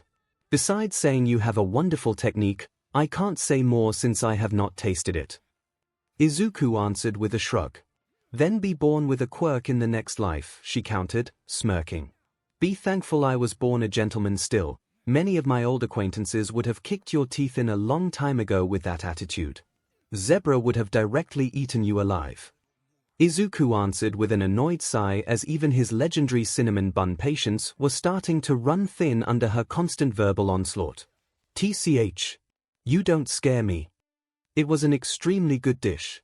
Now we will proceed with the tasting of Chef Izuku's dish. Yamato declared. Said that, every judge grabbed the tart from their respective plates and took away a piece of the basket handle along with a bit of apple confiture, and judging by Minato, Sadao, and Mako's expression, the three of them actually found it a pity to break apart such a cute bread basket. Sigh. Here, Izuku begrudgingly handed a rose tart to Michiko himself. Blair. Take that thing out of my sight, I won't eat that. She answered with a scrunched nose. SCKS to be you. Well, to our challenge. And to your future as a lonely old woman surrounded by cats. He answered while eating the thing himself. Hey, the girl growled back in answer. Crunch. Holy hell. Tokyo the vegetable king yelled in amazement once given a big bite to the tart. Ooh, the dessert king gurgled out in surprise. Judging by your reaction, it's good, the soup king asked. Them an amazing. It feels like biting a very juicy apple while sitting next to a rose bush. It's sweet and almost refreshing. 𝐒𝐭𝐻𝐲 answered, still chewing with a big smile on his face. I see, the young woman answered while giving a big bite to her own rose tart. Marco? 𝐒𝐭𝐻𝐲 asked, worried at her petrified expression. The onlookers knew people were not supposed to clench their legs that hard while eating, but the king number one did look like she had a demon bigger at eating that dessert, no matter how insane that sounded. Right, you and I both have a very sensible palate, should have warned you, the vegetable king admitted with a grimace. Ah, this is so nice. And this dessert too goes well with your green tea, Michiko-chan. 𝐶𝐻𝐻 admitted while shamelessly gorging herself without a shred of manners. Yes. It's good. At the same time they heard Yamato admit that with enough pain in her voice she scared them. When you bring one to your mouth, the first thing you feel is the sweet and delicate aroma of roses, but then you bit into it and you get submerged into a sea of apple fragrance and taste, from the crunchy and sweet petals of the rose to the homely feeling of butter and confiture of the filling. He put in there just a thin layer of both, but those two together with the crisp tart dough base fit each other like a dream.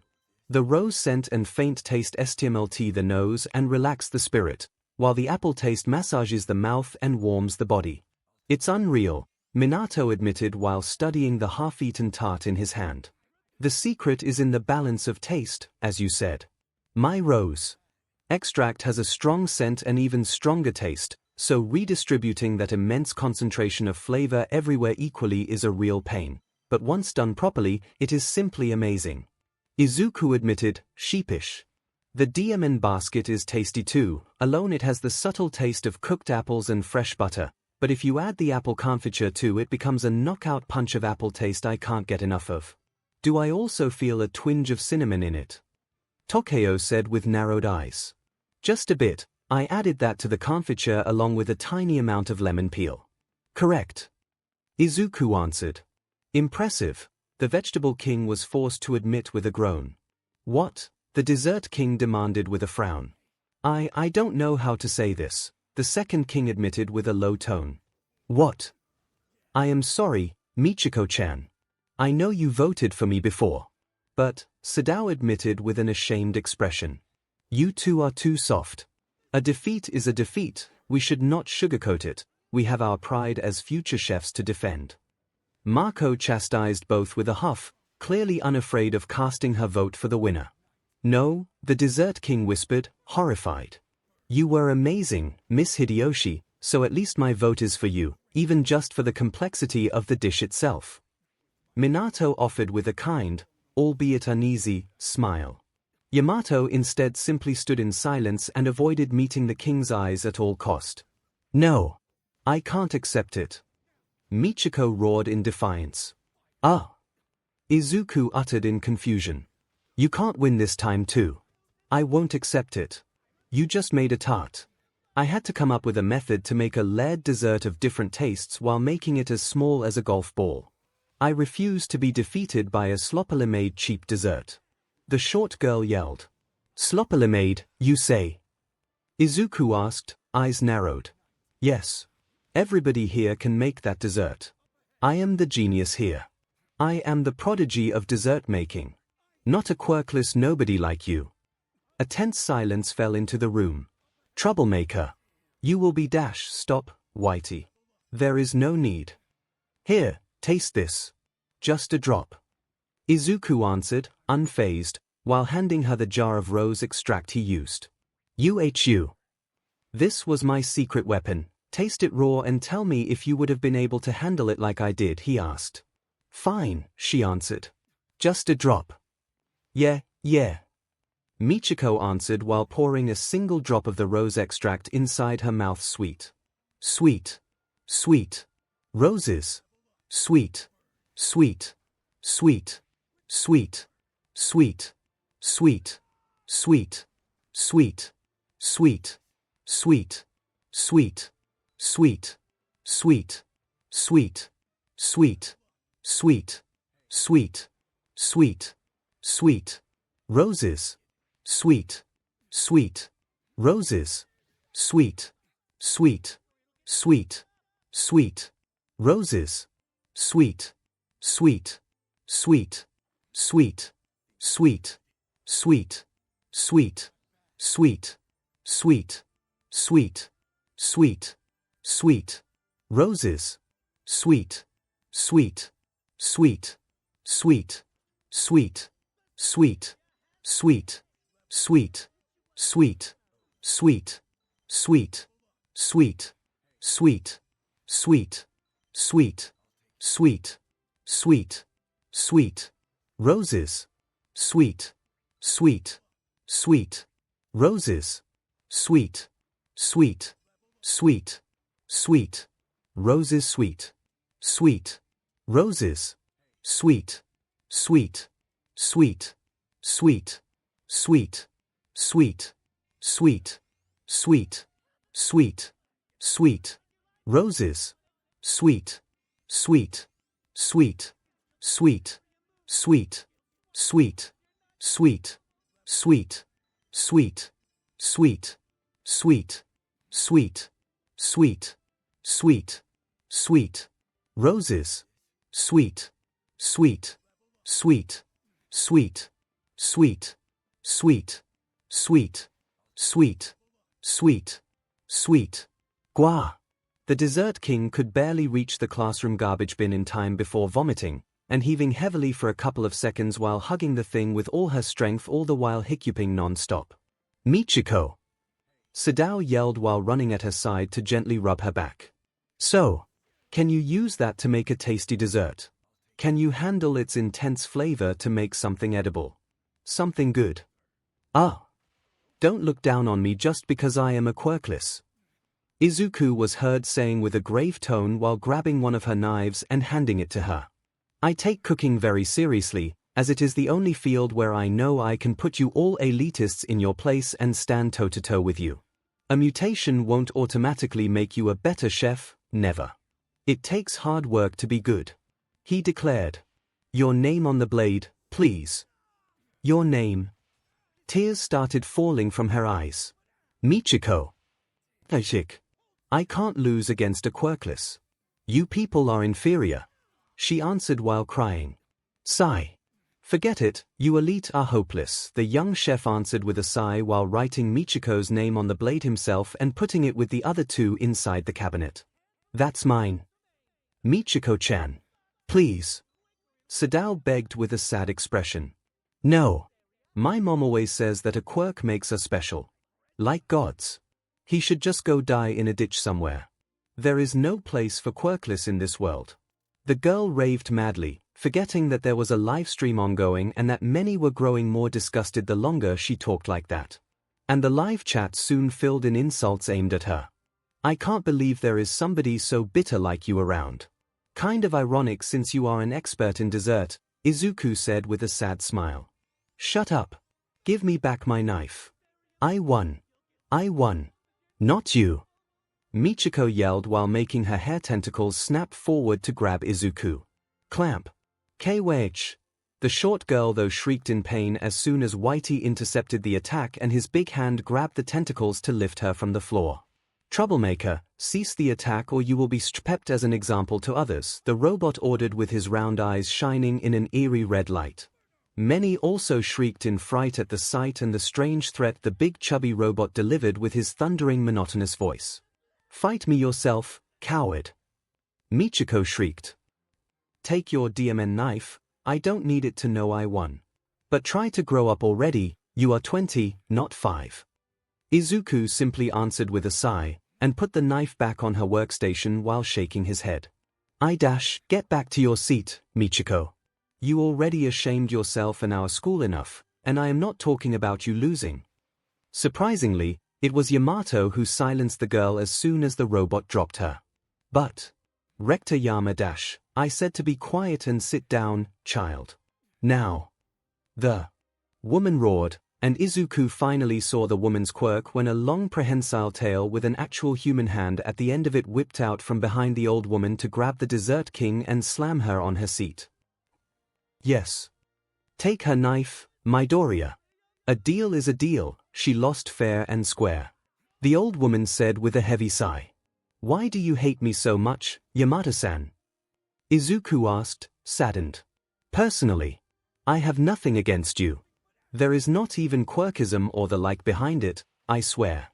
But me and the others, together with Samui, go way back, all the way back to middle school. We are a tight-knit group of friends, and since one of us needed help in dealing with you, we all grouped together to avenge him. Sorry, but between you and Samui, I will stay by his side. If you want me to step back and stop bothering you as you said I was doing, then you will have to win this challenge of yours, and it won't be easy. She answered. I am ready. Good, because neither I, or my students, or my teachers will show mercy. I never asked for it, I just want to be left alone, I never had anything against you. I am just defending myself. Fair enough. 𝐒𝐭𝐲, you are up next. Defeat him, please. Yamato asked, sounding exceptionally tired all of a sudden. Yes, madam, the vegetable king answered while stepping forward. Want to know why you lost? Mako asked. Ahoo. Michiko, still crying, muttered. Here, try it. Mako explained while handing her a tart. Crunch. Oh, the dessert king muttered in surprise once tried it. You used a lot of ingredients, and while it is exemplar that you could mix them all together in a very ingenious way to make an astounding dessert, the main ingredient, the apples, were just a small part of it.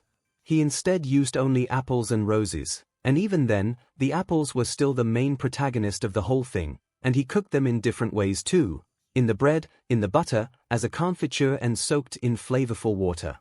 He gave apples facets, and all of them worked splendidly together once he made them fit in place.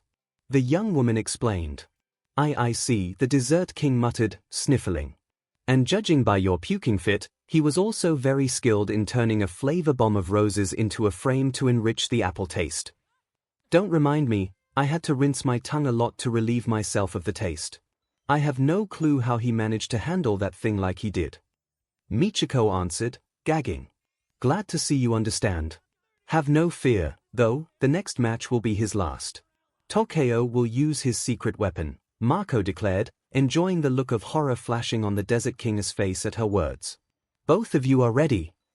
Minato asked after the working station had been fully cleaned. Yes, both young men answered together. Good, you can start whenever you are ready. I am ready. Choose your ingredients, 𝐒𝐭𝐲-san. Izuku said. We'll use beef as the main ingredient. Your small war against Inoshiki Academy ends now. The other answered with a dark tone. Beef. Izuku muttered, confused as to why the so-called vegetable king chose meat for their fight. I see. Good job, 𝐒𝐭𝐲. The boy is finished. Yamato instead understood what her student was doing, and her smile turned into a fearsome mask of putrid malevolence. The terrifying true power of the vegetable and soup kings. Inoshiki Assault Arc Part UA University, cafeteria, while the students were happily gorging themselves, with more than a few actually following the livestream showing Izuku's ongoing massacre of Inoshiki Academy's best students at the same time. The university's boss Nezu was showing the school's own chef a collection of video snippets both from the challenge itself and from the database the guys from I-Island felt generous enough to share with the Ratbearman Chimera. The Chef Pro Hero Lunch Rush silently watched each and every video in silence, sometimes rewinding back whenever a particular scene attracted his interest. So, what's your verdict? Nezu asked once given to the pro hero what he felt was enough time to study the videos. In answer, Lunch Rush removed the tube from the gas mask-like mask he was wearing to talk with a whisper of voice. I want to meet him, he said while returning the phone to Nezu. I can try to make him come here if you want, the other answered. A thumbs up was all the answer the pro hero gave. Do tell me, though. Could you replicate what he does? If I cut an ingredient, they die, I can't make living skeletons. Yes, that food honor thing is kind of a middle finger to the laws of nature. What about the rest? Hard to say. Ah. He is holding back. I can tell. The hero answered, and his reconnecting the tube to his mask meant he had already talked enough. Okay. Sign language it is then. Nezu muttered with a groan. You know why I do this. Lunch Rush signed with a shrug. I know. You said the boy is holding back. Can you guess how much he is hiding? 𝐒𝐻𝐻 asked, sighing. Hard to say, I can give you a wild guess based on personal experience. The pro hero took a moment to think, then his hands moved like a flash to give his answer. It would still be a start, the Ratman Chimera conceded with a sigh. This is a normal chef. One of the kids he is fighting with, for example. The pro hero said while filling a teacup with water. Okay. This one is that old woman, Yamato. Lunch Rush then said, filling a big pot in several liters of water. Okay. 𝐒𝐻𝐻 muttered, unsure. This is your boy. The pro hero then simply opened the kitchen faucet and let water run in the sink without putting in the cap. Lunch a minute, the pro hero signed. The water just kept running. There. This should be a good estimate, but I may be wrong and the kid could be better still. The pro hero said once finally closed the faucet. I see. And where would you put yourself compared to him? 𝐒𝐻𝐻 asked, unsure. I don't know, that is why I want to meet him. Sigh. I'll see what I can do. 𝐒𝐻𝐻 answered, sighing. If Recovery Girl asks, I called dibs before her. Lunch Rush added. Over my dead body, you idiot. The short woman roared once barged inside, showing clearly she was spying on them. He cooks well, I can make him shine. The chef pro hero signed with a growl, his hands were moving fast enough to put a ninja from Naruto to shame. His dishes heal people. I want to study him. Recovery Girl hissed back in answer. You are just jealous he healed Toshinori while you couldn't. Jealous. Jealous. I am not jealous, you walking food dispenser. Gasp. There they go again, 𝐒𝐻𝐻 muttered with a groan. While this was happening, a bit of drama was also taking place at one of the tables in the cafeteria, in the section housing the tables of the older students. Then marry him if you like him that much. We are done. Finished. The full conversation had been missed by everybody in the cacophony of every student there either eating or talking, but all of them saw the tail end of the duo's quarrel, because it was not every day they saw somebody ever smiling like 𝐒𝐻𝐻 roar like a furious beast before storming out of the university in tears. Mirio, with his head still dripping broth from the big plate of ramen the young woman emptied on his head at the apex of her heartbroken rage, merely sighed and removed plate and noodles from his hair without saying a word.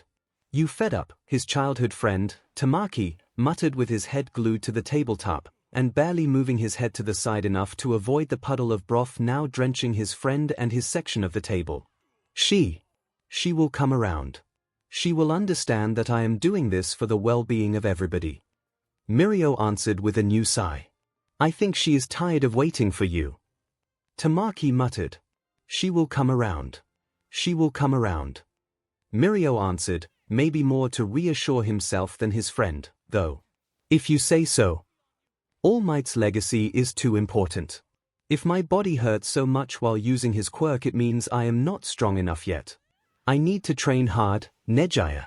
Just be patient, I need to put you aside only for a little while. Once sure I will be worthy of being All Might's successor, I will return to you. Just wait for me. Mirio thought in determination. Meanwhile, in Oshiki Chef Academy, classroom. I may understand using beef as our ingredient considering how versatile it is. But are you really sure you also want to use so many artichokes with it? Izuku asked, looking on curiously at the insane amount of artichokes the vegetable king was cleaning and preparing. Izuku had expected a vegan-style recipe from the young man, considering his title as the vegetable king. But instead Takeo had surprised him by choosing beef as the main ingredient and then starting to clean way too many artichokes to use with it. He could tell there was some serious smell of bullshit coming from the guy now. Of course. You see, I understand where Sadao and Michiko went wrong. You played on the sole main ingredient strength every time while they added other ingredients as a support to their main one, with the final result of it being overshadowed. Either the apples or the sori could have worked perfectly well alone, like you showed, but in their haste to show off and suppress you instead, they failed to fully grasp the very ingredient they personally choose, like you instead did. I plan to unleash the full power of artichokes on you instead, and I need some good beef to properly do it. Both will be the key to your defeat. The second king answered, while still cleaning more artichokes and only using their heart to cook. Then why did you not choose artichokes as the challenge theme? He asked, confused. That's a secret. 𝐒𝐭𝐻𝐲 answered with a wink, making the girls in the class swoon hard. Izuku instead merely looked at the vegetable king with narrowed eyes and a thoughtful expression. That sounded like an insult to my skills. 𝐶𝐸 said with a whine. I am just saying yours was a big oversight. You just didn't have the right focus on your chosen theme, that's all. 𝐒𝐭𝐻𝐲 answered, smiling sheepish. Toshio actually did things properly and used bare meat only, he just wasn't able to match his tricks. Mako, Soup King, added with a huff. I just followed the rules. I was given an ingredient and I used it the best I could. You make it sound like I cheated. Izuku answered, appalled. Nobody said you cheated, Midoriya. Relax. Yamato answered, rolling her eyes. What? The woman asked. You defended him, her son, Minato, muttered in shock. I am not a broken record, Minato, I can have mixed opinions about somebody, she answered. So I want him broken and defeated, but I can also recognize his skills. The two things are not mutually exclusive. Now I recognize you. Minato answered, sighing in dismay. With Izuku, using so many artichokes. I see, there seemed to be a strange flash in the green-haired chef's eyes, as if witnessing a memory of his past being reenacted a second time. Ah!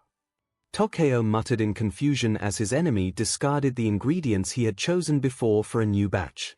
I am suching recipes, I hope you don't mind. Izuku muttered while creating a small mound of flour he then emptied in the middle to form a volcano-like shape. Is he? Minato muttered with wide eyes. Pizza! 𝐶𝐸 squealed loudly in excitement as the flour soon turned into dough. Izuku then started to masterfully spin it around, slap on his workstation and then flatten and spin around again above his head at ludicrous speed. You want to defeat my roast beef? With pizza? 𝐒𝐭𝐻𝐲 asked. You focus on boiling those artichokes and adding lemon juice to not make them lose color. I will deal with my own dish by myself. Izuku replied with a cheeky smile. TCH. Done with the kneading and twirling, Izuku once more flattened the dough into a thin circle. He moved aside to rest so as to shift his full attention to his own cut of beef, to the ginger and the onions he had chosen as new ingredients. Swee-eyeing. Once again ignoring what was and what was not possible for a quirkless human to do, the young chef gave a single slice that instead cut beef, ginger and onions into slices of exactly the same thickness, at the same time. 1/2 inch wide stripes for the meat, human hair thin slices for the vegetables. A big skillet was then put on the fire, inside some oil and the ginger that was cooked until fragrant. The beef and the onions were then added and cooked until both turned a pleasant brownish color, with the smell produced already embracing the nose of the people present. Damn, this smells nice. A girl from the back admitted in awe. He is simmering all that. Is he making beef shigarine as a topping? Mako muttered, uncertain. Toshio's meat expertise would have helped a lot now, 𝐒𝐸 admitted, sighing. Satisfied with the meat state of cooking, Izuku added to the skillet 1 tablespoon of mirin sauce, 5 tablespoons of sake, 3 tablespoons of sugar and 3 tablespoons of soy sauce and kept simmering everything at a low flame and moving the skillet's content around gently so to not make anything stick or burn. The 3 tablespoons of sesame seeds Izuku prepared beforehand went then rapidly toasted on a side pan and then added to the meat once most of the liquid in the skillet had been absorbed by the beef to properly coat it. Left the meat to rest as well for a moment. The circle of pizza dough was recovered and gently brushed until a light layer of sauce covered its top. Izuku then added on top of it the beef shigarine and some white scallions along a generous amount of mozzarella, and moved everything into the oven to turn the dough into a crisper-looking golden brown color. Done. 𝐒𝐭𝐻𝐲 asked with a malevolent smile while removing his roast beef from the fire. For now, Izuku answered, unfazed.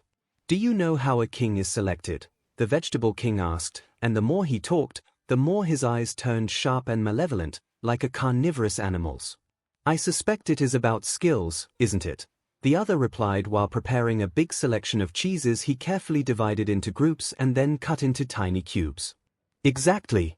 Miss Yamato personally selects only the best students to create a new formation of kings every year and lets both old and new formations battle to see who remains and who is kicked out, so if you don't keep your abilities sharp, you get swayed with a new candidate.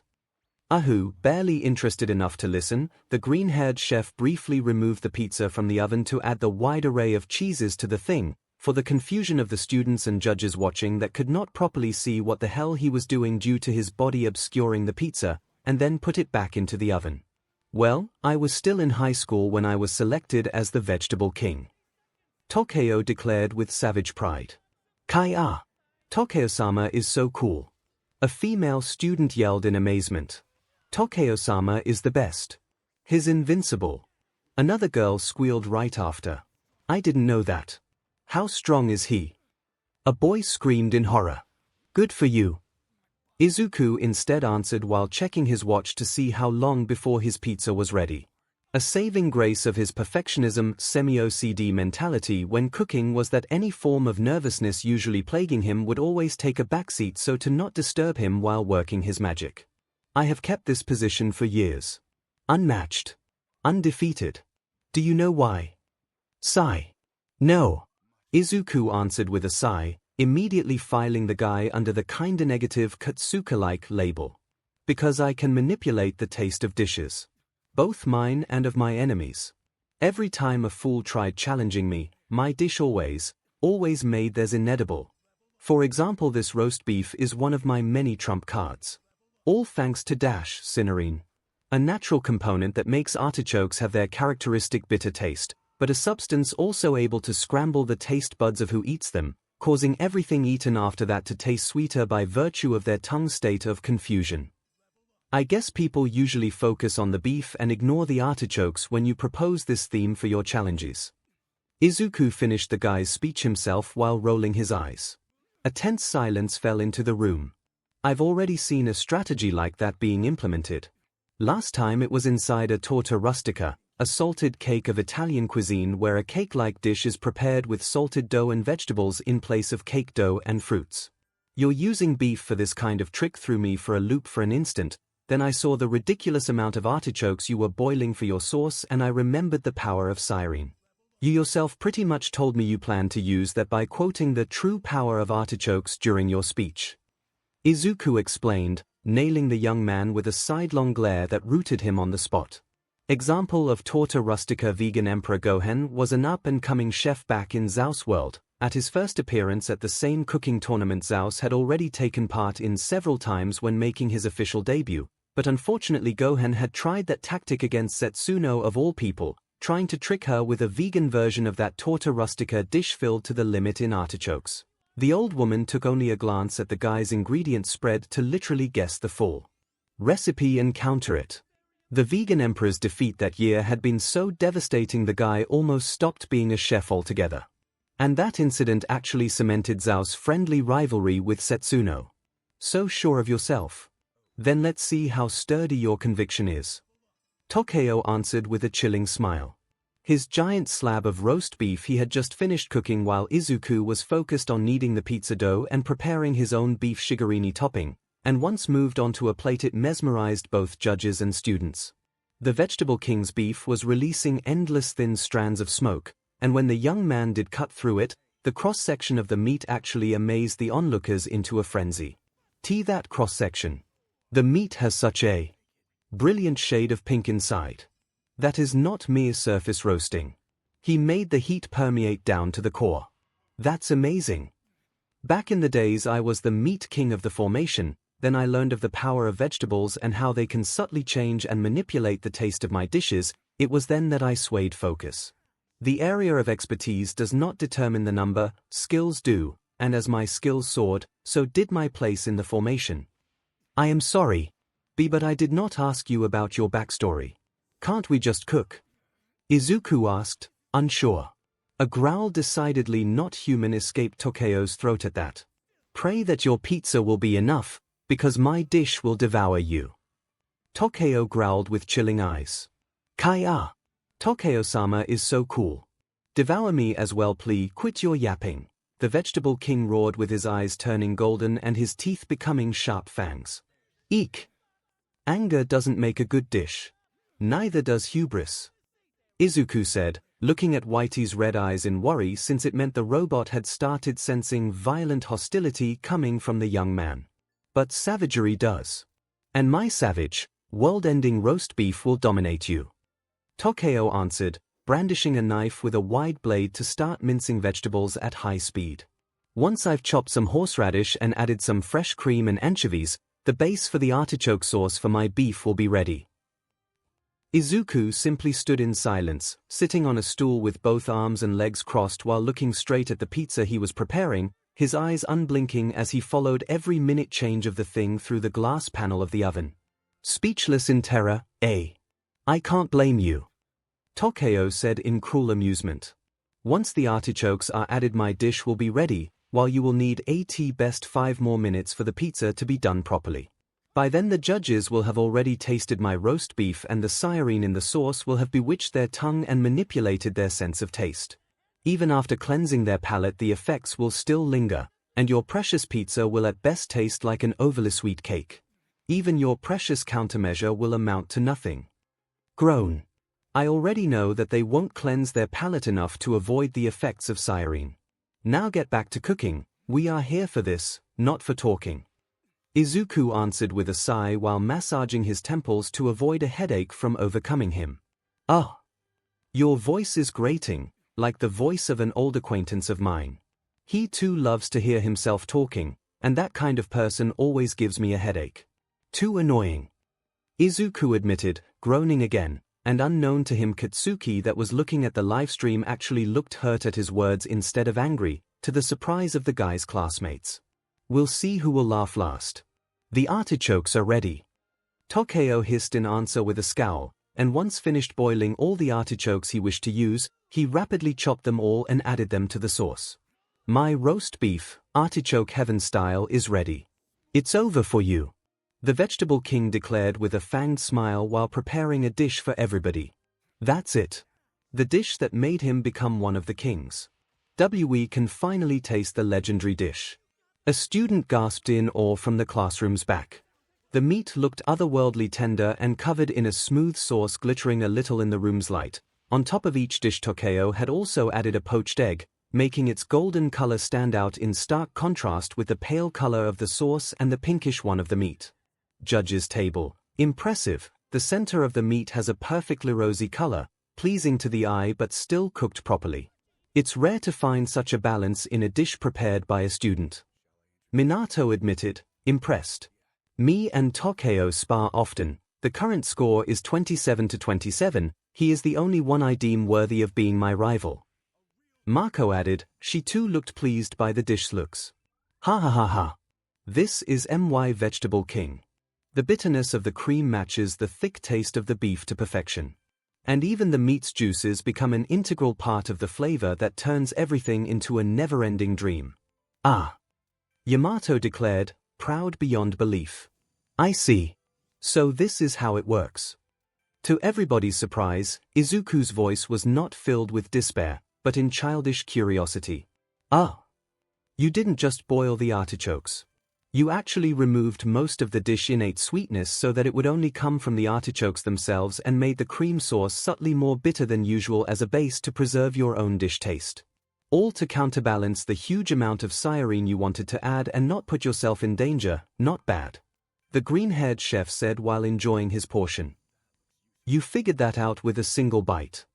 𝐒𝐭𝐻𝐲 whispered in horror. He too had been eating his dish to bask in the taste of his victory. Why, yes. I needed confirmation you actually did prepare the recipe the way I envisioned, otherwise my counter-strategy wouldn't have worked like I needed. I only missed the sauce base being extra bitter, but that will actually help me as well. The ┬Ż now is sitting on our tongue and overshadowing every other sweet taste. When the judges will eat my dish, the ┬Ż on their tongue will be washed away by their chewing and return the taste buds of their tongues to normal. Curiously though, those receptors of sweetness will remain overexcited, making every sweet taste following your beef seem even 10 times more intense. You planned for that to happen to ruin my pizza, isn't it? My dish recipe. The taste. Like you. Envisioned. Yes, I know I should have focused on my dish alone, But in order to make sure I was countering you properly, I had to prepare a copy of your roast beef too. Izuku answered with a shy smile. Why you prepared my dish? When? Where? Here. While preparing the beef shigarini topping, I also prepared the same roast beef you made. He answered while tapping the side of his head. You made a copy of my dish while making yours. Without looking at me. Who are you? 𝐒𝐭𝐲 asked in abject horror. I thought you knew. Nice to meet you. I am Izuku Midoriya, owner and chef of Green Cloud Restaurant. He answered with a formal bow. Wait. You own a restaurant. You are not just a minor chef from a rundown eatery. Sadao and Michiko yelled as one in shock. Yes, I own a restaurant. Why? Yamato-san didn't tell you. No. Our rector failed to give us some key details about you. The dessert king answered, appalled. We only knew you worked in a minor restaurant, Sadao added, faintly. His minor restaurant has a dedicated full page on Foodie Advisor with 200 reviews, all 5 stars, and the forum's rarely awarded platinum ribbon right next to the restaurant name. Marco muttered, paling a little after checking Izuku's restaurant on her phone. I just wanted you to face this challenge with a clear mind, Yamato answered, sniffling haughtily. You told us he was a nobody. Michiko screeched. Technically, he is. Yamato answered, huffing. Technically my butt, Mom, Minato muttered in dismay while face-palming, a sentiment unanimously shared by the teachers that will soon face Izuku and were secretly watching. As an added insult, in the livestream chat the guys from I-Island, together with Momo and Okako, started shamelessly spamming the link to that forum page and the restaurant location for everybody to see. This means nothing. You can't have imagined just how many artichokes I would have used as well. With all the sirene in my dish, even plain water will taste sweet like sugar.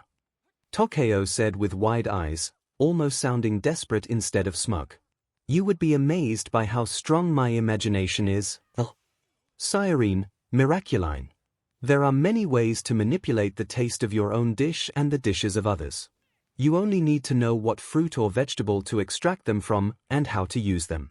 If I wanted, I could have done the same to you with my own rose extract and the glycoproteins in it right from my challenge against Michiko-san.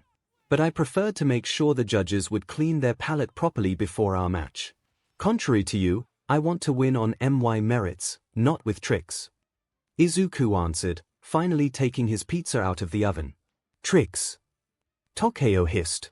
This is fine and all, but now that your pizza is ready, we will either cleanse our palate and have it turn cold, or eat it as it is and have its taste ruined by 𝐒𝐭𝐲's dish. Yamato said, smirking. Right. You have no chance to win this. My other name is Flavor Demon. My real domain is in the manipulation of taste. Bravado won't help you. 𝐒𝐭𝐲 declared. Flavor Demon. Then I'll be called the King of Chefs, if you don't mind. And as such, I won't let somebody using underhand tactics come threatening my kingdom. Izuku answered, nonplussed, while presenting his dish, a pizza with 2 kinds of topping, turning it half black and half white, only created to form a perfect Tao symbol. Yin-yang pizza, half with beef shigarini as topping and half quattro formaggi in Italian, 4 cheeses. Please start by tasting the beef slice, then the cheese one. Izuku instructed after distributing 2 slices of the big pizza to each judge and then 𝐒𝐭𝐲 and himself. The shigarini has a sweet undertone in its own taste. One may think you are basically committing suicide by making us start from that, Minato muttered. Please, do humor me, Izuku asked, sheepish. Your funeral, boy. Even if it is a very nice shigarini I am seeing. It's a bit of a pity to have its taste ruined by 𝐒𝐭𝐲's artichoke sauce. Yamato admitted. Right. I can still defeat you. To my victory. Itadakimasu. 𝐒𝐭𝐲 declared with a wide smile and then gave a huge bite to his pizza slice. The room was once more plunged into an absurdly thick silence as every judge's eyes snapped open wide. This doesn't taste sweet. This pizza is DMN amazing. Sadao was the first to snap out of her stupor, and her first words were full of astonishment. How? 𝐒𝐭𝐲 instead was looking at the slice he had just tasted in horror. For a start, it was not any normal sauce that I used on the pizza dough. I basted it with yuzu miso sauce. Izuku answered, clearly enjoying his own slice and talking with bulging cheeks in an utterly adorable scene. Yuzu is a kind of Japanese citrus. Why yuzu miso? Ahoo! My homemade yuzu miso is also extra bitter thanks to the grated yuzu peel I normally add to it to give it a more sophisticated taste. And since I knew saccharine would have increased any sense of sweetness, I had to drastically decrease the quantity of mirin sugar and white miso I used to prepare the beef as well. But, the shigarine recipe you followed, oh, that, I actually used more beef than required when using those quantities of condiments. Then why does it taste this good? Michiko asked, confused. He used Tokeo's dish to increase the taste of his pizza, Yamato answered with a low tone. What? Exactly. This version of the dish would never work without somebody consuming that much saccharine beforehand. Tokeo-san, thanks to your sauce, my own beef shigarine had the chance to shine for real. No. Even better. Thanks to your saccharine bomb sauce, my shigarine is actually even tastier than its normal version. Thank you. Izuku explained, smiling proud of himself. Why? Tokeo muttered while his body seemed to grow bigger. You were fast in pointing out your friend's mistakes, but you too made a glaring one. Had you not declared those vegetables to be the key factor of your dish, had you not boasted about artichokes being basically your secret weapon, I would have gone through with the first dish I had decided to make, and your victory would have been almost certain. I learned on my skin to be humble and careful. I hope this will help you too. Izuku said. You, Tokeo said again. Now silver fur could be seen rapidly covering his body while he kept getting more buff until he took a slightly hunched posture. Also, your biggest mistake was actually making beef not artichokes the theme of our challenge. Your wish to keep your tactic a secret gave me the key to defeat it too. Growling. By the way, to truly enjoy my dish full taste, I suggest you eat the cheese half now. Your palate should be properly ready after the beef shigarine. Izuku said, unafraid and personally taking a bite of the quattro formaggi side of his portion. The cheese. A quattro formaggi, one of the most common toppings of Italian pizza, Marco muttered while giving a bite to the second slice of pizza on her plate. Midoriya. In the meantime, Tokeo had subconsciously fully activated his quirk to turn into a feral-looking werewolf with silver fur. Amazing. Minato gasped in wonder. I kind of had to modify the original recipe, though, since ricotta's soft cow-goat cheese is not exactly an official part of the quattro formaggi. Izuku explained. Mozzarella, Parmigiano, ricotta and gorgonzola. Simple cheeses mixed together to perfection. And the taste is simply unreal. How? Michiko asked. They all are cheeses rich of salty flavor. Their mellow richness and that salty feeling goes in stark contrast with all the sweetness your tongues have been bombarded with thanks to Tokeo-san's roast beef and my shigarine. It was a royal pain to balance it, but I knew that all that sweetness would have made the cheese's taste stand out amazingly if I managed to pull it off. And I believe I managed. Not only the saltiness. You used black pepper to add extra tingling to the dish too. Marco answered, amazed. The bitterness of the artichokes paved the road to the sweetness of my shigarine, enriched by the cinnarine, and both acted as the introduction to the final part of my dish, the saltiness of my quattro formaggi. And if you taste the shigarine again, you will find the taste transformed, now having turned pleasantly bitter. This is the yin-yang pizza, sweetness and saltiness neatly separated and yet with a bit of each other in them still, all thanks to my flavor-transforming beef shigarine.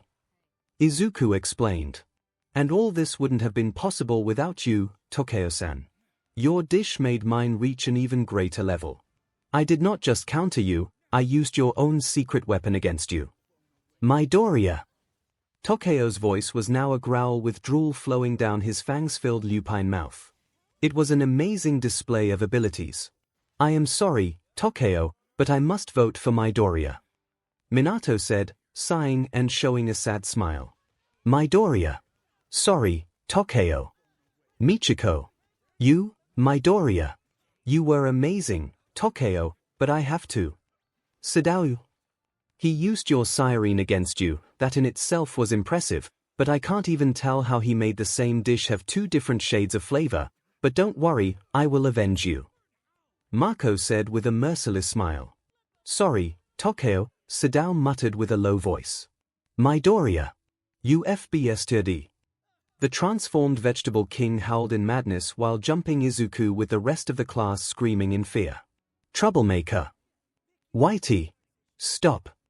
Izuku yelled while jumping back and watching the stool he was sitting on getting bitten to splinters by the mad werewolf. Bump. Bump.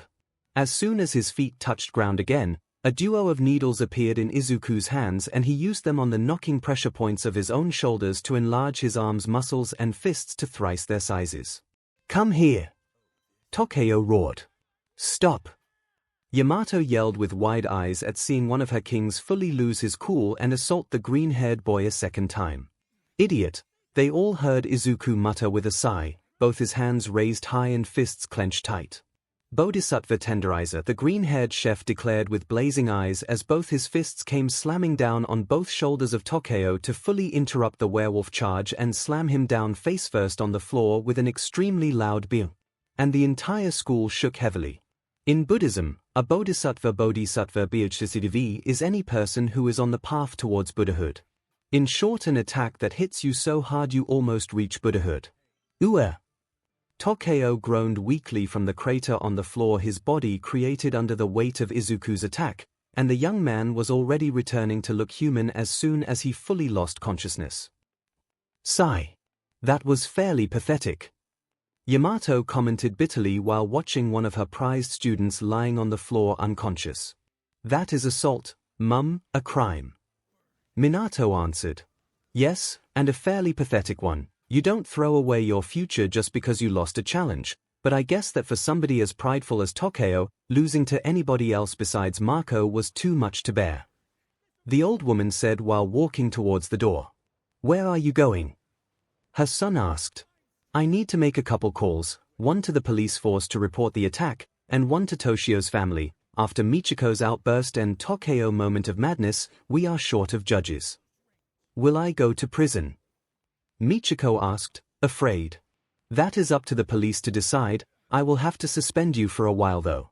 You are unfit to judge for the same reason. After your attempted attack, your judgment can easily be put in question. You should have considered this before 𝐭𝐤𝐲's challenge even started. She answered, sighing. Yes, madam.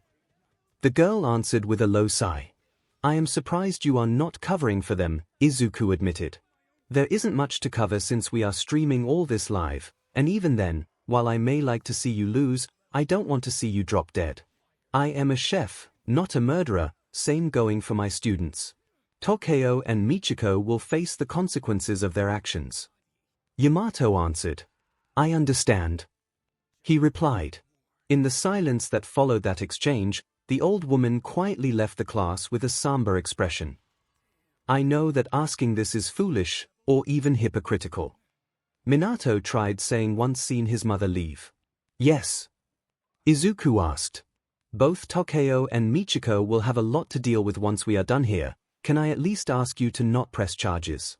Adding a court visit on top of all this could really ruin their future. The man begged. I am sorry.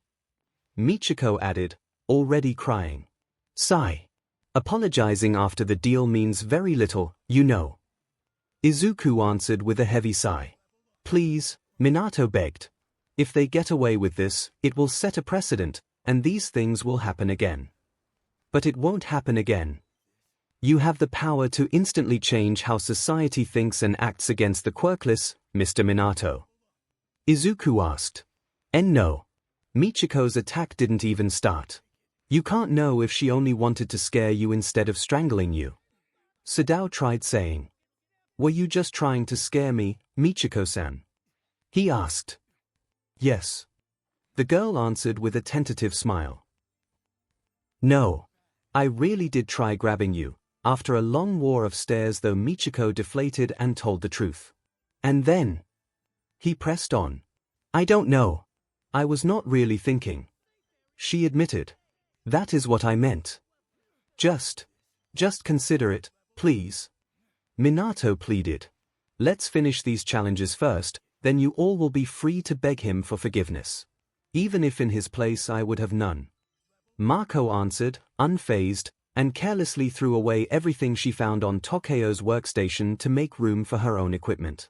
Okay, Izuku conceded with a new sigh. Few agents will be here shortly to collect 𝐭𝐽𝐲 and our testimony. They accepted my request to let Michiko see the final challenge against Mako, but then she will have to follow them back to the police station for further questioning. An agent will wait outside for her. Yamato informed everybody as soon as she returned. Thank you, madam. Michiko answered. Did you take 𝐭𝐽𝐲's knife, Midoriya? Not yet. He answered. Here, as far as I know, this was his favorite. I'll write his name on it for you. Mako said while collecting said utensils. Thank you. But you don't seem very sad about your friend's situation. Me and 𝐭𝐽𝐲 are good friends, but I also recognize that his ego has always been a huge problem. I guess it was only his one-sided crush on me that made sure losing to me never bothered him. He probably saw it as me being worthy of him or some similar nonsense. It was only a matter of time before karma caught up to his stupidity, you reap what you sow and all that. The woman answered. One-sided crush. Izuku asked. You knew about it? Sadao chorused right after. I pride myself to be a bright woman. 𝐭𝐽𝐲 was wearing a neon sign declaring his interest in me, as far as I am concerned. Oh. Surprising. The Fish King answered. I know. While we wait for the police to arrive, I say we organize our own challenge, Midoriya. Are you up for it? Mako asked. I am ready, what is the theme? He answered. Soup. Okay. And? He asked once she did not elaborate further. That's it, we will both make soup, and there won't be restrictions on ingredients. Mostly. She answered with a predatory smirk. Mostly. We both will need to use as many ingredients as possible and make it so their taste won't clash. I saw you win while using 1 or 2 ingredients tops. I want to see if you can handle lots more. For example, I will use bear meat, Pacific sori, beef, apples, salmon, chicken and various vegetables. So your dish will double as a revenge for the fallen kings.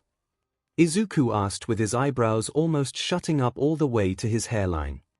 What can I say, I have a soft spot for theatrics. She replied, laughing. Fair enough, I will use the same ingredients then, plus a few others.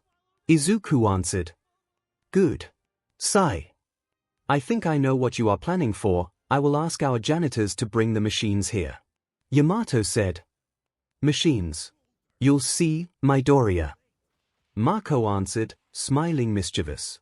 20 minutes later, just as 2 agents of the police force finally arrived to cuff 𝐭𝐽𝐲 and slowly dragged the still unconscious young man away, Toshio the Meat King entered the room to accompany the school janitors rolling inside 2 bulky and complex-looking machines the size of a fridge.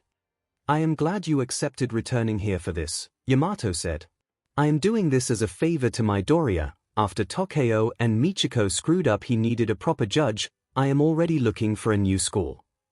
The plump boy answered, huffing. Fair enough.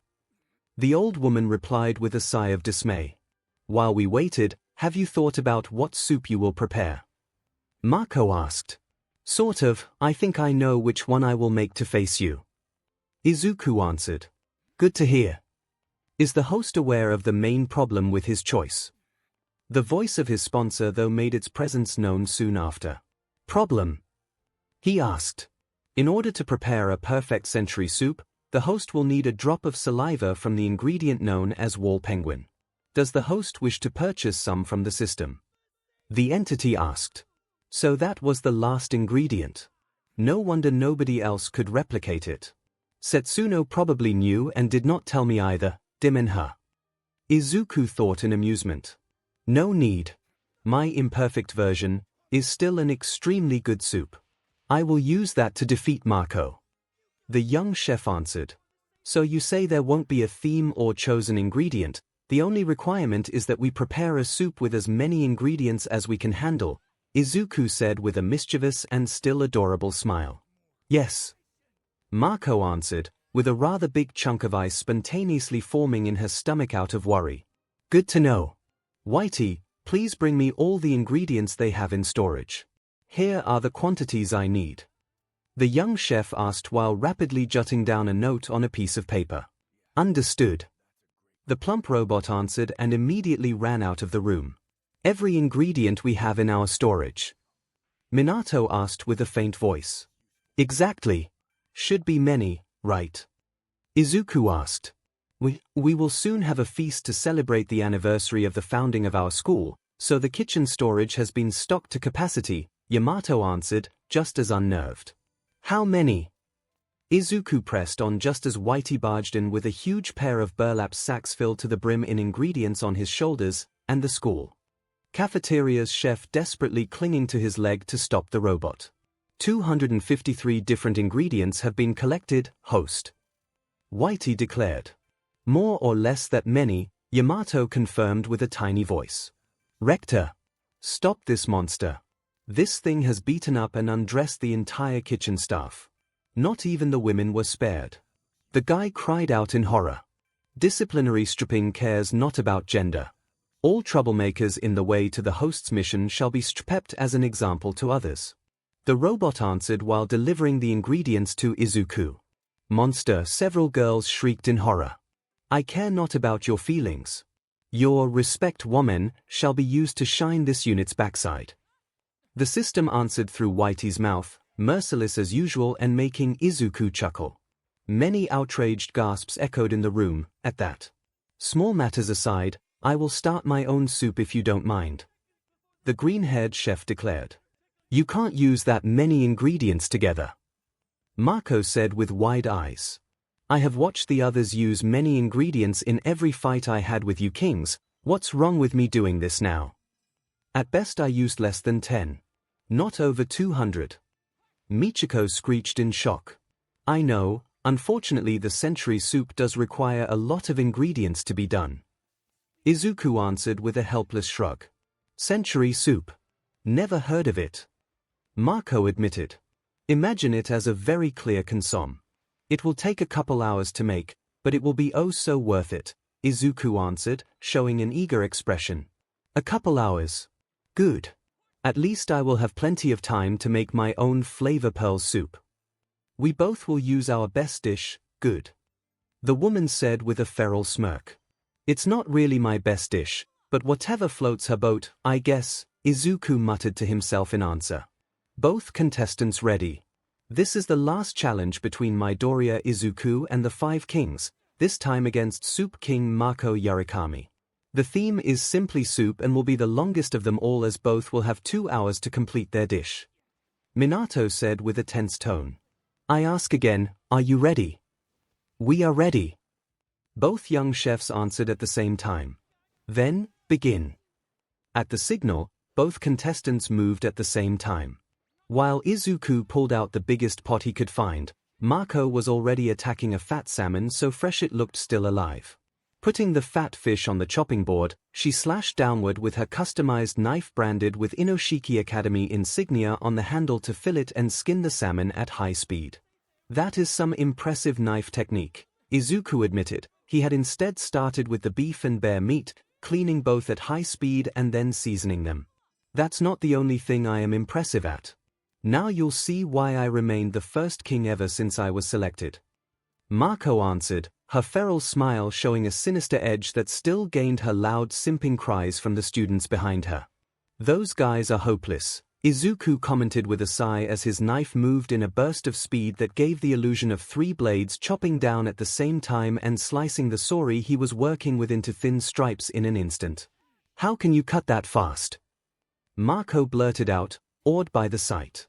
Hard and merciless training. Both my old teacher and my current sponsor are SLV drivers. The young man answered, sighing. Well, it matters not. It won't be the fastest chef to win, but the best. On the notes of that answer, Mako finished separating the skin, scales, meat, and bones of the salmon she was working with neatly, each movement of hers swift and extremely precise. Once finished dealing with the fish meat, the young woman sent Izuku a challenging glare and pulled out a metal rack with a big funnel on top and a tiny hole on the bottom under which she positioned a big bowl filled in a clear liquid with a light gelatinous consistency. What's that? He asked. My secret weapon. Custom made to help my heat parasite quirk show its full potential while cooking. Mako answered in glee. He is finished. Queen Mako is also known as the molecular devil. Nobody can match her expertise. A girl exclaimed in reverential wonder from the back of the class. Molecular cuisine, eh? I have dabbled in it a couple times, but in the end, I always return to more mundane cooking methods. Izuku admitted with a thoughtful expression. He actually remembered a chef from his lifetime as Zeus that specialized in that branch of cooking, mad scientist Nanakai.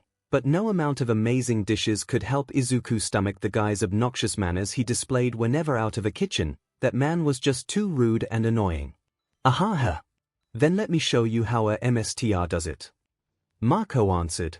One of the machines she had asked for and had been moved into the class was soon turned on, and each container on the front of the bulkiest machine went filled by the fish parts, skin inside the first, the meat in the second and the bones in the third.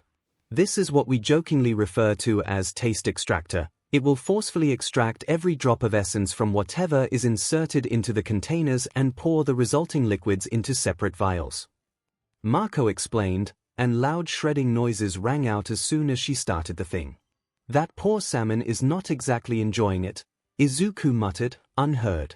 Hearing the voice of ingredients helped him and many of his colleagues learn that not every ingredient liked being used in molecular gastronomy. It was actually very polarizing opinion, but it was clear to Izuku how that particular salmon didn't appreciate being treated like that.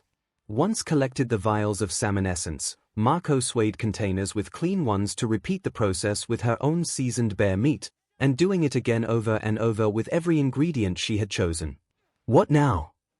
While slowly stirring the soup stock he made until it started to boil gently, Izuku watched the wide collection vials now filling Mako's workstation. Now I will turn all this into appealing pearls of flavor thanks to a solution of sodium alginate and calcium chloride. Pearls I will then freeze. She answered. I don't want to sound like a grumpy old man or even a 20th century boomer, but I still find all that a bit too extreme as a way of cooking, too many chemicals involved. Izuku admitted, sheepish. To each their own. Mako answered with an annoyed huff.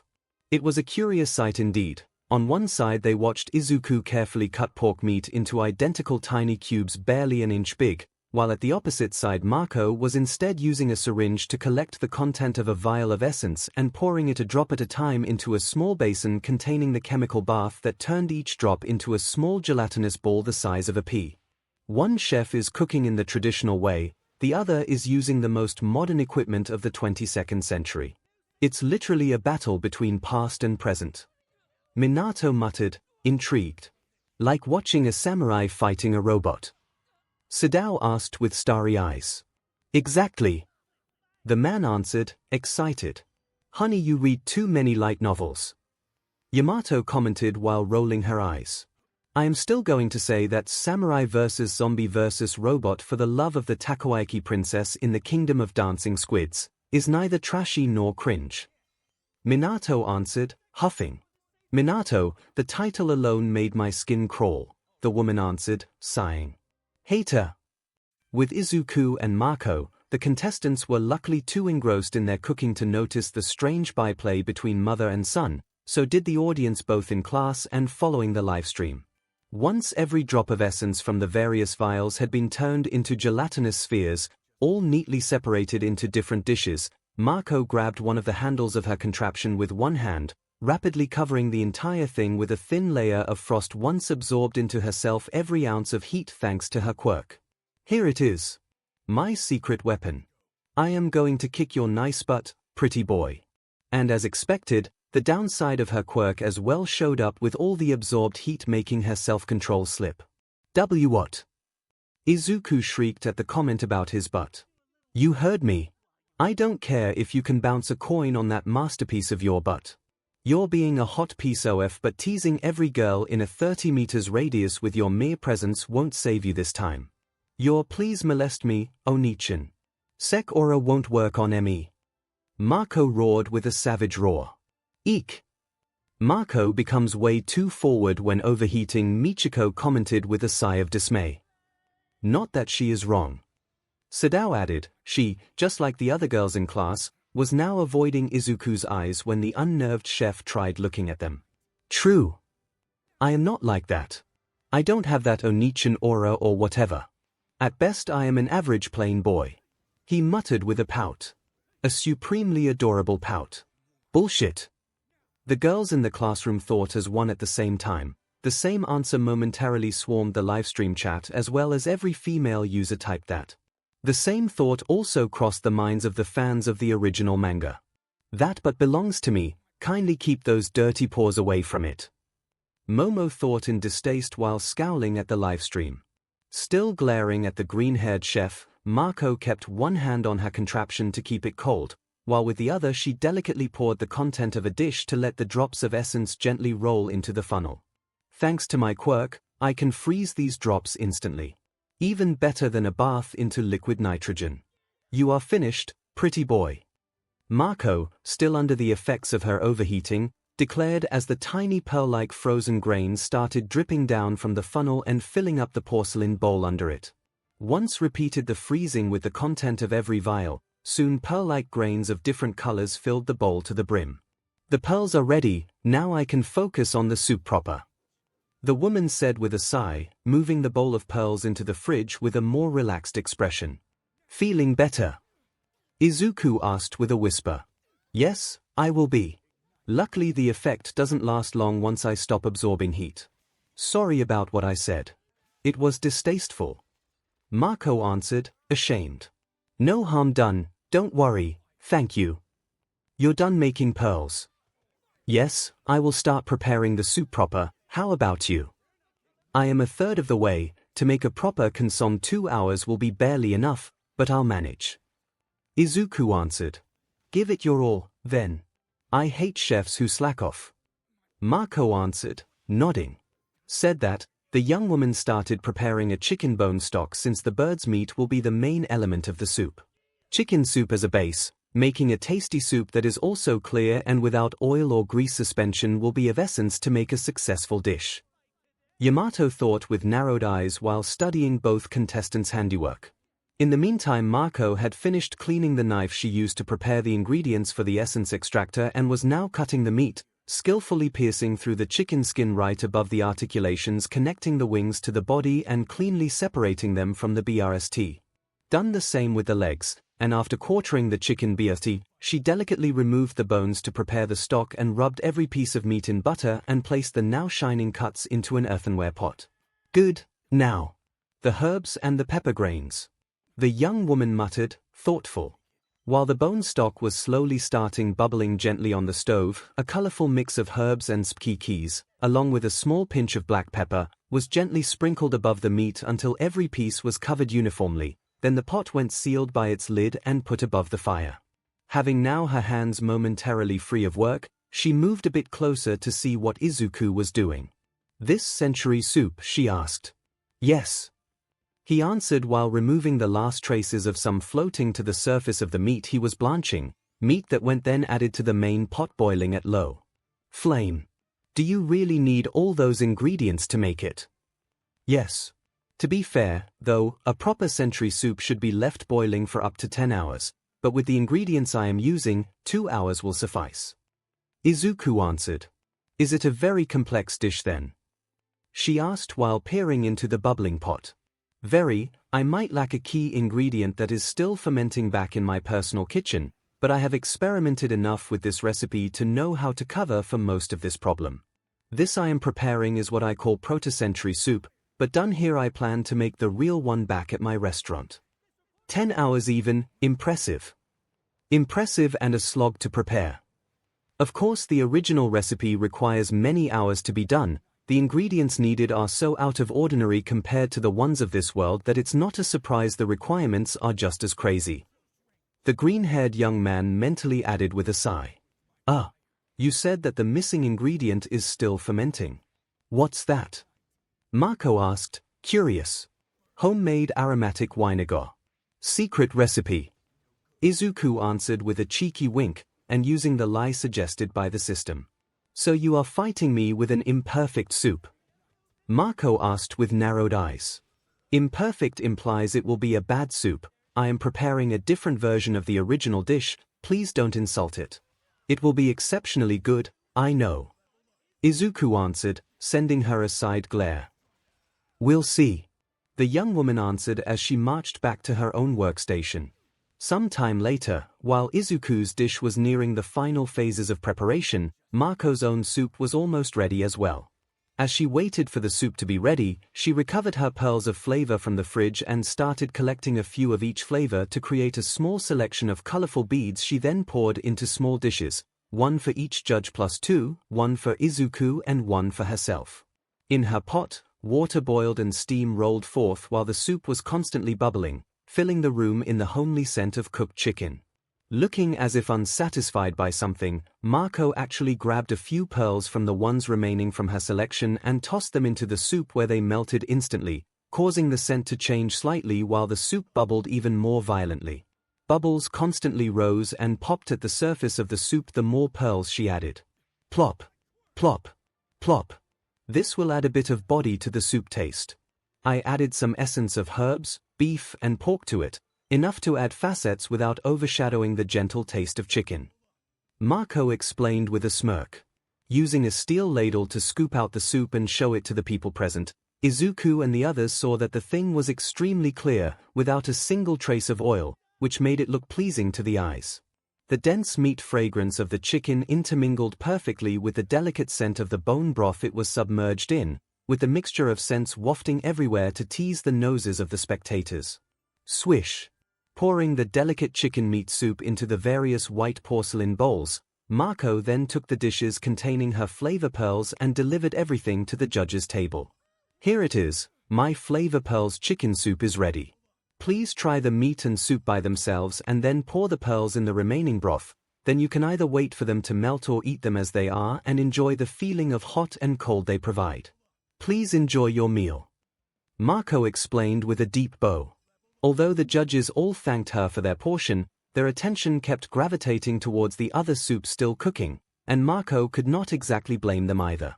The soup kept bubbling and bubbling, with Izuku's ladle never stopping moving to gently squeeze out every drop of taste from everything he used. He keeps adding ingredients, Sadao muttered, shocked. And the scent still remains amazing, Michiko chorused, looking at the big pot with unblinking eyes. Beef, pork, veal, bear, shrimps, calamari, salmon, carrots, potatoes, I can tell each ingredient apart by smell and they are not in conflict, how a student shrieked in horror from the back of the room. And he keeps adding more. What the F? The girl's friend added. The preliminary preparations are done, now, the filtering. Izuku muttered with narrowed eyes. Filtering, everybody else thought, growing extremely confused. As if to answer them, they watched Izuku prepare a second big pot he topped with an extremely fine filter Whitey pulled out of the opening on his stomach. The thing was so fine the holes of its net almost could not be seen by naked eye. Now, if I did it properly, 3 times should be enough, and I will only need to make it finish cooking for a couple minutes more after that to be done, Izuku muttered while pouring the entire content of the first pot into the second once removed the cooked ingredients from it. Why filtering it? To make sure the broth is extra clear. Minato muttered, unsure. Maybe he wants to avoid any particles to float in it. Yamato answered while watching Izuku clean the first pot thoroughly to repeat the filtering a second time with a brand new and even finer filter. When the third round of filtering happened though, every whisper died down abruptly to let absolute silence take over, because nobody could comprehend what they were actually seeing. The soup that poured down from the filter now was absolutely invisible. Clearer than water, transparent to the point of absurdity, a soup they could hear sloshing about in the pot, but that they were unable to see. Perfectly done. Izuku declared with an elated smile. How? Mako demanded. It's part of the recipe. Unfortunately I lack the ingredients to finish it properly, so the 99.9% version will have to do this time. He answered. He honestly could not tell them the missing ingredient came from an animal of another world. While you finish your preparations, we will start judging Mako's soup. Minato said. Please go ahead, I will be done in a minute. Izuku answered, nodding. Good. Let's see. This soup does look delicious. Yamato admitted, sounding extremely impressed. Mako's dish could only be described as appealing, a soup with enchanting color and luster. Under the light of the room, the dish seemed to be as dazzling as a starry sky, with the clear soup emitting an enchanting fragrance as steam rose from the surface of the bowl, constantly rolling around and scattering. The soup was clear with a light yellow tinge to it, and the tiny grains in the small bowl next to it looked like small pearls emitting a hazy luster when light shone onto them. The meat had been cooked a little by itself before being cut into small round slices. Mako then added to the soup, just enough for the butter and the mixture of herbs and spices to properly enrich its taste. Not being fully cooked in the broth also meant that the meat did not break apart once scooped up with the spoon. It was a warm taste that gently warmed the heart of the eater, with the buttery soft pieces of meat giving further body to the dish. Simply wonderful, Yamato declared with a proud tone. Just by sight, this soup has already exceeded every expectation we had, but now is time to see if the taste too was a success. Minato declared. I am confident in my dish, I promise you won't be disappointed. Mako answered while puffing out her chest in pride. I know I won't be, I know you well. Yamato answered, she was the first to taste the dish. When the judges took their first mouthful of soup, the look in their eyes changed from sharp and focused into a more relaxed expression, as if reminiscing few fond memories of days long past. In the next moment, they constantly moved their spoons, scooping more and more spoonfuls to their mouths with an eager expression. Try the pearls too, those are a wonder of molecular cuisine. Mako suggested with a smirk oozing unbearable amounts of pride as she pointed at the small dish of pearls next to the soup plate. Ah, I remember your pearls. Pure taste and essence condensed into minuscule bombs of flavor. Yamato answered, eagerly collecting a few pearls of each color in her spoon. She then briefly dipped into the soup before eating them. When the essence grains entered her mouth, their cold shell formed a sharp contrast with the hot soup that further highlighted their taste. These essence grains were frozen, and the cooling sensation when they entered the mouth together with the warm soup made the judges risk swallowing their tongue in their haste to eat more as soon as the grains taste mixed with the broths. Salmon tastes in chicken soup, it's a surprise the two don't clash. Is it because of their being spheres? Sadao admitted. What she did, spherification, changed the flavor of the ingredients, didn't it? Izuku answered. Pretty much. It is still a chemical reaction. Not every ingredient can take it and maintain 100% of their original flavor. In this case it helped because it took away some edge to the salmon taste, enough for it to work with a bone broth base. Mako said. You still took a daring gamble, you have been doing this since the beginning, don't be a hypocrite. She answered. Tuche. He admitted with an amused chuckle. It was indeed surprising. The pearls were good eaten alone as well, actually refreshing the palate after eating the warm soup. Simply amazing. Minato declared with a wide smile. Mako-chan has a bit of an attitude, but she does make awesome soups. Sadao added. Never was a lover of soups, but this was admittedly nice to eat, I guess. Michiko said with a shrug. I don't really like watching meat get destroyed and transformed like that, but it was good all the same. I just wish Tokyo was here to taste it too. Toshio said with a sigh. Tokyo had a choice in taking the defeat with dignity or even making a fool of himself and whining about it. He instead chose to attack somebody in blind fury to avenge his wounded pride like a common hooligan, and assault is a crime. Yamato answered, scowling. It is still so surprising to hear you say that. I might have a personal reason to dislike you, Midoriya, but even that is not a good enough excuse to let one of my students go unpunished after an attack on your life. He broke the law, and as a proper educator it was my duty to clean up the mess and contact the police force to see him properly punished. When he will be released, if ever, he will face the consequences of his actions, and being a promising chef won't spare him that. The old woman answered. Oh, thank you. Izuku answered with a small smile. Sigh. To be perfectly honest, had things been different I would have tried snatching you as a student here with all my might. Yamato admitted with a sigh. It can still happen. Minato whispered to her with a smirk. Hush. She hissed back in answer. Ah. Izuku uttered, confused. Nothing, Midoriya. It's nothing. Are you ready? Yamato answered. "Oh, of course. I will serve it immediately," the green-haired chef said, filling several big bowls in transparent soup. "I can't see SHT. How can soup be invisible? The plates are empty." A girl in the back yelled. "That guy keeps pulling bullshit like that. Can't he cook normal food at least once?" Another roared in defiance right after. Many in fact started loudly declaring him a cheater due to the soup's appearances. "Please be quiet, and don't curse," Izuku asked with a calm and yet cold tone. He didn't actually look back at them, he just raised his right hand and slowly closed it into a fist on the notes of its cracking bones.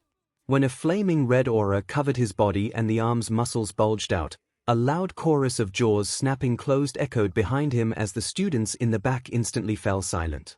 They all remembered the one-hit KO that downed the berserkering Tokyo, and didn't wish to try their luck against Izuku and Whitey that was already glaring at them with red eyes. "That's better. Here is my proto-century soup. Please enjoy," Izuku said with a bow once delivered the full bowls to the judges and Marco. "And one for myself too," he then poured a bowl for himself to enjoy. I don't actually know how to judge this," Minato admitted with an unnerved tone. "I mean, it is a clear soup, and it does smell nice," Toshio muttered, puzzled. "Is this edible? He used so many ingredients," Michiko added. "Taste it and you'll see. It came out pretty nice, if I can say so myself," he answered while eating. "Taste it," he says. "How can a soup so transparent have any taste, I wonder," Marco muttered unsure while studying the spoon in her hand. If not for the fact she felt its weight on the spoon and heard it fall back into the bowl once poured it back in, she would actually believe there was nothing in her plate, but even the sound the soup made whenever she stirred it with her spoon was abnormal. It sounded too crisp, too clean. The scent is hard to describe, while gentle and delicate. At times you feel the meat, at others the fish and then the vegetables, the former Meat King commented. "And yet there is nothing here, clear like crystal," Sadao answered. "I wonder how you would react to the small aurora a proper century soup generates above the plate. That is the hard part to explain," Izuku thought while rolling his eyes, and coming up with at least 100 different ingredients from the gourmet world out of the top of his head that would blow their minds way harder than the soup he made. "Please taste it before it gets cold," he begged. "Right. Let's see what you did," Marco answered, shoving a big spoonful of the thing in her mouth all at once. Munch. Ah. I bit into it. The flavor almost felt solid. Like biting onto a giant steak. Marco thought in shock as her entire being went assaulted by the soup's true taste. She could see it actually. Hundreds of cows resting in an endless grass field and peacefully basking in the sun with her sitting among them. Then the flavor changed. The salmon. The sori. Marco was now deep into the bottomless sea as giant schools of fishes swam all around her. The flavor changed again. She saw a giant field bustling in vegetables, all juicy and ripe and with the warm and earthy scent of watered soil permeating the air. And the taste changed again. The squid meat. And again. The pork meat. And again. Shrimps. And again. And again. And again. Each bite, each spoonful had a different taste. Always changing. Always transforming. The judges too were drowning in that taste, just as awed as Marco was. "The bear meat," the plump Meat King muttered with teary eyes as he once again came face to face with the same bear of his own challenge, right in the middle of the animal's beloved woods. But this time he didn't feel hostility, as if the female bear had already forgiven him, making weep harder. "The sori's fat and meat in this soup taste so good." Sadao ummed in bliss while still playing around with those fishes in her own little fantasy. "Apples and roses again, he is twisting the knife in the wound," Michiko muttered while eating her bowl of soup. She too was crying faintly. "Impossible, you can't pile up so many flavors on top of each other like this, food doesn't work like this," Yamato muttered with a weak tone, each syllable trembling in badly restrained horror. "I can taste both Tokyo's roast beef with artichokes and the pizza that defeated him, Toshio's bear mincemeat katsu and the red braised paws, the cartoccio of Sadao and the scorched carpaccio, even Michiko entremet and the queen's apple tarts are faintly present, The same tastes of the dishes he and the kings made in the various challenges are all present, and then many, many more. Minato said while looking at Izuku in disbelief. The century soup is not just a dish, is a testament of the greatest ingredients of the current century and a thank you to the ingredients of old. A taste both ancient and fresh, and pretty much a complete full-course menu condensed in a single dish. My only regret is that this is the incomplete version, unable to showcase the full scope of its taste. But I plan to make it properly and add it to my restaurant menu. Izuku explained. The revelation that the proper version of the soup could be leagues better still in taste threw the entire room into a deep silence of disbelief. Analysis: host Izuku can add the century soup to the menu, but will still be forced to purchase the wall penguin saliva as an extra until he reaches level. Then the ingredient will instead be stocked like every other condiment. The system answered. Fair enough. He thought in answer. Mako in the meantime had finished her plate of soup and had fallen on her knees with the spoon still in her mouth. The dish taste had kept changing again and again until she lost count, and every time becoming more delicious still, beyond her comprehension. How? She asked with a faint voice. Years of trial and error and countless sleepless nights. No superpowers involved, only hard work. Izuku answered, and offered his hand to help her stand back up with a gentle smile. Why does everything you make taste this good? Mako asked once back on her feet. Lots of love for the ingredients, perhaps. I too can't really explain it. He answered, shy. I think I understand, Mako answered. It was simply amazing, I feel no shame in admitting it. We will now proceed to vote. There is no need, Mr. Minato. Mako interrupted him with a sad smile. To the other's surprise, she took one of her knives and wrote her name on the blade. She then grabbed Izuku's hands and gently closed them around the handle, with her hands covering his. I have never met anybody with such skills before. You may have hidden it well, but I can tell, this wasn't even the tip of the iceberg of what you can do. And it's amazing. Mako declared with a tiny smile. Thank you. Izuku answered, uncertain. The girl was still holding his hands in hers. No. The numerous male simps in the room cried in horror at seeing the green-haired young man cuck them all, at the same time with a bowl of soup. And while the livestream chat looked ready to explode with all the messages of the Izumako shippers flooding it, the students of Class 1A stood in fear-induced absolute silence once seen Momo clench her phone so hard in her hands the thing snapped in two. She was clearly against watching some random bimbo make doe eyes to her boyfriend, especially with lots of strangers even endorsing it. How dare she? The hero student roared in her head. Back to Inoshiki Academy. I have a girlfriend, you know. Izuku tried saying once his hands were freed from their warm prison. I don't mind sharing, and I am sure you won't either. Mako answered with a mischievous smile. And what about your girlfriend will come around, eventually. She won't have a choice. She answered, unaware that Momo did hear that shameless claim from Mina's phone, and besides almost snapping in half that phone too, a feral roar did escape her, making even Aizawa dive for cover once heard that. I can't accept, he tried saying. Hoo. Sooner or later, you will. I am a patient woman, and one day I will drink you up, like a delicious cinnamon soup. She answered, boldly kissing his cheek before returning to her seat, unaware of how screwed she was. UA University, dormitories, common room. The assembled students of Class 1A and their homeroom teacher Aizawa, all brave heroes in training and a pro, stood huddled in a corner to watch in silence. Momo sitting alone at a table while watching the livestream through Mina's phone, and while the girl's expression was neutral, in a classy sort of way, a thick and dark miasma kept rolling off from her body in huge waves of darkness. This can't continue, Aizawa said. Yeah. Please teacher, do something. Toru begged. Don't worry, I have a plan. The pro-hero Eraserhead answered with narrowed eyes, making the students cheer silently for their brave teacher. Here goes nothing, Bakugo, go talk to her. The teacher then said, why me? Katsuki answered with a low, whispered shriek. You are the top dog, right? Yeah.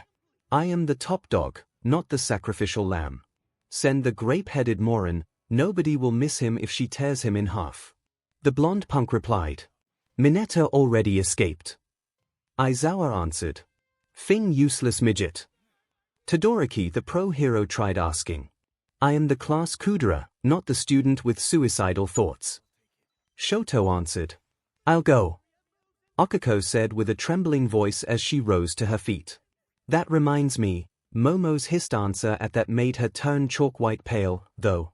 You work with Izuku as his waitress, meaning that you actually spend more time with him than me? I hope you are not developing feelings for him that will create a love triangle situation that will culminate with me having to share him with you, so to not see a dear friend of mine suffer from her broken heart after several chapters of headache-inducing love doubts that will plague everybody involved. Momo asked with utterly soulless eyes drilling a hole in Okiko's head. I won't go. Okiko answered by sitting back down on the floor behind the couch, the group's chosen hiding spot. Tokoyami, is up to you. You are the guy with suicide thoughts. Tsuyu said. I don't have those. I am the stereotypical goth character. There is a difference. The bird-headed young man answered with wide eyes. Sorry then. Croak. Okay, plan B. Aizawa declared while whipping out his phone. MIC. I am cashing in that favor. I need you to come here and placate a jealous teenage girlfriend. Can't I just go fight all for one and his Nomu army alone and naked? No. Be a man, wear a Kevlar vest and come here. Also, bring some gold imperial leaf tea, it should appease the demon long enough for me to talk her into calming down. Goddammit, give me 5 minutes to update my last will and I'll be there. Present MIC answered with a defeated sigh. Done, we'll have somebody to bear the brunt of the first explosion and give us an opening to fix this. Aizawa declared with a sigh. What about Shinso? Can't we ask him? Kirishima asked. I tried that already, apparently female fury makes her immune to my quirk. She also did not appreciate my meddling. I've got to remember that if I really join this class of psychos. Shinso answered while adjusting the ice bag over his recently gained black eye. Oh. So that's how you got that. Class 1A is not for pussies, Grapehead is the only anomaly. Katsuki answered. Said that, all of them stood in silence as they waited for MIC to come and save their lives. Back to Izuku, Inoshiki Academy Sai. This is the last one, Izuku said once, putting Marco's knife inside the cabinet as well. Should I call my teachers now? Yamato asked. No, there is no need. 5 challenges are more than enough for one day. If I hurry back I will be able to organize the dinner service, so I will save some energy for my job. He answered. I understand. Shall we do it tomorrow then? No need, I don't want to interrupt your lessons. Next week at the same time. Next week. Yes, it's feasible, just enough time to take care of both ingredients and equipment. But, can I add something to the challenge? The old woman answered. What is it? Nothing extreme, just a matter of theme. You want to challenge me and my 4 best teachers, that would be 5 themes: boiling, steaming, frying, stewing, and carving. Is it acceptable to you? It's okay for me, who will do which? Izuku asked. I will be the one facing you in carving, I will send you a letter detailing the other names tomorrow. Yamato answered. Good for me. If this is all, I will be going. Thank you for accepting my challenge, the young chef said with a deep bow. Had I known you were like this, I wouldn't have accepted, the old woman replied with a sigh. This isn't over. I want a rematch. Michiko said from the sidelines. Me too. Sadao chorused. Hoi! Hoi! Hoi! I will be the first. I will have my revenge as well, so beware, Marco added, smirking. Whenever you want, Izuku answered with a wide smile, and under the shocked look of the students of Inoshiki Academy, the green-haired chef walked out of the private school closely followed by his robot bodyguard carrying the ornate wooden cabinet now holding the knives of the legendary 5 kings everybody thought were invincible inside their school. My beloved Samui. I wonder if you have any idea who you have put us against. Yamato muttered to herself with a sigh, unheard by the others. Later that day, Park, 1 bus stop down. God, why I had to challenge a school at the opposite side of the city. Izuku said, sighing, while making his way through the park towards the bus stop at the opposite end of the place to catch the second bus that will take him back to his restaurant. Crackle. A loud rumble and a brief flash of light was all the warning he got before a deluge started rattling everything with raindrops the size of golf ball. 𝐒𝐭𝐚𝐲. Thank you, Whitey, 𝐒𝐿 said with a grateful tone as the plump robot promptly pulled an umbrella out of his stomach and opened it above the chef's head. Now safe from the freezing rain, the curious duo made their way through the rapidly emptying park. Awesome. It rains too. Until 𝐒𝐿 saw a tall girl with extremely long hair sitting under a tree while hugging her knees tight to her chest, and judging by her red and puffy eyes, she had been crying for a while. You okay? 𝐒𝐿 asked in worry once near her. Ah. 𝐒𝐲 blurted out in answer, surprised to see somebody as strange as him near her. A young chef clad in professional uniform accompanied by a tall robot with a big belly was not something one saw every day. I asked you if you are okay, 𝐒𝐿 said again with a warm, gentle smile. I will be. Probably, 𝐒𝐲 answered, still with downcast eyes. Need an umbrella? He asked while handing her his own, and seemingly uncaring of the rain drenching him completely in a matter of seconds. What about 𝐒𝐿? You. My helper Whitey is very resourceful, 𝐒𝐿 answered with a grin as a new umbrella appeared in the robot's hand to protect him. Thank you, the girl whispered, grateful, now at least able to walk away from under the tree. That robot. Does it mean you are that chef people talk about? The one that challenged a private school for chefs? She asked. Yep, that's me, just finished the first round. Midoriya 𝐒𝐿, nice to meet you, he answered. Hadu 𝐒𝐲, pleasure is mutual. Can I ask what happened? I don't want to talk about it, 𝐒𝐲 answered. Fair enough, I won't pry in somebody's personal matters, �𝐻𝐻𝐻. A loud thundering sound, similar to a sink getting unclogged, rumbled free from 𝐒𝐲's stomach, and with her face turning bright red the young woman dearly wished for the earth to open under her feet and swallow her whole to hide her shame. On the contrary, though, I would be remiss if I ignore an empty stomach crying for help, 𝐒𝐿 added, smirking, and watching amused as 𝐒𝐲's face did the impossible and turned redder still. Oh, God, the woman groaned in shame while burying her face in her hands. Come along. I am going to my restaurant to start preparations for the dinner rush. I will give you some appetizers to keep you occupied until proper dinner starts, 𝐒𝐿 said, walking forward and motioning her to follow him. I don't. Today's specialties are beef Wellington, takoyaki, katsudon, and oden, and today's special desserts are angel fruit cake and sake torte. Or else you can choose from the traditional menu. I added the dishes I prepared during my challenges in Inoshiki Academy as well, 𝐒𝐿 answered, mercilessly, without turning to look at her. 𝐔𝐬𝐽. What came from 𝐒𝐲's stomach in answer could only be described as the whimper of a dying animal. Wait for me. She finally caved in and followed him to the bus stop.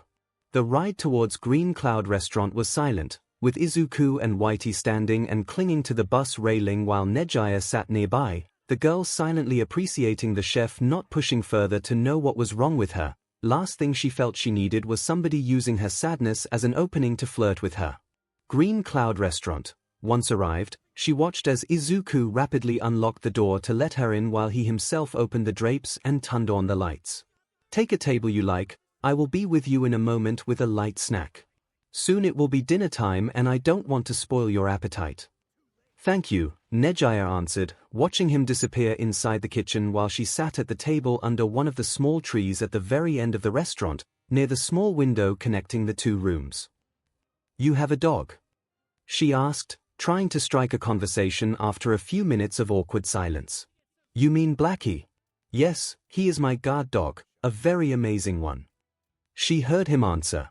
I can tell he knows that, she answered, surprised to see a very human-like smirk appear on the dog's face at the praise. Both the girl and dog were resting under the same tree, and 𝐒𝐲 could guess why the animal didn't seem willing to leave once she sat at that table. For some reason sitting there was making her feel calm, relaxed and safe, in a sense. The restaurant, she surmised, was clearly the young man's pride and joy, just by looking at how spotless it was and at the insane amount of dishes carved in the 4 tall wooden tablets by the door. She could feel the love the green-haired chef put in his job. The room possessed a very welcoming feeling, and with the ample windows showing the storm raging outside in all its merciless glory, 𝐒𝐻𝐼a felt even more glad she was safely inside, even if she also felt awkward at seeing the scarce people running by look at her in envy while they braved the freezing cold downpour. She was unaware of how long she just sat there in silence, but she ended up welcoming the privacy the young chef offered her with his silence. She just looked at the strange leaves of the plant above her while deep in thought, still unable to find an answer to her myrio problem. "I don't know how you are doing this, Plant Chen, but you are helping me think about him without crying again. But I still don't know what to do," 𝐒𝐻𝐼a muttered with a sigh of dismay, as if hoping for the plant to actually help her.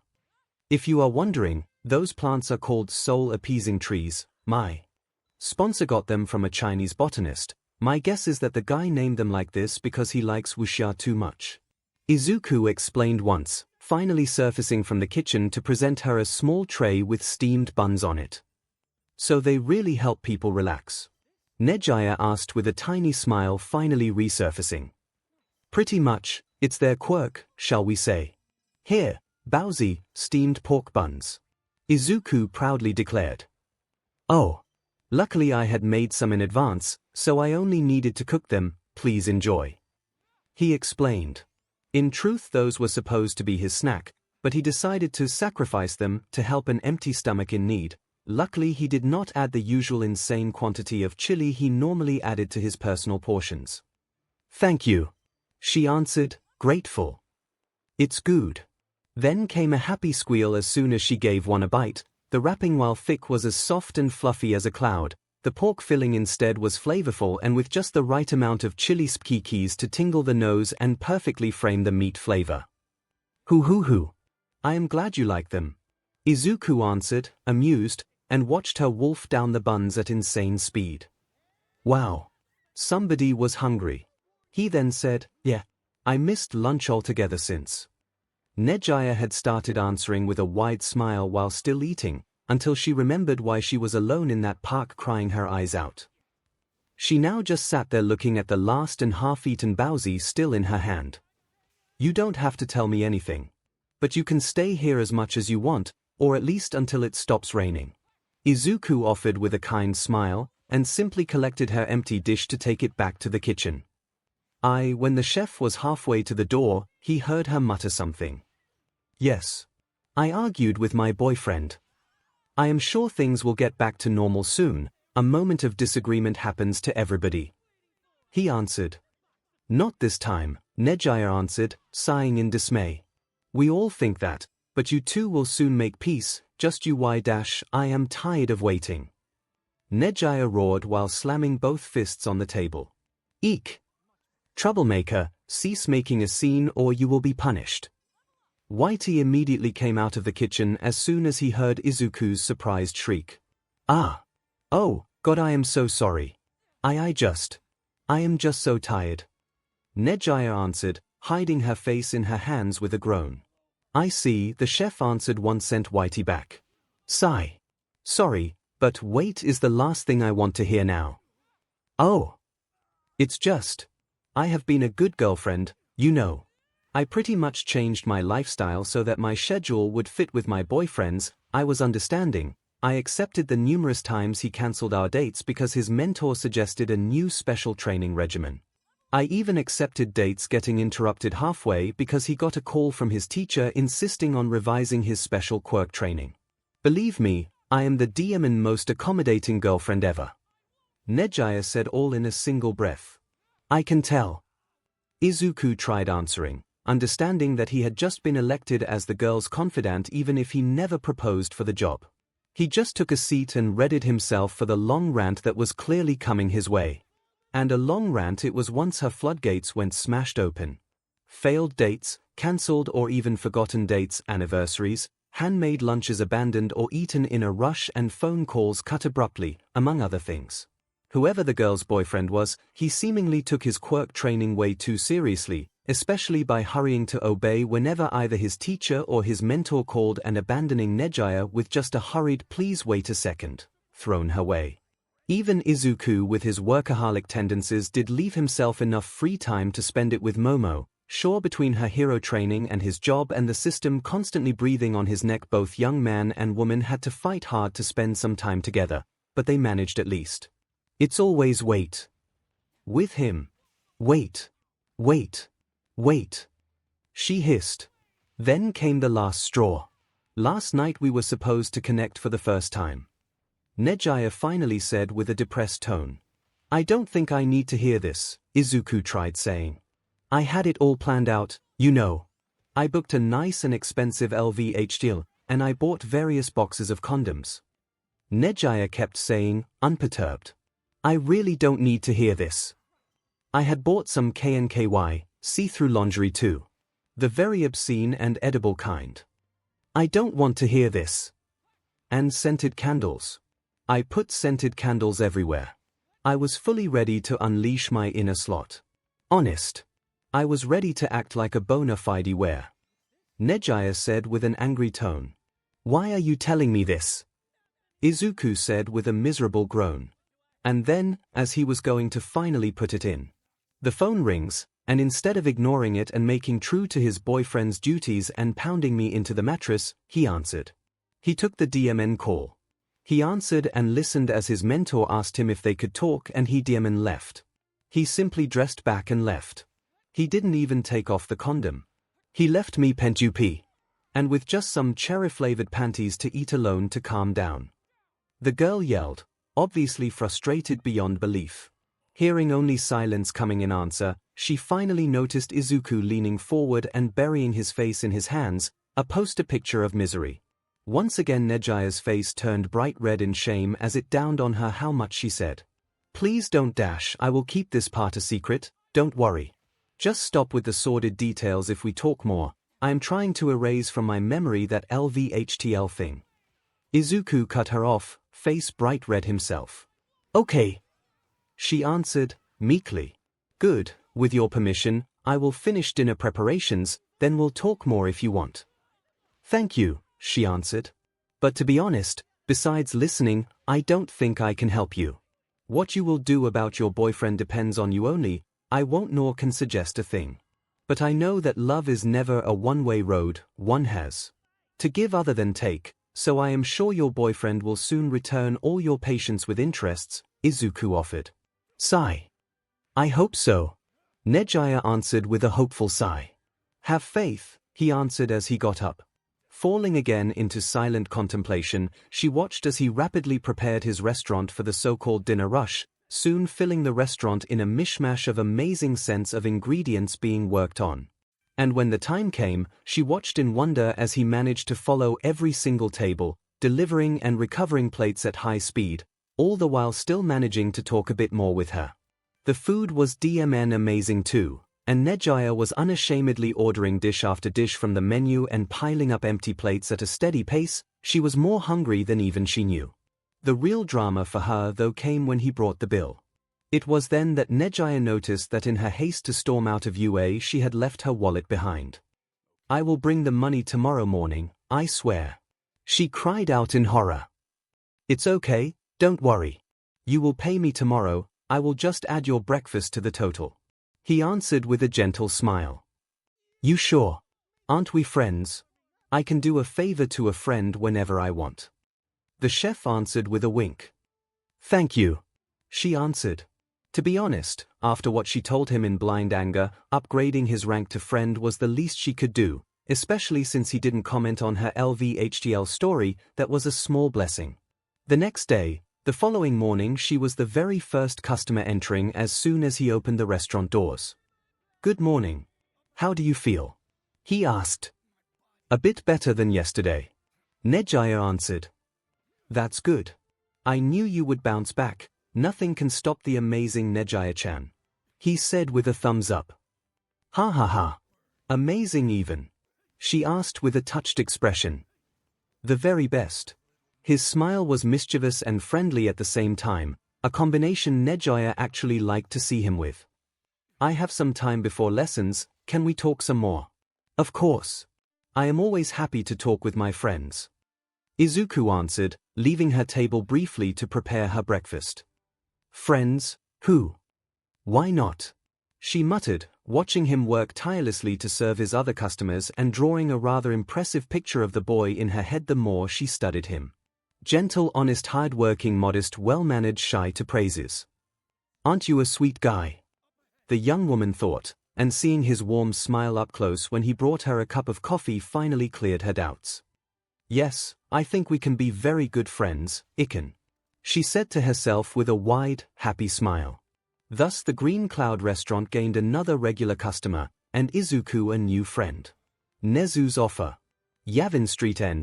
Green Cloud restaurant. The restaurant was already packed for the breakfast service, with several people standing by the door or sitting on the 4 chairs by the entrance as they waited for their turn to sit and place their orders. Whitey standing in a corner and tirelessly scanning the room to stop eventual troublemakers from bothering the customers, while Blackie was, as always, sleeping outside by the door. It may have been just 2 days since Izuku's first bout against Inoshiki Academy, but already the name of his restaurant and his own had spread far and wide through the city, drawing to him a new influx of customers, coming to try the dishes of the mysterious young chef and to see the infamous wooden cabinet containing the 5 knives he won hanging from the wall. The majority of the customers, though, were still pro-heroes, and at odd hours vigilantes under fake identities, something that almost made Whitey's own security feel redundant, but between them and the chubby bot, the green-haired chef still trusted his robot bodyguard more. Here we are. Cappuccino and espresso for Mandalay and Pixibob, and chocolate milk for Kota-chan. Izuku said once delivered the drinks. Thank you, Chef 𝐒𝐭𝐻. Both members of the Wild Pussycats said as one with a wide smile. Thank you, added the small kid with them, with a more low voice. Where are Ragdoll and Tiger? Those 2 will be here soon. God forbid Tomoko wastes an opportunity to have that sake pie or whatever with her coffee. Mandalay answered, smirking. I'll save a big slice for her then. Is everything else of your liking? Yup. DMN best chocolate croissants ever. As usual, you have an angel's touch when making desserts. Pixibob answered. Glad to hear that, Izuku admitted in relief. The eggs are good too, Kota muttered while looking straight at his plate. I still don't know how you manage to drink chocolate milk while eating scrambled eggs, but as long as Chef 𝐒𝐭𝐻 manages to make you eat your eggs, I won't ask questions. The boy's mother admitted while gently rubbing his head. Forgive him, he is a bit shy with strangers. The blonde pussycat muttered. It's okay, at least he does not have a quirk, those heroes are too annoying. The kid muttered under his breath. Kota! It's okay, it's okay. Don't worry, Izuku answered with a placating tone. You don't like quirks? He asked once bent down on his knees to meet Kota's eyes. Quirks are okay. I don't like heroes, they are stupid. The boy admitted. The wild pussycats don't look stupid to me, sometimes they kinda are. Kota. That's mean. Both women replied with an exaggerated whine. Only sometimes, though. It's still something. Izuku replied, chuckling. Maybe. The boy conceded. What's your ideal hero then? I don't want to have a hero. Why not? Because I hate them. Kota answered, scowling. If not a hero, what about a role model? Izuku asked. A what? A role model. Somebody that makes you say, I want to be like them. I want to be strong, or cool, or smart, or brave like them. Somebody that makes you feel safe whenever you think about them. Isn't that what a hero is? The boy asked, confused. Not really. The chef answered with a cheeky smile. So, do you have one? I don't think so. Kota answered, uncertain. Oh, okay. One day maybe you will find one.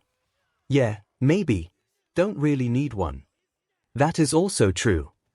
Izuku conceded. Hey! Kota called out when he saw the chef excuse himself. Yes. Do you have a hero? The kid asked with a challenging tone. I used to. Now I don't. Izuku admitted with a sigh. It's okay, they do that. They are just liars, Kota commented with a sigh. Kota, Mandalay muttered with a sad tone. Not all of them. In my case, I was just wrong in believing my own hero held all the answers to my prayers. I got better now. I am sure you will soon find a real hero to look up to, Izuku answered, his smile tiny but encouraging. TCH. As if. That's never going to happen. The kid answered, returning to eat his eggs without a care in the world. With Izuku once reassured the two women with Kota that everything was okay, the young chef moved towards another table to collect the empty plates and mugs in front of the customers. You okay? The pro hero known as Ryukyu asked with a gentle smile. Of course I am. He answered, smiling. Unfortunately, some of us are in the business for the wrong reasons. I don't blame you for losing respect for heroes after meeting one of the bad ones. Pro hero Kamu Woods admitted with a sigh. I never lost respect for heroes. I still recognize what you all do for the community, don't worry. I just don't have a specific one to call my hero at the moment. Izuku explained. I can be your hero, Chef-iken. Mountain Lady offered with a smirk and a thumbs up. Only to then gasp in pain when Ryukyu slapped the back of her head. Please forgive her, she just discovered that Midnight surpassed her again in number of fans and is still salty about it. The dragon hero explained, sighing in dismay at the girl's manners. Hoo. I see. Izuku answered, chuckling. Who's prettier? Me or that hag? Mountain Lady asked. Me, of course. Midnight was heard hollering from the entrance. She and Aizawa had just entered the restaurant while accompanying Nezu. Shut your trap. You don't accept my superiority. Let's ask Chef Izuku then. So, who's prettier? Nemirai asked with a teasing smile. Who's prettier? My girlfriend, of course.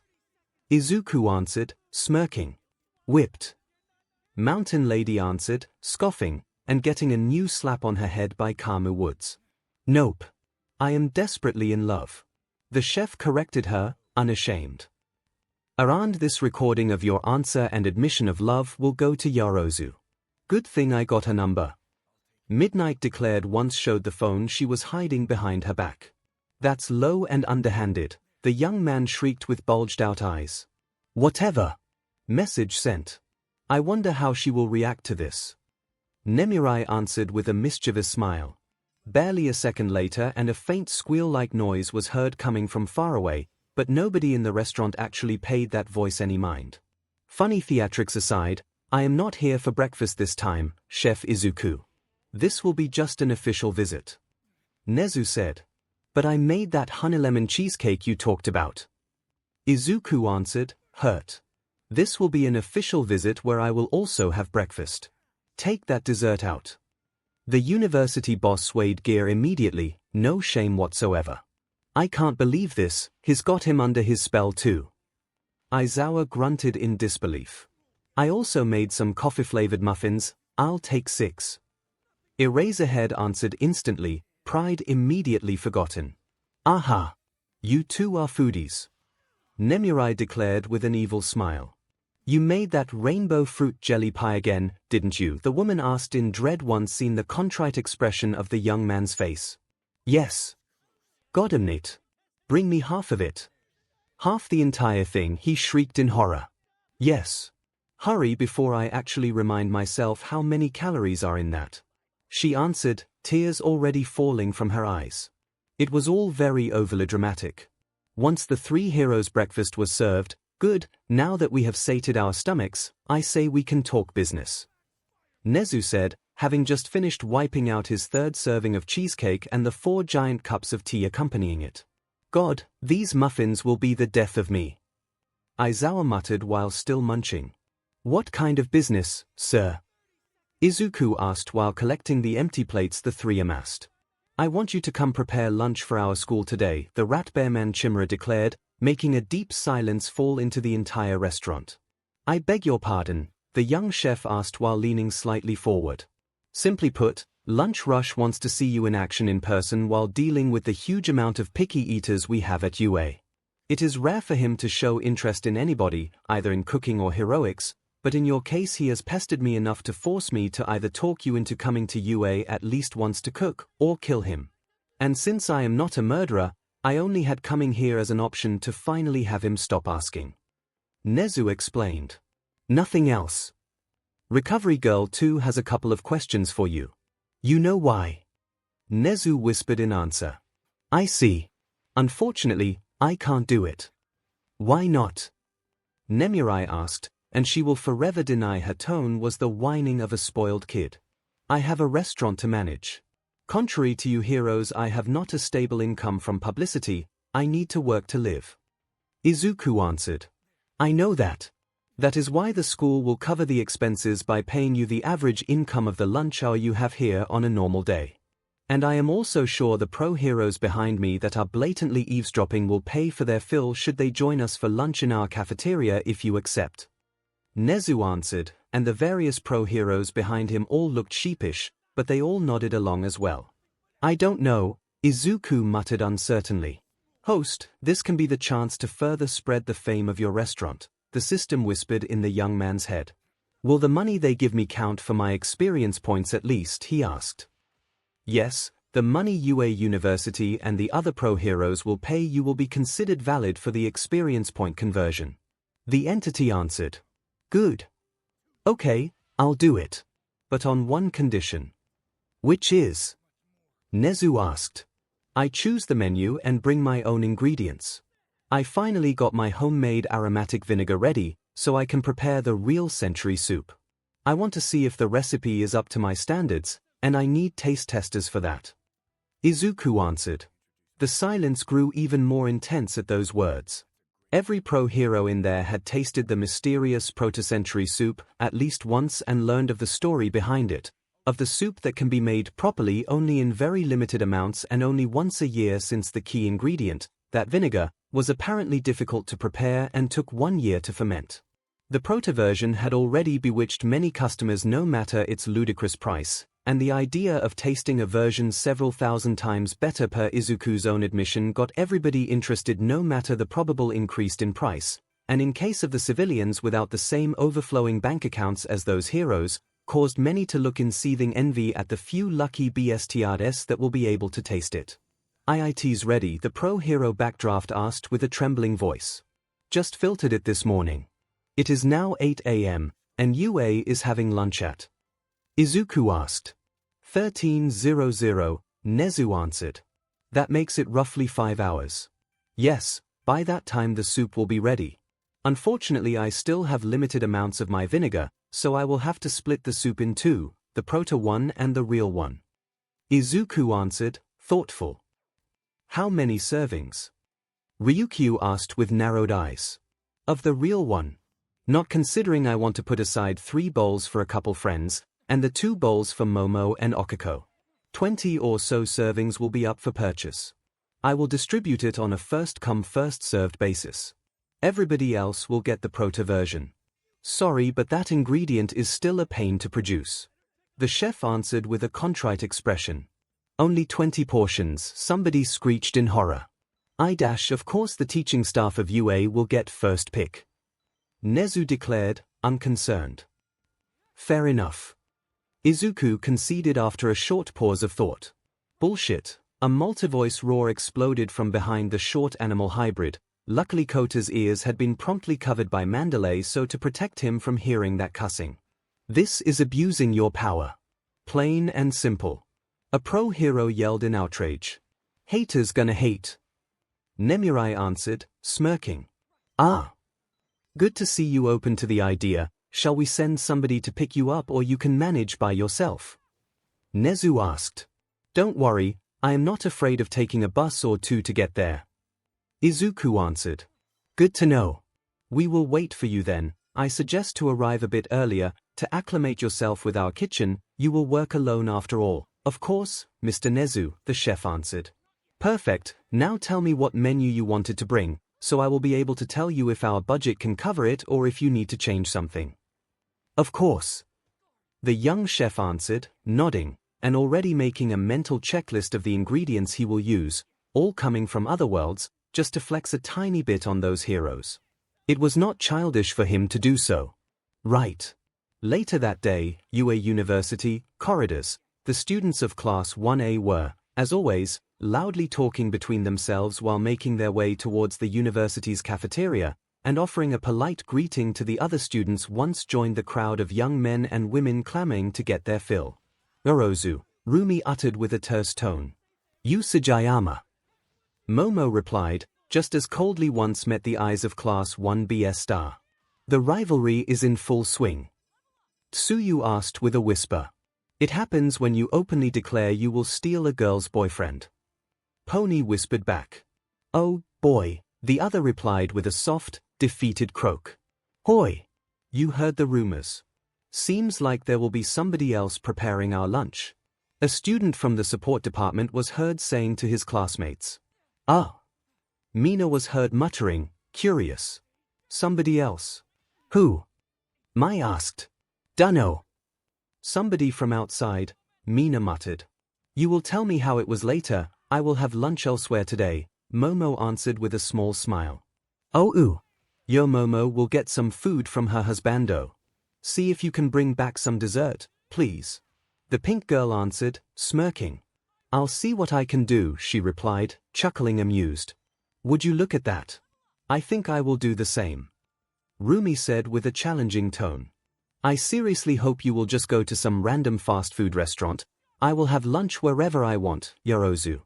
And I feel like pampering myself by having some cutie green-haired chef preparing me lunch," the bunny girl answered, sneering. "You are towing a line you better not overstep, you Sugiyama," Momo hissed with narrowed eyes. "Please don't fight in the corridors. It is against the rules. Seriously, your Momo-san, you should lead by good example," Tenya said, aghast. "Yes, you too, Rumi. We are not hooligans," Itsuka chorused, sighing. "Stay out of this," Rumi growled in answer. She was already cessed that between Momo's constant visits and Okiko's own interference she had hardly any time to enact her small hunt for the cutie chef. At least in school she won't have people walk all over her. Thing amazing. Now we'll need to eat SHT food for some RETD's publicity stunt. Goddammit, I will have lunch outside. Tetsu was heard cursing in the background. "I agree with a blowhard, incredible." Katsuki agreed with him, surprisingly. "Ahahaha. Why so gloomy? Something's wrong," a new voice said in amusement. "Ingenium." A girl from the second-year group squealed in excitement once seeing the pro hero, and many others, joined the students in the ample cafeteria from a side entrance. "Big brother!" Tenya himself exclaimed in wonder at seeing his brother there. "Hey there! I was passing by and I decided to come snatch a bite," Tensai answered, gladly accepting his brother's hug and returning it with gusto. "Oh, my God! 13 is here as well." Okiko squealed in or right after. "Nice to see you again, kids. I am glad you all recovered well from the intense visit to my USJ," the astronaut-dressed woman said while waving playfully to the awed students looking at her. "Hoi! Hoi! Hoi! There is a line already." The youngsters' surprised mood seemed to prolong into infinity as Hawks and Mountain Lady, soon followed by Kamu Woods, entered the place as well. "Damn it! I told you we would have been late." Tomoko of the Wild Pussycats swore loudly once seeing the other pros already there. "In my defense, the traffic was a nightmare," Tiger tried saying with a small voice with behind him the other two women looking in annoyance at the crowd of pros already taking over tables left and right. "So many pros. Why?" Kaminari gasped in wonder as many other heroes arrived on the scene. "There is Endeavor too," Shoto added in distaste, even if the memory of the man's defeat at Izuku's hands still helped him sleep well at night. "I smell some bull here," Gyro muttered, thoughtful. "I assure you it's just a coincidence," Tensai answered with a forced smile. "Big brother," Tenya muttered, confused. "Blame Nezu for this, it was his idea," Powerloader said while hurrying to fetch a table. "Nezu-san," many students muttered, confused. "Hey! Isn't that girl the one from the livestream?" Mineta said in surprise once seen the three strangers Nemurai was accompanying inside. "Yeah. That Soup King girl," Kirishima confirmed after recognizing Marco from the livestream. "What is she doing here?" Momo asked. "That girl and the other two are guests of the guy Nezu coerced into cooking for us today." Aizawa explained once joined his class. Guests. Toru chorused while watching Marco, Toshio and Sadao Soup King, Meat King and Fish King take a seat with a few pro heroes at a table very close to the window connecting the cafeteria's kitchen to the rest of the room. I don't get dash thump. Thump. Thump. When Whitey actually walked out of the kitchen to stand by the window to scan the whole room, many in the know immediately understood who the mysterious chef was. Whitey-san Whitey, many yelled at the same time. Ha ha ha ha. I should have known. Aizuku-an always wanted to come here after all. Okako was heard laughing in amusement right after. Hoo hoo hoo. Well, would you look at that, it seems like my lunch came to me instead. Momo said with a tiny and cute chuckle. Boss Izuku is the chef. F yeah. Tetsu declared with a wide, fanged smile. So the nerd did manage to get in here at least once. In hindsight it was just a matter of time, Katsuki muttered to himself, and curiously, he felt more amused than angry at the idea. Let's get a table then. I want to have an encore of our super lunch. Mina said, excited. Mina-san, I remind you that you will have to pay any extra servings out of your own pocket. Our meal plan covers for one serving only. Tenya immediately reminded her. Don't be a stick in the mud, Tenya-chan. I just got my allowance so it's not a problem. She countered. Wait. Big brother. Are you actually here to eat his food? Not to visit me? He then asked, looking at his brother with a betrayed expression. No. I am here to visit you. No, he isn't. Mountain Lady yelled in the background. Tensai, mind your business, Wizen. Tensai screeched once seen the broken expression on his brother's face. In the meantime, with Izuku, cafeteria kitchen, I have to admit it, this is nice. Izuku said once finished studying the ample room and the professional equipment in it, everything was top of the line. Yes, Lunch Rush was adamant in demanding only the best, justifying the cost in our annual budget meeting has been a pain. Nezu answered. But the results show. This is an amazing kitchen. Izuku admitted, and the chef pro hero Lunch Rush flashed him a grateful thumbs up. Host, this kitchen is barely good enough for a future god of cooking, do not lavish mediocrity in praises that are not deserved, the system said. Jesus. Too much, system, too much. The young man grimaced at the merciless boasting. Could the entity be capable of jealousy? It always seemed to get jealous if other kitchens were complimented. It's not jealousy, host. The system is only stating facts. It's almost time, are you ready? Nezu asked while still eyeing the 3 giant crates Whitey had deposited in the middle of the room from which they watched Izuku take out ingredients and his own utensils. Yes, I gave the ingredients a preliminary preparation before leaving my restaurant, like seasoning, and actually finished cooking most of the dishes here while we waited for the lunch break to start. Only, Izuku answered, unsure. Yes. Why did you make me change one of the menus I suggested completely, he asked. That livestream of yours had caught the interest of many of my students and pretty much my entire teacher staff. So I wanted to play the nice guy and give them a chance to try one or more dishes, the Ratman Bear Chimera answered, smirking. After much deliberation, both Izuku and Nezu agreed on 2 menus. Menu A, rainbow steamed fish buns fried tofu udon soup hamburg steak rainbow mochi skewer with chocolate parfait. Menu B, spicy pork baozi or scorched carpaccio proto-century soup red braised bear paws or yin-yang pizza queen's apple tarts. Of course every ingredient used in those dishes came from other worlds, like the coral fishes, the berserker bear meat, the jewel meat, the albino boar, the king python and the scorpiodile and more. All ingredients Izuku either earned by fulfilling the system's missions or captured himself in his first sortie in another world. He kinda wanted to flex HRD on them at least once. And he earned those ingredients either through abrupt missions or by going dimension hopping, so he was gonna use them. The true century soup dish was listed as a dish sold outside the 2 menu with a counter of the servings still up for purchase. And many eyes bulged out in horror at seeing the absurd price of the thing. It was pretty much legalized robbery. And even any extra dish, should one want seconds or try a different dish from the possible choices in the second menu, were expensive as well. It was basically Izuku holding them by their feet and shaking them to empty their wallets. God almighty, a girl with thorns for hair yelled in shock from somewhere in the back once checked the price list.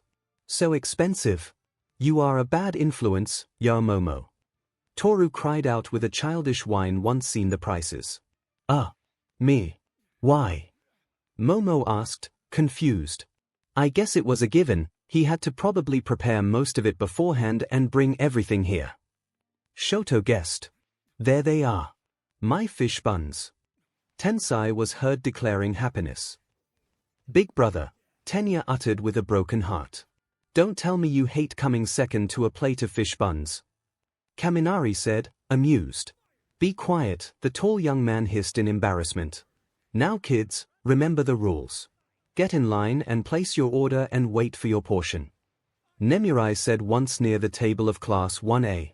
Of course, Professor Midnight, the class replied as one at Momo's prompting. A last thing. Yoirozu. Uraraka. Yes.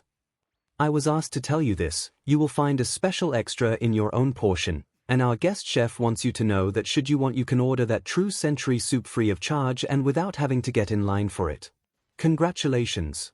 The woman added with a mischievous smile, she then left to join the teacher's table. Both girls shrunk a little under the combined glare of the rest of the table. Nepotism, pure and simple. Mina hissed with narrowed eyes. You can't use your being his waitress to cheat, Okako-chan. Tsuyu added with a disappointed-sounding croak. Totally unfair. Aomar cried with an overly dramatic tone. Haters gonna hate, HN. Okako answered, huffing. The roar of childish anger that came in answer eclipsed any other noise in the cafeteria. In the kitchen, almost time, you ready? Lunch Rush asked after checking the time. The century soup is finally ready and can be served, we can start. Izuku answered. Most of the more complex dishes had been prepared beforehand, like the dessert, the century soup and the fish or meat buns, or had been pre-cooked once he arrived at the university, but most of the work on the dishes still needed to be done at the moment of the order for the final product to be as much good as possible. That exercise of speed cooking was what the chef pro hero was after, and Izuku was more than ready to take on the challenge. We start now then. Lunch Rush declared as he rang a little bell he had mounted outside the kitchen just for that occasion, and the long line of students and pro heroes ready to order took maybe a tenth of a second to form. They are pretty hungry and eager, will he swoosh. The pro hero's thoughts derailed gruesomely when he saw the young man having already turned into a blur of motion to prepare the Hamburg steaks, paws and the noodles and fried tofu for the udon soup. And that is a quirkless, the pro hero thought in surprise.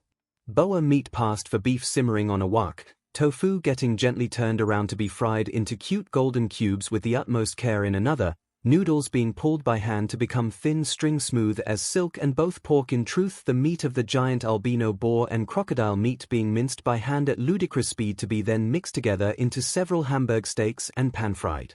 All at the same time, or so it looked from outside. Whoever the young man's doctor was, Lunch Rush decided, needed a good beating because those were not normal human abilities. Main room, menu B. Whitey declared when the first tray was delivered to him by Lunch Rush himself once ready. Yes. Pony squealed happily as she rushed to her table. What do you want? The robot asked the next in line. Can I disassemble you, Whitey-chan? Please. Pretty please. Mai asked, moving forward to place her order. No. Place your order.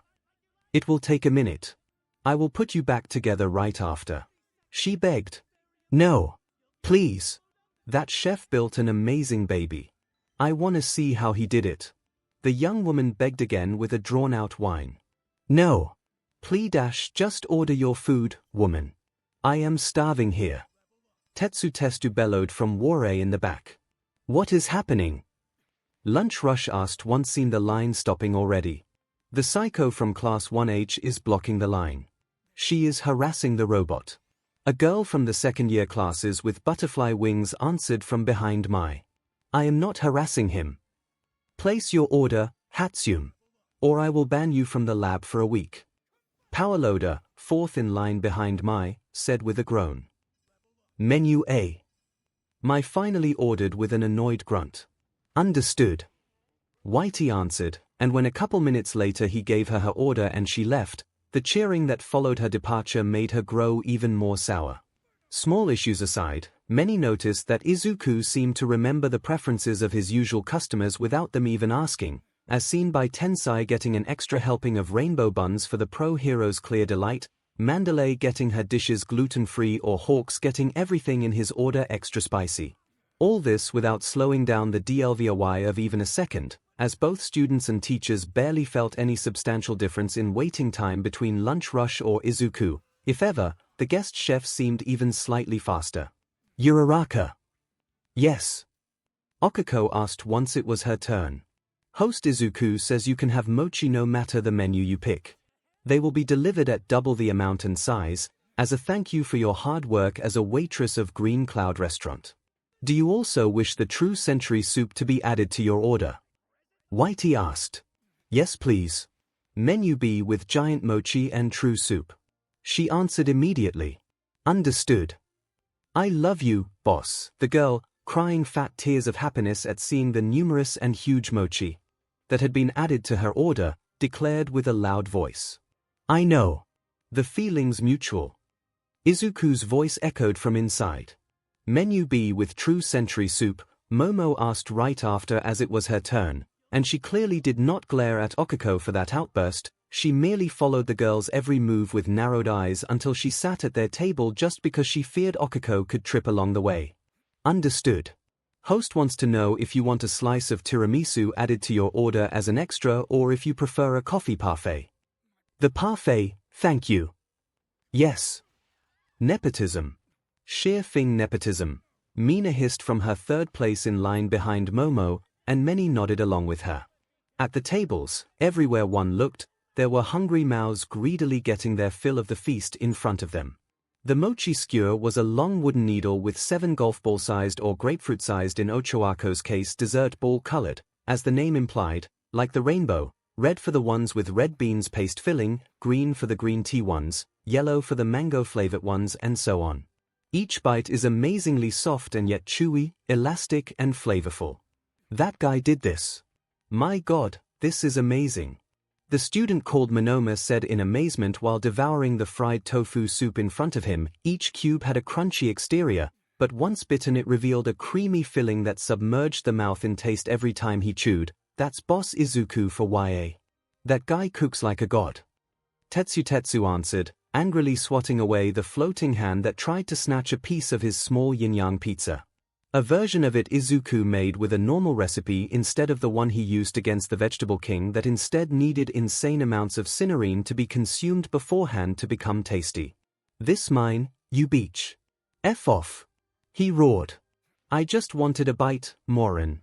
The girl replied once recovered her severed hand and reconnected it to her arm. This is yet another proof that our Lord exists. He gifted one of his children with a divine talent for cooking. Another girl, the one with thorns for hair, added. Ibara-san, if you really have to preach even while eating, at least swallow first, you are shooting Bowsy crumbs everywhere.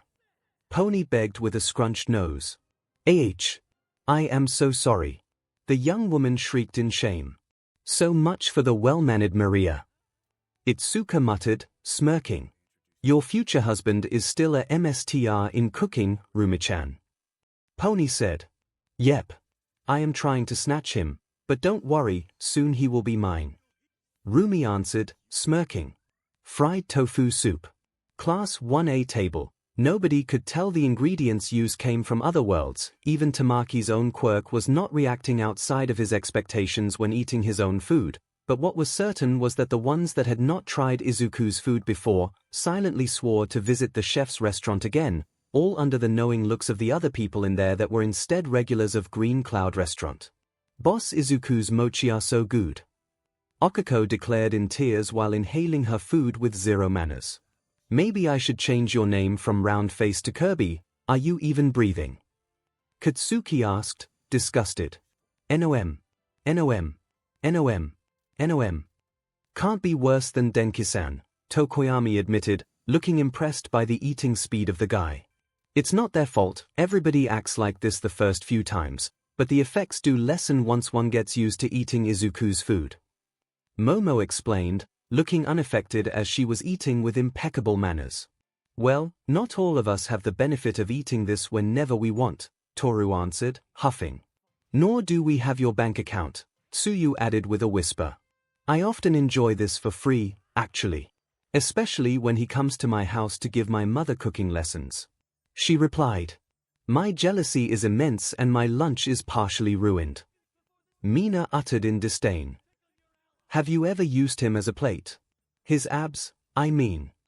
Gyro asked, and for once Momo did lose control and choked a little in her food. AGK. What are you saying? She asked with a shriek. Well, did you? The girl pressed on. WWL. I may have. C considered it. Once or twice, Momo admitted with a very low voice, a burning red face and a completely ashamed expression. It takes courage to admit that I am impressed. Mizo admitted chuckling. 𝐒𝐭𝐻. Lucky BSE of a chef, Mineta muttered in disgust, while still enjoying his food, to his dismay.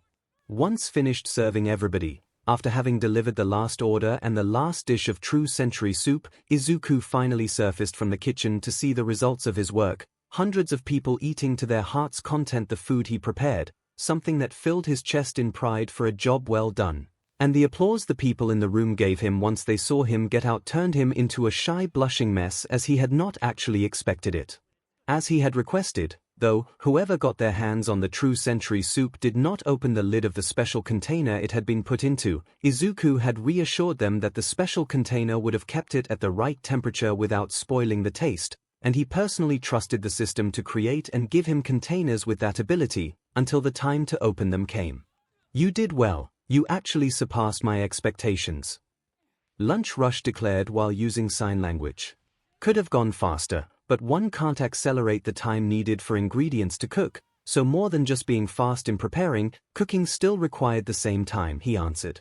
For now, host, the system replied.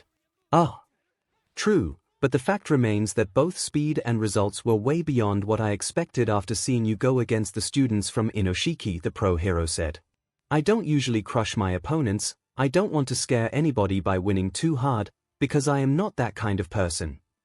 Izuku admitted. Understandable. By the way, those ingredients you used. Their quality is astounding. I would like to inquire with your sponsor if they are open to the idea of selling us some to use here in the cafeteria. I'll try asking. Izuku answered. Thank you. Is it time for those containers to be open? I think the ones that managed to snag that true soup deserve to eat it. Lunch Rush asked. Right, sorry about that. I wanted to make a spectacle out of it, to be just a bit dramatic for once. Izuku admitted sheepishly. A spectacle.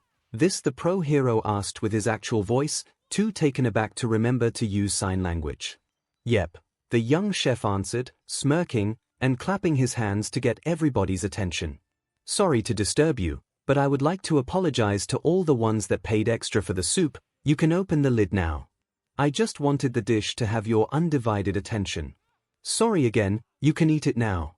He said to the people in the room with a sheepish smile, and without waiting for a second prompt, the lucky ones did hurry to open the soup containers they were given, all at the same time. Teacher's table, finally. Marco said in glee. Vlad. Are you eating that, or eating that? Nemirai asked, unnerved by the man's lewd MMMS as he chewed. Shut up, the teacher answered, face red in embarrassment. NOM. Are you still eating bear meat? Sadao in the meantime asked in disbelief.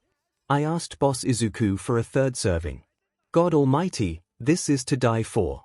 The bear meat he prepared in our challenge can't even be compared to this. Tokyo answered while still gorging himself in red braised bear meat, a tender and spicy flavor he was rapidly getting addicted to. Yeah.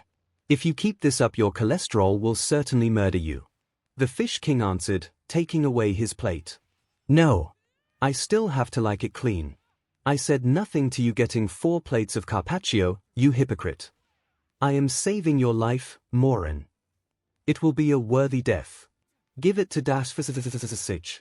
The only warning everybody got was the hissing sound of the airtight seal of the soup container's opening before a blanket of aroma conquered the entire room, and while gentle, the divine scent of the true century soup still managed to impose itself on everything else, silencing the room instantaneously.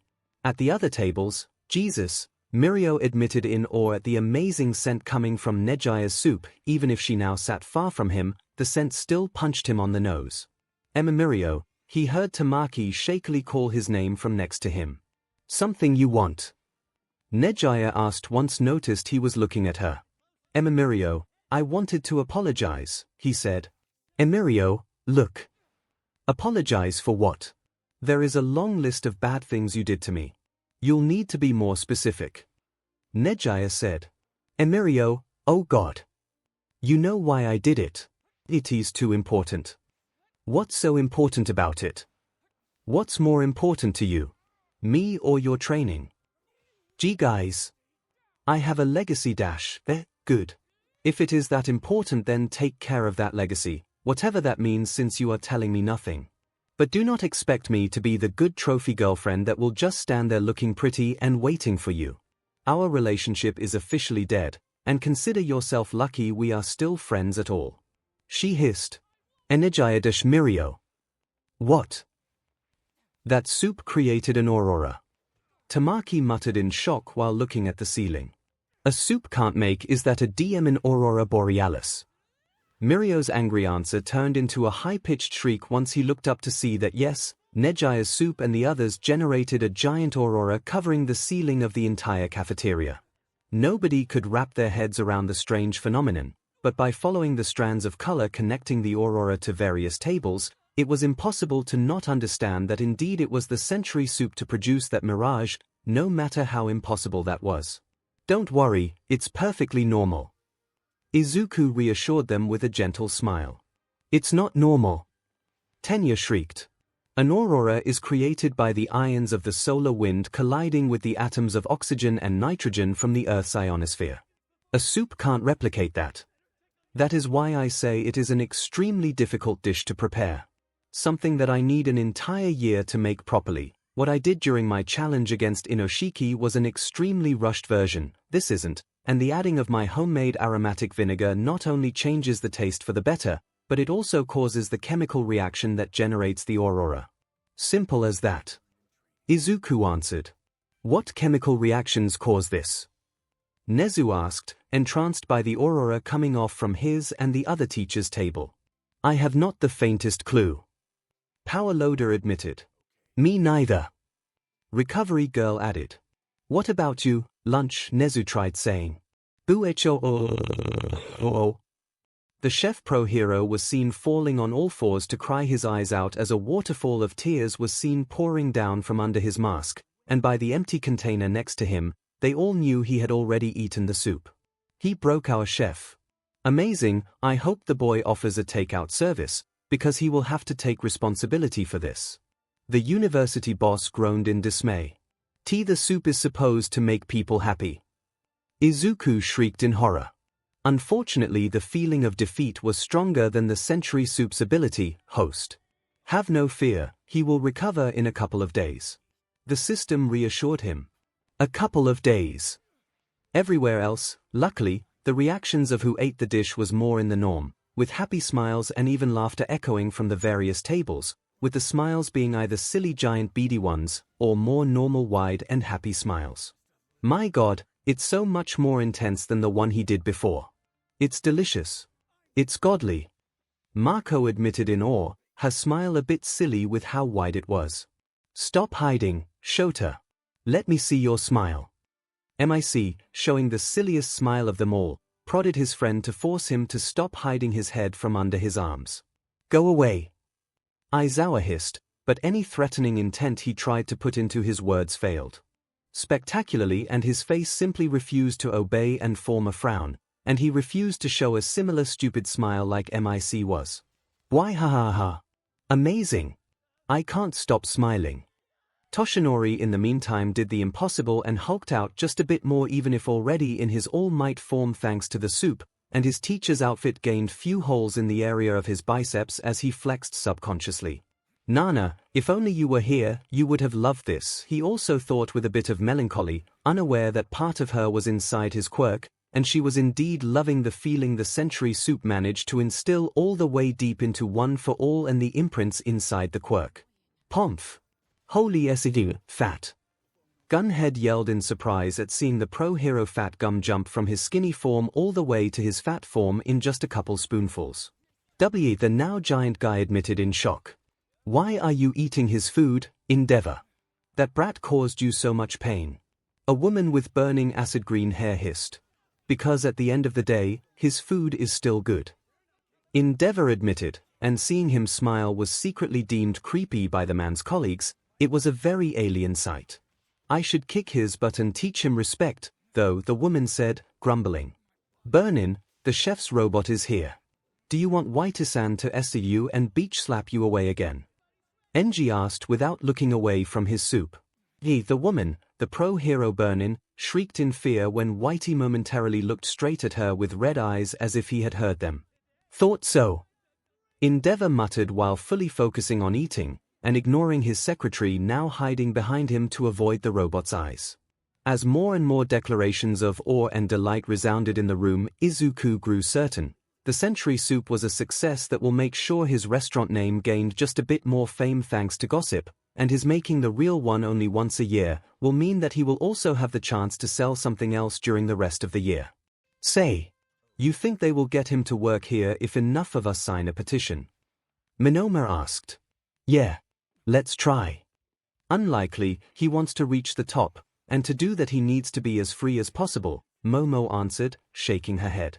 That's a pity, Mizo admitted, and watching as the young chef neared the teacher's table to talk with the kings of Inoshiki Academy and the pro-heroes there. The number one chef, eh? Yes. Yes, it suits him. Katsuki thought with a near-silent saddened sigh escaping him. Izudash before he could actually call the young chef over, though, the hero student heard somebody behind him take a hissing breath between her clenched teeth. While some students actually seemed interested enough in Izuku to try chat him up once he was done talking with the teachers of UA, Momo could not help but notice how most of them were actually girls, talking with Izuku and asking questions about his cooking or his restaurant, or even showering him in praises for how he acted in the livestream challenge. But Momo didn't feel threatened, she knew she had nothing to worry about. I am a Yoirozu. We are always collected, well-mannered and proper. I am not a brutish, violent savage getting angry and territorial. I am a cultured woman that never lets her instincts take over. I am Yoirozu Momo, and Momo thought in pride while holding her back straight. Here is my favorite chef. Finally coming to meet your favorite customer. Rumi chose that exact moment to shamelessly hug Izuku's side and casually burying the entire left side of his head in her chest, exactly where she had casually left several buttons of her school uniform's blouse open to form some outrageous cleavage for him to get smothered into. Momo smash puny where, the student of class 1A mentally roared in fury. Control yourself, Momo-san. You are frothing at the mouth. Tenya muttered while shaking her a little. You are right, I have dignity. I can control myself, I can do this. She answered, taking a deep breath and recovering her self-control. This until Nejaya decided to jokingly join the hug from Izuku's other side as well, so to rub her face in his fluffy messy hair, thus completely burying the chef's cherry-red face in a marshmallow heaven many boys in UA could only dream and wank about. Jealousy look soon overtook the males in the room. No, I can't do this. Unhand him. The class pres bellowed, marching towards Rumi and Nejaya and forcefully prying her boyfriend free from the bubby trap the young man was buried in. God, I envy him. What's wrong? Feeling the heat of the competition, Rumi asked with a smirk, and moved closer to Momo so that they got nose to nose, unfortunately smashing their chest together as a result, and causing many boys in the room to gain captivated corny looks. I don't need to feel any competition. Because that would mean I consider you an actual threat. Momo answered, eyes narrowing dangerously. So I am no threat to you. Good to know. So you won't mind me taking him to see a movie with me, yes? As friends. Alone. Rumi said, smirk turning even more malignant. Oh, of course. 𝐼𝐼𝐾 is a gentleman and won't fall for your petty tricks. She answered, albeit with a nervous tone. She still knows nothing about him. She will clearly choose a movie he absolutely hates. She then thought, trying to reassure herself. Stupid comment about tricks aside, I am glad to see you so sure of yourself. Because I happen to have 2 tickets for the premiere of Assault on Hero Island 2, and I want to go there with him. Rumi said, crossing her arms. SHT, he loves that movie. Momo thought in panic, remembering well the tickets for that same movie she herself bought for the 2 of them. But surely Rumi's seats were bad. Middle row, perfect seats in the middle of the room. Rumi said, as if reading the girl's mind. Beaten again, hers were at the corner all the way in the back. And while good seats for some hard petting dry humping, for a movie those were bad seats. How do you know he loves that movie? Are you spying on him? She demanded. He loves it. Really? Nice. The bunny girl looked honestly surprised at the admission. No. He hates it. He prefers horror movies. The gorier the better. Momo tried a last-minute desperate, and kinda pathetic, lie. Soon followed by a mental apology to her precious Cinnabon boyfriend. Liar. Rumi said with a fang-filled smile. Why am I worried? It is still up to him to decide if he will come or not. I have nothing to fear. He won't come with you in a theater where you will be alone, in the dark. Momo said. Slew. Oh, Rumi-chan. Your tongue is so long and hot. I'm no. That won't happen. That will never happen. She thought in desperation, and banishing that disgusting image from her head. She herself hadn't done that to him yet, and she won't let Rumi do it to him either. Oh, really? Why don't we ask him then? Rumi said with a challenging tone. Yes, let's ask him, just because you apparently like being rejected. Momo answered. Aizu. Where has he gone? Both girls said at the same time once seen the chef and Whitey were both gone. Nejaya and a girl from class 1A kind of dragged him away to give him a tour of the school, at Nejaya's insistence. Tamaki offered with a bored tone. What? That beach? Rumi roared. What girl from 1A? Momo asked. I think it's the one that makes stuff float. Why? He answered. A strange tick took over the girl's left eye at that, then came the roar of betrayal. Eureka! Why did Nejaya drag him away? Do they know each other? Since when? Are they close? How close? Are they friends? More than friends? Less than friends? Why did she never tell me she knows him? Why him then? Mirio in the meantime kept looking at the door he saw Nejaya disappear into while dragging Izuku away by his arm, with a worried Okiko following behind them at the girl's insistence. He wasn't jealous. They were obviously just friends, and nothing will be born from that now that Nejaya declared she and Mirio were done and she was once again single. So Mirio wasn't jealous. Absolutely. Not even a little. Not at all. He was not jealous. Nejuri, he muttered with a long whine. Jesus. Dad told me the guy was a magnet for trouble, and he was right. Maybe I should really keep an eye on him, just in case. Tamaki instead gave a self-deprecating sigh and shook his head. With Izuku, classroom, hee. Here it is. My classroom. Nejaya declared proudly once opened the door wide. I don't think we should be here. Izuku said, unsure. Come on. They are all occupied with lunch. And I am sure Mr. Nezu won't mind it too much. I just showed you the gym and this room, not a single secret place. The young woman answered. She was also floating in the air, something that, unknown to Izuku, meant she was in a good mood. Maybe if we are fast they won't notice. Okiko added, just as nervous as he was. To the 2 girls' surprise, though, the young chef soon fell silent as he walked inside the classroom while gently running a finger on the chalkboard. The room was empty, neat and clean. Boss! Okiko tried saying. As in a trance, Izuku chose a desk near the window and sat down without a sound. His eyes were unfocused and just staring far ahead at the chalkboard, but his gaze actually reached far beyond everything. Iken? Nejaya asked, worried. He was a student of UA, He wore a pristine uniform he kept with the utmost care and was eager to become a pro-hero like All Might. He had a quirk, he could breathe fire like his dad, and his mom had helped him design a hero costume. Dad said he should go as Green Dragon as his hero name, and both father and son would keep laughing at the kinda cringe idea.